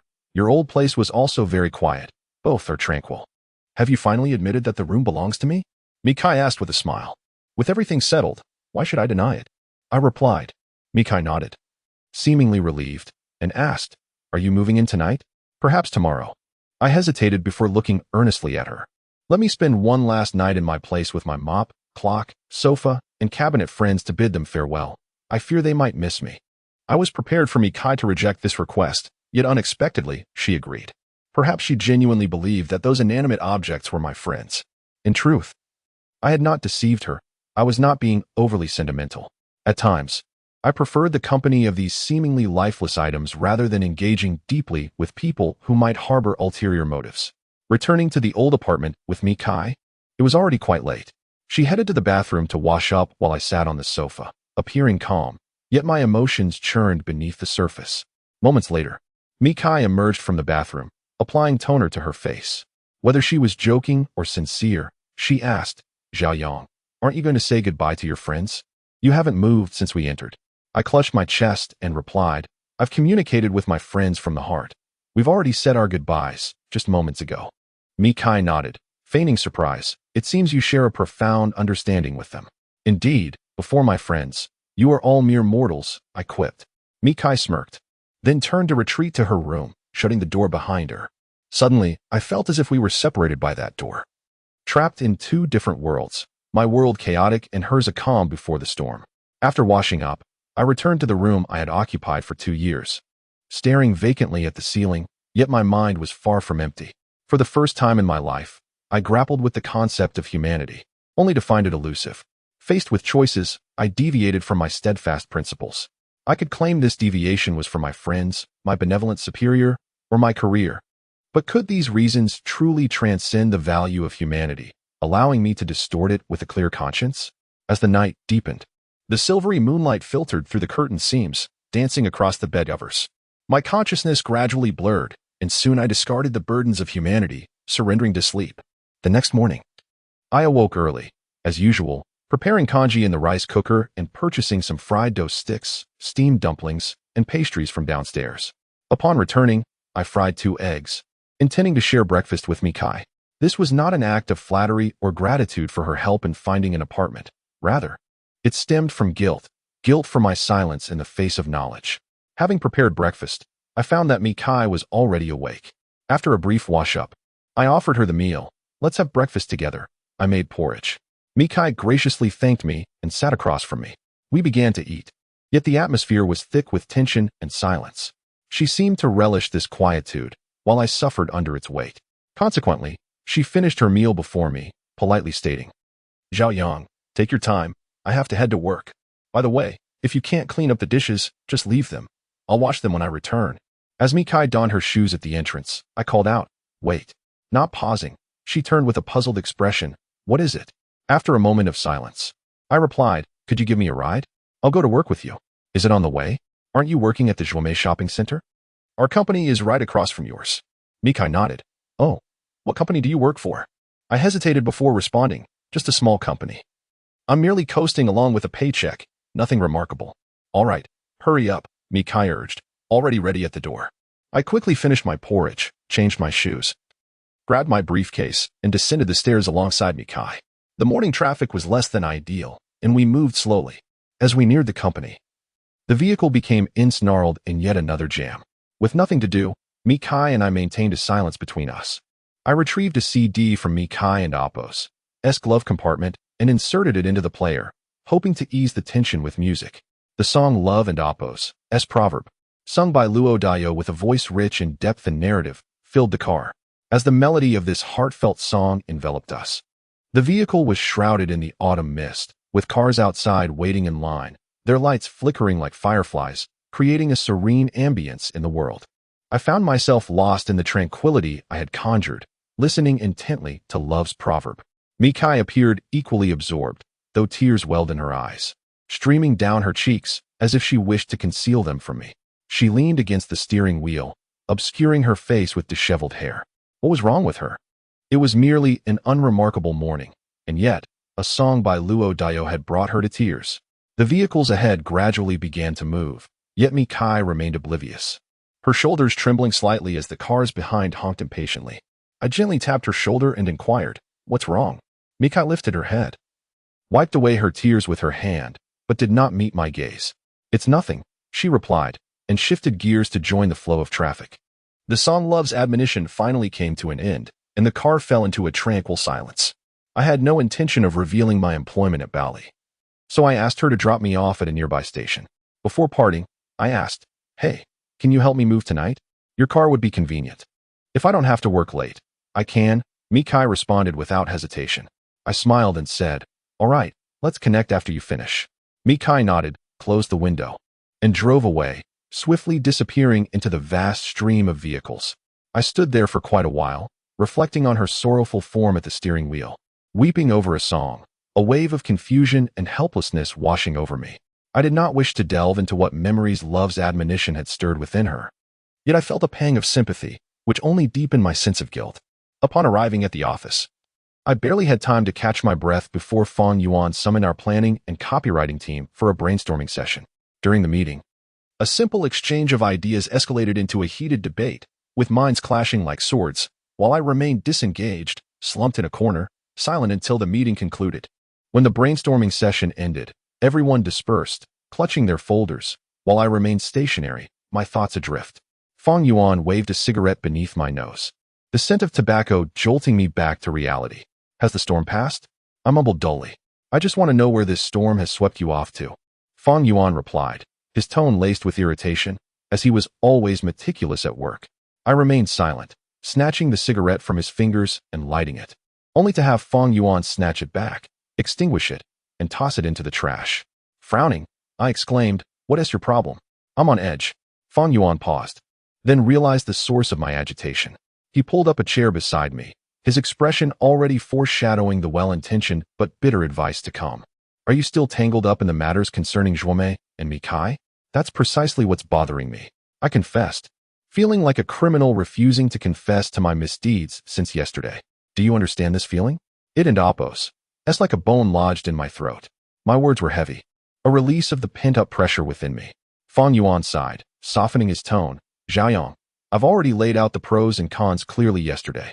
No matter how guilty you feel, this is ultimately an internal issue for Zhuomei, and we must remain uninvolved." I fell silent again. Discussing this matter with Fang Yuan would yield little, for he could never grasp my perspective. Yet he was not wrong. Despite our nearly decade-long friendship, we were fundamentally different people, leading divergent lives. In this moment, I understood why, despite graduating from the same university, our paths had diverged significantly post-graduation. After a lengthy pause, I told Fang Yuan, I'll stay here for a bit longer. I'll figure this out on my own. Fang Yuan nodded, adding, I still don't know your thoughts on this promotion plan. Let us discuss it privately later. All right, I replied. Fang Yuan extracted another cigarette from his pack and handed it to me, advising, go to the smoking room. Be mindful of the company. I numbly accepted the cigarette, gazing at him in a daze. Fang Yuan patted my shoulder before turning to leave, while my fingers mechanically twirled the cigarette, feeling increasingly desensitized. At noon, Fang Yuan and I had lunch in the company cafeteria, choosing a relatively quiet corner to sit in, yet we did not directly discuss the impending promotion plan. Fang Yuan remarked, Yin Yan is free tonight. Let her cook a few dishes at my place, and we can enjoy a few drinks. Not tonight. I need to move. I replied, haven't you sorted out the moving yet? Fang Yuan asked, surprised. No, I just found a suitable place, and I've been busy lately. Fang Yuan nodded then, after a brief silence, advised, Xiaoyang, I'm not saying this to scold you, but you're at an age where you should consider settling down. If you can establish a stable life, do it as soon as possible. I asked him earnestly, we've been out of school for so many years now. Classmates and friends have all stabilized their lives, and those who haven't are desperately trying to do so. Why do I feel as if I'm living in a dream? Without much thought, Fang Yuan replied, it's because you've been too self-centered these years, and your self-centeredness is tinged with strong idealism. Xiaoyang, you must understand that a castle built of sand on the beach, no matter how exquisite, will collapse at the first wave. Your pain and instability stem from this. Fang Yuan's words left me bewildered. I understood that the waves he spoke of represented the harsh realities of life, and my suffering arose from an unwillingness to accept those realities. Hence, I fantasized about that sky castle and the long-haired maiden waiting within its walls. Fang Yuan continued, you really shouldn't dwell on the internal strife at Zhuomei anymore. People must live in reality. While having a conscience is important, this situation transcends mere moral considerations. If you judge this matter solely through the lens of conscience or humanity, and then inform me, Kai, reality will deliver a resounding slap to your face. Xiaoyang, learn to respect reality, and do not take unnecessary risks. Why do you keep bringing this up? I responded with mild annoyance. After a brief silence, Fang Yuan sighed softly. Because I know you, and that's why I worry. I remained silent. Although Fang Yuan and I were not alike, after nearly 10 years of brotherhood, he understood me better than most. If I did not measure this situation with humanity and conscience, why was I in such torment? Fang Yuan continued. If Chun Jingming leverages Zhuomei's internal conflict to secure 2 top-tier brands for Baoli, he is almost guaranteed a promotion to vice president. As his trusted confidant, you and I would firmly establish our footing in this company. Especially you, Xiaoyang. This would be a significant elevation in your life, leading to a transformative shift. Lighting a cigarette, I took a deep drag, tilting my head back and closing my eyes, exhaling all the smoke in a cathartic release. For the first time, I felt my long-held convictions wavering. Perhaps I truly should respect reality. I had reached the age for establishing a family, and after so long, glimpsed the dawn of life. If I extinguished that light myself, my future would languish in a darkness devoid of hope. Let us discuss your thoughts on this promotion plan, Fang Yuan prompted, pulling me momentarily from my internal struggle. I finally nodded, ready to share my insights regarding the upcoming promotion plan with Fang Yuan. I organized some fragmented thoughts regarding this promotional plan in my mind and promptly conveyed to Fang Yuan. For this promotional strategy, we can transcend conventional thinking. My proposal is to maintain our previous promotional methods for the ordinary brands, such as simple discounts and giveaways, while focusing our efforts on the 8 international first-tier brands. Fang Yuan nodded in agreement, saying, I understand your point and concur with your perspective. The essence of this promotional event should indeed highlight the image of our premium department store, centering around these 8 international first-tier brands. Please share your thoughts on how you intend to integrate these brands into the promotional scheme. After a moment of contemplation, I responded, our department store, Baoli, encompasses nearly all categories of daily necessities with these 8 first-tier brands, including apparel, handbags, watches, and jewelry. This variety is our advantage and facilitates complementary promotions. What kind of complementary method do you propose? Fang Yuan inquired. First, we must create sufficient motivation for consumers to purchase. While promotions are a crucial means of stimulating buying intent, it is not enough. We must further incite their desire at a psychological level. Please continue, he urged. We should begin by segmenting the market. Those capable of purchasing luxury brands are certainly high-end individuals. Yet within this group, there are distinctions in profession and wealth. Fan Yuan nodded, acknowledging, indeed, female consumers predominantly drive luxury brand purchases. These women are either top executives or affluent daughters, or perhaps even kept mistresses. I interjected, having worked in the department store industry for many years. We have developed a specific segmentation system for our target consumer demographic. Ironically, we once studied the consumption structure of luxury brands at Bowley, discovering that approximately 20 of purchases were made by company executives, 30 by second-generation wealthy individuals, and the remaining 50 constituted irregular purchases. Thus, it is common to see young, beautiful women accompanied by successful men entering luxury brand stores. Of course, this was merely an internal investigation and lacks official status, yet it sufficiently illustrates the point.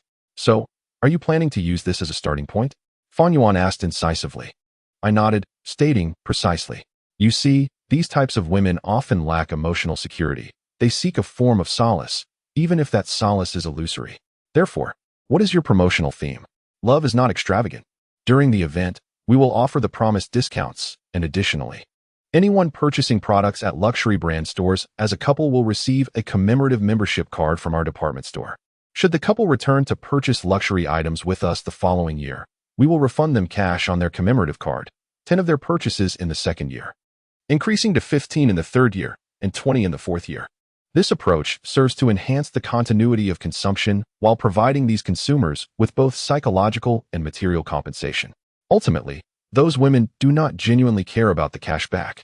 What they seek is psychological reassurance and the hope for enduring love. Fan Yuan pondered the feasibility of this idea in silence before finally saying, I generally approve of this promotional concept, but we must convene for a collective discussion to determine its operability.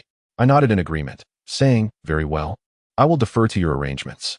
Fan Yuan jested, Zhayong, it seems you possess an exceptional understanding of women's thoughts. If your judgment of these women is accurate, our promotional strategy against Zhuomei is bound to succeed. I remained silent, aware that my understanding of such women was a result of my years spent in nightlife. Whether we could indeed leverage their psychological traits as a basis for commercial behavior remains uncertain. If the company were fortunate enough to adopt it, the market would ultimately provide validation. After a busy day, the end of work finally arrived. My colleagues had gradually departed, and the office grew increasingly quiet. I reclined in my chair, attempting to rest, yet my mind remained restless. Another round of phone ringing jolted me back to reality. Rubbing my face, I picked up the phone and was surprised to find it was my father calling. I felt astonished. Over the years of being away from home, I had always initiated contact, and he rarely reached out to me. At times, I wondered if he had forgotten about me, his wandering son. Yet, I knew he hadn't, as he would visit whenever business brought him to Suzhou, albeit with a reluctance to express his emotions. Habitually, I lit a cigarette before answering, greeting him with, Dad, have you eaten yet? He inquired. Not yet. I'm still at work. The company has been busy lately. Oh, did you call for something? I haven't had time to visit Suzhou recently. The rice and flour I mentioned last time have been sent to you via express delivery. Please keep an eye out for it these days. Oh, I replied, my voice lacking energy. My father fell silent, but did not mention ending the call, which struck me as unusual, yet I patiently waited. Zhayong, how are things with that girl? I knew he referred to me Kai, but feigned ignorance, asking, which girl? The one you live with. By the way, your mother knitted 2 scarves this time, and made one for her as well. Please give it to her. Also, you have a bad temper. Try not to lose your temper with her, and be a little more accommodating. Avoid quarreling while living together. As he spoke, I mentally counted the words he had uttered, and to my astonishment, it totaled 64, an unprecedented length for him. I suddenly felt the world was changing. Even my father was becoming more talkative. You and my mother don't even know her name. Yet you're this enthusiastic and even knitting her a scarf. Do you think that's appropriate? I said, half amused and half exasperated. My father then delivered a statement that left me speechless. It's you who is living with her. Why should we know her name? After a moment of helplessness, I replied, you are right. I will comply with your wishes. Treat her well. She is a good girl. His insistence left me with no choice but to refrain from contradicting him. So I resignedly said, Father, you've only met her twice. How can you tell if she is a good girl? Is it her innocence or your cunning? My father ignored my teasing, repeating, "Treat her well," before hanging up. Listening to the beeping of the disconnected call, I felt a mix of emotions and asked myself, how should I treat her well? I felt like an onlooker, powerless as I watched her uncle, Mi Zhongda, raise a cruel knife against her. Setting my phone back on the desk, I leaned heavily against the chair and Oppo's backrest, slapped my face with my hand, and closed my eyes, recalling her lonely figure with long, cascading hair. It felt as though the very vein connected to my heart had been severed, and a wave of suffocating sorrow washed over me. The phone rang again. This time it was Mikai. I suddenly remembered she had promised me in the morning to help me move.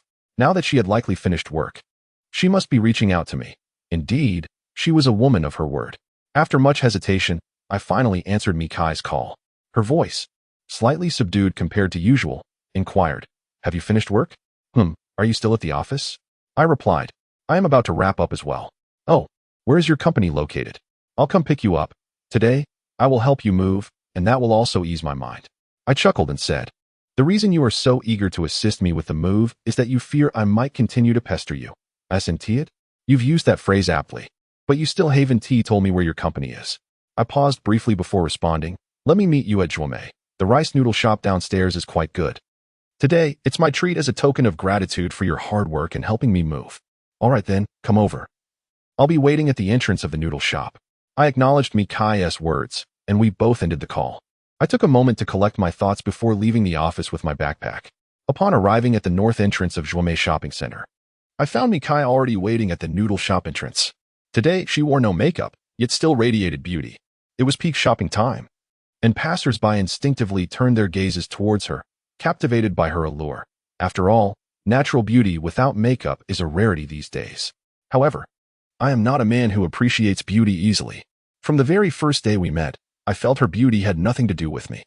My concern was whether she would allow me to remain in that apartment, yet ultimately, I moved out. If I were to stretch the truth a bit, my departure from that apartment represented a compromise with reality.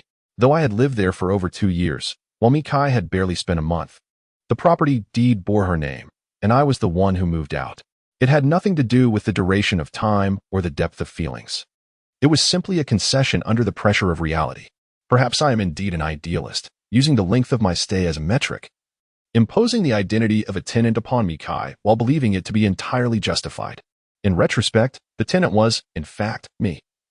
I didn't even qualify as a tenant, for Mikai, the rightful owner, never consented to my renting the place. Standing before Mikai, we exchanged silent glances, seemingly devoid of topics to discuss without our usual confrontational banter. I finally asked, "How long have you been waiting?" "Not long. Let us go.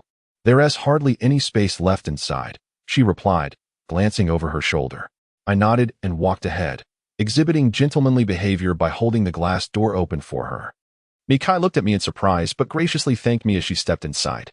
She found a vacant seat, while I proceeded to order. After a considerable wait, I ordered 2 bowls of rice noodles and some side dishes, then took a seat across from her with the order slip. Having eaten rice noodles at this shop for 2 consecutive days, I couldn't help but ask the somewhat mundane question, "Is your fondness for rice noodles because your name is Mikai?" Mikai glanced at me but chose not to respond, instead taking a sip of her tea, clearly uninterested in my trivial inquiry. I chuckled, unfazed. I had grown accustomed to her indifferent demeanor, although on rare occasions, we resembled ordinary friends. After a while, our order arrived. Mikai had only ordered a bowl of rice noodles, while I was left with all the side dishes. I pushed the chicken leg and tofu towards her, saying, "You'll need to eat more. After all, you'll be helping me move later. I'll only handle the driving. Besides, do you have that much stuff? The last time you moved, I saw you manage it all on your own."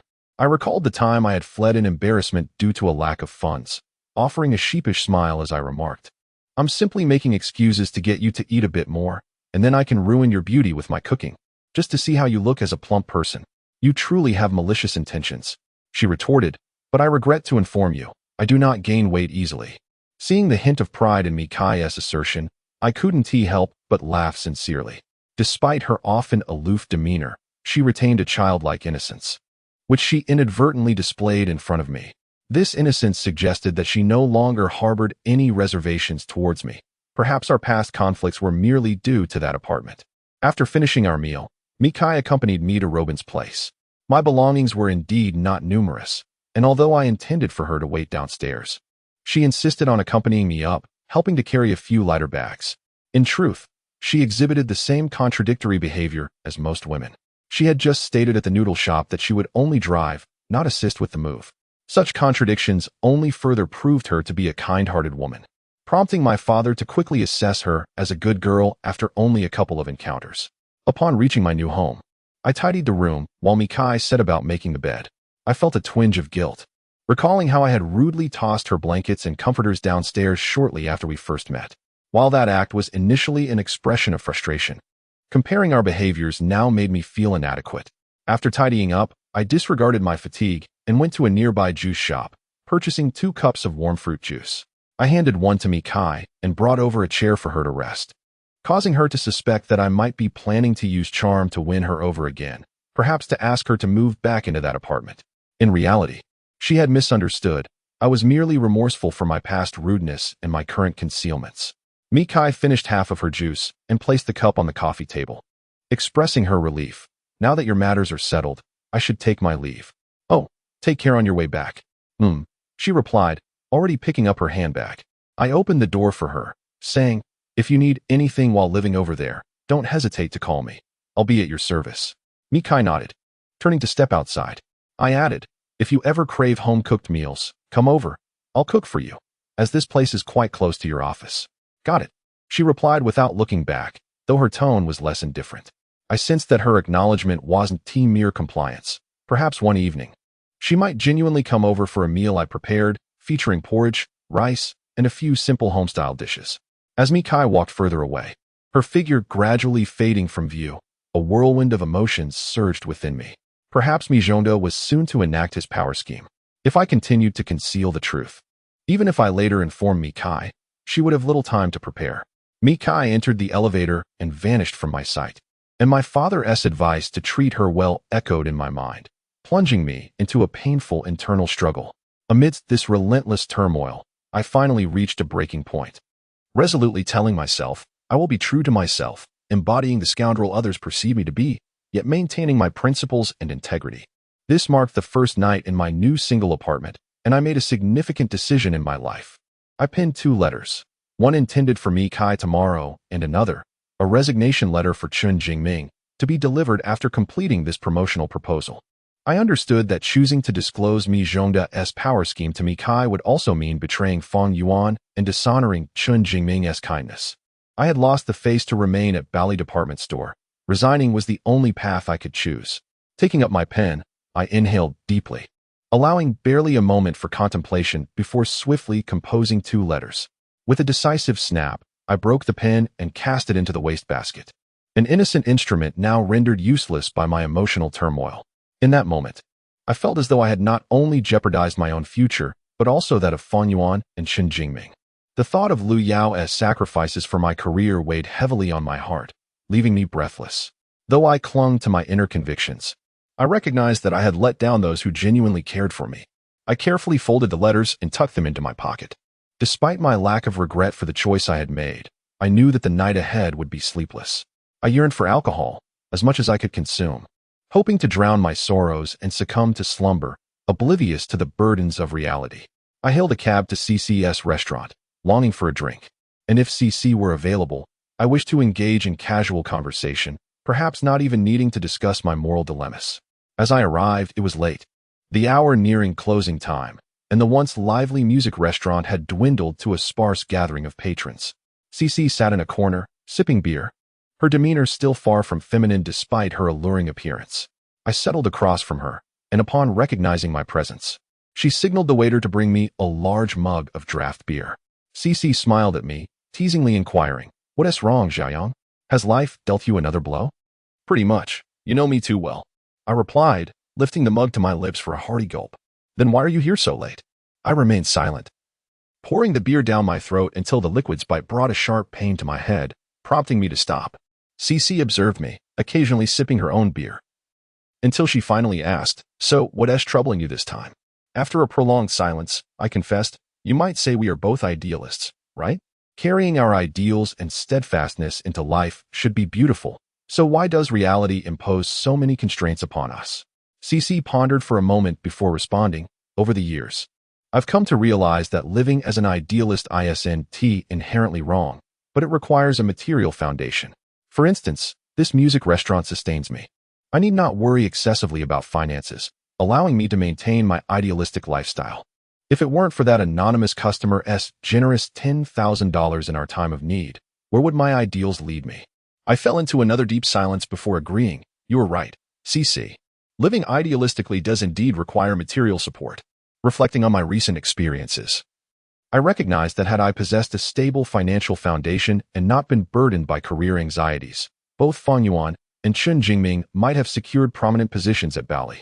I could have freely shared everything with Mi Kai, fulfilling my conscience and beliefs. Even with this understanding, I remained resolute in my decision to disclose Mi Zhongda's scheming to Mi Kai, believing, deep down, that even if it cost me my hard-won career prospects, it was worth it. After downing another large mug of beer, I ordered yet another, while CC simply smoked beside me. Our silence stemmed from our shared understanding of the world from an idealistic perspective, which had grown exhausting. After consuming 2 large mugs, I began to feel lightheaded, and the tension that had gripped me gradually dissipated, rendering CC's face somewhat hazy. Seizing the moment, I ordered a shot of strong liquor, downing it in one go. This indulgence intensified my dizziness, and I eventually slumped over the table, succumbing to a temporary tranquility, though I knew the reality awaiting me the next day would likely be chaotic. The following morning, I awoke to a throbbing headache, the autumn rain drizzling outside, the sky cloaked in gray. As I surveyed my surroundings, I realized I was in CC's bedroom, recalling how deliberately I had chosen to drink heavily the night before. I threw off the covers, slipped on my shoes, and quietly exited the bedroom, noting that CC was still asleep on the living room sofa. Glancing at the time, I saw it was already 7:30. I chose not to disturb her and gently closed the door behind me. Descending the stairs, I flagged down a taxi, directing the driver not to my office, but to Zhuomei. Having made my choice the night before, I intended to follow through. 20 minutes later, I arrived at the entrance to Zhuomei's underground parking lot, awaiting Mi Kai's arrival. Based on my knowledge of her habits, she would likely be arriving shortly. After another 20 minutes, I finally spotted Mi Kai's red Q7. As she maneuvered the vehicle into the parking lot, I approached a passing student. "Excuse me, could you do me a favor?" I asked the bewildered young man. "What kind of favor?" He replied, eyeing me with suspicion. I pulled out the letter from my pocket and handed it to him. "Could you deliver this letter to a girl for me?" "Oh, is this a love letter?" he exclaimed, realization dawning. "Indeed, but with today's technology, why write a letter?" he questioned. "You could just send a text. You're a 90s kid, right?" "Yeah, I'm an 80s kid. Do you understand the concept of a generation gap? In my day, we wrote letters. It was all about style. Please hurry. She'll be getting on the elevator soon, but I'm going to be late for school. It'll only take a moment, I promise." The boy still hesitated. I quickly shifted tactics, asking, "Do you like beautiful girls?" His interest piqued. He asked eagerly, "Is she beautiful? If she weren't, would I be interested?" "Trust me, she is stunning. As soon as you get off the elevator, wait for her in the underground parking area. Remember, she'll be in a purple-gray coat with long hair. The most beautiful woman there is her. Don't mistake her for anyone else." "All right, I'll see if she is as beautiful as you say," I reminded him. "Just give her the letter. Don't say anything else, especially about my appearance, understood?" He nodded knowingly. "I get it. You want to surprise her. Good luck with your confession." I nodded in approval. "Not bad. We're not too far apart in age after all." The boy grinned and dashed toward the elevator. Lighting a cigarette, I watched him depart, feeling as though I had finally released a heavy burden. As for tomorrow, I would deal with it when it came. Moments later, the boy returned, barely concealing his excitement. "You weren't lying. She is an absolute knockout." I smiled, asking, "What did she look like?"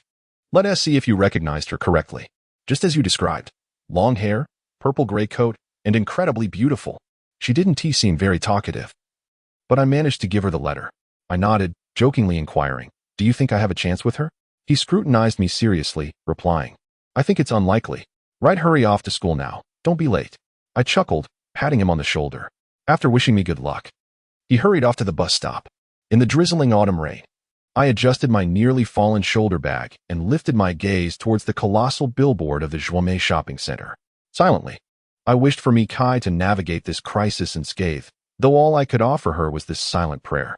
Upon returning to Bali department store, I felt an eerie calmness, I worked peacefully, attended the communication meeting organized by Fong Yuan with tranquility, and conversed with my colleagues in a composed manner.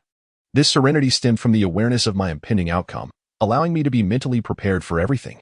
Once the promotional plan concluded, I would resign from Bali, perhaps to seek employment in Suzhou or return to my birthplace, where my father could arrange a position for me, leading a placid life thereafter. As I immersed myself in my work, time flew by swiftly, and soon it was time to leave. I brewed a cup of coffee in the lounge, took a brief respite, and then returned to my tasks. Today, Fong Yuan had efficiently reported my proposed promotional theme, "Love is not extravagant," to Chen Jingming, who promptly initiated the process. As the originator of this theme, I was tasked with drafting the promotional plan. In gratitude for Chen Jingming and Oppo's years of support, I resolved to exert every ounce of effort to ensure the plan's success. When I finally left the office that evening, it was already 10 o'clock at night. Hungry, I purchased some hamburgers from the KFC downstairs and strolled along the street while eating. After a long day, I sought this leisurely walk to unwind. Yet, the bustling streets and the throngs of people merely accentuated my solitude and helplessness in this city. I yearned for a home here and a girlfriend who could someday be my wife. After struggling for years, I realized how powerless I was against such simple aspirations. Understanding my insignificance in this vast city, so small that a mere breeze could send me adrift, leaving behind a sense of bitterness and sorrow, carried away by the wind. Upon returning to the bachelor apartment I had only rented yesterday, I felt the unpredictability of life. I had believed I would reside here for a long time. But after handing that letter to Mikai this morning, I had already resolved that my stay would be brief. Though subconsciously I wished to continue struggling in this city. Finding a new job was no simple task. Everything hinged on the luck following my resignation. If I could secure a position quickly, I would persist. But if it took too long, I would reluctantly choose to leave.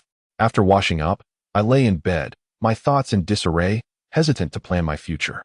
The vibrant motivation I had felt days earlier faded into a lethargic acceptance of fate. Listening to the rain pattering outside, I began to think of Jianwei, reminiscing about the future we had once envisioned together. Yet, recalling it now felt so pale and devoid of vitality, and only I bore the weight of this emptiness. At least without me, Jianwei would thrive. She would not worry about material needs, as she could fill emotional voids with material comforts. In truth, her emotional state would not be lacking, for she had already found Cheng Chun, a new anchor for her affections. This was wonderful, truly wonderful. I would continue to dwell on my own suffering, silently wishing her well. I took my guitar from its case, strummed the strings, and began to sing Eason Chan's song Backpack. As I followed the melody, tears inexplicably streamed down my face. The absence of a home, a job, and a woman had once seemed trivial, yet now I wept over these seemingly insignificant matters. Was that not absurd? The rain outside intensified, and I sensed that once it passed, the cold would set in, heralding the arrival of winter, which would encase the world in ice. Time ambled forward over the next 3 days, filled with both trivialities and significant events. On the trivial side, I received 2 knitted scarves, along with rice and flour, sent by my father. On the more substantial side, I efficiently completed the promotional plan centered around love is not extravagant after countless hours of overtime. I submitted the finalized plan to Fong Yuan, who then passed it to Chen Jingming. With this submission, the countdown to my resignation began. Soon, I would part ways with Bali department store. That evening after work, I intended to call Mikai to offer her the knitted scarf. I believed she would appreciate it since I had gifted her one of the 2 knitted sweaters my father had sent previously, which I had seen her wear several times. Regardless of our relationship status, the scarf was a heartfelt gift from my parents, and it deserved to be given. With ample motivation, I dialed Mikai's number. But after a long wait with no answer, I was about to give up when she returned my call. I hurriedly answered, and she apologized, explaining she had been in a meeting. I hesitated before asking, "Is your company particularly busy lately?" "Yes, there have been some issues that we're currently addressing." "Oh," I replied, knowing she had indeed received my letter, and now she was likely dealing with the power struggles instigated by Mijongda. Mikai urged me, "So, what is the reason for your call?" I paused briefly before responding. "My mother knitted you a scarf, and my father sent it via courier. If you have time, you can pick it up, or I can bring it to you. But if you don't want it, that's fine too." Mikai did not decline. She replied, "Just wait a moment, I have a few things to handle. You come to Zhuomei, and I'll meet you after I finish." I playfully insisted, "Well, you'll have to treat me to drinks since I'm the one bringing you something." "Sure," she agreed before hanging up. her tone indicating she was quite busy. After ending the call, I packed the scarf into a bag and left the office, heading towards the Joumé shopping center. Upon arriving at the Joumé shopping center, I entered a CAF called Seascape Coffee, but did not order anything, as it was a pay-first establishment with exorbitantly priced beverages. I opted to wait for Mikai to arrive. Selecting an empty table, I texted her the CAF's name and passed the time flipping through a fashion magazine, trying to stave off boredom.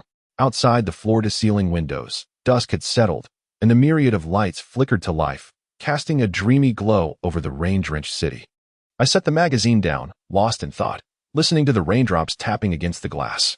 At some point, Mikai walked into the CAF and sat opposite me. Glancing at the empty table and asking, "Why haven't you ordered anything? It's pay first, and it's ridiculously expensive. Over 200 for a pot of oolong tea. The owner is quite the swindler." Mikai dismissed my complaint and called the waiter over to order a pot of oolong tea for me, while she chose a cappuccino.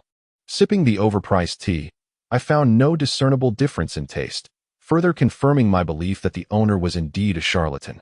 Though I didn't think my spending habits were to blame. After finishing my tea, I looked at Mikai, who was stirring her coffee, and asked, "You don't seem very well. Are you feeling tired lately?"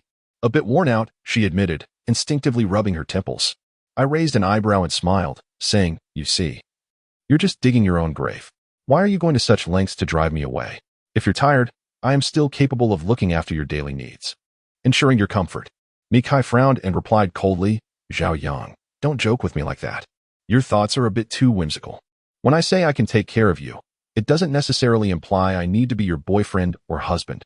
I could just be your male caretaker. I wouldn't mind being your male caretaker."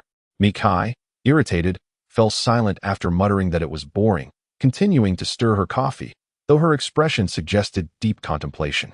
In no time, I finished a pot of oolong tea and, feeling hungry, called the waiter to order a pasta salad, and courteously requested a tiramisu for Mikai, knowing she would cover the bill. I had no qualms about benefiting from a woman who was far wealthier than I. Spending her money was merely an effort to bridge the wealth gap and address societal conflicts, thereby contributing to a harmonious society. I swiftly devoured the plate of pasta salad and then retrieved a scarf from my backpack, which I had packed neatly. Mikai accepted the scarf, her gaze inadvertently drifting to my Rick Doss backpack, a smile appearing on her face.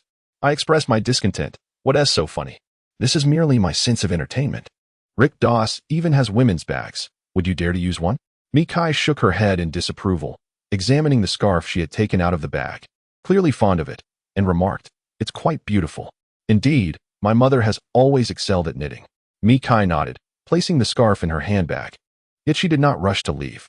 Her expression had relaxed somewhat, as she rested her chin on her hand, gazing out the floor-to-ceiling window at the rain-soaked world illuminated by neon lights. I too was reluctant to depart, sharing her gaze, transforming the flickering neon lights into visions of a prosperous era, which only highlighted my own desolation. Around 9 o'clock that evening, Mikai and I bid farewell at the CAF. She drove into the city's lights towards her old house while I walked through the falling autumn rain, dodging leaves on my way to my newly rented apartment. After a night, the sky was no longer overcast. It was a sunlit morning. Despite having listened to the rain all night and suffering from insomnia, I rose early. The morning after the rainy night felt as though the sunshine bore a hint of chill, and the wind howled, stirring the fallen leaves. I bought a packet of soy milk and a few steamed dumplings from a breakfast shop downstairs, eating as I walked. After discarding the empty bag into a trash bin, I looked up to find myself surrounded by bustling pedestrians, feeling as though I had become still, disconnected from the city. Enduring the cold wind, I stood alone for a while and finally took out the letter I intended to give to Chen Jingming. A sense of helplessness washed over me as I stood at this crossroads in life. I had completed the promotional plan yesterday, regardless of the outcome. I had put forth my utmost effort, serving as a final explanation to Chen Jingming. Arriving at the office, it was nearly 9. After clocking in, I settled into the workspace I had occupied for nearly 3 years. My mind was blank as I awaited Chen Jingming's arrival to find an appropriate moment to submit my resignation. Shortly thereafter, Fang Yuan came in, placing his briefcase down, radiating enthusiasm, though his demeanor filled me with guilt. Yet, what was done was done. I could only express my apologies to Fang Yuan and Chen Jingming. Fang Yuan invited me to the break room for coffee, and I nodded, following him with my cup in hand. We each brewed a cup and found a corner to chat. Fang Yuan placed his coffee cup on the windowsill, patting my shoulder, and excitedly whispered, "Zhaoyang, reliable news. After this promotional event concludes, we will receive our appointment notices. I will be the deputy manager of the planning department, and you will take my place as the head of the planning copywriting team." He paused, gazing at the sunlight filtering through the swaying blinds, and added wistfully, "We've struggled in this city for 2 years, and finally, we have a foothold. Life will surely improve, right, Zhaoyang?" A wave of melancholy surged within me, leaving me unsure of how to respond. After a long silence, I managed a bitter smile and replied, "Perhaps. Why are you so calm? Aren't you excited at all?" "I'm simply indifferent to fame and fortune, which only highlights how materialistic you are." I exchanged a bitter joke with Fang Yuan. In truth, I was not indifferent to fame and fortune. If I could truly become the head of the planning copywriting team, I would be thrilled, yet I was on the verge of submitting my resignation to Chen Jingming, so excitement was a distant thought. As we spoke, Chen Jingming's female assistant summoned us to the manager's office. Fang Yuan indicated we would go immediately, while I felt an ominous premonition. Perhaps Mikai had utilized these past few days to dismantle Mi Zhongda's conspiracy, leading to a chain reaction that might have unraveled Chen Jingming's plans. We promptly proceeded to Chen Jingming's office, where he sat in his chair, uncharacteristically lighting a cigarette, his expression grim. Fang Yuan appeared perplexed, while I already understood what was about to unfold. Chen Jingming remained silent as he smoked, and Fang Yuan and I stood awkwardly until Chen Jingming sighed, extinguishing the cigarette in the ashtray, and addressed us. "There has been a shift in the internal power struggle at Zhuomei." Fang Yuan gasped, asking, "What happened, manager?" Chen Jingming leaned back in his chair, closing his eyes for a long moment before opening them, gritting his teeth as he said, "I don't know how Zhuomei's CEO learned of Mi Zhongda's scheme, but within 3 days, an expedited investigation into Manager Li's financial status in the investment department resulted in his removal from Zhuomei due to financial issues. That girl is exceptionally capable and decisive. Heaven is not on my side. I naturally knew the girl Chen Jingming referred to as Mikai, and I had not anticipated she would dismantle the conspiracy against her in merely 3 days." I fell silent, while Fang Yuan regarded me with confusion. Chen Jingming was unaware of my relationship with Mikai and might have assumed that an insider had leaked information to her, while Fang Yuan was aware of the truth. Fang Yuan ultimately refrained from confronting me in front of Chen Jingming, but his mood was visibly dampened as he inquired, "Then manager, what should we do now?" Chen Jingming sighed heavily. "We at Baoli have missed our best opportunity to surpass Zhuomei. A fierce battle awaits us.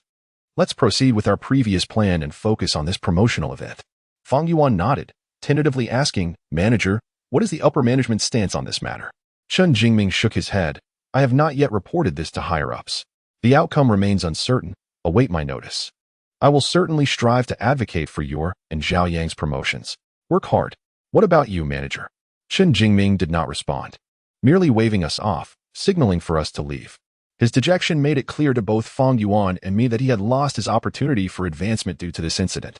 Exiting Chen Jingming's office, Fang Yuan pulled me into the elevator, and soon we found ourselves on the rooftop of the company's top floor. I lit a cigarette, awaiting the eruption of emotions that Fang Yuan was clearly suppressing. "Zhaoyang, I would genuinely prefer it to be an internal leak from their company rather than from you." Fang Yuan restrained his emotions, his anger not erupting like a volcano as one might have imagined. He was always far more composed than others. "It was not someone from Zhuomei who leaked the information. It was I who informed Mikai. How could you do this? Do you think this is fair to Chen Jingming, or to the opportunities we have fought so hard for over the years?" Fang Yuan's words were laced with a frigid undertone of suppressed rage. I remained silent, taking a deep drag from my cigarette. In truth, aside from being true to my conscience and my principles, I owed no one, including myself, in destroying the prospects of both Chen Jingming and Fang Yuan. I had also obliterated my own future. "Speak, damn it." In a fit of uncontrollable fury, Fang Yuan kicked me hard in the abdomen. The suffocating pain knocked me to the ground, yet I did not look at Fang Yuan. After a long moment, I picked up the cigarette that had fallen from my hand and took another puff. I felt pain, both physical and emotional. Yet I found myself at a loss for words, unsure of what to say or do. "Zhaoyang, have you received some benefit from Mikai? Are you planning to jump ship to Zhuomei for better prospects?" Fang Yuan's expression grew increasingly frigid as he spoke. I denied it vehemently, insisting I had not taken any advantage from her. Yet Fang Yuan was unwilling to hear my explanation, interrupting with a scathing rebuke. "Zhaoyang, You bastard. Chen Jingming should never have kept you around. You've discarded all sense of loyalty just to curry favor with a woman. Do you have any idea how long Chen Jingming has waited for this opportunity? I must have misjudged you. After saying this, Fang Yuan turned away without casting another glance in my direction, his back radiating fury. I finished my cigarette, lying on the ground, gazing at the azure sky and letting the wind sweep over me, inflicting sharp pain. In my agony, I managed a bitter smile. Nearly a decade of brotherhood with Fang Yuan, yet he believed I acted this way merely to ingratiate myself with Mikai. So this is how he perceives me. In reality, I had only written a letter to Mikai. She had no idea who penned it, and there had been no exchange of benefits between us. I had never sought to flatter her, yet Fang Yuan was unwilling to grant me even a moment to explain. Perhaps I did not need to explain at all. If he truly understood me, he would not have misjudged my intentions. I had once firmly believed we were heart-to-heart friends. Yet why does he not comprehend me? Has a decade not been enough to cultivate understanding and camaraderie? I felt an urge to cry, yet the tears would not come, so I inhaled the frigid air, sobbing quietly. In that moment, this vast city transformed into a city of sorrow, where I had lost the purity of love and the bond of brotherhood once again. I felt the impulse to leave, to abandon all that was painful and sorrowful, ultimately departing alone. Having left the rooftop battered by the cold wind, I immediately made my way to Chen Jingming's office with my resignation letter in hand. At that moment, I was no longer inclined to seek another job here. After completing the necessary handover, I intended to leave this city of anguish forever. I opened the door to Chen Jingming's office and walked in with my head down. Chen Jingming, who was reviewing documents, looked at me in confusion and asked, "Why are you here again?" I placed my resignation letter on his desk and spoke with a tone of regret. "Manager, I have come to formally resign." Chen Jingming looked at me in astonishment, setting aside his documents to inquire, "Why the sudden resignation? You didn't mention this to me earlier." "Manager, I've been contemplating this decision for quite some time, and it has not been made lightly.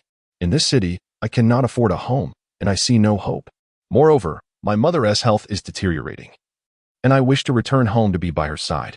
I hope you can understand," I replied, striving to maintain a calm demeanor. Although this was not the true reason for my resignation, it was a heartfelt justification nonetheless. Chen Jingming shook his head and replied, "Zhaoyang, I have already made it clear to you and Fang Yuan. I will do my utmost to advocate for your promotion amidst this situation. You will not be adversely affected by this incident." After a brief pause, he continued, "While you may appear nonchalant at times, you are undoubtedly talented. This promotional plan you devised reflects that, although we are yet to see its execution results, it embodies a spirit of innovation. If you are willing to adjust your attitude and commit to your work at Bally Department Store, you will undoubtedly have a promising future." Chen Jingming's words deepened my sense of guilt. I felt remorse for him. I knew encountering him was a stroke of fortune in my life. In the treacherous landscape of the workplace, I might never have the chance to meet such a commendable superior again. Yet, it was precisely because of this that I had to leave. I could not continue living under the weight of my guilt. My departure would be the best resolution for myself, for Fang Yuan, and for Chen Jingming. After a long silence, I resolutely reiterated to Chen Jingming, "Manager, please understand me and grant me this wish." Chen Jingming gazed at me for a long while before asking, "Are you truly certain?" Without a hint of hesitation, I replied, "I am certain, manager." Chen Jingming nodded, took a pen from the holder, and signed my resignation letter. I took the resignation letter signed by Chen Jingming to the Human Resources and then to the Finance Department. After completing all the necessary procedures, I returned to the office. Approaching Fang Yuan, I said, "I have applied for resignation with Chen Jingming, and he has agreed. Please arrange for someone to hand over my responsibilities." As soon as I finished speaking, a profound silence enveloped the office. Even the sound of keyboards ceased, and all eyes were fixed upon me, astonished like Chen Jingming at my sudden decision to resign. However, Fang Yuan, unfazed, responded, "I am fully aware of your work, and there's no need for a handover. I will arrange for someone to take over." I nodded without further comment and walked back to my desk to gather my belongings. An amalgamation of sorrow and a sense of liberation filled my heart. Perhaps I had never belonged to this city, and inevitably, I would leave one day, this time, merely hastening the departure. Zhao Li approached me, tugging at my sleeve, and whispered, "Zhaoyang, why did you suddenly resign?" I chuckled and replied, "Isn't it a relief for you? There will be no one to suppress you anymore." Though I jested with Zhao Li, he earnestly said, "Zhaoyang, don't say that. We've worked together for so long, We're colleagues and friends. Do you consider me a friend? Zhao Li nodded, adding, although you can be quite difficult. You're not a bad person. Each time I took leave, you readily handled my work. Others may not understand you, but I do. I smiled, feeling an indescribable mix of emotions, and simply patted Zhao Li on the shoulder, resuming the packing of my office supplies, with Zhao Li assisting me. After a brief moment, I finally finished packing and, holding the cardboard box, bid farewell to my colleagues with whom I had worked for over 2 years. They all stood to say goodbye. Perhaps over the years, I had, in various ways, exerted a degree of control over them, yet they held no grudges against me. In Zhao Li's words, though you can be difficult, here in the planning department, you have been straightforward, never undermining anyone. I nodded in acknowledgement to my colleagues and approached Fang Yuan, the only one still seated, and lightly tapped his shoulder, saying, I'm leaving. Fang Yuan did not lift his gaze or respond, his indifference surprising everyone present. They were baffled as to why he, usually so close to me, was now so cold. Finally, receiving no response, I forced a bitter smile, waved goodbye to the others, and made my way toward the exit with the box in hand. Thus, my world was momentarily free, but only for now. The future loomed as a trap, lying in wait on my path, ready to ensnare me, perhaps to cripple me, or, in the struggle for survival, to strengthen me. I might emerge from the abyss, a master of life, yet the ultimate outcome remains a mystery only time can unravel. Thus, I need not speculate. I must simply navigate this precarious existence with the fervor to survive. Upon leaving the company, I returned directly to my newly rented apartment. The first thing I did after closing the door was to remove my shoes and lie on the bed, longing to shed all burdens and sleep soundly. Unfortunately, throughout the afternoon spent on the bed, sleep eluded me. Instead, I found myself staring blankly at the ceiling, occasionally lighting a cigarette in a state of panic. As dusk descended, the city outside was enveloped in light and shadow, while I remained isolated within the confines of my dim room. Oblivious to the warmth of illumination, my winter had arrived before winter itself. Watching the sky outside, tinted by the city's neon glow, I felt a disorienting haze wash over me. I lit another cigarette, taking a single puff that sent sharp pain through my lungs, realizing I had smoked far too much that restless afternoon. Yet what of it? The swirling smoke offered a temporary reprieve from my loneliness and helplessness, prompting me to take a deep drag, dissipating my despair and solitude, albeit at the cost of a fit of heavy coughing. The trials of life are indeed relentless. As night deepened, I felt as though the entire world had forgotten me in this cold corner, lost in a haze of confusion until the ringing of my phone jolted me awake. With great effort, I turned over and reached for my phone on the bedside table, discovering it was a call from Yin Yin. After much hesitation, I answered, remaining silent and waiting for her to inquire, as Fang Yuan had likely informed her of the day's events. Xiaoyan, where are you? Yin Yan's voice was not as stern as I had anticipated. Surprised, I paused before responding, at my place. Have you eaten dinner? No, not yet, I replied, somewhat absent-mindedly. No, are you daft? You can't give me such a vague answer about whether you've eaten.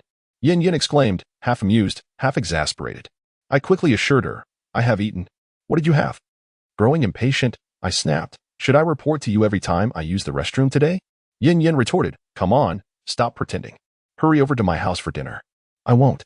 Your husband doesn't want me there. I firmly refused, though the truth lay in my fear of facing Fang Yuan, no matter how justifiable my reasons. I had ultimately disrupted his and Chen Jingming's professional futures. Then let us go out to eat alone. Today, Fang Yuan mentioned your resignation, but he wouldn't say why and kept a stern face. Yin Yin trailed off, her meaning clear. She wanted to know why I resigned, why Fang Yuan was so serious, and why I said he didn't want me around. After a moment of contemplation, I acquiesced to Yin Yan's request to dine out alone, feeling the need to clarify certain matters before leaving this city. Hoping that Fang Yuan would eventually understand and forgive me, I awaited Yin Yin outside the restaurant we had agreed upon. Since she drove a Mazda 6, I paid special attention to the cars passing by, but eventually, a red Cadillac CTS pulled up in front of me. Upon closer inspection, I realized it was Jianwei's car, and I spotted Jianwei and Yin Yin inside. Yin Yin, that crafty woman, had invited me out for a solo meal, but brought Jianwei along instead. After a fleeting moment of irritation, I felt a wave of confusion. Why was Jianwei here? Had she remained in Suzhou all this time? And had Yin Yin disclosed to her that Mi Kai was merely a fade, a name I had hastily conjured? These questions left me bewildered, anxious, and somewhat ashamed, for I knew that upon learning Mi Kai was not my girlfriend, Yin Yin would surely inform Jianwei. With a heavy sigh, I realized this was yet another snowballing misfortune. Jianwei parked the car, and both she and Yin Yin exited, one on each side. I glanced at them but remained silent. Inside the restaurant, Yin Yin and Jianwei took a seat together, and as soon as they settled in, Yin Yin turned to me, saying, "So, why did you resign?" "Just yesterday. I heard Fang Yuan say you were almost guaranteed to become the head of the planning team at Bally department store. This is too sudden, too illogical. I've been drifting for so many years, and I'm tired. I want to go back," I replied with a light chuckle, adopting a carefree demeanor. Yin Yan's expression was grave as she responded, "That cannot be the truth, Xiaoyang. If you're facing difficulties, just tell me, all right? Having already resigned from my job, there is truly no need for you to delve deeper into the matter. I merely hope you can convey to Fang Yuan that I am not the kind of despicable person who ingratiates himself with women or betrays his superiors and friends for personal gain. In a few days, I shall return to Shuzhou, leaving this city with nothing, for I have gained nothing, including the so-called benefits that Fang Yuan speaks of. I depart with a clean slate." As I spoke, disregarding the presence of the two women, I lit a cigarette, feeling a profound sense of melancholy. It was only when I was about to leave this city with nothing that I realized the years I should have fought for were squandered in a haze of inaction. Thus, I can only return to Shuzhou with this useless shell of a body. Yin Yin waved away the smoke I exhaled and, with palpable agitation, said to me, "Xiaoyang, I don't understand. You finally saw a future in this city and your company. Why resign? Why decide to return to Shuzhou? Even after resigning, you could find another job. Are you truly content to leave Suzhou in such a disheveled state?" Her words struck a nerve, and after a long silence, I replied, "I've always lived in a disheveled manner. What is there to be discontent about?" At that moment, the previously silent Jian Wei finally spoke up. "What about your girlfriend when you go back?" I was taken aback. Did Yin Yin not inform Jian Wei that Mi Kai was not actually my girlfriend? Jian Wei continued to gaze at me, awaiting my response, while I looked at Yin Yin, who signaled that she had not disclosed this to Jian Wei. I then said, "We broke up. It's just a matter of a single sentence, right? In this day and age, who still hopes for a love that leads to growing old together?" My words were laden with emotion, as Jian Wei had simply uttered "we're done" with resolute finality when she ended our relationship. Jian Wei regarded me again with that complex expression reminiscent of her demeanor before accepting Xiang Chen's confession. This time, I did not shy away from her gaze. I held her stare, realizing that the years of our relationship had crumbled with her single declaration, making it unnecessary to dwell on the non-existent romance with Mi Kai. Yin Yin looked at us awkwardly and, after a moment of silence, I finally asked Jian Wei, "Why did you come to find me with Yin Yin?" Jian Wei did not respond, and Yin Yin explained on her behalf. Jian Wei has been in Suzhou these days. We plan to go for a spa together tonight after dinner. I nodded. It was a reasonable explanation. Yet I remained puzzled as to why Jian Wei had stayed in Suzhou without leaving. However, I had no intention of asking, as it bore no relevance to me. During dinner, the conversation shifted back, and Yin Yin earnestly implored me, "Xiaoyang, please reconsider leaving Suzhou. Returning to Shuzhou means stepping into the unknown." I shook my head and sincerely told Yin Yin, "There is no need for further contemplation. Leaving this city is the best choice for me at present. I am genuinely grateful that you invited me to this meal. At least I am not entirely alone, as someone remembers me." Yin Yin sighed, her voice choked with emotion. "I have always regarded you as a brother. It pains me to see you go. You have endured so much hardship, finally glimpsing a glimmer of hope, only to resign so suddenly. What a predicament." Her words weighed heavily on my heart, and I wished to spare her further sorrow. So I forced a smile and said, "You've become a married woman. You shouldn't keep calling me your brother. I am still flourishing in my prime youth." Yin Yin managed a wry smile and fell silent, for there was little more to be said. Everything had already been settled. Staying here may not be right, and returning to Shuzhou may not be wrong either. My only hope now is that Fang Yuan can understand me, and perhaps years from now, when I return to Suzhou, we can still greet each other as brothers. After dinner, Jian Wei drove Yin Yin away, leaving me standing alone at the entrance of the restaurant. I lingered, peeling the film off my cigarette pack, gazing up at the starry sky. Beneath the vibrant glow of neon lights, I still could not find that crystalline city, nor could I see the woman with cascading hair. As I smoked and wandered the bustling streets, I lost track of how many blocks I had traversed before returning to my residence. I mechanically opened the door, too weary to wash up, and buried myself under the covers, seeking a scant semblance of security in the suffocating darkness. Night had fallen, and the only connection I felt to the world was the persistent ringing of my phone, which I listened to numbly, unwilling to answer. The incessant ringtone grew tiresome, and finally, I threw off the covers, grabbed my phone from the cabinet, intending to silence it, only to be surprised to see that the call was from Lu Yao, whom I hadn't contacted in ages. Reluctantly, I answered, and immediately heard her voice filled with complaints. "Xiaoyang, why did it take you so long to answer the phone?" "Just woke up," I mumbled in response. Lu Yao did not dwell on my delayed answer, but cheerfully asked, "Guess where I am right now?" I had no inclination to guess, so I followed along, asking, "Where?" "Come on, take a guess." "I'm definitely not in Hengdian anymore," she replied. Lu Yao's joyful laughter rang out as she said, "I'm back in Suzhou, staying at a hotel." I was taken aback. "Back in Suzhou? Did you finish filming so quickly?" "Not yet. This time the crew is filming at the humble administrator's garden in Suzhou, so I came back with them," she explained. "Oh. Well, when you have some free time, let me treat you to a meal. The filming at the humble administrator's garden is during the day, so I'll be free in the evenings. How about you treat me to dinner tomorrow night?" "Sure. Call me when you finish work tomorrow," I replied. This was a good opportunity to say goodbye to Lu Yao before leaving Suzhou, yet the thought of not seizing the chance she had secured for me filled me with guilt. "Okay, I'll wait for your call." "Oh, I was thinking we could go to a Ling restaurant for bamboo tube chicken."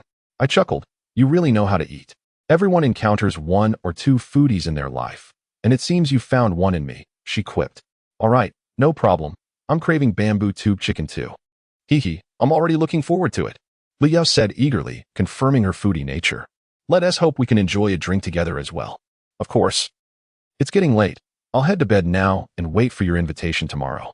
After ending my call with Lu Yao, I gazed out the window at the moonlit sky, feeling a sense of anticipation for the next day, though I wasn't sure whether it was for meeting Lu Yao, the bamboo tube chicken, or the few cups of white wine that had yet to touch my lips. That night, I slept lightly, my weary spirit struggling within a gray-hued dreamscape, until the morning sun streamed through the window and roused me from my exhausted slumber. I sat on the bed for a long while, suddenly recalling that I no longer had to go to the office today, so I lay back down, reluctant to rise or fall asleep again. It was nearly noon when I finally left my bed, washed up briefly, and promptly opened the 58 Tongqing website to post a rental listing for my apartment. My immediate plan was to sublet this room, repay the debts I owed Mikai, and finally leave Suzhou. After posting the rental information, I went downstairs to a small eatery and had a bowl of water noodles, which sufficed for both breakfast and lunch. And then my life fell into a monotonous routine. I had sat in the confined space for an interminable duration, finally unable to endure the stifling atmosphere any longer. With my guitar in hand, I departed the prison-like room and made my way once again to the banks of the moat.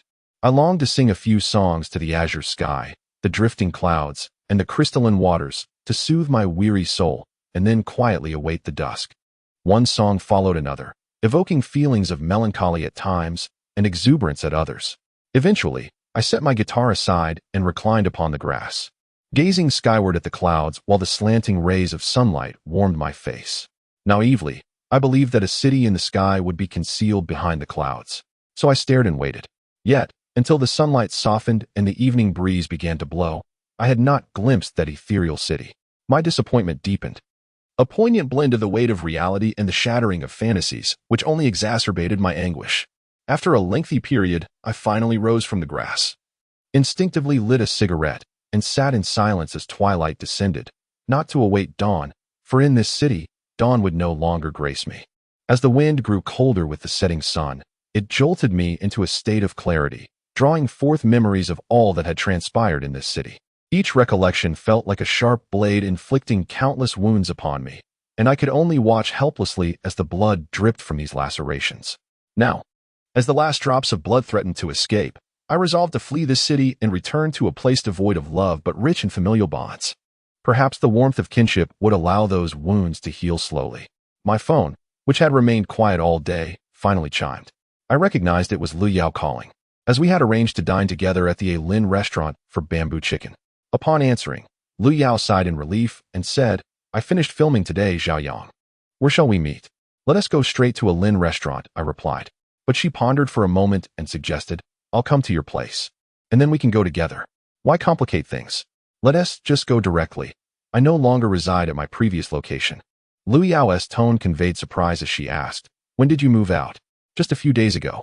After a brief silence, I steeled myself and said, "There's something I need to tell you. I resigned yesterday, and I'll be returning to Suzhou in a few days." Lu Yao was momentarily taken aback, staring blankly before asking, her voice tinged with excitement, "Why did you resign? Last time you mentioned a promotion opportunity." I apologized. "It's a personal matter. We can discuss it when we meet." Her spirits visibly dampened, and after a prolonged silence, she finally replied, "All right, let us just meet at a Lin restaurant." I agreed, and we ended the call. I glanced once more at the river, now cloaked in shadows, before heading towards the bank, carrying the case containing my guitar. Upon arriving at a Lin restaurant, I found Lu Yao had already arrived before me, standing at the entrance, waiting. The autumn wind howled along the street, and she had her hands tucked into her jacket pockets, the white scarf around her neck fluttering in the breeze, rendering her figure appear even more fragile. This frailty stirred a profound sense of guilt within me. I approached her quietly. Her eyes reflected a complex mix of emotions. I knew she harbored resentment over my sudden resignation. I recalled our previous commitment to strive together to master life, yet I seemed to have regressed, becoming a mere servant to existence. Not wishing to let the atmosphere grow too somber, I forced a smile and said, "Let us go inside and eat." "Can I say I'm already full?" Lu Yao replied with a serious expression. Her words cast a shadow over my mood, yet I maintained my smile, gently pulling her into the restaurant, saying, "Don't let your anger tarnish your reputation as a foodie. Besides, would you truly enjoy watching me indulge in a solitary feast? That would hardly be fair to you." As I dragged Lu Yao into the restaurant, her mood remained low and feeling somewhat despondent. I accepted the menu from the waiter and began ordering for myself. Moments later, our dishes arrived. I poured myself a glass of white liquor, but Lu Yao did not partake as we had previously agreed. Instead, she requested a cup of hot water, foregoing even fruit juice. I raised the modest glass and downed its contents, savoring the robust flavor of the liquor, while Lu Yao remained silent, heightening my unease. I selected a piece of chicken from the bamboo tube and placed it in her bowl, cheerfully saying, "Try this and see if the chef has improved." "I'm full," she retorted, petulantly tossing the chicken back into my bowl. "But you can't just drink plain water. If you overindulge, you'll surely wake up with a puffy face tomorrow, which wouldn't be good for your performance." Lu Yao ignored my jest, her expression turning serious as she asked, "Tell me, why did you resign?" I poured myself another glass of liquor, downing it in one gulp, feeling the fiery liquid swirl within me. After a moment of contemplation, I replied, "Life is rife with choices, and this was a harsh decision for me. I didn't want to resign, but I had no other option. Please, don't delve deeper. This has not been easy for me either." With a renewed smile, I added, "I'll soon be leaving Suzhou, and opportunities to meet will dwindle. So let us not shroud the evening in heaviness. Let us enjoy our meal and have a good time, shall we?" Lu Yao met my gaze, her expression softening as she sighed. "Zhao Yang, you remind me of a song by Xiao Yibei. Mr. Denial." "Who is Xiao Yibei?" I inquired. "Don't pretend. We went to her concert together with Robin at the music festival in Shenzhen. Have you forgotten so soon?" I grinned. "I just enjoy pretending." "You rascal," Lu Yao exclaimed, half laughing, half scolding, before retrieving the chicken piece I had originally offered her and finally taking a bite. After our meal at a Lin restaurant, I slung my guitar over my shoulder, and together with Lu Yao, we meandered through the streets of Suzhou under the night sky. Crisp leaves, cold winds, shadows, and towering buildings composed this city in the late autumn. Lighting a cigarette, I inhaled the haze of smoke that followed my satiation, glancing back at the city. I realized that as I prepared to leave, I did not detest it as much as I had thought. In fact, I felt a twinge of reluctance. It had chronicled my youth and my life, including love. Here, I learned that longing for someone is called loneliness, and that when two people's affection evolves into marriage, it is called love.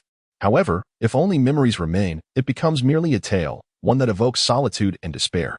Feeling fatigued, Lu Yao and I settled upon a bench at the roadside, each lost in thought for a moment, before I finally asked her, "What about you? How have you been lately?" Lu Yao shook her head, a touch bewildered. "Same as always, not particularly well, but I haven't given up on striving." I nodded, at a loss for how to respond, understanding the implied question in her words. She was essentially asking why I had ceased to strive. After a brief silence, Lu Yao queried, "What do you plan to do once you return to Suzhou?" I took a deep drag from my cigarette, contemplating for a while before answering. "If my father is willing to arrange a job for me at his workplace, That would be ideal. If not, I'll seek employment myself, find a partner to share my life with, and ultimately wait for the inevitable passage of time. Don't be so presumptuous in mapping out your life so far ahead. Life is full of uncertainties, is it not? I confessed, in truth, I would rather see my life with a clear endpoint.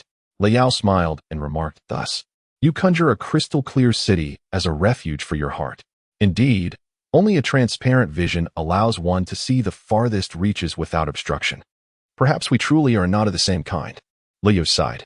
Yes, the island with smoke curling from chimneys that you envision requires crossing a vast sea to reach.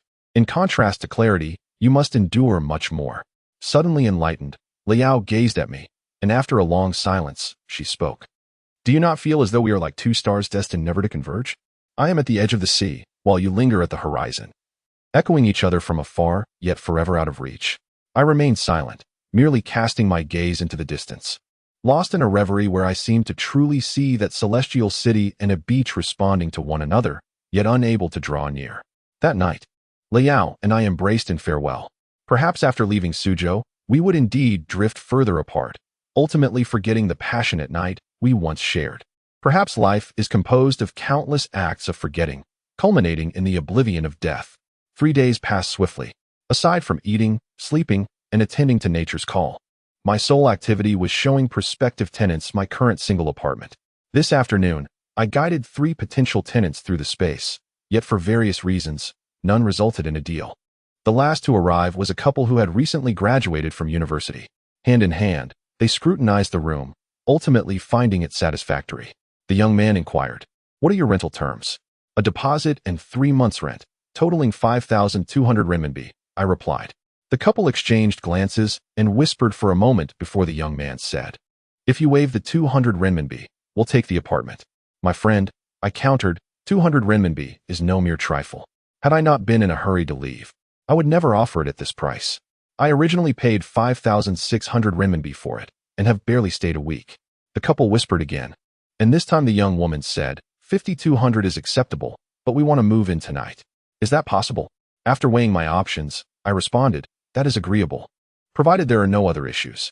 Let us sign the contract now. The couple nodded in affirmation, and I promptly retrieved the previously prepared rental agreement. As they reviewed the contract, my phone rang.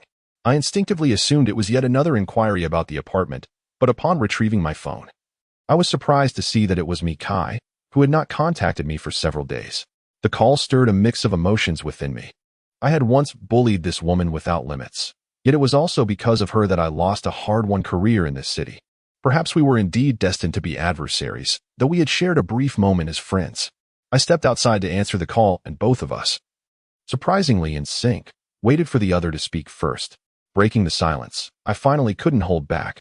"Why did you call me if you have nothing to say?" Mikai seemed startled to hear my voice. "Ah, I'm sorry. I was reviewing documents and didn't realize the call connected." "Oh, you seem quite busy. Aren't you just a building manager at Zhuome?" "It can't be that hectic," I remarked, fully aware that Mikai was actually the CEO of Zhuome. She brushed off my jest with a smile, saying, "I am busy, but I'm nearly finished." "So, what prompted your call? Are you reporting another leak in that apartment you took over?" "No, I finished work early today. You mentioned I could come over for dinner, remember?" I was taken aback. While I had indeed said that, I never expected her to actually come. Could it be that after resolving our disputes over the apartment, we could truly become friends? Sensing my hesitation, Mikai pressed, "Is that not possible? Or are you lacking confidence in your culinary skills?" I snapped back, "What do you think of my father's cooking?" "It's fantastic. Have you heard the saying, a tiger father does not produce a dog son? Come over. I'll showcase my skills tonight." "So you want to think I'm utterly useless?" "Great. I'll be there shortly." By your own ingredients. I won't provide any." I anticipated Mikai would call me stingy, but she simply replied with a sure, before hanging up. Upon returning inside, I found the couple had finalized the contract and signed their names. Taking the contract from them, I said, "I need to discuss something with you. A friend is coming over for dinner, so you can't move out tonight. I'll deduct 200 renminbi as compensation. Is that acceptable?" The couple began to whisper again. I found their formality amusing. They were truly respectful of one another, even over trivial matters. After a lengthy deliberation, the young man finally said, "Make it 400 renminbi less." I frowned and replied, "My friend, have some decency. 200 renminbi is enough for you both to stay in a hotel for a night." with a bit left for a late-night snack. The contract is signed, and we now possess the right to this apartment. If you don't reduce it by 400, we want to agree to your terms. I cursed under my breath. The couple appeared startled, their faces reflecting fear. I chuckled. You two are so timid. Don't emulate those petty thugs who kick a man when he is down. The young man, gathering his courage, remarked. You were unwilling to reduce the price by 200 earlier. I have little patience for such whiny complaints and interrupted. All right, you want 400? Fine, I'll agree. The young man exchanged glances with his partner, seemingly overjoyed with their good fortune, and promptly pulled out 4,800 renminbi from their bag to hand to me. I provided them with a copy of the rental agreement along with a key, and as they departed, I found myself both amused and bewildered. Who would have thought that I, Jiayong, could also be outsmarted, and by a couple of timid souls at that? Dismissing further thoughts, I picked up a mop and began cleaning the apartment in preparation for Mikai's arrival. This was yet another opportunity that fate had granted me to bid farewell to Mikai, following Liao. At 7:30 p.m., the doorbell finally rang. Slipping on my slippers, I hurried to open the door, and indeed, it was Mikai, as previously arranged. She carried a large bag filled with groceries. Upon inspecting its contents, I found vegetables, meat, a bottle of red wine, and a bottle of juice. The red wine is for you, and I'll drink the juice, Mikai informed me. What's wrong with sharing a bit of wine? Are you afraid I'll have ulterior motives if we drink too much? I never claimed that. I simply don't have a habit of drinking, I replied. I playfully complained. You're no fun at all. I just wanted to tease you a little, yet you refuse to cooperate. Why should I indulge your lewdness? Lewdness is a fitting term. Sometimes I feel rather unrefined myself. Mikai looked at me in silence, clearly unsure how to respond. I closed the door and said, Please have a seat while I prepare the meal. You can then enjoy the fruits of my labor. Mikai shook her head. I can help you with what I can. Why should you help me? We're not making a marriage dish, I said, carrying the bag into the kitchen. Mikai gazed at me in silence once more. I busily moved about the kitchen, preparing dishes at an average pace of 1 every 10 minutes, completing all the stir-fried dishes in roughly 50 minutes.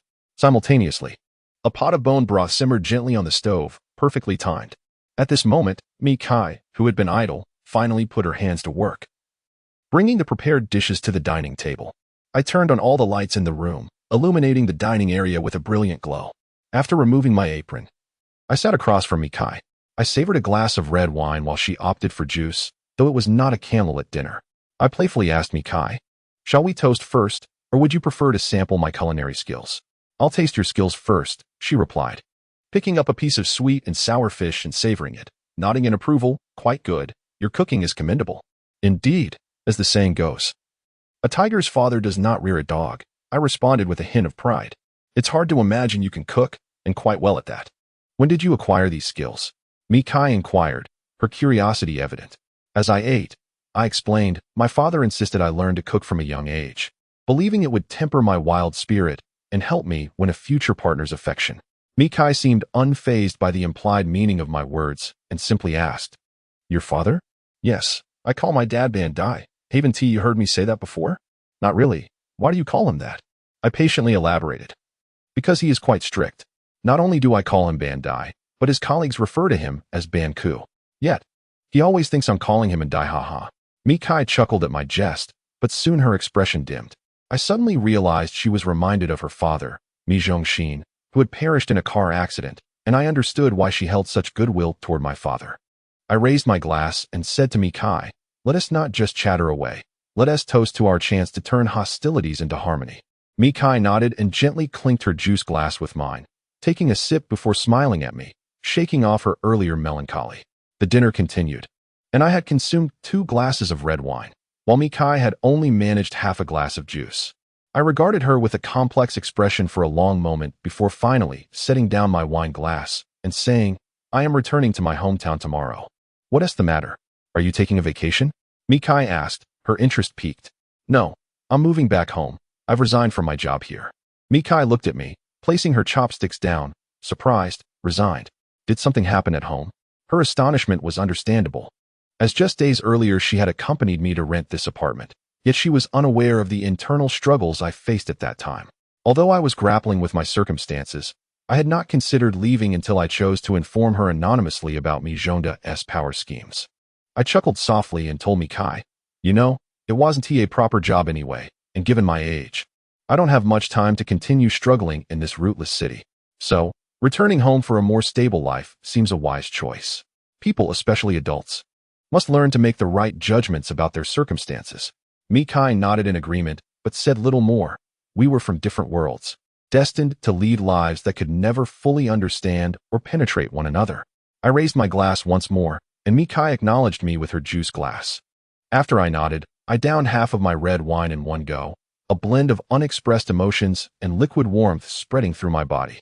The dinner concluded with just a few exchanged words between us. As Mikai prepared to leave, I emptied my pockets of cash, a total of 318 yuan, some of which was my salary and the rest from subletting this apartment.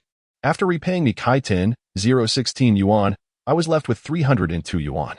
The final remnants of my 2-year struggle in this city. I placed the cash on the table and seriously counted out 16 yuan from the assortment of bills, handing it to Mikai. Here, your money. Mikai examined the stack of notes, then unexpectedly withdrew 16 yuan and handed it back to me, saying, I prefer round numbers. I stared at her in surprise, not reaching out to accept it. Yet she had already placed the scattered 16 yuan on the table and put the rest into her handbag. It's getting late. I should head back, Mikai said. Oh, okay, be safe on your way, I replied. She nodded and turned to leave. Suddenly, I realized that after this night, we might not have another chance to meet. Despite having been adversaries for nearly 2 months, my departure would turn those fleeting moments into dust, gradually erased by the passage of time. Mikai, I called her name. What? She turned back, her long hair cascading over her shoulders, giving her an ethereal quality. I remained silent for a long while, then quietly asked, Are we friends? Mikai pondered for a moment before nodding. I suppose so. I nodded emphatically. Mikai smiled at me before turning and walking toward the nearby elevator. Moments later, the elevator doors closed, isolating us once more in our separate worlds. After bidding Mikai farewell, I returned to my apartment and finished the remaining red wine in one go. I lit a cigarette and sank into the sofa, my mind replaying the moment I had asked Mikai if we were friends. I was puzzled by why I had posed that question and what its significance was. After a long while, I could not find clarity. Perhaps it was akin to the saying that a dying person's last words are often kind. Despite once being indifferent to Mikai's perception of me, as the moment of departure approached, I wished to leave her with a favorable impression. Even if we were not friends, I did not want her to associate me with words like vulgar, shameless, or despicable.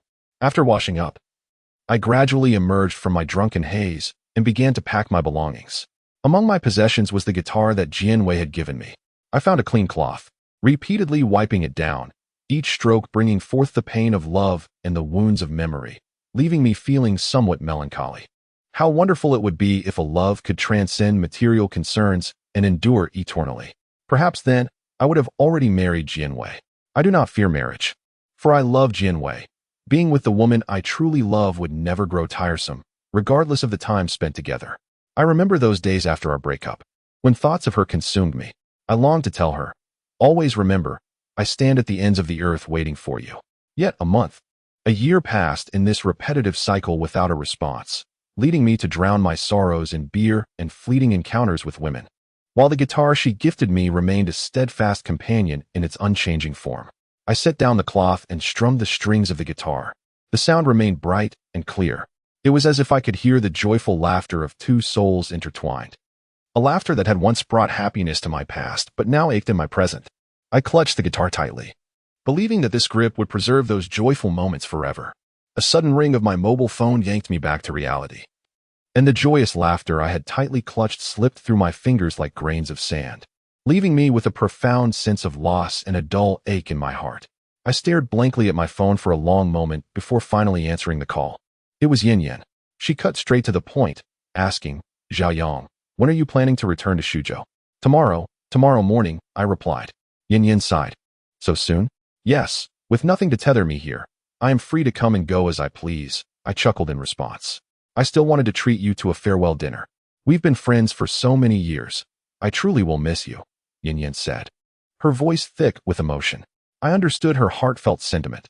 She didn't want me to leave, nor did I wish to part from her and Feng Yuan. Yet, this city ultimately was not meant for me. Departing signified both liberation and a new beginning. There's no need for a farewell dinner. You and Fang Yuan are both quite busy. However, do remember to visit me in Shuzhou when you have the time, I added thoughtfully, if he is still willing. In truth, during the 4 days since I resigned, I had not contacted Fang Yuan at all. I knew he was still grappling with the situation and held some resentment towards me, but I was at a loss for how to explain myself. My reasons would hardly be deemed valid in his eyes, and we were incapable of viewing this matter from the same perspective, which left me feeling regretful and pained. Yin fell silent, and I could only surmise that Fang Yuan was still angry, perhaps for a long time to come. The repercussions of this incident were far too significant. After a lengthy pause, Yin finally asked, "What time is your train tomorrow? I will take you to the station." "There's no need to go through all that trouble," I replied. "Tomorrow is the weekend. I don't have work, so it's no bother." After considering it further, I decided against refusing her offer and told Yin the time of my departure and my current address. Once I concluded the call with Yin, I packed my belongings and freshened up before finally returning to my bedroom. I contemplated calling Robin and Cece to inform them of my departure the next morning, but ultimately chose to forego it. I knew they would come to see me off at the station, yet I detested facing the melancholic farewell in person. So I resolved to inform them once I returned to Shuzhou. Turning off the light, I lay in the darkness, reflecting on my years in Suzhou. It wasn't as if I had gained nothing. I had made a few good friends and had an admirable superior, Chen Jingming. Regrettably, I was the one who relinquished the opportunity and inadvertently jeopardized Chen Jingming's chances for advancement. The thought filled me with guilt once more. I was also aware that Fang Yuan's greatest resentment towards me stemmed from Chen Jingming. He had always valued the recognition Chen had given him. Without Chen Jingming, he would not be where he was today. But must our years of brotherhood be tarnished by the trivialities of workplace politics? I did not understand, nor did I have answers. Only the hope that time would allow Fang Yuan to come to terms with it. One day, I envisioned him and Yin visiting me in Shuzhou, where we would share drinks, smoke a few cigarettes, and boast as we once did. Fatigue finally overwhelmed my restless thoughts. Late at night, I yawned heavily and drifted into sleep, quietly passing through the last night before my departure. The next morning, I moved my belongings out of the house and handed the keys over to the young couple who had rented it from me the day before. Outside the apartment, I gazed into the morning sun, waiting for Yin, who had promised to accompany me to the train station. However, knowing women often dawdle, I was in no rush. And while I waited, I habitually smoked several cigarettes. After a short while, I finally spotted Yin's white Mazda 6 slowly approaching. To my surprise, there was another person in the passenger seat, Fang Yuan. My emotions surged. Fang Yuan had come to see me off alongside Yin. As the car came to a stop, Yin and Fang Yuan stepped out and approached me. I smiled at Fang Yuan, saying, "I didn't expect you to come. Yin is here, how could I not?" He replied. I playfully asked, "You weren't dragged along by Yin, were you? You seem quite reluctant." "Not exactly dragged, but it feels close enough," Fang Yuan responded, though his expression remained serious. Yin interjected, "You two have been friends for so many years. Is it really necessary to become estranged? Let's quickly help Zhao Yang with his luggage so he doesn't miss his train." Fang Yuan nodded, and, together with Yin, they loaded my few belongings into the car's trunk. Turning to me, who was momentarily frozen in place, he asked, "What? Do you want to linger a bit longer?" I smiled without replying and gestured for him to get in the car. Soon, the three of us were inside, and Yin started driving towards the train station. In the car, Fang Yuan occupied the passenger seat while I sat in the back. Throughout the journey, we exchanged only a few words before falling into silence. Eventually, Yin broke the quiet, saying, "Zhao Yang, Fang Yuan has told me about your resignation. He has some misunderstandings. You and Mi Kai shouldn't have had any dealings. The reason you disclosed the power struggles within Zhuomei to her was due to your own moral dilemma. Am I correct?" I remained silent for a long time, surprised that Yin, as an outsider, could offer me such understanding at this moment of departure. She was right. I had wished to preserve my career while also supporting Chen Jingming, yet I struggled to reconcile my own conscience, which had caused me considerable anguish for several days. Noticing my silence, Yin gently said, "Fang Yuan believes you acted inappropriately, but I hope you can understand his perspective. You two should not let this matter sour your friendship, as neither of you is at fault, only differing positions." Before Yin could finish, I interjected, "I certainly understand Fang Yuan. I just hope he doesn't view me as someone who forgets loyalty for profit. Perhaps I made a mistake, but I truly do not regret it." Deep down, I knew this was the right course of action, regardless of whether the person involved was Mi Kai or someone else. Yin Yin sighed, alas. I don't know what else to say, except that it is a pity to lose this job.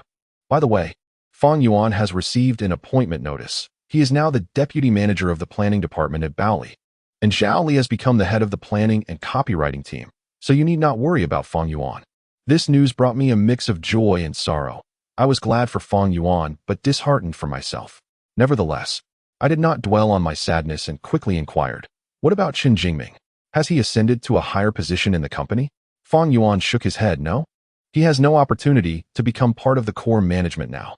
I could detect the dissatisfaction and disappointment in Fong Yuan's tone. I had ruined the opportunity that Qin Jingming had worked so hard to achieve. I was acutely aware that with this chance lost, it was unlikely he would have another opportunity to rise to a prominent position in the company at his age. Once again, silence enveloped us. Eventually, it was Yin Yin who spoke first, asking, Zhao Yang, did you inform me Kai about this matter in person? I shook my head and replied, no. I only wrote her an anonymous letter. You really should have let me Kai know. At least then she would owe you a favor. Given her status in the business world, that favor would surely be of significance, Yin Yin remarked, shaking her head in exasperation.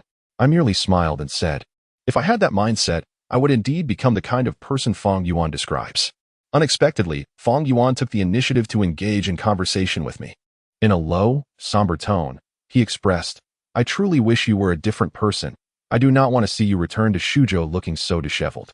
Do you have any idea how heartbroken I am? I am indeed upset that you ruined Qin Jingming's opportunity. Yet what pains me more is the thought of you leaving like this. It's unbearable, do you understand? Fong Yuan's words made my eyes well up with emotion.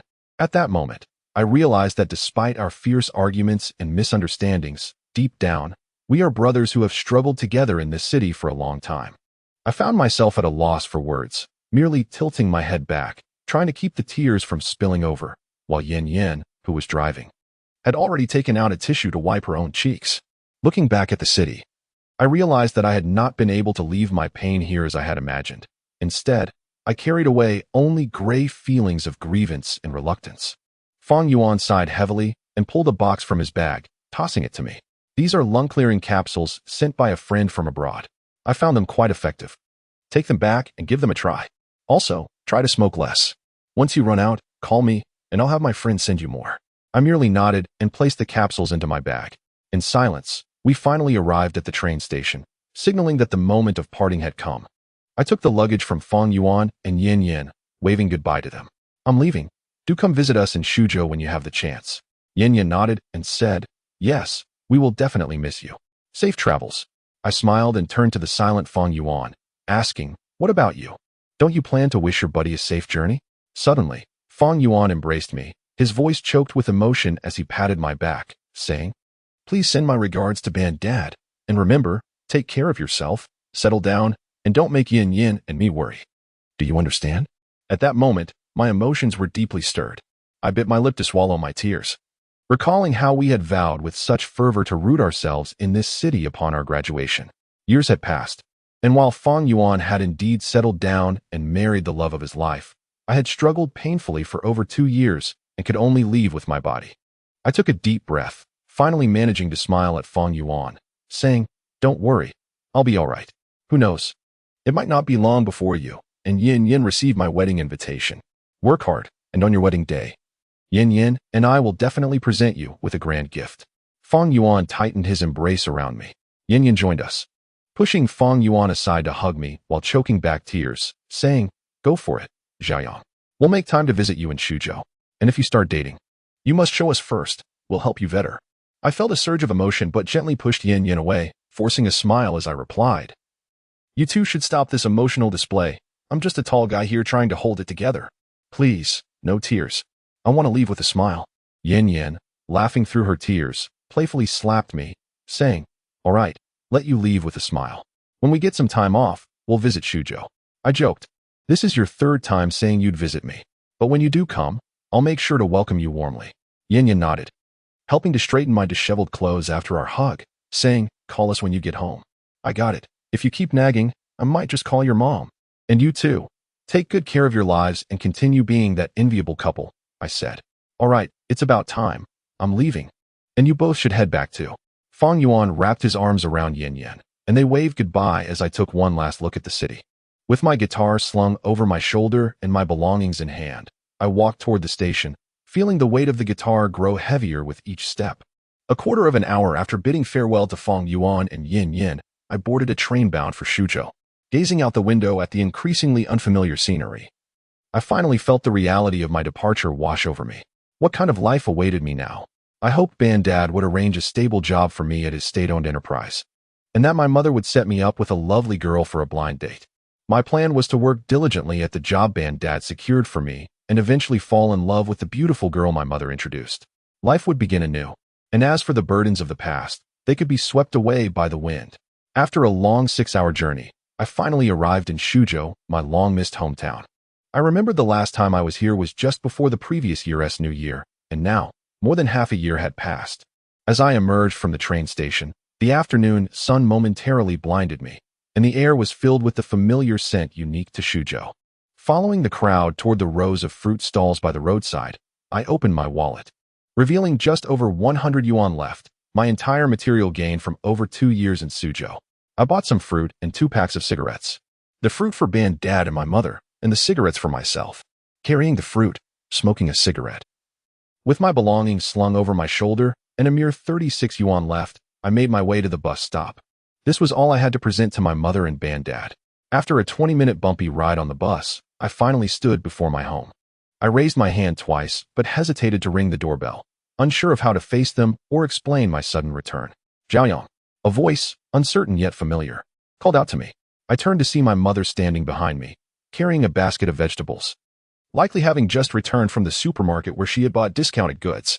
With a playful smile, I said, "Mom, your son is back." My mother smiled and opened the door, asking, "Why the sudden return? Do you have a long holiday?" I maintained my facade of ease, replying, "Mom, this time I won't be going back to Suzhou. I'm staying in Suzhou to be with you and Dad, fulfilling my filial duties." My mother, typically patient, furrowed her brow at my words. She set down the basket and inquired, "Weren't you doing well over there? Did you quit your job? Why can't you settle down?" "Mom, it's not about being unable to settle down. Besides, haven't you both wanted me back in Suzhou for a while? Now that I'm back, shouldn't you be happy? If you had come back 2 years earlier, your father and I would have been overjoyed. But now, you're not young anymore and still single. How can we be happy?" My mother's tone was decidedly displeased. "Mom, my dear mother, please don't nag me. I've come back to settle down. I promise I'll work hard, find a girlfriend, and in a year or 2, you'll be holding your grandchild. You and Dad will be so happy." My mother looked at me, amused yet exasperated, and after a moment, she said, still so unserious, "When your dad comes back, I'll see how you explain this to him." I kept my playful demeanor, saying perhaps Dad is eager for me to return. He might even bring out the treasured old Chin liquor he's saved for years to celebrate. "I doubt it," my mother replied, heading to the kitchen with the vegetable basket. She then asked, "Have you eaten? I'll cook you a bowl of noodles." "No need. Let us wait for Dad to return for dinner. I'll just have a couple of fruits for now." As dusk approached, I settled my belongings and made my bed, inhaling the familiar scent of home. Gradually, the weight of my burdens began to fade, yet I could not shake off the worries that loomed over my future. After enduring life's hardships, my once bright aspirations for the future had dimmed, replaced by a pervasive anxiety. For instance, if my mother were to introduce me to a young woman, I would find myself in an embarrassing situation, unable even to afford a meal for her. In such a predicament, how could I dare to hope for a promising future? After a brief nap, I heard the sound of the door opening, followed by my mother calling out, "Zhaoyang, your father's back. Hurry up and come for dinner." I responded and dashed into the living room in my slippers, where I was greeted by my father, carrying a fishing rod and basket. I quickly took the fishing gear from him, smiling as I said, "Dad, it looks like you had a good catch today. Let's have Mom cook the fish for a lovely dish to accompany our drinks." My father nodded but then asked, puzzled, "Why are you back so suddenly?" I replied, "Ask Mom. Did she tell you to come back?" He inquired. "No, I told her why I returned. There's a generation gap between us. You communicate more easily with Mom." I chuckled nervously, aware that I refrained from telling him directly for fear of his reaction. Though he appeared rather stoic, he was, in fact, quite temperamental. Dad turned to Mom, who succinctly explained he quit his job, saying he wanted to stay in Suzhou to be with us. Dad didn't seem to mind my resignation. Instead, he frowned and asked, "I thought you were getting along well with that girl. What will happen to her now that you're back in Suzhou?" His mention of Mitsai stirred a whirlwind of emotions within me. However, I reassured myself that every cloud has a silver lining. Although I had indirectly lost my job because of her, perhaps returning to Shujo could mark a new beginning, allowing me to lead a more structured life. With a rare display of affection, I called him Dad and, with a frown, said, "My returning to Shujo has nothing to do with her. We are merely friends. I've emphasized this to you twice when you visited Shujo. How could you forget?" Dad remained silent for a moment before declaring, "I just don't understand young people." I refrained from responding, realizing he was not as displeased with my decision to return as I had anticipated. It's understandable. After all, they are my parents. And what parent does not wish for their child to remain close? Hence, I felt reassured about living well in Shujo. During dinner, our family gathered together. Dad unexpectedly brought out his prized aged liquor, and we each poured a glass. I raised my glass to him and, feeling a bit uneasy, cautiously asked, "Dad, you're not upset that I quit my job to come back to Shujo, are you?" He replied, "No matter how good a job is, if you can't save money, it's pointless, whether in Shujo or Shujo." His words made me feel somewhat ashamed, and I earnestly guaranteed, "Shujo is different from Shujo. With you and Mom overseeing me, I promise not to waste a single penny. I will hand over my salary to you both each month." Neither Dad nor Mom responded, leaving me uncertain whether they doubted my future or were dissatisfied with my past. I felt no embarrassment in conversing with my parents and took the opportunity to ask, "Dad, could you help me secure a job at your company?" He set down his chopsticks and looked at me, barely pausing to think before saying, "You need to figure that out for yourself." His rigid response made me somewhat anxious as I insisted, "But you are my father. Can't you at least consider it before answering? After all, you are a deputy section chief. Maybe you could arrange a position for me to manage documents." I promised to work hard and not bring shame upon you. Despite my fervent assurances, he still declined to assist me. I felt utterly helpless, staring at him with a forlorn expression while he continued drinking, seemingly oblivious to our conversation. His composure was truly worthy of his title as a section chief. I turned to Mom for assistance, hoping she could persuade Dad. Sure enough, she gently nudged him and said, "Old Zhao, please help our son find a job at your company. You know he doesn't have much going for him, and he can be quite wild. Keeping him close would ease my mind." I quickly chimed in, "Yes, Dad, if I can find a job right away, that's great. But if I can't and remain at home, everyone will know your son is unsuccessful, which would be quite embarrassing for you unless you truly don't consider me your son." Dad remained unmoved, insisting, "You need to figure out the job situation on your own." Frustrated, I scratched my head and exclaimed, "Dad, just tell me what you think. I want to work at your company to stabilize my life. Besides, don't the leaders at your company arrange jobs for their children or relatives? Why can't you see it that way?" Suddenly, Dad lost his temper, slamming the table as he shouted, "You foolish boy. I am your father. You have no right to lecture me. Stability in life cannot be achieved simply by my securing you a job. You need to think this through for yourself." I fell silent, unable to comprehend his perspective, feeling that obtaining a stable job through him was the first step towards a secure future. Mom shot me a glance, signaling me to stay quiet, and gently addressed Dad, "Old Zhao, don't be angry with our son. Let's discuss the job matter later. He just got back, so let him rest for a few days." Dad did not respond to her or say anything further. He merely finished the remaining liquor in his glass, though he still appeared quite agitated. After dinner, Dad went straight to wash up and rest. Mom and I sat on the sofa, chatting until we arrived at the topic of arranged marriages. She asked me earnestly, "Xiaoyang, tell me, do you have any thoughts about marriage?" I nodded firmly, "Of course. I'm not getting any younger." Mom replied, "All right then, Aunt Zhang works at the neighborhood committee and knows many young women. I'll ask her to help arrange something. Just make sure Aunt Zhang finds someone reliable. After all, my son has a lot going for him." Mom scrutinized me for a while and said, "Son, are you joking with me? What do you think is great about you? Just because I'm your biological son, you can't think I'm lacking." I retorted, but she ignored me, simply reminding me to rest early before returning to her room. Finally, in the empty living room, I lit a cigarette, fully aware that I was not exceptional. If people could be categorized as defective or superior, I would undoubtedly fall into the former. My boastful words were merely an attempt to bolster my self-esteem. Lying on the small wire bed I had slept on since childhood, I felt a sense of security and soon drifted into a daze. In that haze, my phone buzzed with a text message. I picked it up to find a simple message from Meet Sai, expressing concern about whether I had made it home safely. I promptly replied, reassuring her that I had arrived safely, but she did not respond further. I was not surprised. It was already a rare occurrence for her to send a message inquiring about me. Did I really expect her to engage in discussions about life, dreams, or love? I foresee that after this message, our paths will no longer converge, for we are separated by two cities and merely maintain the bond of ordinary friends. Before placing my phone back on the nightstand, I glanced at the time. It was only 9:30. Suddenly, sleep eluded me, prompting me to light a cigarette and recline on the bed. Though I had traversed from one city to another in a single day, certain memories lingered stubbornly in my mind. In the stillness of the night, I found myself reminiscing about my time in Suzhou. The recollections of that place seem inextricably tied to a woman who has long since departed, yet as I reflect upon it now, the ache in my heart has lessened. The city I currently inhabit bears no trace of her, and I have finally relinquished the obsession that once consumed me, allowing myself the possibility of loving another girl, whose whereabouts remain unknown to me. Perhaps, at the moment of parting ways with Jianwei, I should have abandoned my steadfastness and left Suzhou, thus sparing myself 2 years of self-inflicted sorrow steeped in nostalgia.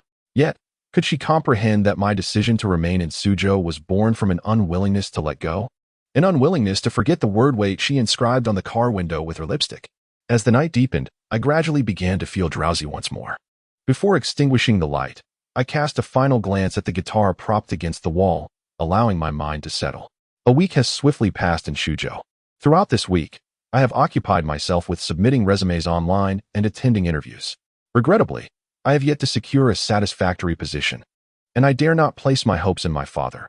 Based on my understanding of him, he is unlikely to assist me in my job search. What pains me more than the job hunt is the fact that I am entirely out of funds. The last few coins I had were spent on public transport while searching for work. I cannot bring myself to ask my father or mother for assistance, but fortunately, I do not currently need to pay rent or purchase meals, allowing me to scrape by. Another afternoon finds me seated before the computer, perusing job listings when my mother unexpectedly approaches from behind, joyfully tapping my shoulder. "Jiayong," she exclaims, "the matter I entrusted to Aunt Zhang is indeed on her mind. She has found a girl for you, and since you have some free time now, you should meet her tonight and see if you get along." "Sounds good." I readily reply, then inquire, "Mom, are you coming with me tonight?" She shakes her head, stating, "I won't be going." The youth of today prefer not to have their elders meddling in their affairs. I am well aware of that. "Oh, come on. I would love for you to tag along." I hastily respond, secretly hoping she would accompany me to cover the bill. The thought of dining with a girl and being unable to pay is too embarrassing to contemplate. "No, both families have agreed to let you meet alone," she insists. I protest, "But how will I recognize her if you don't come?" My mother promptly pulls out her phone, sending me a picture via WeChat. "This is the girl's photo. Look for her when you reach the CAF." I glance at the image. The girl appears presentable, but that is not the crux of the matter. After a moment of silence, I wrestle with the urge to ask my mother for some money, yet ultimately, I cannot muster the courage to speak. At 5:30 in the afternoon, with half an hour remaining before the blind date, I tidy my appearance and step out of the bathroom, just as my father enters the room, carrying his briefcase. Once again, the impulse to ask him for money arises within me. "Dad, you got off work early today." I remark, "Isn't it always around this time?" He replies nonchalantly. I quickly pour him a glass of water, and he accepts it without suspicion, then inquires, "How has the job search been for you these past few days?" "I just submitted a few resumes. I've interviewed at several places, but none have been satisfactory." "Don't set your expectations too high. Any reasonable job will suffice." I counter, "I am not a fresh graduate with no experience. I cannot simply settle for anything. You know how high living costs are for young people today. At the very least, the salary should cover my basic needs." I subtly hint at the financial burdens of modern youth, hoping my father will understand and provide me with some pocket money to alleviate my urgent needs. However, he dismisses my concerns lightly, responding, "If you know expenses are high, then just spend less." His logic leaves me exasperated, and I fall into silence while he, disinterested, sets down his teacup and retreats to his study. "Dad," I finally muster the courage to call out. He turns back, his expression stern, and asks, "Is there something else?" His demeanor stirs an inexplicable anxiety within me, and after a moment of hesitation, I stammer, Could I borrow some money or your car for tonight? I have a blind date." As soon as the words leave my mouth, I mentally chastise myself. Why is it so difficult to ask for money? It is indeed challenging, especially for someone who has been working for several years. To still be asking my parents for financial help seems absurd. My father remains oblivious to my inner turmoil. Retrieving the keys to his old Santana 2000 from his bag and handing them to me. I stare blankly at the keys in my hand, watching him enter his room. And only when the door closes do I realize I have squandered yet another opportunity to ask for help.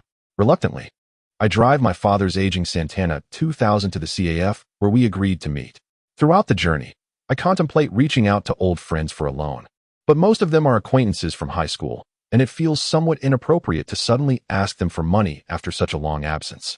Before I know it, I have passed several traffic lights, and I finally spot the CAF approximately 50 meters ahead. The large sign looms before me, heightening my anxiety. After hesitating to park, I slowly ascend to the second floor, taking out my phone to review the girl's photo once more. Standing in the CAF's lobby, I scan the room. After 2 thorough searches, I finally spot a girl in a corner whose features closely resemble those in the photograph. Straightening my clothes, I approach her. As I draw near, I take a moment to assess her again. She is fairly attractive, with pleasant features and good skin, yet she lacks the stunning allure and grace of Janwei, the striking beauty of Mikai, and the fashionable, avant-garde charm of Lu Yao. In summary, she is simply an ordinary beauty. However, such a girl could be suitable for a life partner, leading to a positive first impression. With a smile, I politely inquire, "Are you Li Xiaoyan?" She nods and returns my smile, responding, "So you must be Xiaoyang?" "Indeed, that's me. May I sit down?" "Please do." No sooner had I taken my seat than the waiter approached with a menu. "Sir, miss, are you ready to order?" Do we pay after the meal or at the time of ordering?" The waiter, momentarily taken aback by my unusual query, finally replies, "Both options are available." I breathe a sigh of relief. "All right then, please hand me the menu." The waiter presents me with a menu, and Li Xiaoyun and I each order our desired dishes. Engaging in conversation while we wait, Li Xiaoyun is quite a lively young woman. She proactively introduced herself, saying, "Let me start with a self-introduction. You already know my name. And since this is my zodiac year, you can probably guess my age. I currently serve as the head of the client department at an advertising company. I don't have my own house yet and live with my parents. That's about it." I widen my eyes at Li Xiaoyun, astonished by her candid self-introduction. Feeling as though I was requesting her household registration, Li Xiaoyun, puzzled by my reaction, eventually asked tentatively, "Is this your first blind date?" "Yes." "No wonder. What I just shared is a standard procedure for blind dates. If you venture down this path again, you will get used to it," she said with a smile. I nodded and remarked, "Indeed, it seems just like what I've seen on television. So, it's your turn to introduce yourself." Sitting up straight, I began my speech. "My name is Zhao Yang. I'm 26 years old, currently unemployed. No car, no house, no savings, and I live with my parents. Likely for a while longer. I don't have any specific plans or goals for the future, just taking life as it comes." Li Xiaoyan appeared taken aback by my introduction and after a moment, asked, "Is that really true?" "Absolutely. But Aunt Zhang didn't say that." "What did she say?" Li Xiaoyan recollected, saying, "She mentioned you just returned from Suzhou and that you are a white-collar worker at a large department store, diligent and ambitious. A really great guy." I laughed heartily. "You believe in matchmakers' words? That's quite exaggerated. I feel ashamed just hearing it." Li Xiaoyan looked at me, bemused, and after a while, asked, "But Aunt Zhang said you play the guitar. Is that talent also a fabrication?" Her words made me break into a cold sweat. Clearly, my mother struggled to find any commendable traits in me and decided to mention my guitar skills to Aunt Zhang, who enthusiastically relayed it to Li Xiaoyan. After a pause, I told her, "The fact that I can play the guitar is true, but that hardly connects to blind dating, does it?" Li Xiaoyan nodded, refraining from further comment. I smiled and asked, "Do you feel as if your grand ideals have suddenly been reduced to a stark reality, leaving you feeling quite disheartened?" Li Xiaoyan shook her head and laughed. "Not at all. I think you're quite decent, at least very honest, much more so than the average man." My heart leaped with joy. I saw this as a rare opportunity to shift the conversation. With a thick skin, I responded, "I also consider myself very honest. But there's something else I must confess to you." Li Xiaoyan looked at me, puzzled. "What is it?" "I am utterly broke at the moment, so this meal is on you." After my request for her to treat me, she looked at me, bemused once again, and finally said, "All right, I will treat you." I sighed with relief. What could have been a very awkward situation was diffused by my audacity. After a moment of thought, I added, "Just don't tell your parents that I'm broke and needed you to treat me. If that reaches my parents' ears, it would be quite embarrassing. Don't worry. I won't mention it. Just think of it as treating a friend to a meal." Li Xiaoyan replied readily. I gave her a thumbs up, saying, "Your understanding is quite commendable, I truly appreciate it. It's not that I'm particularly understanding. I simply have no choice. Li Xiaoyan laughed. You see, we are on a blind date, and if you have no money to pay, it has to be me. Her comment made me feel a bit bashful. And I awkwardly said, I've heard that on the road of blind dating, one will inevitably encounter a few oddities. You must be referring to me? If we're talking about oddities, you certainly take the cake, she retorted. I glanced at her wallet placed on the table and then said something even more outrageous. Since we are well acquainted, why not extend your kindness a bit further? I'm really short on cash lately. Could you lend me some? I promise to pay you back as soon as I find a job and receive my salary. It shouldn't take long, at most 2 months. How much do you need? About 1,000. Li Xiaoyan promptly counted out 1,000 yuan in cash and handed it to me. I expressed my gratitude and accepted it, pushing my luck further. About half an hour later, after finishing dinner, I used the 1,000 yuan I borrowed from her to pay the bill. So, it turned out to be a decent outcome, as I could consider it as treating her to dinner since I would definitely return the money. As night fell, we stood at the entrance of the CAF. And I asked her, how did you get here? By taxi. Then let me give you a ride home. Li Xiaoyan shook her head, saying, no need. My home is not far from here, and taking a taxi is quite convenient. I did not insist, understanding that when a woman declines an offer for a ride, it typically indicates her dissatisfaction with the match. I could certainly empathize with Li Xiaoyan. It would be strange if she were satisfied, given that she had reached the age of marriage, where she likely prioritized the financial stability of her partner. Though I understood, I still felt a tinge of disappointment, as pure love seems to be increasingly rare in a world where everything requires financial validation. After a brief silence, I said, could you leave me your phone number? That way, I can contact you when I return your money. Li Xiaoyan nodded and provided her number. I noted it down and smiled, saying, I hope this blind date experience hasn't left you with any shadows. Not at all. I find you quite interesting. At least our time together hasn't been dull. I jokingly replied, oh, with you saying that, I feel even more ashamed, as it seems my only redeeming quality is my ability to make jokes. Everyone has their merits. It just takes time to discover them. But you really need to put in some effort. After so many blind dates, you are the only one. Suddenly, Li Xiaoyan realized something and chose not to finish her sentence. I understood. She must have intended to say, I am the only one at 26 years of age without savings or a job. After the blind date concluded, I drove my father's nearly obsolete Santana 2000 to the riverside opposite Xuanwu Market. Sitting alone on the grass by the riverbank, I smoked quietly, feeling a wave of melancholy wash over me, stemming from my inability to manage my life. The water in the moat flowed eastward with the autumn breeze under the night sky, and I stared blankly at it, gradually feeling that although my body was in this city, I was more like a mere observer, detached from the thousands of lights that had nothing to do with me. I recalled Fang Yuan and Yin Yin, as well as Jian Wei and Xiangqin. These 4 individuals constituted nearly the entirety of my university memories. Perhaps at this moment, they were all doing quite well. Lying on the grass with a somewhat foolish expression, I gazed at the twinkling stars, suddenly feeling an emptiness within me. Zhaoyong, why aren't you heading home after your blind date? What are you doing here alone? My mother's voice suddenly resonated from behind me. Startled, I sat up from the grass, staring blankly for a moment before asking, Mom, how did you come to be here? I followed you into the CAF. I was sitting at the table behind you and Xiaoyan with her mother the entire time. My mother's revelation made my heart race. If she had been sitting behind us all along, then she must have overheard everything I discussed with Li Xiaoyan. I inquired, didn't you say we should spend some time apart? Why are you still following me? My mother, ignoring my question, fixed me with a serious expression and remarked, you unreliable son, is it customary to borrow money from a girl during courtship? Goodness, I genuinely lack funds. I sighed, my voice lacking conviction. My mother sat beside me, not displaying anger but rather softening her tone to ask, tell me, how have you been living in Suzhou all these years? After a prolonged silence, I finally replied, just muddling through, I suppose. Mother, I truly am not a good son. I have caused you and father so much worry over the years.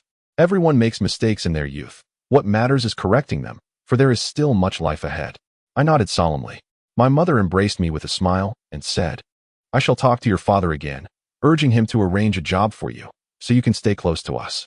If father is unwilling, I shall seek employment myself. Rectifying my mistakes begins with finding a job. He is so rigid. If he won't assist his own son, who will he help? I remained silent, uncertain whether asking father for help was wise or misguided. After a while, I finally said, Mother, Please return home. I need a moment alone. Very well. But before I go, I must ask you something. Go ahead. What do you think of that girl, Cheyenne? Do you wish to pursue a relationship with her? I pondered for a moment and replied, let us discuss relationships later. Everything is so unstable right now. Is that really how you feel after just one encounter? I wiped my face and lay back on the grass, choosing silence. I admitted I felt somewhat timid, but this was not due to the blind date itself.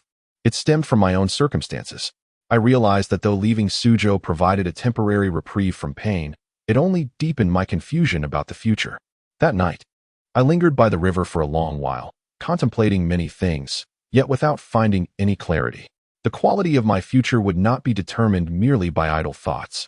I was reluctant to return home and continue driving, wandering through Suzhou, the city where my life began, gazing at the towering buildings outside my window. Suddenly, I remembered my once lofty ambitions. I aspired to become an outstanding entrepreneur, not only to fulfill my own potential, but also to help others realize their worth. Yet somewhere along the way, I lost sight of that noble aspiration, turning to learn the guitar, strumming melodies that expressed the myriad of human experiences but failed to convey a complete love story, thus further distancing myself from the dream of becoming an entrepreneur. People either succeed, settle for the status quo, or fall into decline.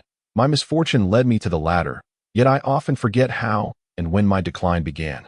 As falling became a habit, the shame gradually faded, leading me back to the arcade, where I bought a small basket of tokens and challenged a boy who looked to be in middle school to a fighting game. With a cigarette in my mouth, I maneuvered the character I controlled, landing a light kick, followed by a heavy punch, and chaining into a combo, ultimately delivering a decisive blow that knocked out the boy's character. The child's face flushed as he stared at me, too intimidated to speak, which stirred within me an overwhelming sense of loneliness, prompting a laugh from my lips. I had sunk so low as to seek validation in a video game. I tossed a token to the boy, gesturing for him to continue. His frown transformed into a smile as he inserted the token into the machine, and we resumed our battle amidst his cries of despair, the arcade machine rattling under my strikes. Zhao, you're quite adept at gaming. A woman's voice called from behind me. My focus was entirely on the game, and I initially paid no heed. But suddenly realizing someone knew my name in the arcade jolted me. I turned around swiftly to find Mikai standing behind me, staring at her in disbelief. I thought I was dreaming or perhaps still in Suzhou, while the boy seized the opportunity to unleash a powerful move, defeating my character. I pinched my face with considerable force, and the sharp sting assured me that I was indeed awake.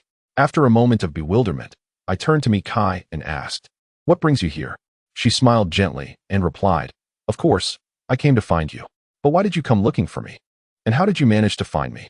In stark contrast to my astonishment, Mikai calmly said, "Play your game first. We can talk later." "And what about you?" I instinctively inquired. "I'll watch you play." Just as she finished her sentence, a child nearby had already inserted a coin into the game console for me. I took a moment to compose myself and plunged back into battle with the child, but no matter what I did, I could not win. In the end, I threw a basket full of game coins to the child and pulled an unwilling Mikai out of the arcade. The night had deepened, and the wind, carrying the sharp chill of late autumn, howled past us. Mikai, however, was dressed rather lightly. She instinctively tightened the already worn houndstooth wool coat around her. I could no longer contain my curiosity and asked, "Why does this feel so absurd to me? Please tell me why you're here." Mikai looked at me, her expression no longer as indifferent as before. She retrieved a letter from her pocket and handed it to me, saying, "This is the letter you wrote to me." I sent it. "You knew all along that I am the general manager of Zhuomei." I took the letter but did not open it. Instead, I stared blankly at Mikai, my emotions surging within me. After a prolonged silence, I lit a cigarette and asked her, "How did you find out about all this?" "Feng Yuan told me. He said you resigned from Bali department store because of this matter and left Suzhou. He shouldn't have disclosed that. It was my choice to quietly leave the city that had drained me." Mikai regarded me in silence. Even without words, I could sense her gratitude.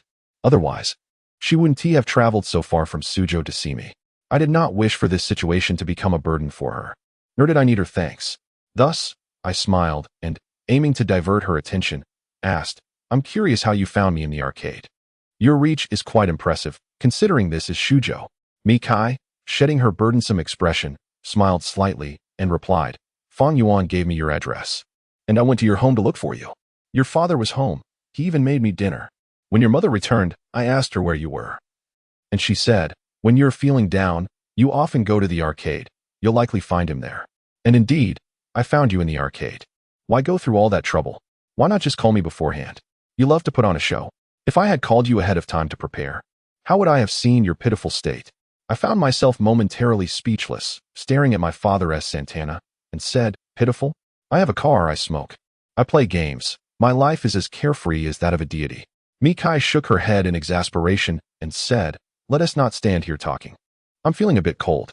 I immediately took off my jacket and draped it over Mikai's shoulders, then pointed across the street, saying, there's a tea restaurant over there. Let us go sit inside. Mikai nodded, and together we avoided the traffic and made our way across the road. Inside the tea restaurant, Mikai and I sat opposite each other. I sipped green tea while she ordered red tea. The steam from our cups wafted between us. And through the haze, I gazed at Mikai. She remained as beautiful as ever, as if she belonged to a realm beyond this mundane world. Mikai gently rotated her teacup, seemingly contemplating how to express her thoughts, but hesitating to begin. Eventually, I broke the silence, merely asking about mundane matters. Where are you staying tonight? In a hotel, she replied casually, not even looking at me. Oh, when will you return to Suzhou? Mikai finally looked up at me and asked, do you think it was presumptuous of me to come to Suzhou to find you? You misunderstood my intent. I was merely concerned that you might be busy with work, I hastily explained. Mikai shook her head and said, no matter how busy I am, I had to come to Suzhou to see you. I truly appreciate your selfless assistance. There's no need to be so polite. I would have done the same for anyone, I replied with a smile. Mikai nodded in silence, and I realized that I had never interacted with her in this manner before. It made me somewhat uneasy. After a while, Mikai looked at me and asked, so, what do you plan to do moving forward? I've returned to Suzhou. I will definitely stay here to live. This place is quite nice. At least I can be with my family. Mikai regarded me, her words caught in her throat. What about Zhuomei? Has it stabilized now? For the moment, yes. But this is merely the beginning. Similar events are likely to recur, Mikai replied, her mood noticeably dampened. I sighed inwardly, fully aware that Mi Zhondo would not relinquish control of Zhuomei so easily, and more malicious plots against Mikai were sure to follow. My heart ached for her. After all, it was her own uncle who was scheming against her, yet I felt powerless, having helped her only once. I recalled what Feng Yuan had told me. You lost a rare job opportunity this time. Do you regret paying such a high price? I shook my head and said, in truth, I struggled for a long time with that decision. Human nature is inherently selfish, but once I made up my mind, I had no regrets. Mikai took a sip of her hot tea and then, as if resolutely determined, asked me, Zhaoyang, would you be willing to return to Suzhou and join us at Zhuomei Shopping Center? Is this a form of compensation? Or do you believe I require such recompense? If I were compensating you, I wouldn't have revealed everything in such a manner. I simply wish for you to join Zhuomei. Firstly, you are currently unemployed. Secondly, you are already in the planning field. And thirdly, working at Zhuomei is an excellent choice. I asked with a smile, if Feng Yuan hadn't told you all this, would you have invited me to join Zhuomei? Ultimately, you're doing this out of guilt, and it's really unnecessary. I admit I do feel guilty. But have you considered why Feng Yuan would tell me all this? He doesn't want you to lose your job because of this incident. He hopes you can continue to stay in Suzhou, as it is a place where you have previously exerted effort. I shook my head and said, your statement is not entirely accurate. Suzhou is not a place I have truly worked hard in. All my memories of Suzhou are tinged with gray. As I felt despondent and lost there, Mikai fell silent. She clearly was not adept at persuasion, and I truly did not wish to return to Suzhou, as I could not find meaning in going back. Joining Zhuomei was out of the question, as it would imbue my choices with a sense of self-interest, making it seem as though I acted solely to join Zhuomei, which would further intensify my guilt towards Qin Jingming. Regardless, I did not want to live with such guilt. I wished to regard Suzhou, the city where my life began, as a sanctuary, settling down and thriving here. Outside, the night had gradually quieted, and the tea restaurant was nearly empty. The speaker system announced, accompanied by Eason Chan's premonition, that the establishment would close in 15 minutes. After repeating the announcement twice, the lights in the hall began to extinguish, leaving only the lights above our table still shining brightly. That night, we did not reach a consensus. Yet we knew we must depart. I stood up and said to Mikai, it's time for us to go. Mikai nodded slightly and stood up with me, though her demeanor appeared somewhat melancholic. I could not discern whether her sadness stemmed from worries about her future at Zhuomei or from my reluctance to return to Suzhou and join the company. I accompanied Mikai to book a hotel nearby, and after she obtained the room key, we faced the moment of parting. I said to her, "If you do not leave tomorrow, you are welcome to visit our home. I am not leaving. I will stay for a few days." "Is it really necessary to stay this long?" "Suzhou is not your home. I will stay as long as I wish." I was somewhat speechless and taken aback. For Mikai rarely expressed herself so emotionally, yet her words were undeniably filled with sentiment. After a moment, I replied, "Very well, we shall see each other tomorrow." Mikai nodded and, with her luggage in hand, followed the attendant toward the elevator. On my way home, I immediately called Feng Yuan. I felt the need to discuss matters with him. The call was soon connected, and before I could speak, Feng Yuan chuckled. "I was just about to call you. Did Mikai visit you? Why did you tell her about this? Isn't that adding to her burden? Oh, not only do you perform good deeds anonymously, but you also concern yourself with her feelings. Comrade Lei Feng never went to such lengths as you, Xiaoyang. Stop with the nonsense." Before Feng Yuan could respond, Yan Yan seized the phone and asked, "Xiaoyang, have you found a job yet?" "Not yet," I replied tersely, knowing that informing Mikai of this matter was likely Yan Yan's encouragement to Feng Yuan. "Did Mikai invite you to return to Suzhou and work at her Zhuomei shopping center?" "She did." "What did you say?" "Do you think I have any reason to return to Suzhou?" Yan Yan laughed. "Xiaoyang, are you using roaming and long-distance calls? Be careful, from what I know. You might struggle to manage your next phone bill." I could not help but admire Yan Yan's leap in logic and finally exclaimed, "What on earth are you talking about?" "I mean, you are in such a predicament, and Mikai personally came to find you, offering you a job. You should not be so reserved. Just return to Suzhou and continue your life. You, a woman, understand nothing. Stop talking to me and hand the phone back to Feng Yuan." Feng Yuan took the phone and said, "Yan Yan's opinion aligns with mine. You too. Are you unaware of the situation? If I return to Suzhou to work at Zhuomei, would that not be more disrespectful to Qin Jingming? How am I supposed to face myself? You do not necessarily have to work at Zhuomei if you return to Suzhou. However, if you have found a good job in Suzhou, then consider my words as unspoken." I was left speechless. Feng Yuan continued, "Think it over. Coming to Suzhou means having friends to support you, while in Suzhou, based on my knowledge of Bandad, he certainly will not assist you with work." Once again, I found myself at a loss for words, as Feng Yuan's observation was accurate. Bandad indeed showed little interest in my job situation. Or else I would not have wasted over a week on this matter. "Xiaoyang, it is getting late. We will end our conversation here. Reflect on it more. By the way, I will recharge your phone with 100 yuan. You must stay connected. Can you two stop being so sarcastic?" Feng Yuan did not respond further and hung up, amplifying my embarrassment after their relentless teasing. Indeed, had I not borrowed 1,000 yuan from Li Xiaoyan for today's blind date, I would have had no means to recharge my phone. After passing another traffic light and crossing a street, I was almost home when my phone chimed with a text notification. To my surprise, it was a successful recharge notification of 100 yuan. I could only laugh and shake my head at Feng Yuan and Yan Yan's ingenuity. Upon returning home and opening the door, I found Bandad and my mother sitting on the sofa in the living room. I tossed the car keys to Bandad and inquired, "You two are still awake?" My mother looked at me and asked with a smile, "Xiaoyang, is the girl who came to see you today your girlfriend?" I was not surprised by my mother's inquiry and promptly replied, "She is not my girlfriend." Bandad, with a serious expression, interjected, "If she is not your girlfriend, why would she travel all the way from Suzhou to see you? Have you done something to wrong that girl?" A wave of helplessness washed over me as I pondered how to explain, instinctively rubbing my nose. My mother immediately turned to Bandad and said, "Old Zhao, did you see that? He always rubs his nose when he is not being truthful." Bandad nodded in agreement with my mother. I found myself at a loss and finally said, "This is something I truly cannot explain to you. She will likely come to our home for lunch tomorrow.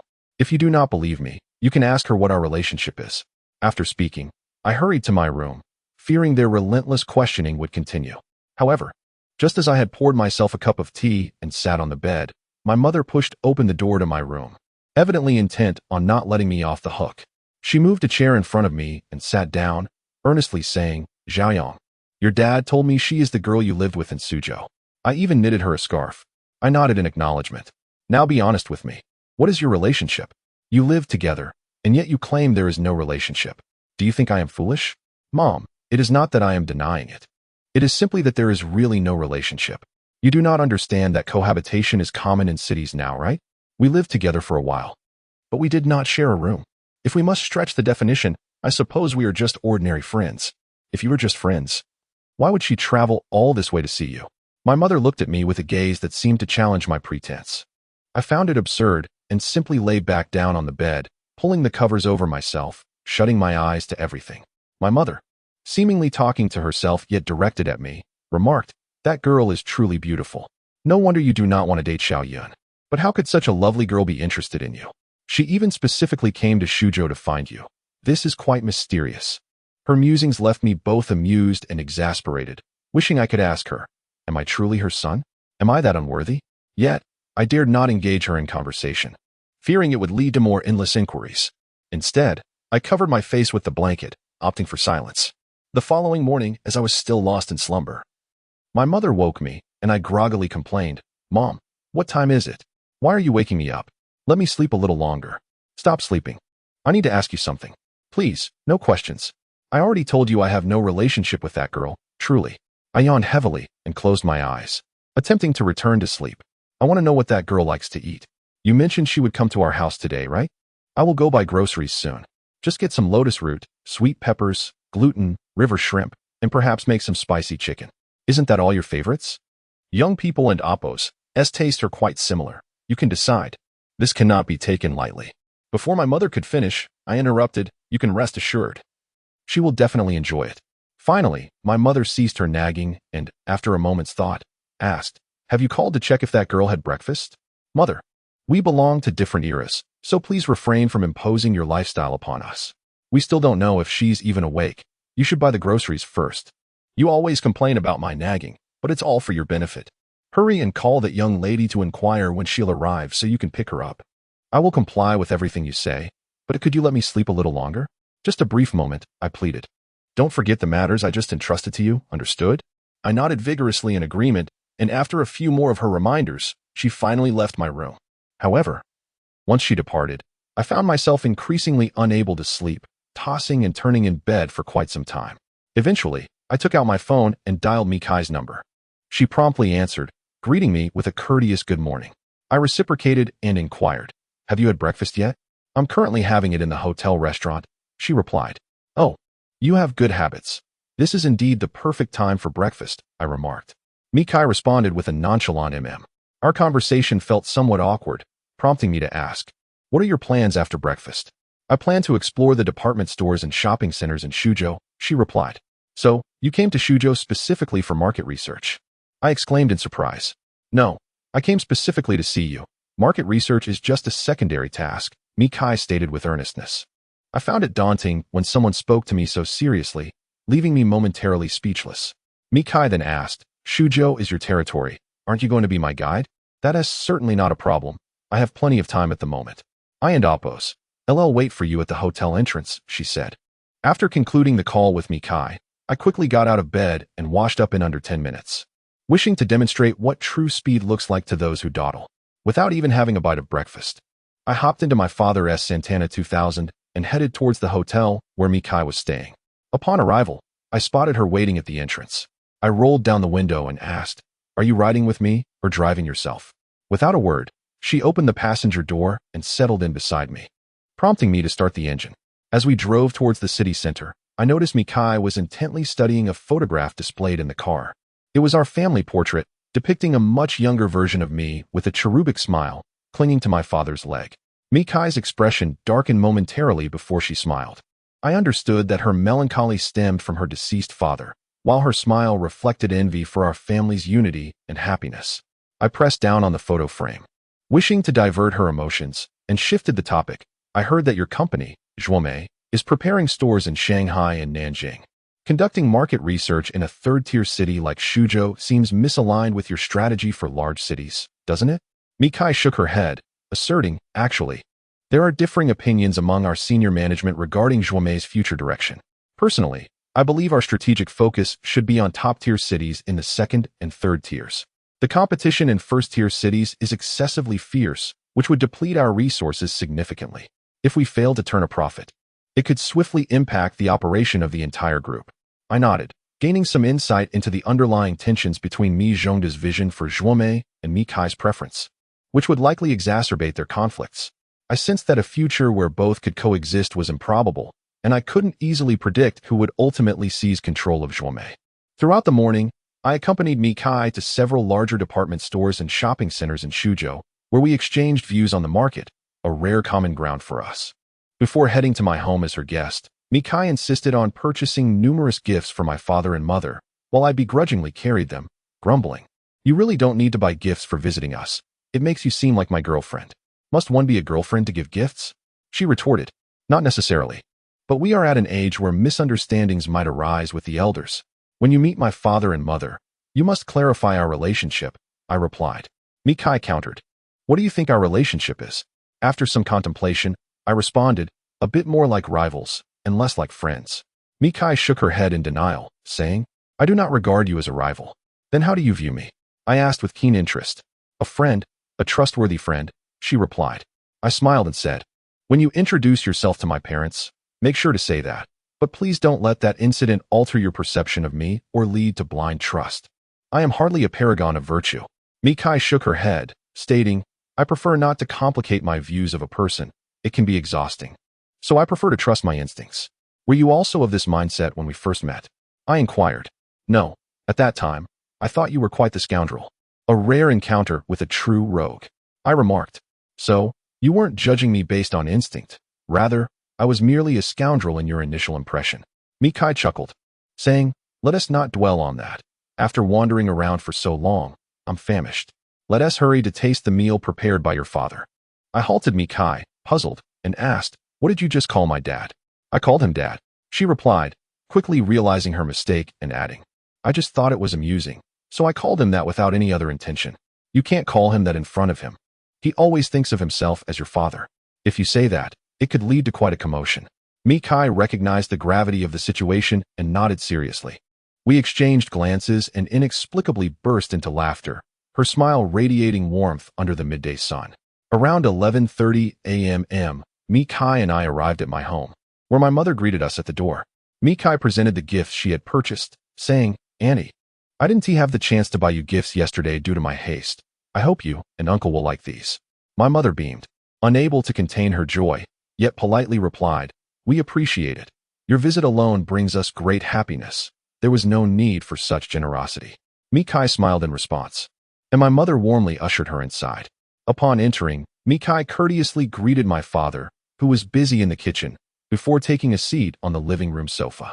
I found a magazine to pass the time before dinner, sitting beside her with another magazine in hand. Soon after, my parents called us to eat. Mikai and I set aside our magazines, pulled out our chairs, and maintained a respectful distance, completely devoid of any intimacy typically seen among couples. As we both anticipated the inevitable interrogation from my parents during the meal, as expected, no sooner had we taken a sip of juice than my mother scrutinized Mikai, asking, "Young lady, how did you and our Zhaoyang come to know each other?" Mikai glanced at me, smiled, and replied, "Auntie, Zhaoyang used to rent a room in Suzhou, which I purchased, and that's how we became acquainted." "Is it really that simple?" my mother queried, perplexed. I quickly interjected, "What more complexity could you possibly desire?" This was inherently a straightforward matter. Coincidentally, Mikai was present today, allowing the involved party to clarify everything before you, so you wouldn't have to dwell on it constantly. Both my father and mother turned their gazes towards Mikai, awaiting her explanation. Mikai set down her chopsticks and said earnestly, "Uncle, Aunt, my relationship with Zhaoyang is merely that of friends. I understand your confusion regarding my long journey to find Zhaoyang, and I would like to clarify this. In fact, Zhaoyang had begun to see progress in his work in Suzhou. However, he lost his job while helping me, and I feel deeply remorseful for that. Which is why I came to Suzhou, hoping to assist him in his career and make amends for my guilt." Mikai's thoughtful explanation greatly satisfied me, prompting me to quickly affirm, "Father, Mother, this is the whole story. Now you understand, right?" My father remained impassive, while my mother displayed a look of disappointment, then consoled herself by saying, "It's all right. Feelings are cultivated over time. You can get to know each other slowly." Before my mother could finish her sentence, Mikai and I exchanged glances, both reading helplessness in each other's eyes. My mother simply didn't understand, even if she gave us 1,000 years. We could never cultivate a love like that of the supreme treasure and the fairy Xixia. Eventually, amidst my mother's questioning, We completed this somewhat torturous lunch, feeling a sense of relief that we had finally persuaded my parents to accept the fact that we were just friends. By afternoon, my father went to work as usual, while my mother was called by some friends to play mahjong, leaving only Mikai and me in the room, seemingly driven by nerves. I lit a cigarette in front of Mikai and said, "I'm smoking now. You can't object. This is my home, and I am free to act as I please. Are you retaliating against me?" There's no talk of retaliation. It's just that I was quite unhappy being controlled by you in that room before. You even said I should find my own place, where I could smoke on the roof without anyone bothering me. Do you know how stifled I felt then? Mikai skillfully countered, "Since you're so free now, why not go smoke on the roof? Opportunities like this are rare. Hurry up and release your pent-up feelings. Just smoking in front of you is already quite satisfying. I'm a low-key person and wouldn't do something as ostentatious as smoking on the roof." As I spoke, I exhaled a long plume of smoke towards Mikai. She frowned and waved her hand to disperse the smoke. I burst into laughter, saying, "Now you understand the saying, a leopard cannot change its spots, right?" The afternoon sunlight lazily streamed through the window, casting warmth onto the sofa, while the wind made the yellowed leaves dance as if performing a ballet in the air. I completely emptied my mind, reclining on the sofa, wishing time could freeze at that very moment. Mikai seemed to relish the tranquility of the afternoon even more than I did. She had already leaned back on the sofa and fallen asleep, her face radiating peace and serenity. I got up and retrieved a down blanket from the room, gently laying her down, removing her shoes, and covering her with the blanket, while I stepped away from the sofa, leaving the comfortable space entirely to her slumber. Standing by the window, I lit another cigarette, my thoughts drifting as I recalled Mikai's intent in coming to Shujo. She hoped I would return to Suzhou with her, to restart our lives and careers there. However, after much contemplation, I had resolved to leave Suzhou behind. Now that I was back, was there really any necessity to return? In truth, I had no need to go back, yet every time I thought of Suzhou, an indescribable emotion surged within me, one that consistently prevented me from completely letting go of that city. I felt a bit hurt, a touch of reluctance, yet I also resisted returning to familiar grounds. This persistent emotional turmoil left me with even fewer choices. Mikai seemed quite exhausted lately. She slept soundly and for a long time, only waking as evening approached. She glanced at the blanket draped over her and asked, "How long did I sleep? It's almost dark." "Oh, have you been standing there like a fool all this time? I learned it from you. Remember the last time I slept by the river? You just sat there beside me all afternoon." Mikai looked at me helplessly and after a pause said, "Let us not talk about that. If we're not discussing that, what else is there to do? Take me to try the local delicacies of Shujo. This is my first visit, and you must be a gracious host. All right, I'll take you to eat our famous digua, a type of pot dish. But I must warn you, it's very spicy." "I'm not afraid of spicy food. I told you that last time at CCS restaurant. But the place I'm taking you to is not just any kind of spicy. You, a girl from the water town, shouldn't speak too soon. So, how spicy is it?" "Spicier than you can imagine." Mikai appeared somewhat hesitant and asked, "If it's too spicy, can I request less spice?" "That restaurant doesn't accommodate requests for less spice. The essence of the meal is its spiciness. If you can't handle it, we can always go somewhere else." I replied dismissively, "Let us go. I won't falter in your Shujo." Mikai declared resolutely, "Don't speak as if you're here to conquer us. Don't forget I'm here to guard. Are you really that formidable? Are you out of your mind? Say that again. Are you out of your mind? Do you want me to strangle you?" I glared at Mikai, feeling a bit exasperated. I was simply trying to invite her for a meal. Without further ado, Mikai dragged me to a mirror and calmly asked, "Look in the mirror. Don't you think you look like a lunatic?" After notifying my father and mother that we wouldn't be home for dinner, I drove Mikai to the spicy hot pot restaurant where I often gathered with friends. The restaurant had been renovated this year, increasing its capacity, yet the only unchanged aspect was the chef, Mr. Lee, with his hat and his apprentices, who were busily engaged in the open kitchen. Upon entering, the air was thick with the pungent aroma of chili, causing Mikai to instinctively cover her mouth and nose. I smirked at her and said, "If you can't handle it, we can still switch places." Unyieldingly, Mikai dropped her hands and chose an empty table to sit down. I called out to the service desk, "1 order of digua chicken and 1 order of digua crucian carp, with extra spice, please." The server acknowledged and promptly relayed the order to Chef Lee. 20 minutes later, the digua chicken and fish arrived, and I ordered 2 bottles of beer. At that moment, I felt as if I was experiencing the pinnacle of life. There was food, drink, and the beautiful Mikai by my side. Most importantly, I was eager to see her tear-filled, runny-nosed reaction to the spiciness. This was not mere schadenfreude, but rather a response to her previous jibe about me being a lunatic. Thus, to accurately define our relationship, I deemed frenemies to be the most fitting label. I poured myself a glass of beer and downed it in one gulp before addressing Mikai. Miss me, feel free to start eating. Why are you still hesitating? You're being unfair. You just had a drink to neutralize the spiciness. Mikai retorted, calculatingly.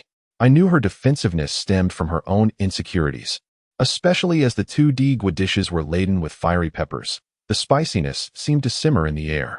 I chuckled and replied, then you can have a drink too. I wouldn't mind. If I drink, who's South going to drive us home? That's easily resolved. You can have a soft drink instead. I'll get you a can of herbal tea. It's more effective than beer. As I resolutely refused to grant Michigan Kai any further opportunities for excuses, I made my way to the service desk and returned with a can of cool tea, which I handed to her. Raising an eyebrow, I urged, drink up, eat up, and remember this fiery night. Mikai looked at me displeased and retorted, I can eat. But you needn't wear that smug expression. I instantly adopted a serious demeanor and insisted, am I earnest enough now? Hurry and eat. The hot pot is best enjoyed while it's warm. Once it cools, the pancakes lose their appeal.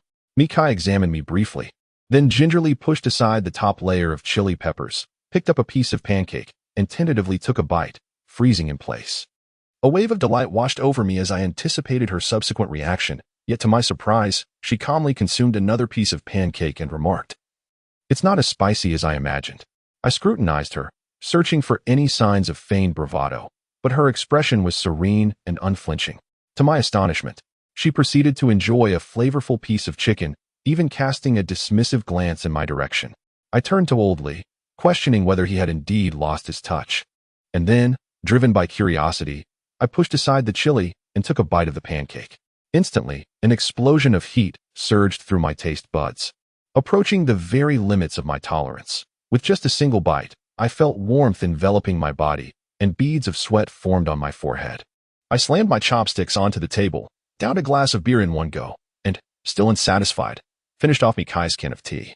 Today, Old Lee had not only retained his prowess, but had exceeded expectations. The spice had been thoroughly infused into the pancakes.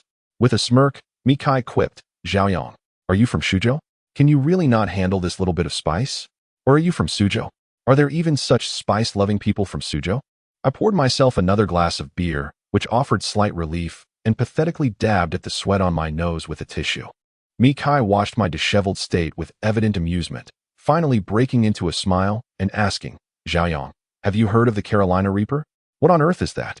I inquired. It's the hottest chili pepper in the world, cultivated by an American. I've tried it and couldn't bear it. But this level of spice before us is hardly intimidating. I was left speechless for a moment before replying.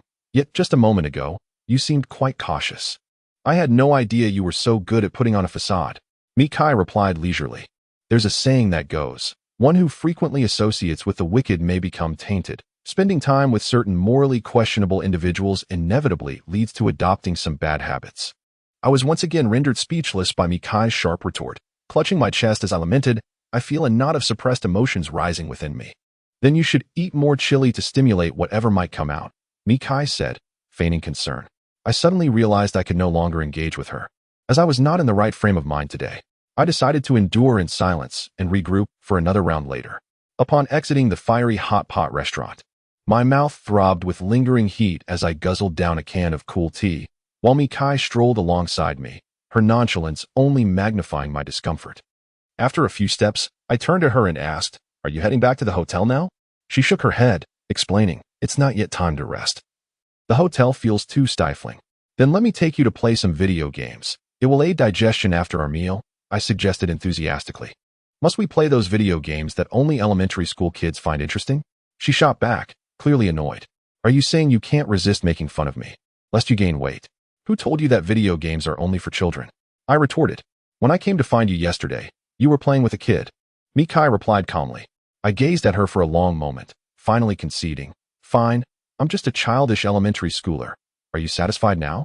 Don't feel too indignant. Just look at you now, all riled up. If I were to tie a red scarf around your neck, you'd perfectly resemble a schoolboy. I finally surrendered, pleading, I beg you, Spare me the ridicule, or we may find it impossible to get along." With a victorious smile, Mikai responded, "It's not necessary to mock you, this feeble man, but you must follow my lead from now on." "You're giving orders now?" I must have misheard. "Your sudden assertiveness is quite unfamiliar. You seem to have misunderstood. I am not merely passive. Remember that night we went singing in the countryside? It was I who suggested it," she reminded me. My frustration flared. "How dare you bring that up? Do you have any idea how badly you led me astray that time? Yet you still haven't learned, continuing to act as you please, quite the rascal." Her words made me reflect on my own misdeeds, and I felt a twinge of embarrassment. I quickly changed the subject. "Let us not dwell on that. It's pointless. Just tell me what you plan to arrange." After a moment of thought, Mikai said, "I'd like to hear you sing. I didn't get to enjoy it properly last time, as I was quite frightened." "Frightened of what?" I asked. "Frightened that if you uncovered my true self, my fate would be dire. You did throw my blanket and quilt down from the upstairs, like a madman. Are you still afraid? It's hard to believe. You were so stubborn back then. My stubbornness was merely a refusal to submit to you. You brute." Of course, I was scared. I'm just a woman. As I observed Mikai's aggrieved expression, I suddenly realized this woman had an endearing side, perhaps revealing a more authentic version of herself once her guard was down. On this autumn night, I chose to indulge Mikai's wishes. Together, we drove home to fetch my guitar, then arrived at a lakeside square. This place, once bustling in summer, now lay quiet in the deep autumn, rarely visited after dusk. We sat cross-legged on the lawn, the streetlights casting a gentle glow upon us, and the breeze seemed to soften beneath the filtered light. I tested the guitar's tuning and asked Mikai, "Now, let us enter the segment where you choose a song for me to sing. What would you like to hear? I shall do my utmost to fulfill your request." "Anything will do," she replied. After a moment's contemplation, I finally settled on Winter by the Good Sister Band, as I was particularly fond of the song's lyrics. In the chill of winter, as snowflakes dance, I passed by your door, and we strolled down that street together, further back in time, during the hazy days of youth. Your laughter lingered in the wind, drowning my sight like white snow. Years have passed, flowers have fallen, and people have parted. I ponder whether the clouds carry raindrops of longing for you, as the moon wanes and crows cry in the frosty sky. What once was the sea has turned to mulberry fields. Spring fades and autumn returns. Do you ever think of me? Lost in my own reverie, I concluded the song with a lingering note. Mikai beamed at me, applauding with approval. I smiled back, instinctively lighting a cigarette after singing. Then offered the guitar to her, inquiring, "Can you play?" "I feel you can." Mikai extended her hand for me to see her manicured nails. "Are you suggesting you can play, but it's inconvenient?" I asked. "I learned a bit while studying abroad, out of boredom," she nodded. "I feel your elegance is better suited to the piano, while a woman with CC's demeanor would excel at the guitar. You classify women's qualities quite distinctly." I chuckled, exhaling a cloud of smoke. "Researching women is the only joy left in my life." Sigh. "Otherwise, how else could I endure the endless cycle of changing seasons?" Mikai smiled softly, acknowledging my words, as I extinguished my cigarette and reclined on the grass, gazing at the starry sky. The autumn breeze made me feel a bit weary, perhaps unrelated to the wind. The night was simply too tranquil. The subtle fragrance emanating from Mikai wafted into my nostrils, enveloping me in a sense of ease and comfort. Gradually, my eyes fluttered shut, and I began to drift into a light slumber. After a considerable time, Mikai gently nudged me and said, "Xiaoyong, could you sing another song for me, Love's Admonition?" I sat up, recalling how I had played this song in her car not long ago, bringing her to tears. I realized that this song must harbor a poignant story for her. Fearing her tears would flow again, I asked, "Are you sure you wish to hear it?" Mikai nodded resolutely. "All right, but after the song, you must share with me the story behind it." "Last time," Mikai interrupted, urging, "Just sing." I did not receive a definitive answer from Mikai, yet her willingness to listen was enough. I strummed my guitar, letting my voice resonate softly with the essence of this grand love song. Just as I reached the line, "Love is something no one can comprehend. Love is the eternal melody. Love is the process of laughter and tears. Love was once me and also you." Mikai's tears began to cascade down her cheeks, her face a portrait of heartfelt sorrow. I continued singing, for I knew she would not wish for me to stop, as the song held her memories. To interrupt her reminiscence would be cruel at this moment. I completed the soothing melody, while Mikai wept like a fragile soul. In my memory, she was a strong woman, rarely shedding tears, yet this song had touched the softest corners of her heart. The quiet night, the gentle breeze, and the weeping woman stirred a sense of compassion within me. I tenderly embraced Mikai, stroking her hair and wiping away her tears. Mikai did not resist. She leaned against me for a long while, choking back her sobs as she said, "Do you know, this was my father's favorite song. When I was 15, he took me to hear Luo Dao's concert in Nanjing. It was loud and chaotic that day, but when this song played, the entire venue fell silent. My father whispered to me that he would always love me, that I was the most cherished person in his life, but he did not keep that promise. He was a liar. I miss him so much. He must be so lonely in that world." Mikai's voice broke, and she clung to me like a girl yearning for security. In that moment, I finally understood her disdain for those who do not honor their promises. Her father, Mi Zhongxin, had failed to uphold his vow of everlasting love for her. Yet life is filled with uncertainties. A grand promise of love was shattered in a tragic accident. However, I believe that if another world truly exists, Mi Zhongxin would steadfastly uphold his promise, loving his daughter Mi Kai eternally. As the wind brushed against me, I felt helpless, unsure of how to console her. After a long pause, I gently said, "Do not cry. Soon, there will be a man who will take your father's place, loving and protecting you. And his love will endure, without end." Mikai did not respond to my comfort but nestled closer to me. I found myself gazing into the distance, questioning, is there truly a river of happiness in this world? If so, at this moment, I would willingly take this woman's hand and leap into that river, even if it meant exhausting myself to swim to its end. The night deepened. The gentle breeze danced with the moonlight as Mikai finally distanced herself from me. She tidied her hair, dampened by her tears, and gazed into the dark, unlit expanse, her expression now devoid of fragility. After a while, she turned to me and said, "Zhaoyang, I hope you will return to Suzhou, but I will not pressure you. If you do not find a suitable job in Suzhou and feel that Suzhou is better for your development, come find me, and I will assist you." I packed my guitar into its case and joked, "If I return to Suzhou, would you let me have that room?" Mikai paused, then replied, "If you wish to return, it can be yours." I smiled, slinging the guitar over my shoulder, and softly told Mikai, "Let us go. I'll take you back to your hotel.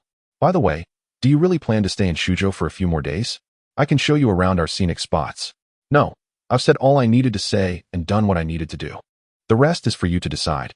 I'll be going back to Suzhou tomorrow morning." I was not surprised by Mikai's hasty departure. After all, a large corporation like Zhuomei needed her management. Even though she had only spent a day and a half in Suzhou, it was enough for someone as busy as her. I hoped she would swiftly resolve the internal conflicts at Zhuomei, bringing her peace of mind. As we walked toward the car, I said, "What time are you leaving tomorrow morning?" "I'll see you off. 7 o'clock, but there's no need for you to see me off. I have my own car. You came to Suzhou to find me, so I should see you off." "Suit yourself," she replied. I nodded, and the night seemed to deepen as we continued our conversation. By the time I returned home, it was already 11 p.m. I assumed my father and mother were resting, only to find them seated in the living room, watching television. I closed the door quietly and prepared to change into my slippers. My mother turned down the volume and asked, "Zhaoyang, did you have dinner with that girl tonight?" "Yes, I took her to eat at the Claypot restaurant." Fearing further inquiries, I added, "She's going back to Suzhou tomorrow." My mother nodded, seemingly satisfied, and returned her attention to the television. Just as I breathed a sigh of relief, my father suddenly asked, "Did she come to persuade you to return to work in Suzhou?" That's the implication. I gave my father a vague answer. "How did you lose your job in Suzhou? Why does she say your job loss is related to her?" "Dad, I don't intend to return to work in Suzhou. There's no point in asking further, is there?" My father, with a stern expression, replied, "You can stay in Suzhou if you wish, but find your own job. Don't expect me to arrange anything for you." Feeling somewhat helpless, I said, "I've been looking for jobs on my own lately. You can rest assured. I won't trouble you with work matters." My father ignored me, redirecting his focus to the television. Once in my room, I leaned against my bed, lit a cigarette, and began contemplating the pressing issue of my job situation. If possible, I still hoped to work in a department store, but there were hardly any department stores in Suzhou, and the demand for staff was weak. Finding a job similar to my previous one would be quite challenging. If not, I might have to lower my expectations and seek lower-paying planning jobs. Amidst the gloom of an uncertain future, I thought of Mikai. Indeed, returning to Suzhou with her seemed a viable option, yet that city drained me, leaving me devoid of anticipation. I did not wish to retrace the steps I had once taken. Sometimes, people are like this. Before deciding to leave Suzhou, I felt reluctant and detached. Once the decision to leave became a reality, that reluctance and attachment gradually faded, which was fundamentally why I refused to return to Suzhou. The next day, as per my agreement with Mikai, I arrived at her hotel before 7 a.m., and we bid farewell under the morning sun. I handed a box to Mikai and said, "This is a specialty from our Suzhou childhood crispy candy. You can enjoy it while you're bored tonight. It won't make you gain weight." Mikai took the box from my hands, glanced at it, and smiled as she thanked me. "Drive slowly on the way. If you feel tired, stop at a service station for a while," I advised, feeling somewhat uneasy about her driving alone for a long distance. "I know," she replied. Well, Mikai looked at me, waiting for me to continue. "Well, do come visit us in Suzhou when you have the chance." A hint of disappointment crossed her face, but she still smiled and said, "I will. If the opportunity arises, I hope to come visit and enjoy the earth pot dishes." "All right, then let us say goodbye. Take care." "Take care," Mikai said, walking towards her car. Finally, I remembered what I wanted to say and called out to her back, "Mikai, be cautious of your uncle Mijonda. He won't give up easily." Mikai paused but did not turn around. She nodded slightly and then, without lingering, started her car and drove out of the hotel parking lot. Watching her car gradually disappear into the flow of traffic, I felt an inexplicable sense of loss. I didn't want to dwell on this feeling too deeply, so with a soft sigh, I opened the door and got into my car, driving in the completely opposite direction from Mikai. Throughout the day, I had interviewed at several companies, experiencing both satisfaction and disappointment, with the final results pending notification. By evening, I found the phone number of my first blind date, Li Xiaoyan, and dialed it. A moment later, the call connected, and I got straight to the point, saying, "Are you free tonight? I would like to genuinely invite you to dinner and return the money I borrowed last time. I'll be off work soon. Where shall we eat?" Li Xiaoyan responded without hesitation. "You choose. Let me know what you prefer." After a moment of thought, Li Xiaoyan suggested, "How about Japanese cuisine? A new restaurant has opened on Fashion Avenue, and I've heard good things about it." "Sounds great. Which advertising company do you work for? I'll come pick you up." "No need. I drove myself today. Let us just meet directly at the restaurant." "Okay." I arrived first at the newly opened restaurant on Fashion Avenue and secured a table, waiting outside for Li Xiaoyan. About 15 minutes later, a red Ford Focus pulled up in front of me, and Li Xiaoyan stepped out, waving and asking, "Have you been waiting long?" "Just a little while. The table is ready. Let us go inside," I replied. Li Xiaoyan nodded and followed me into the restaurant. In our cozy booth, we sat facing each other, and soon our orders arrived. I wasn't particularly fond of Japanese cuisine, but out of respect for Li Xiaoyan's preference, I maintained my composure as a gentleman. As we ate and chatted, Li Xiaoyan suddenly asked, "Zhaoang, did you know that my mom and your mom were sitting behind us in the CAF that day?" "I did, or else I wouldn't have been able to return the money so quickly.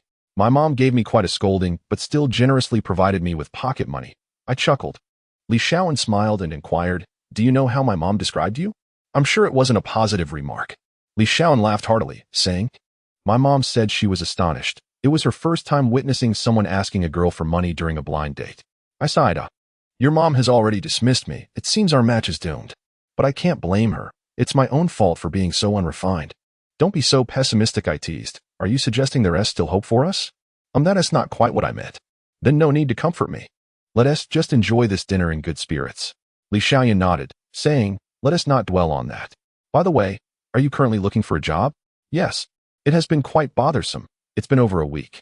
Li Xiaoyan seemed surprised, asking, "I heard you graduated from Suzhou University. That's a pretty good school. And your dad works as a section chief at a state-owned enterprise. It shouldn't be too difficult for them to arrange a position for you, right?" "Let us not bring that up. I was brought back home," I said somewhat dejectedly. Li Xiaoyan chuckled, not dwelling on that topic, and asked, "You used to work in planning, right? Are you offering to introduce me to a job?" Li Xiaoyan nodded. "You could say that.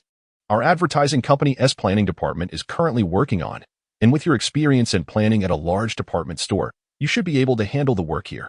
That should be manageable. The essence of both jobs is quite similar, so I would adapt quickly," I replied confidently.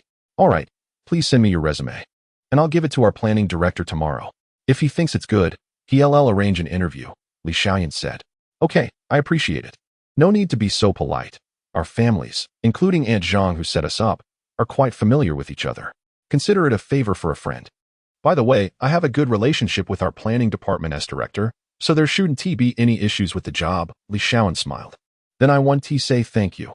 Once I secure a job, I'll treat you to dinner. Actually, I do prefer if you invite me after you achieve success at work. That dinner might be more meaningful then. That night, Li Xiaoyun and I talked for a long time. The atmosphere was much more natural than our first meeting, and we even shared stories about our past relationships in college, which brought a sense of nostalgia and melancholy. Li Xiaoyun graduated from the mining university in Suzhou, and her college boyfriend was from Xiamen. Though they had loved each other deeply, they eventually parted ways due to geographical differences. When I recounted my relationship with Jian Wei, I felt even more helpless than Li Xiaoyun. I had once been so reckless for love that I followed Jian Wei to Shanghai, even willing to work and live there. Yet I still couldn't escape the fate of our breakup. It left me in a state of despair for a long time until I gradually understood that the beauty of love is fleeting, and very few are truly capable of preserving that beauty. As we shared our sentiments, it was already 10 p.m., and it was time to say goodbye. We stood outside the restaurant, and I counted out 1,000 yuan from my wallet. Handing it to Li Xiaoyun with a hint of apology, I feel a bit embarrassed. Asking to borrow money on our first blind date. Li Xiaoyun smiled as she took the money, saying, "That depends on how the parties involved view it. At the time, I did find you quite peculiar, but now I think you're just carefree and charmingly unpretentious." I joked, "So if borrowing money reveals a man as charm, I should borrow more next time." That wouldn't he do? If it happens too often, it would imply that the man lacks capability. A man can be down on his luck for a moment, but he shouldn't he always be so, right? Li Xiaoyun said earnestly. I nodded seriously, understanding her point. If I could indeed join their company, it would be time for me to prove my professional competence. When I returned home, my parents were still awake, engrossed in a family drama that had caused them to stay up later than usual. Upon my return home, my mother, with genuine concern, inquired, "Xiaoyang, did you go out with Xiaoyan today?" I replied affirmatively. "Have you repaid the money you borrowed from her last time?" "Yes, I have. By the way, she is also considering introducing me to a job, so you need not worry about my employment," I explained, sharing this with my mother to prevent her from pressuring my father regarding my career. "Is she working at her own advertising company?" "Indeed," I confirmed. My mother sighed and remarked, "Xiaoyan seems like a wonderful girl. Have you thought about pursuing a relationship with her?" I helplessly responded, "You know very well what level I'm at. Would someone like her ever be interested in me? You foolish boy. If she didn't have a good impression of you, she wouldn't have lent you money, gone out with you, or offered to help with job introductions." Although Xiaoyan's family isn't affluent, both her parents have stable jobs. Your father also has a secure position, and our families know each other well. I believe you two would be a good match. The key is for you to be diligent and secure a stable job, understand? My mother spoke earnestly. "You're right, Mom." I agreed. She nodded and pressed, "Tell me, do you like Xiaoyan? Do you want to pursue her?" Of course. How could I not? Xiaoyan is a wonderful person, someone with whom one could build a life. My mother beamed, saying, "That's great.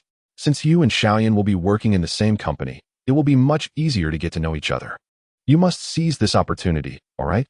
Rest assured, I also wish to marry soon and make you and Dad grandparents," I declared, envisioning a future that made my mother smile broadly. However, my father, who had remained silent, suddenly asked, "Xiaoyang, has that girl from Suzhou returned today?" "Yes. She left this morning," I replied. My father nodded thoughtfully and remarked, "She is a good girl." I looked at him, puzzled, but he offered no further words. With advertisements blaring on the television, he casually changed the channel, which made me feel as though I was overthinking things. Perhaps he was merely reflecting on the situation. In some respects, Mikai is indeed a fine young woman, yet I feel her world is too distant and unreal for me. Returning to my room, I lit a cigarette as was my custom, pondering life, love, and my recent experiences. At that moment, I was convinced that I had moved on from Jian Wei, as I had subconsciously entered a new phase of life. I yearned for a stable and uncomplicated love, which could eventually blossom into marriage, with my blind date, Li Xiaoyan, being the most suitable candidate.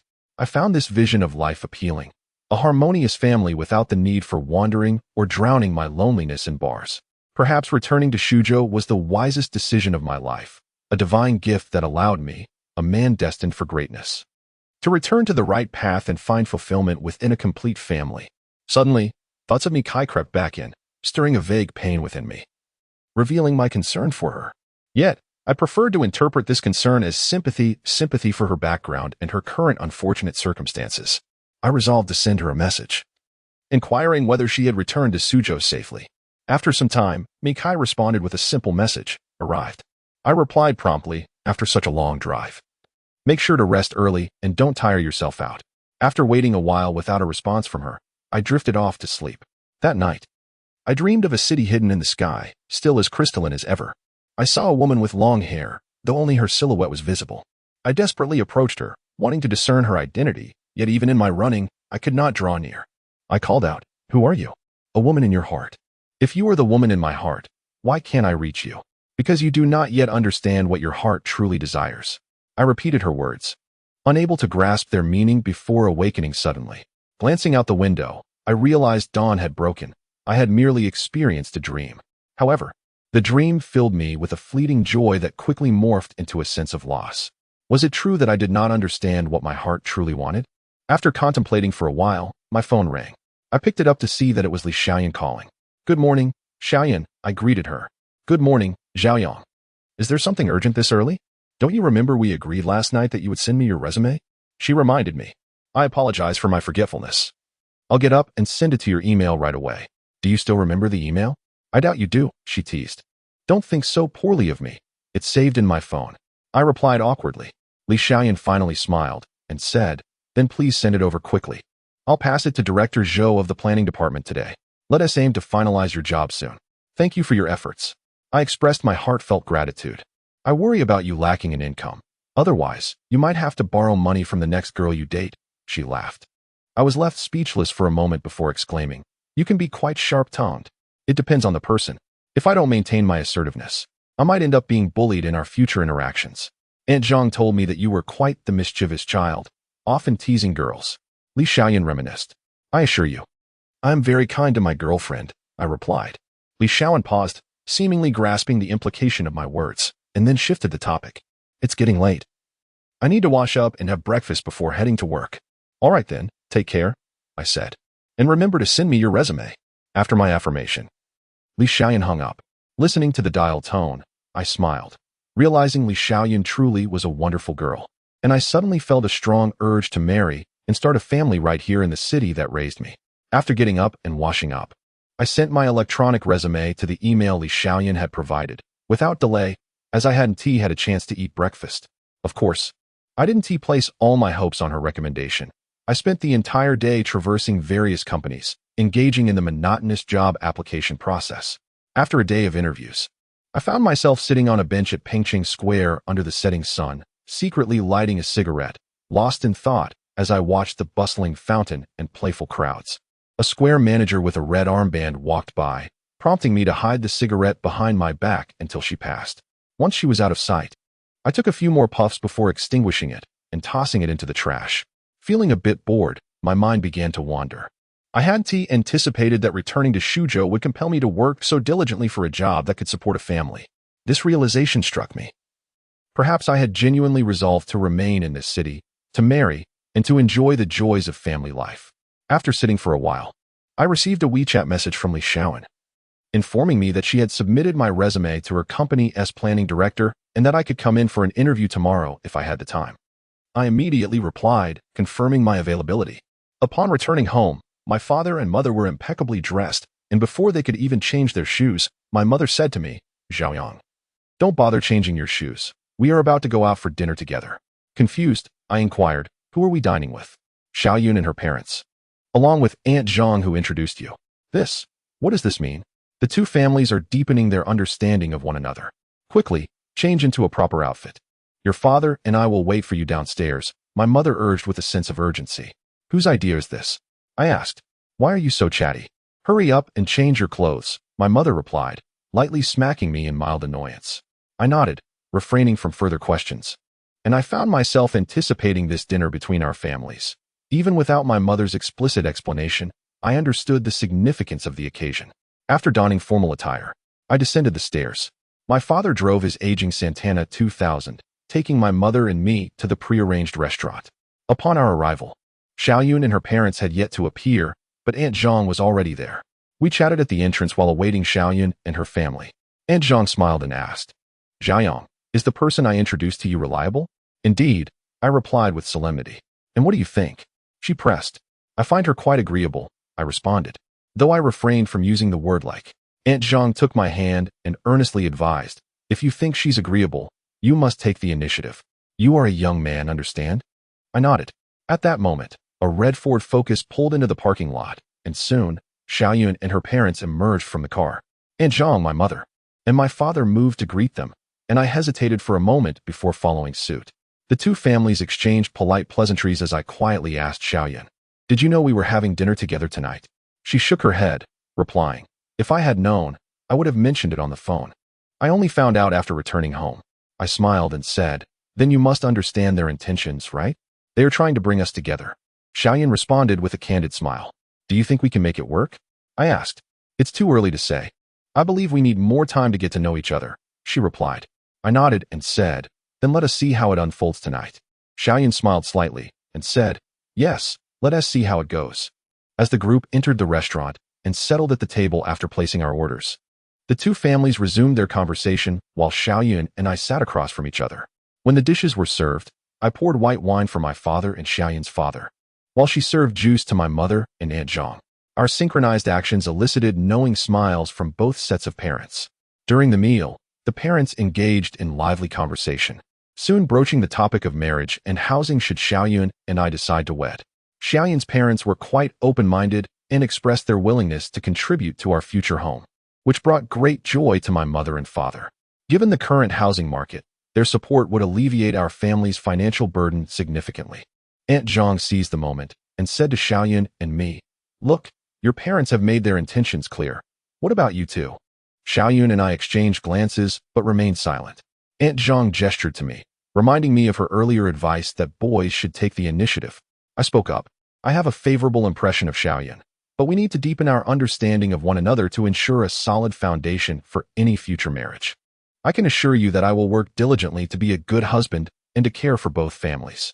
As soon as I finished speaking, Aunt Zhang exclaimed, "What a well-spoken young man." Xiaoyun's parents nodded in agreement, while Xiaoyun bit her lip to suppress a smile, as she was aware of my true character. Aunt Zhang then turned to Xiaoyun and asked, "What about you, Xiaoyun?" After a moment of thought, she replied, "I share the same sentiment as Xiaoyang. We need to further understand each other." Aunt Zhang nodded approvingly, saying, "That's the right attitude. However, you both are not getting any younger. Once you spend enough time together, you should consider the prospect of marriage." Xiaoyun and I nodded in unison, prompting knowing smiles from both families. As they turned their attention to our interactions, the atmosphere of the arranged meeting was so harmonious that it felt effortless. I understood why Xiaoyun's parents would agree to our relationship. My father held a respectable job, and I was a graduate from a prestigious university. Although I was currently unemployed, I was confident that with hard work, I could support a family with Xiaoyun. Furthermore, Xiaoyun held a well-paying job, making our potential future together appear bright, and I found myself eagerly anticipating it. This profound sense of hope made me realize that I had drifted and felt despondent for far too long.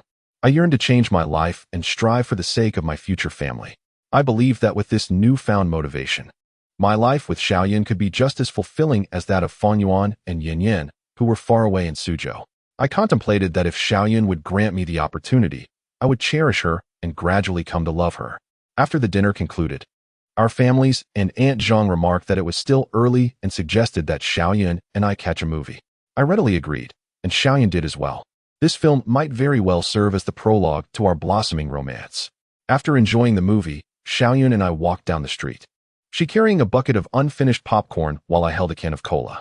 As I sipped my drink and she munched on popcorn, we engaged in light conversation. I asked Xiaoyun, "Do you think working together as a couple in the same company would violate any company policies?" She shook her head and replied, "Not at all. We work in an advertising agency, which has a more open culture. There are several couples in the office." I grasped Xiaoyun's arm as she walked ahead, and she looked back at me in confusion. With a serious expression, I asked, "Xiaoyun, can I take this to mean that we are now in a relationship?" Xiaoyun paused, then replied, "Xiaoyang, were you just teasing me?" "Yes, it's important not to be too blunt. If you aren't willing, I would be left with no way out. You have a methodical approach to things. You would make an excellent planner." Xiaoyun laughed. "You are quite adept at diverting conversations, a true talent for business." I retorted with a smile. Yet, Xiaoyun's demeanor shifted, and she earnestly asked, "Xiaoyang, do you genuinely believe we can build a life together and eventually marry?" I fell silent for a long moment before nodding and saying, "Yes, at the very least, I am willing to put in the effort and strive for it." This desire to work hard is something I have never experienced in my 20-plus years of life. Xiao nodded and said, honestly, after so many blind dates, I feel exhausted and wish to escape singlehood. Your presence came as a surprise to me. But to say that I've developed feelings for you after just a few meetings would be unrealistic, since our parents both wish for us to be together. I would like to regard our meeting as a divine arrangement. So, we can officially start seeing each other, right? Li Xiaoyan smiled and said, But it depends on your future performance. After all, I am entrusting my entire life to you. Your life is one I am worthy of, I replied joyfully. Li Xiaoyan nodded, and we continued walking forward. With a mixture of apprehension and anticipation, I grasped her hand amidst the falling leaves of an autumn evening, reminiscent of the innocence of first love.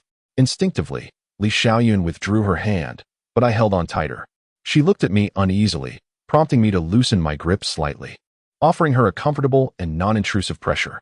Her expression finally softened a bit. I smiled and suggested, let us walk a little further, perhaps at the end of this street. Spring will bloom. Winter isn't over yet, is it? Let's skip winter and head straight for spring, she replied with a smile. Then let us go, I said. Thus, we strolled along the streetlights, their glow casting a gentle yellow hue on our faces. Upon returning home, my parents were still seated in the living room, engrossed in a television drama. As I changed my shoes, my mother turned down the volume and asked, Xiaoyang, how are things going with Xiaoyan? I smiled and replied, pretty well. My mother, pleased by my response, said, that's good to hear. Xiaoyan's family is truly wonderful. They are understanding. You must get along well with her, all right? Absolutely. Mom, you can rest easy, I assured her. After our conversation, I glanced at my father, who remained focused on the television. Only when I passed by did he call out, have you secured a job? I'm still searching, but Xiaoyan mentioned her advertising company is hiring planners. She has already forwarded my resume to their planning director, so I should hear back soon. My father nodded and said, a man must prioritize his work. You're right, Dad. I will keep that in mind, I replied. Make sure you remember it, not just say it, he responded. I smiled, indicating that I had taken his words to heart, and then headed to my room. That night, a sense of joy enveloped me.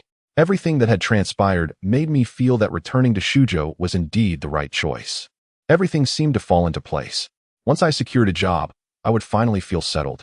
A sense of fulfillment and anticipation for the future that I had never experienced in Suzhou. After finishing a cup of hot tea, I went to wash up and soon lay down, drifting quickly into sleep. I cannot recall what time it was when my phone, which I had forgotten to silence, suddenly rang, waking me from my slumber. After a moment of complaint, I answered the call. Hello? I mumbled, waiting for the other party to respond. Xiaoyang, are you already asleep? The voice startled me awake. I recognized it was Mi Kai's voice. I rubbed my face, sat up in bed, and turned on the light. Noticing it was already past midnight, I yawned and asked, aren't you asleep yet? I just got off work, she replied. At this hour? I exclaimed, feeling a strange discomfort, perhaps stemming from sympathy for her solitary life. The company has been quite busy lately. It should ease up soon, Mi Kai said with a flat tone. After a moment of silence, I advised her, you should take care of your health, especially your diet. You can make some millet porridge. It's very nourishing. Thank you for your concern. No need for thanks between us. It feels awkward, I replied. Mi Kai chuckled but remained silent, perhaps realizing that our past animosity made such pleasantries feel out of place. After a brief pause, I finally asked, did you call me this late for a reason? The light bulb in my room seems to be broken, and I don't know how to change it. Mi Kai said, a hint of embarrassment in her voice. It's quite late. Why not just use a desk lamp for tonight? Mi Kai replied, even more awkwardly. The desk lamp's bulb burned out a few days ago, and I've been too busy to replace it. I was at a loss for words and finally said, all right. Changing a bulb is simple, but please be careful. Okay, I will follow your instructions. In the corner of the balcony, there is a storage box with light bulbs and an emergency flashlight. Next to it, there is a step ladder. Just climb up and change it.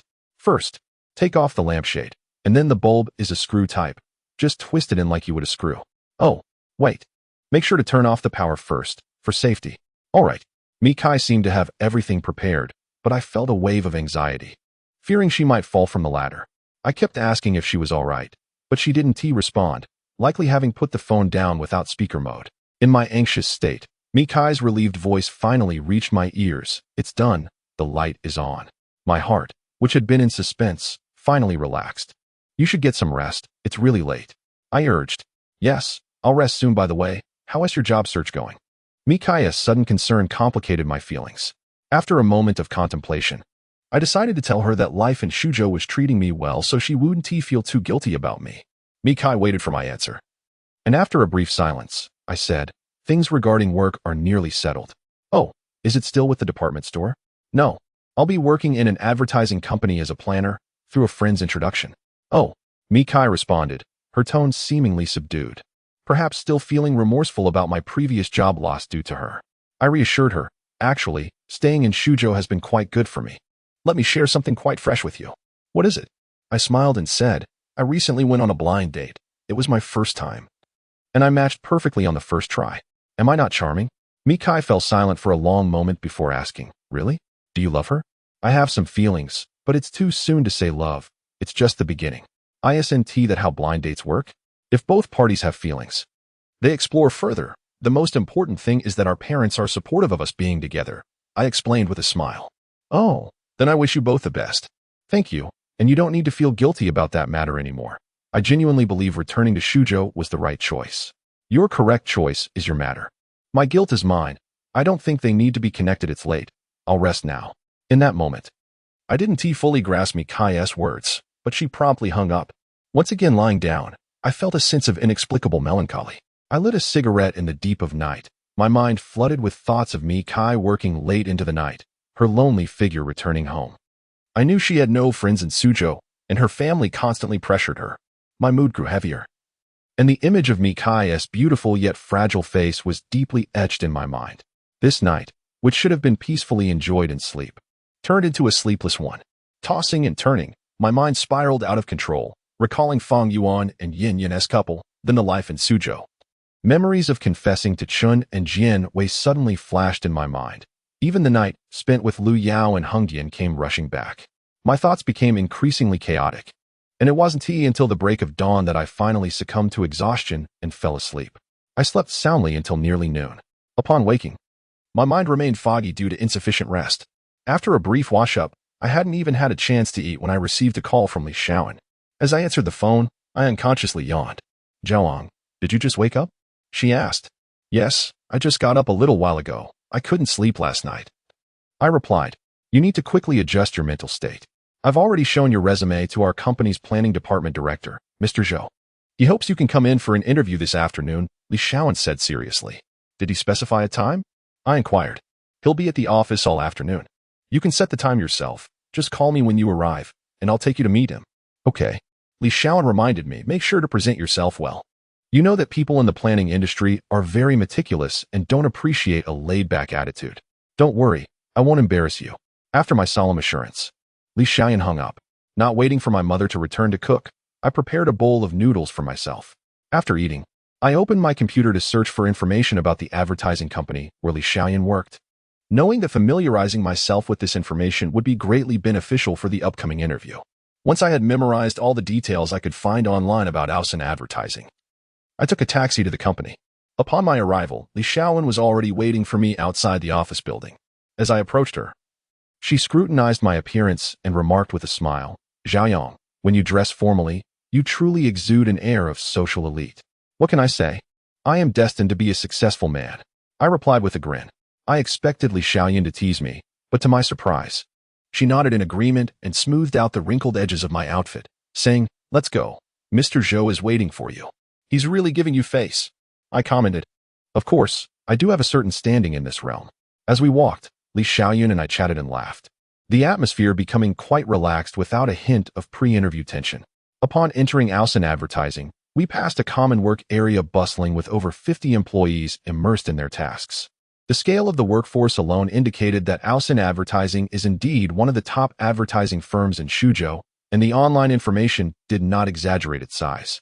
Arriving at the director's office, Li Shaoyan lightly knocked on the door. A deep voice from within called, please come in. Li Shaoyan exchanged a glance with me, signaling me to enter. I nodded and pushed the door open, stepping into the office alongside her. A man in his mid-30s, impeccably dressed in a suit, sat confidently in his chair, exuding the authoritative presence of a large advertising company director.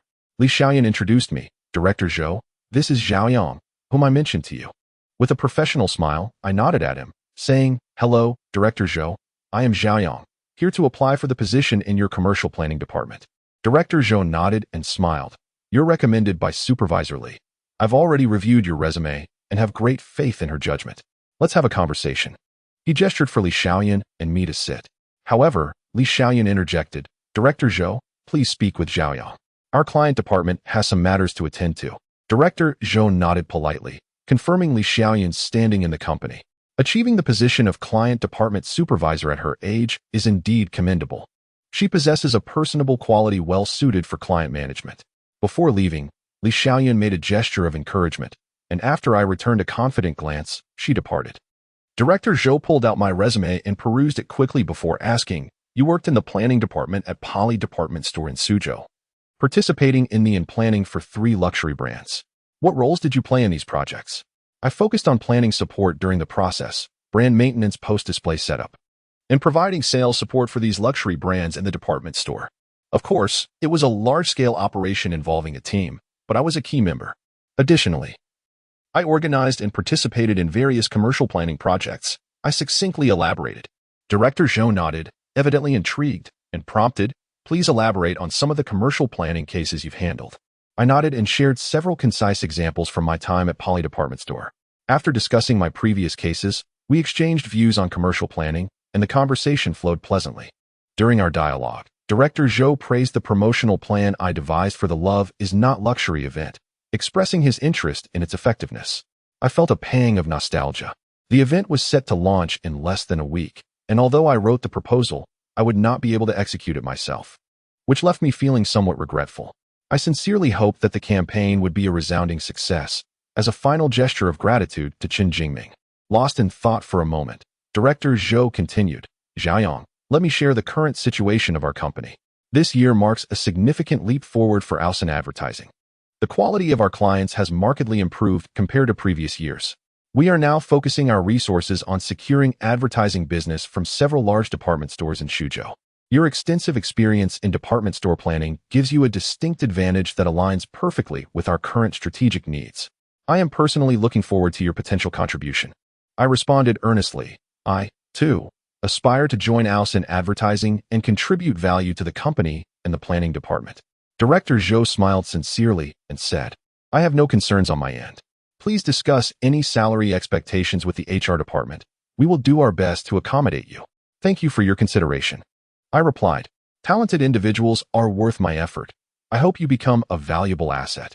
Director Zhou rose and extended his hand. I quickly stood to shake his hand. Feeling the warmth of respect, I thought to myself that I would cherish this opportunity and strive to make a mark in Suzhou, never to dwell again on the sorrowful memories of Suzhou. At that moment, Li Xiaoyan re-entered the director's office, one hand holding documents and the other carrying her handbag, seemingly preparing to leave. Director Zhou, do you believe Xiaoyang can handle the planning work at our company? Li Xiaoyan asked with genuine concern.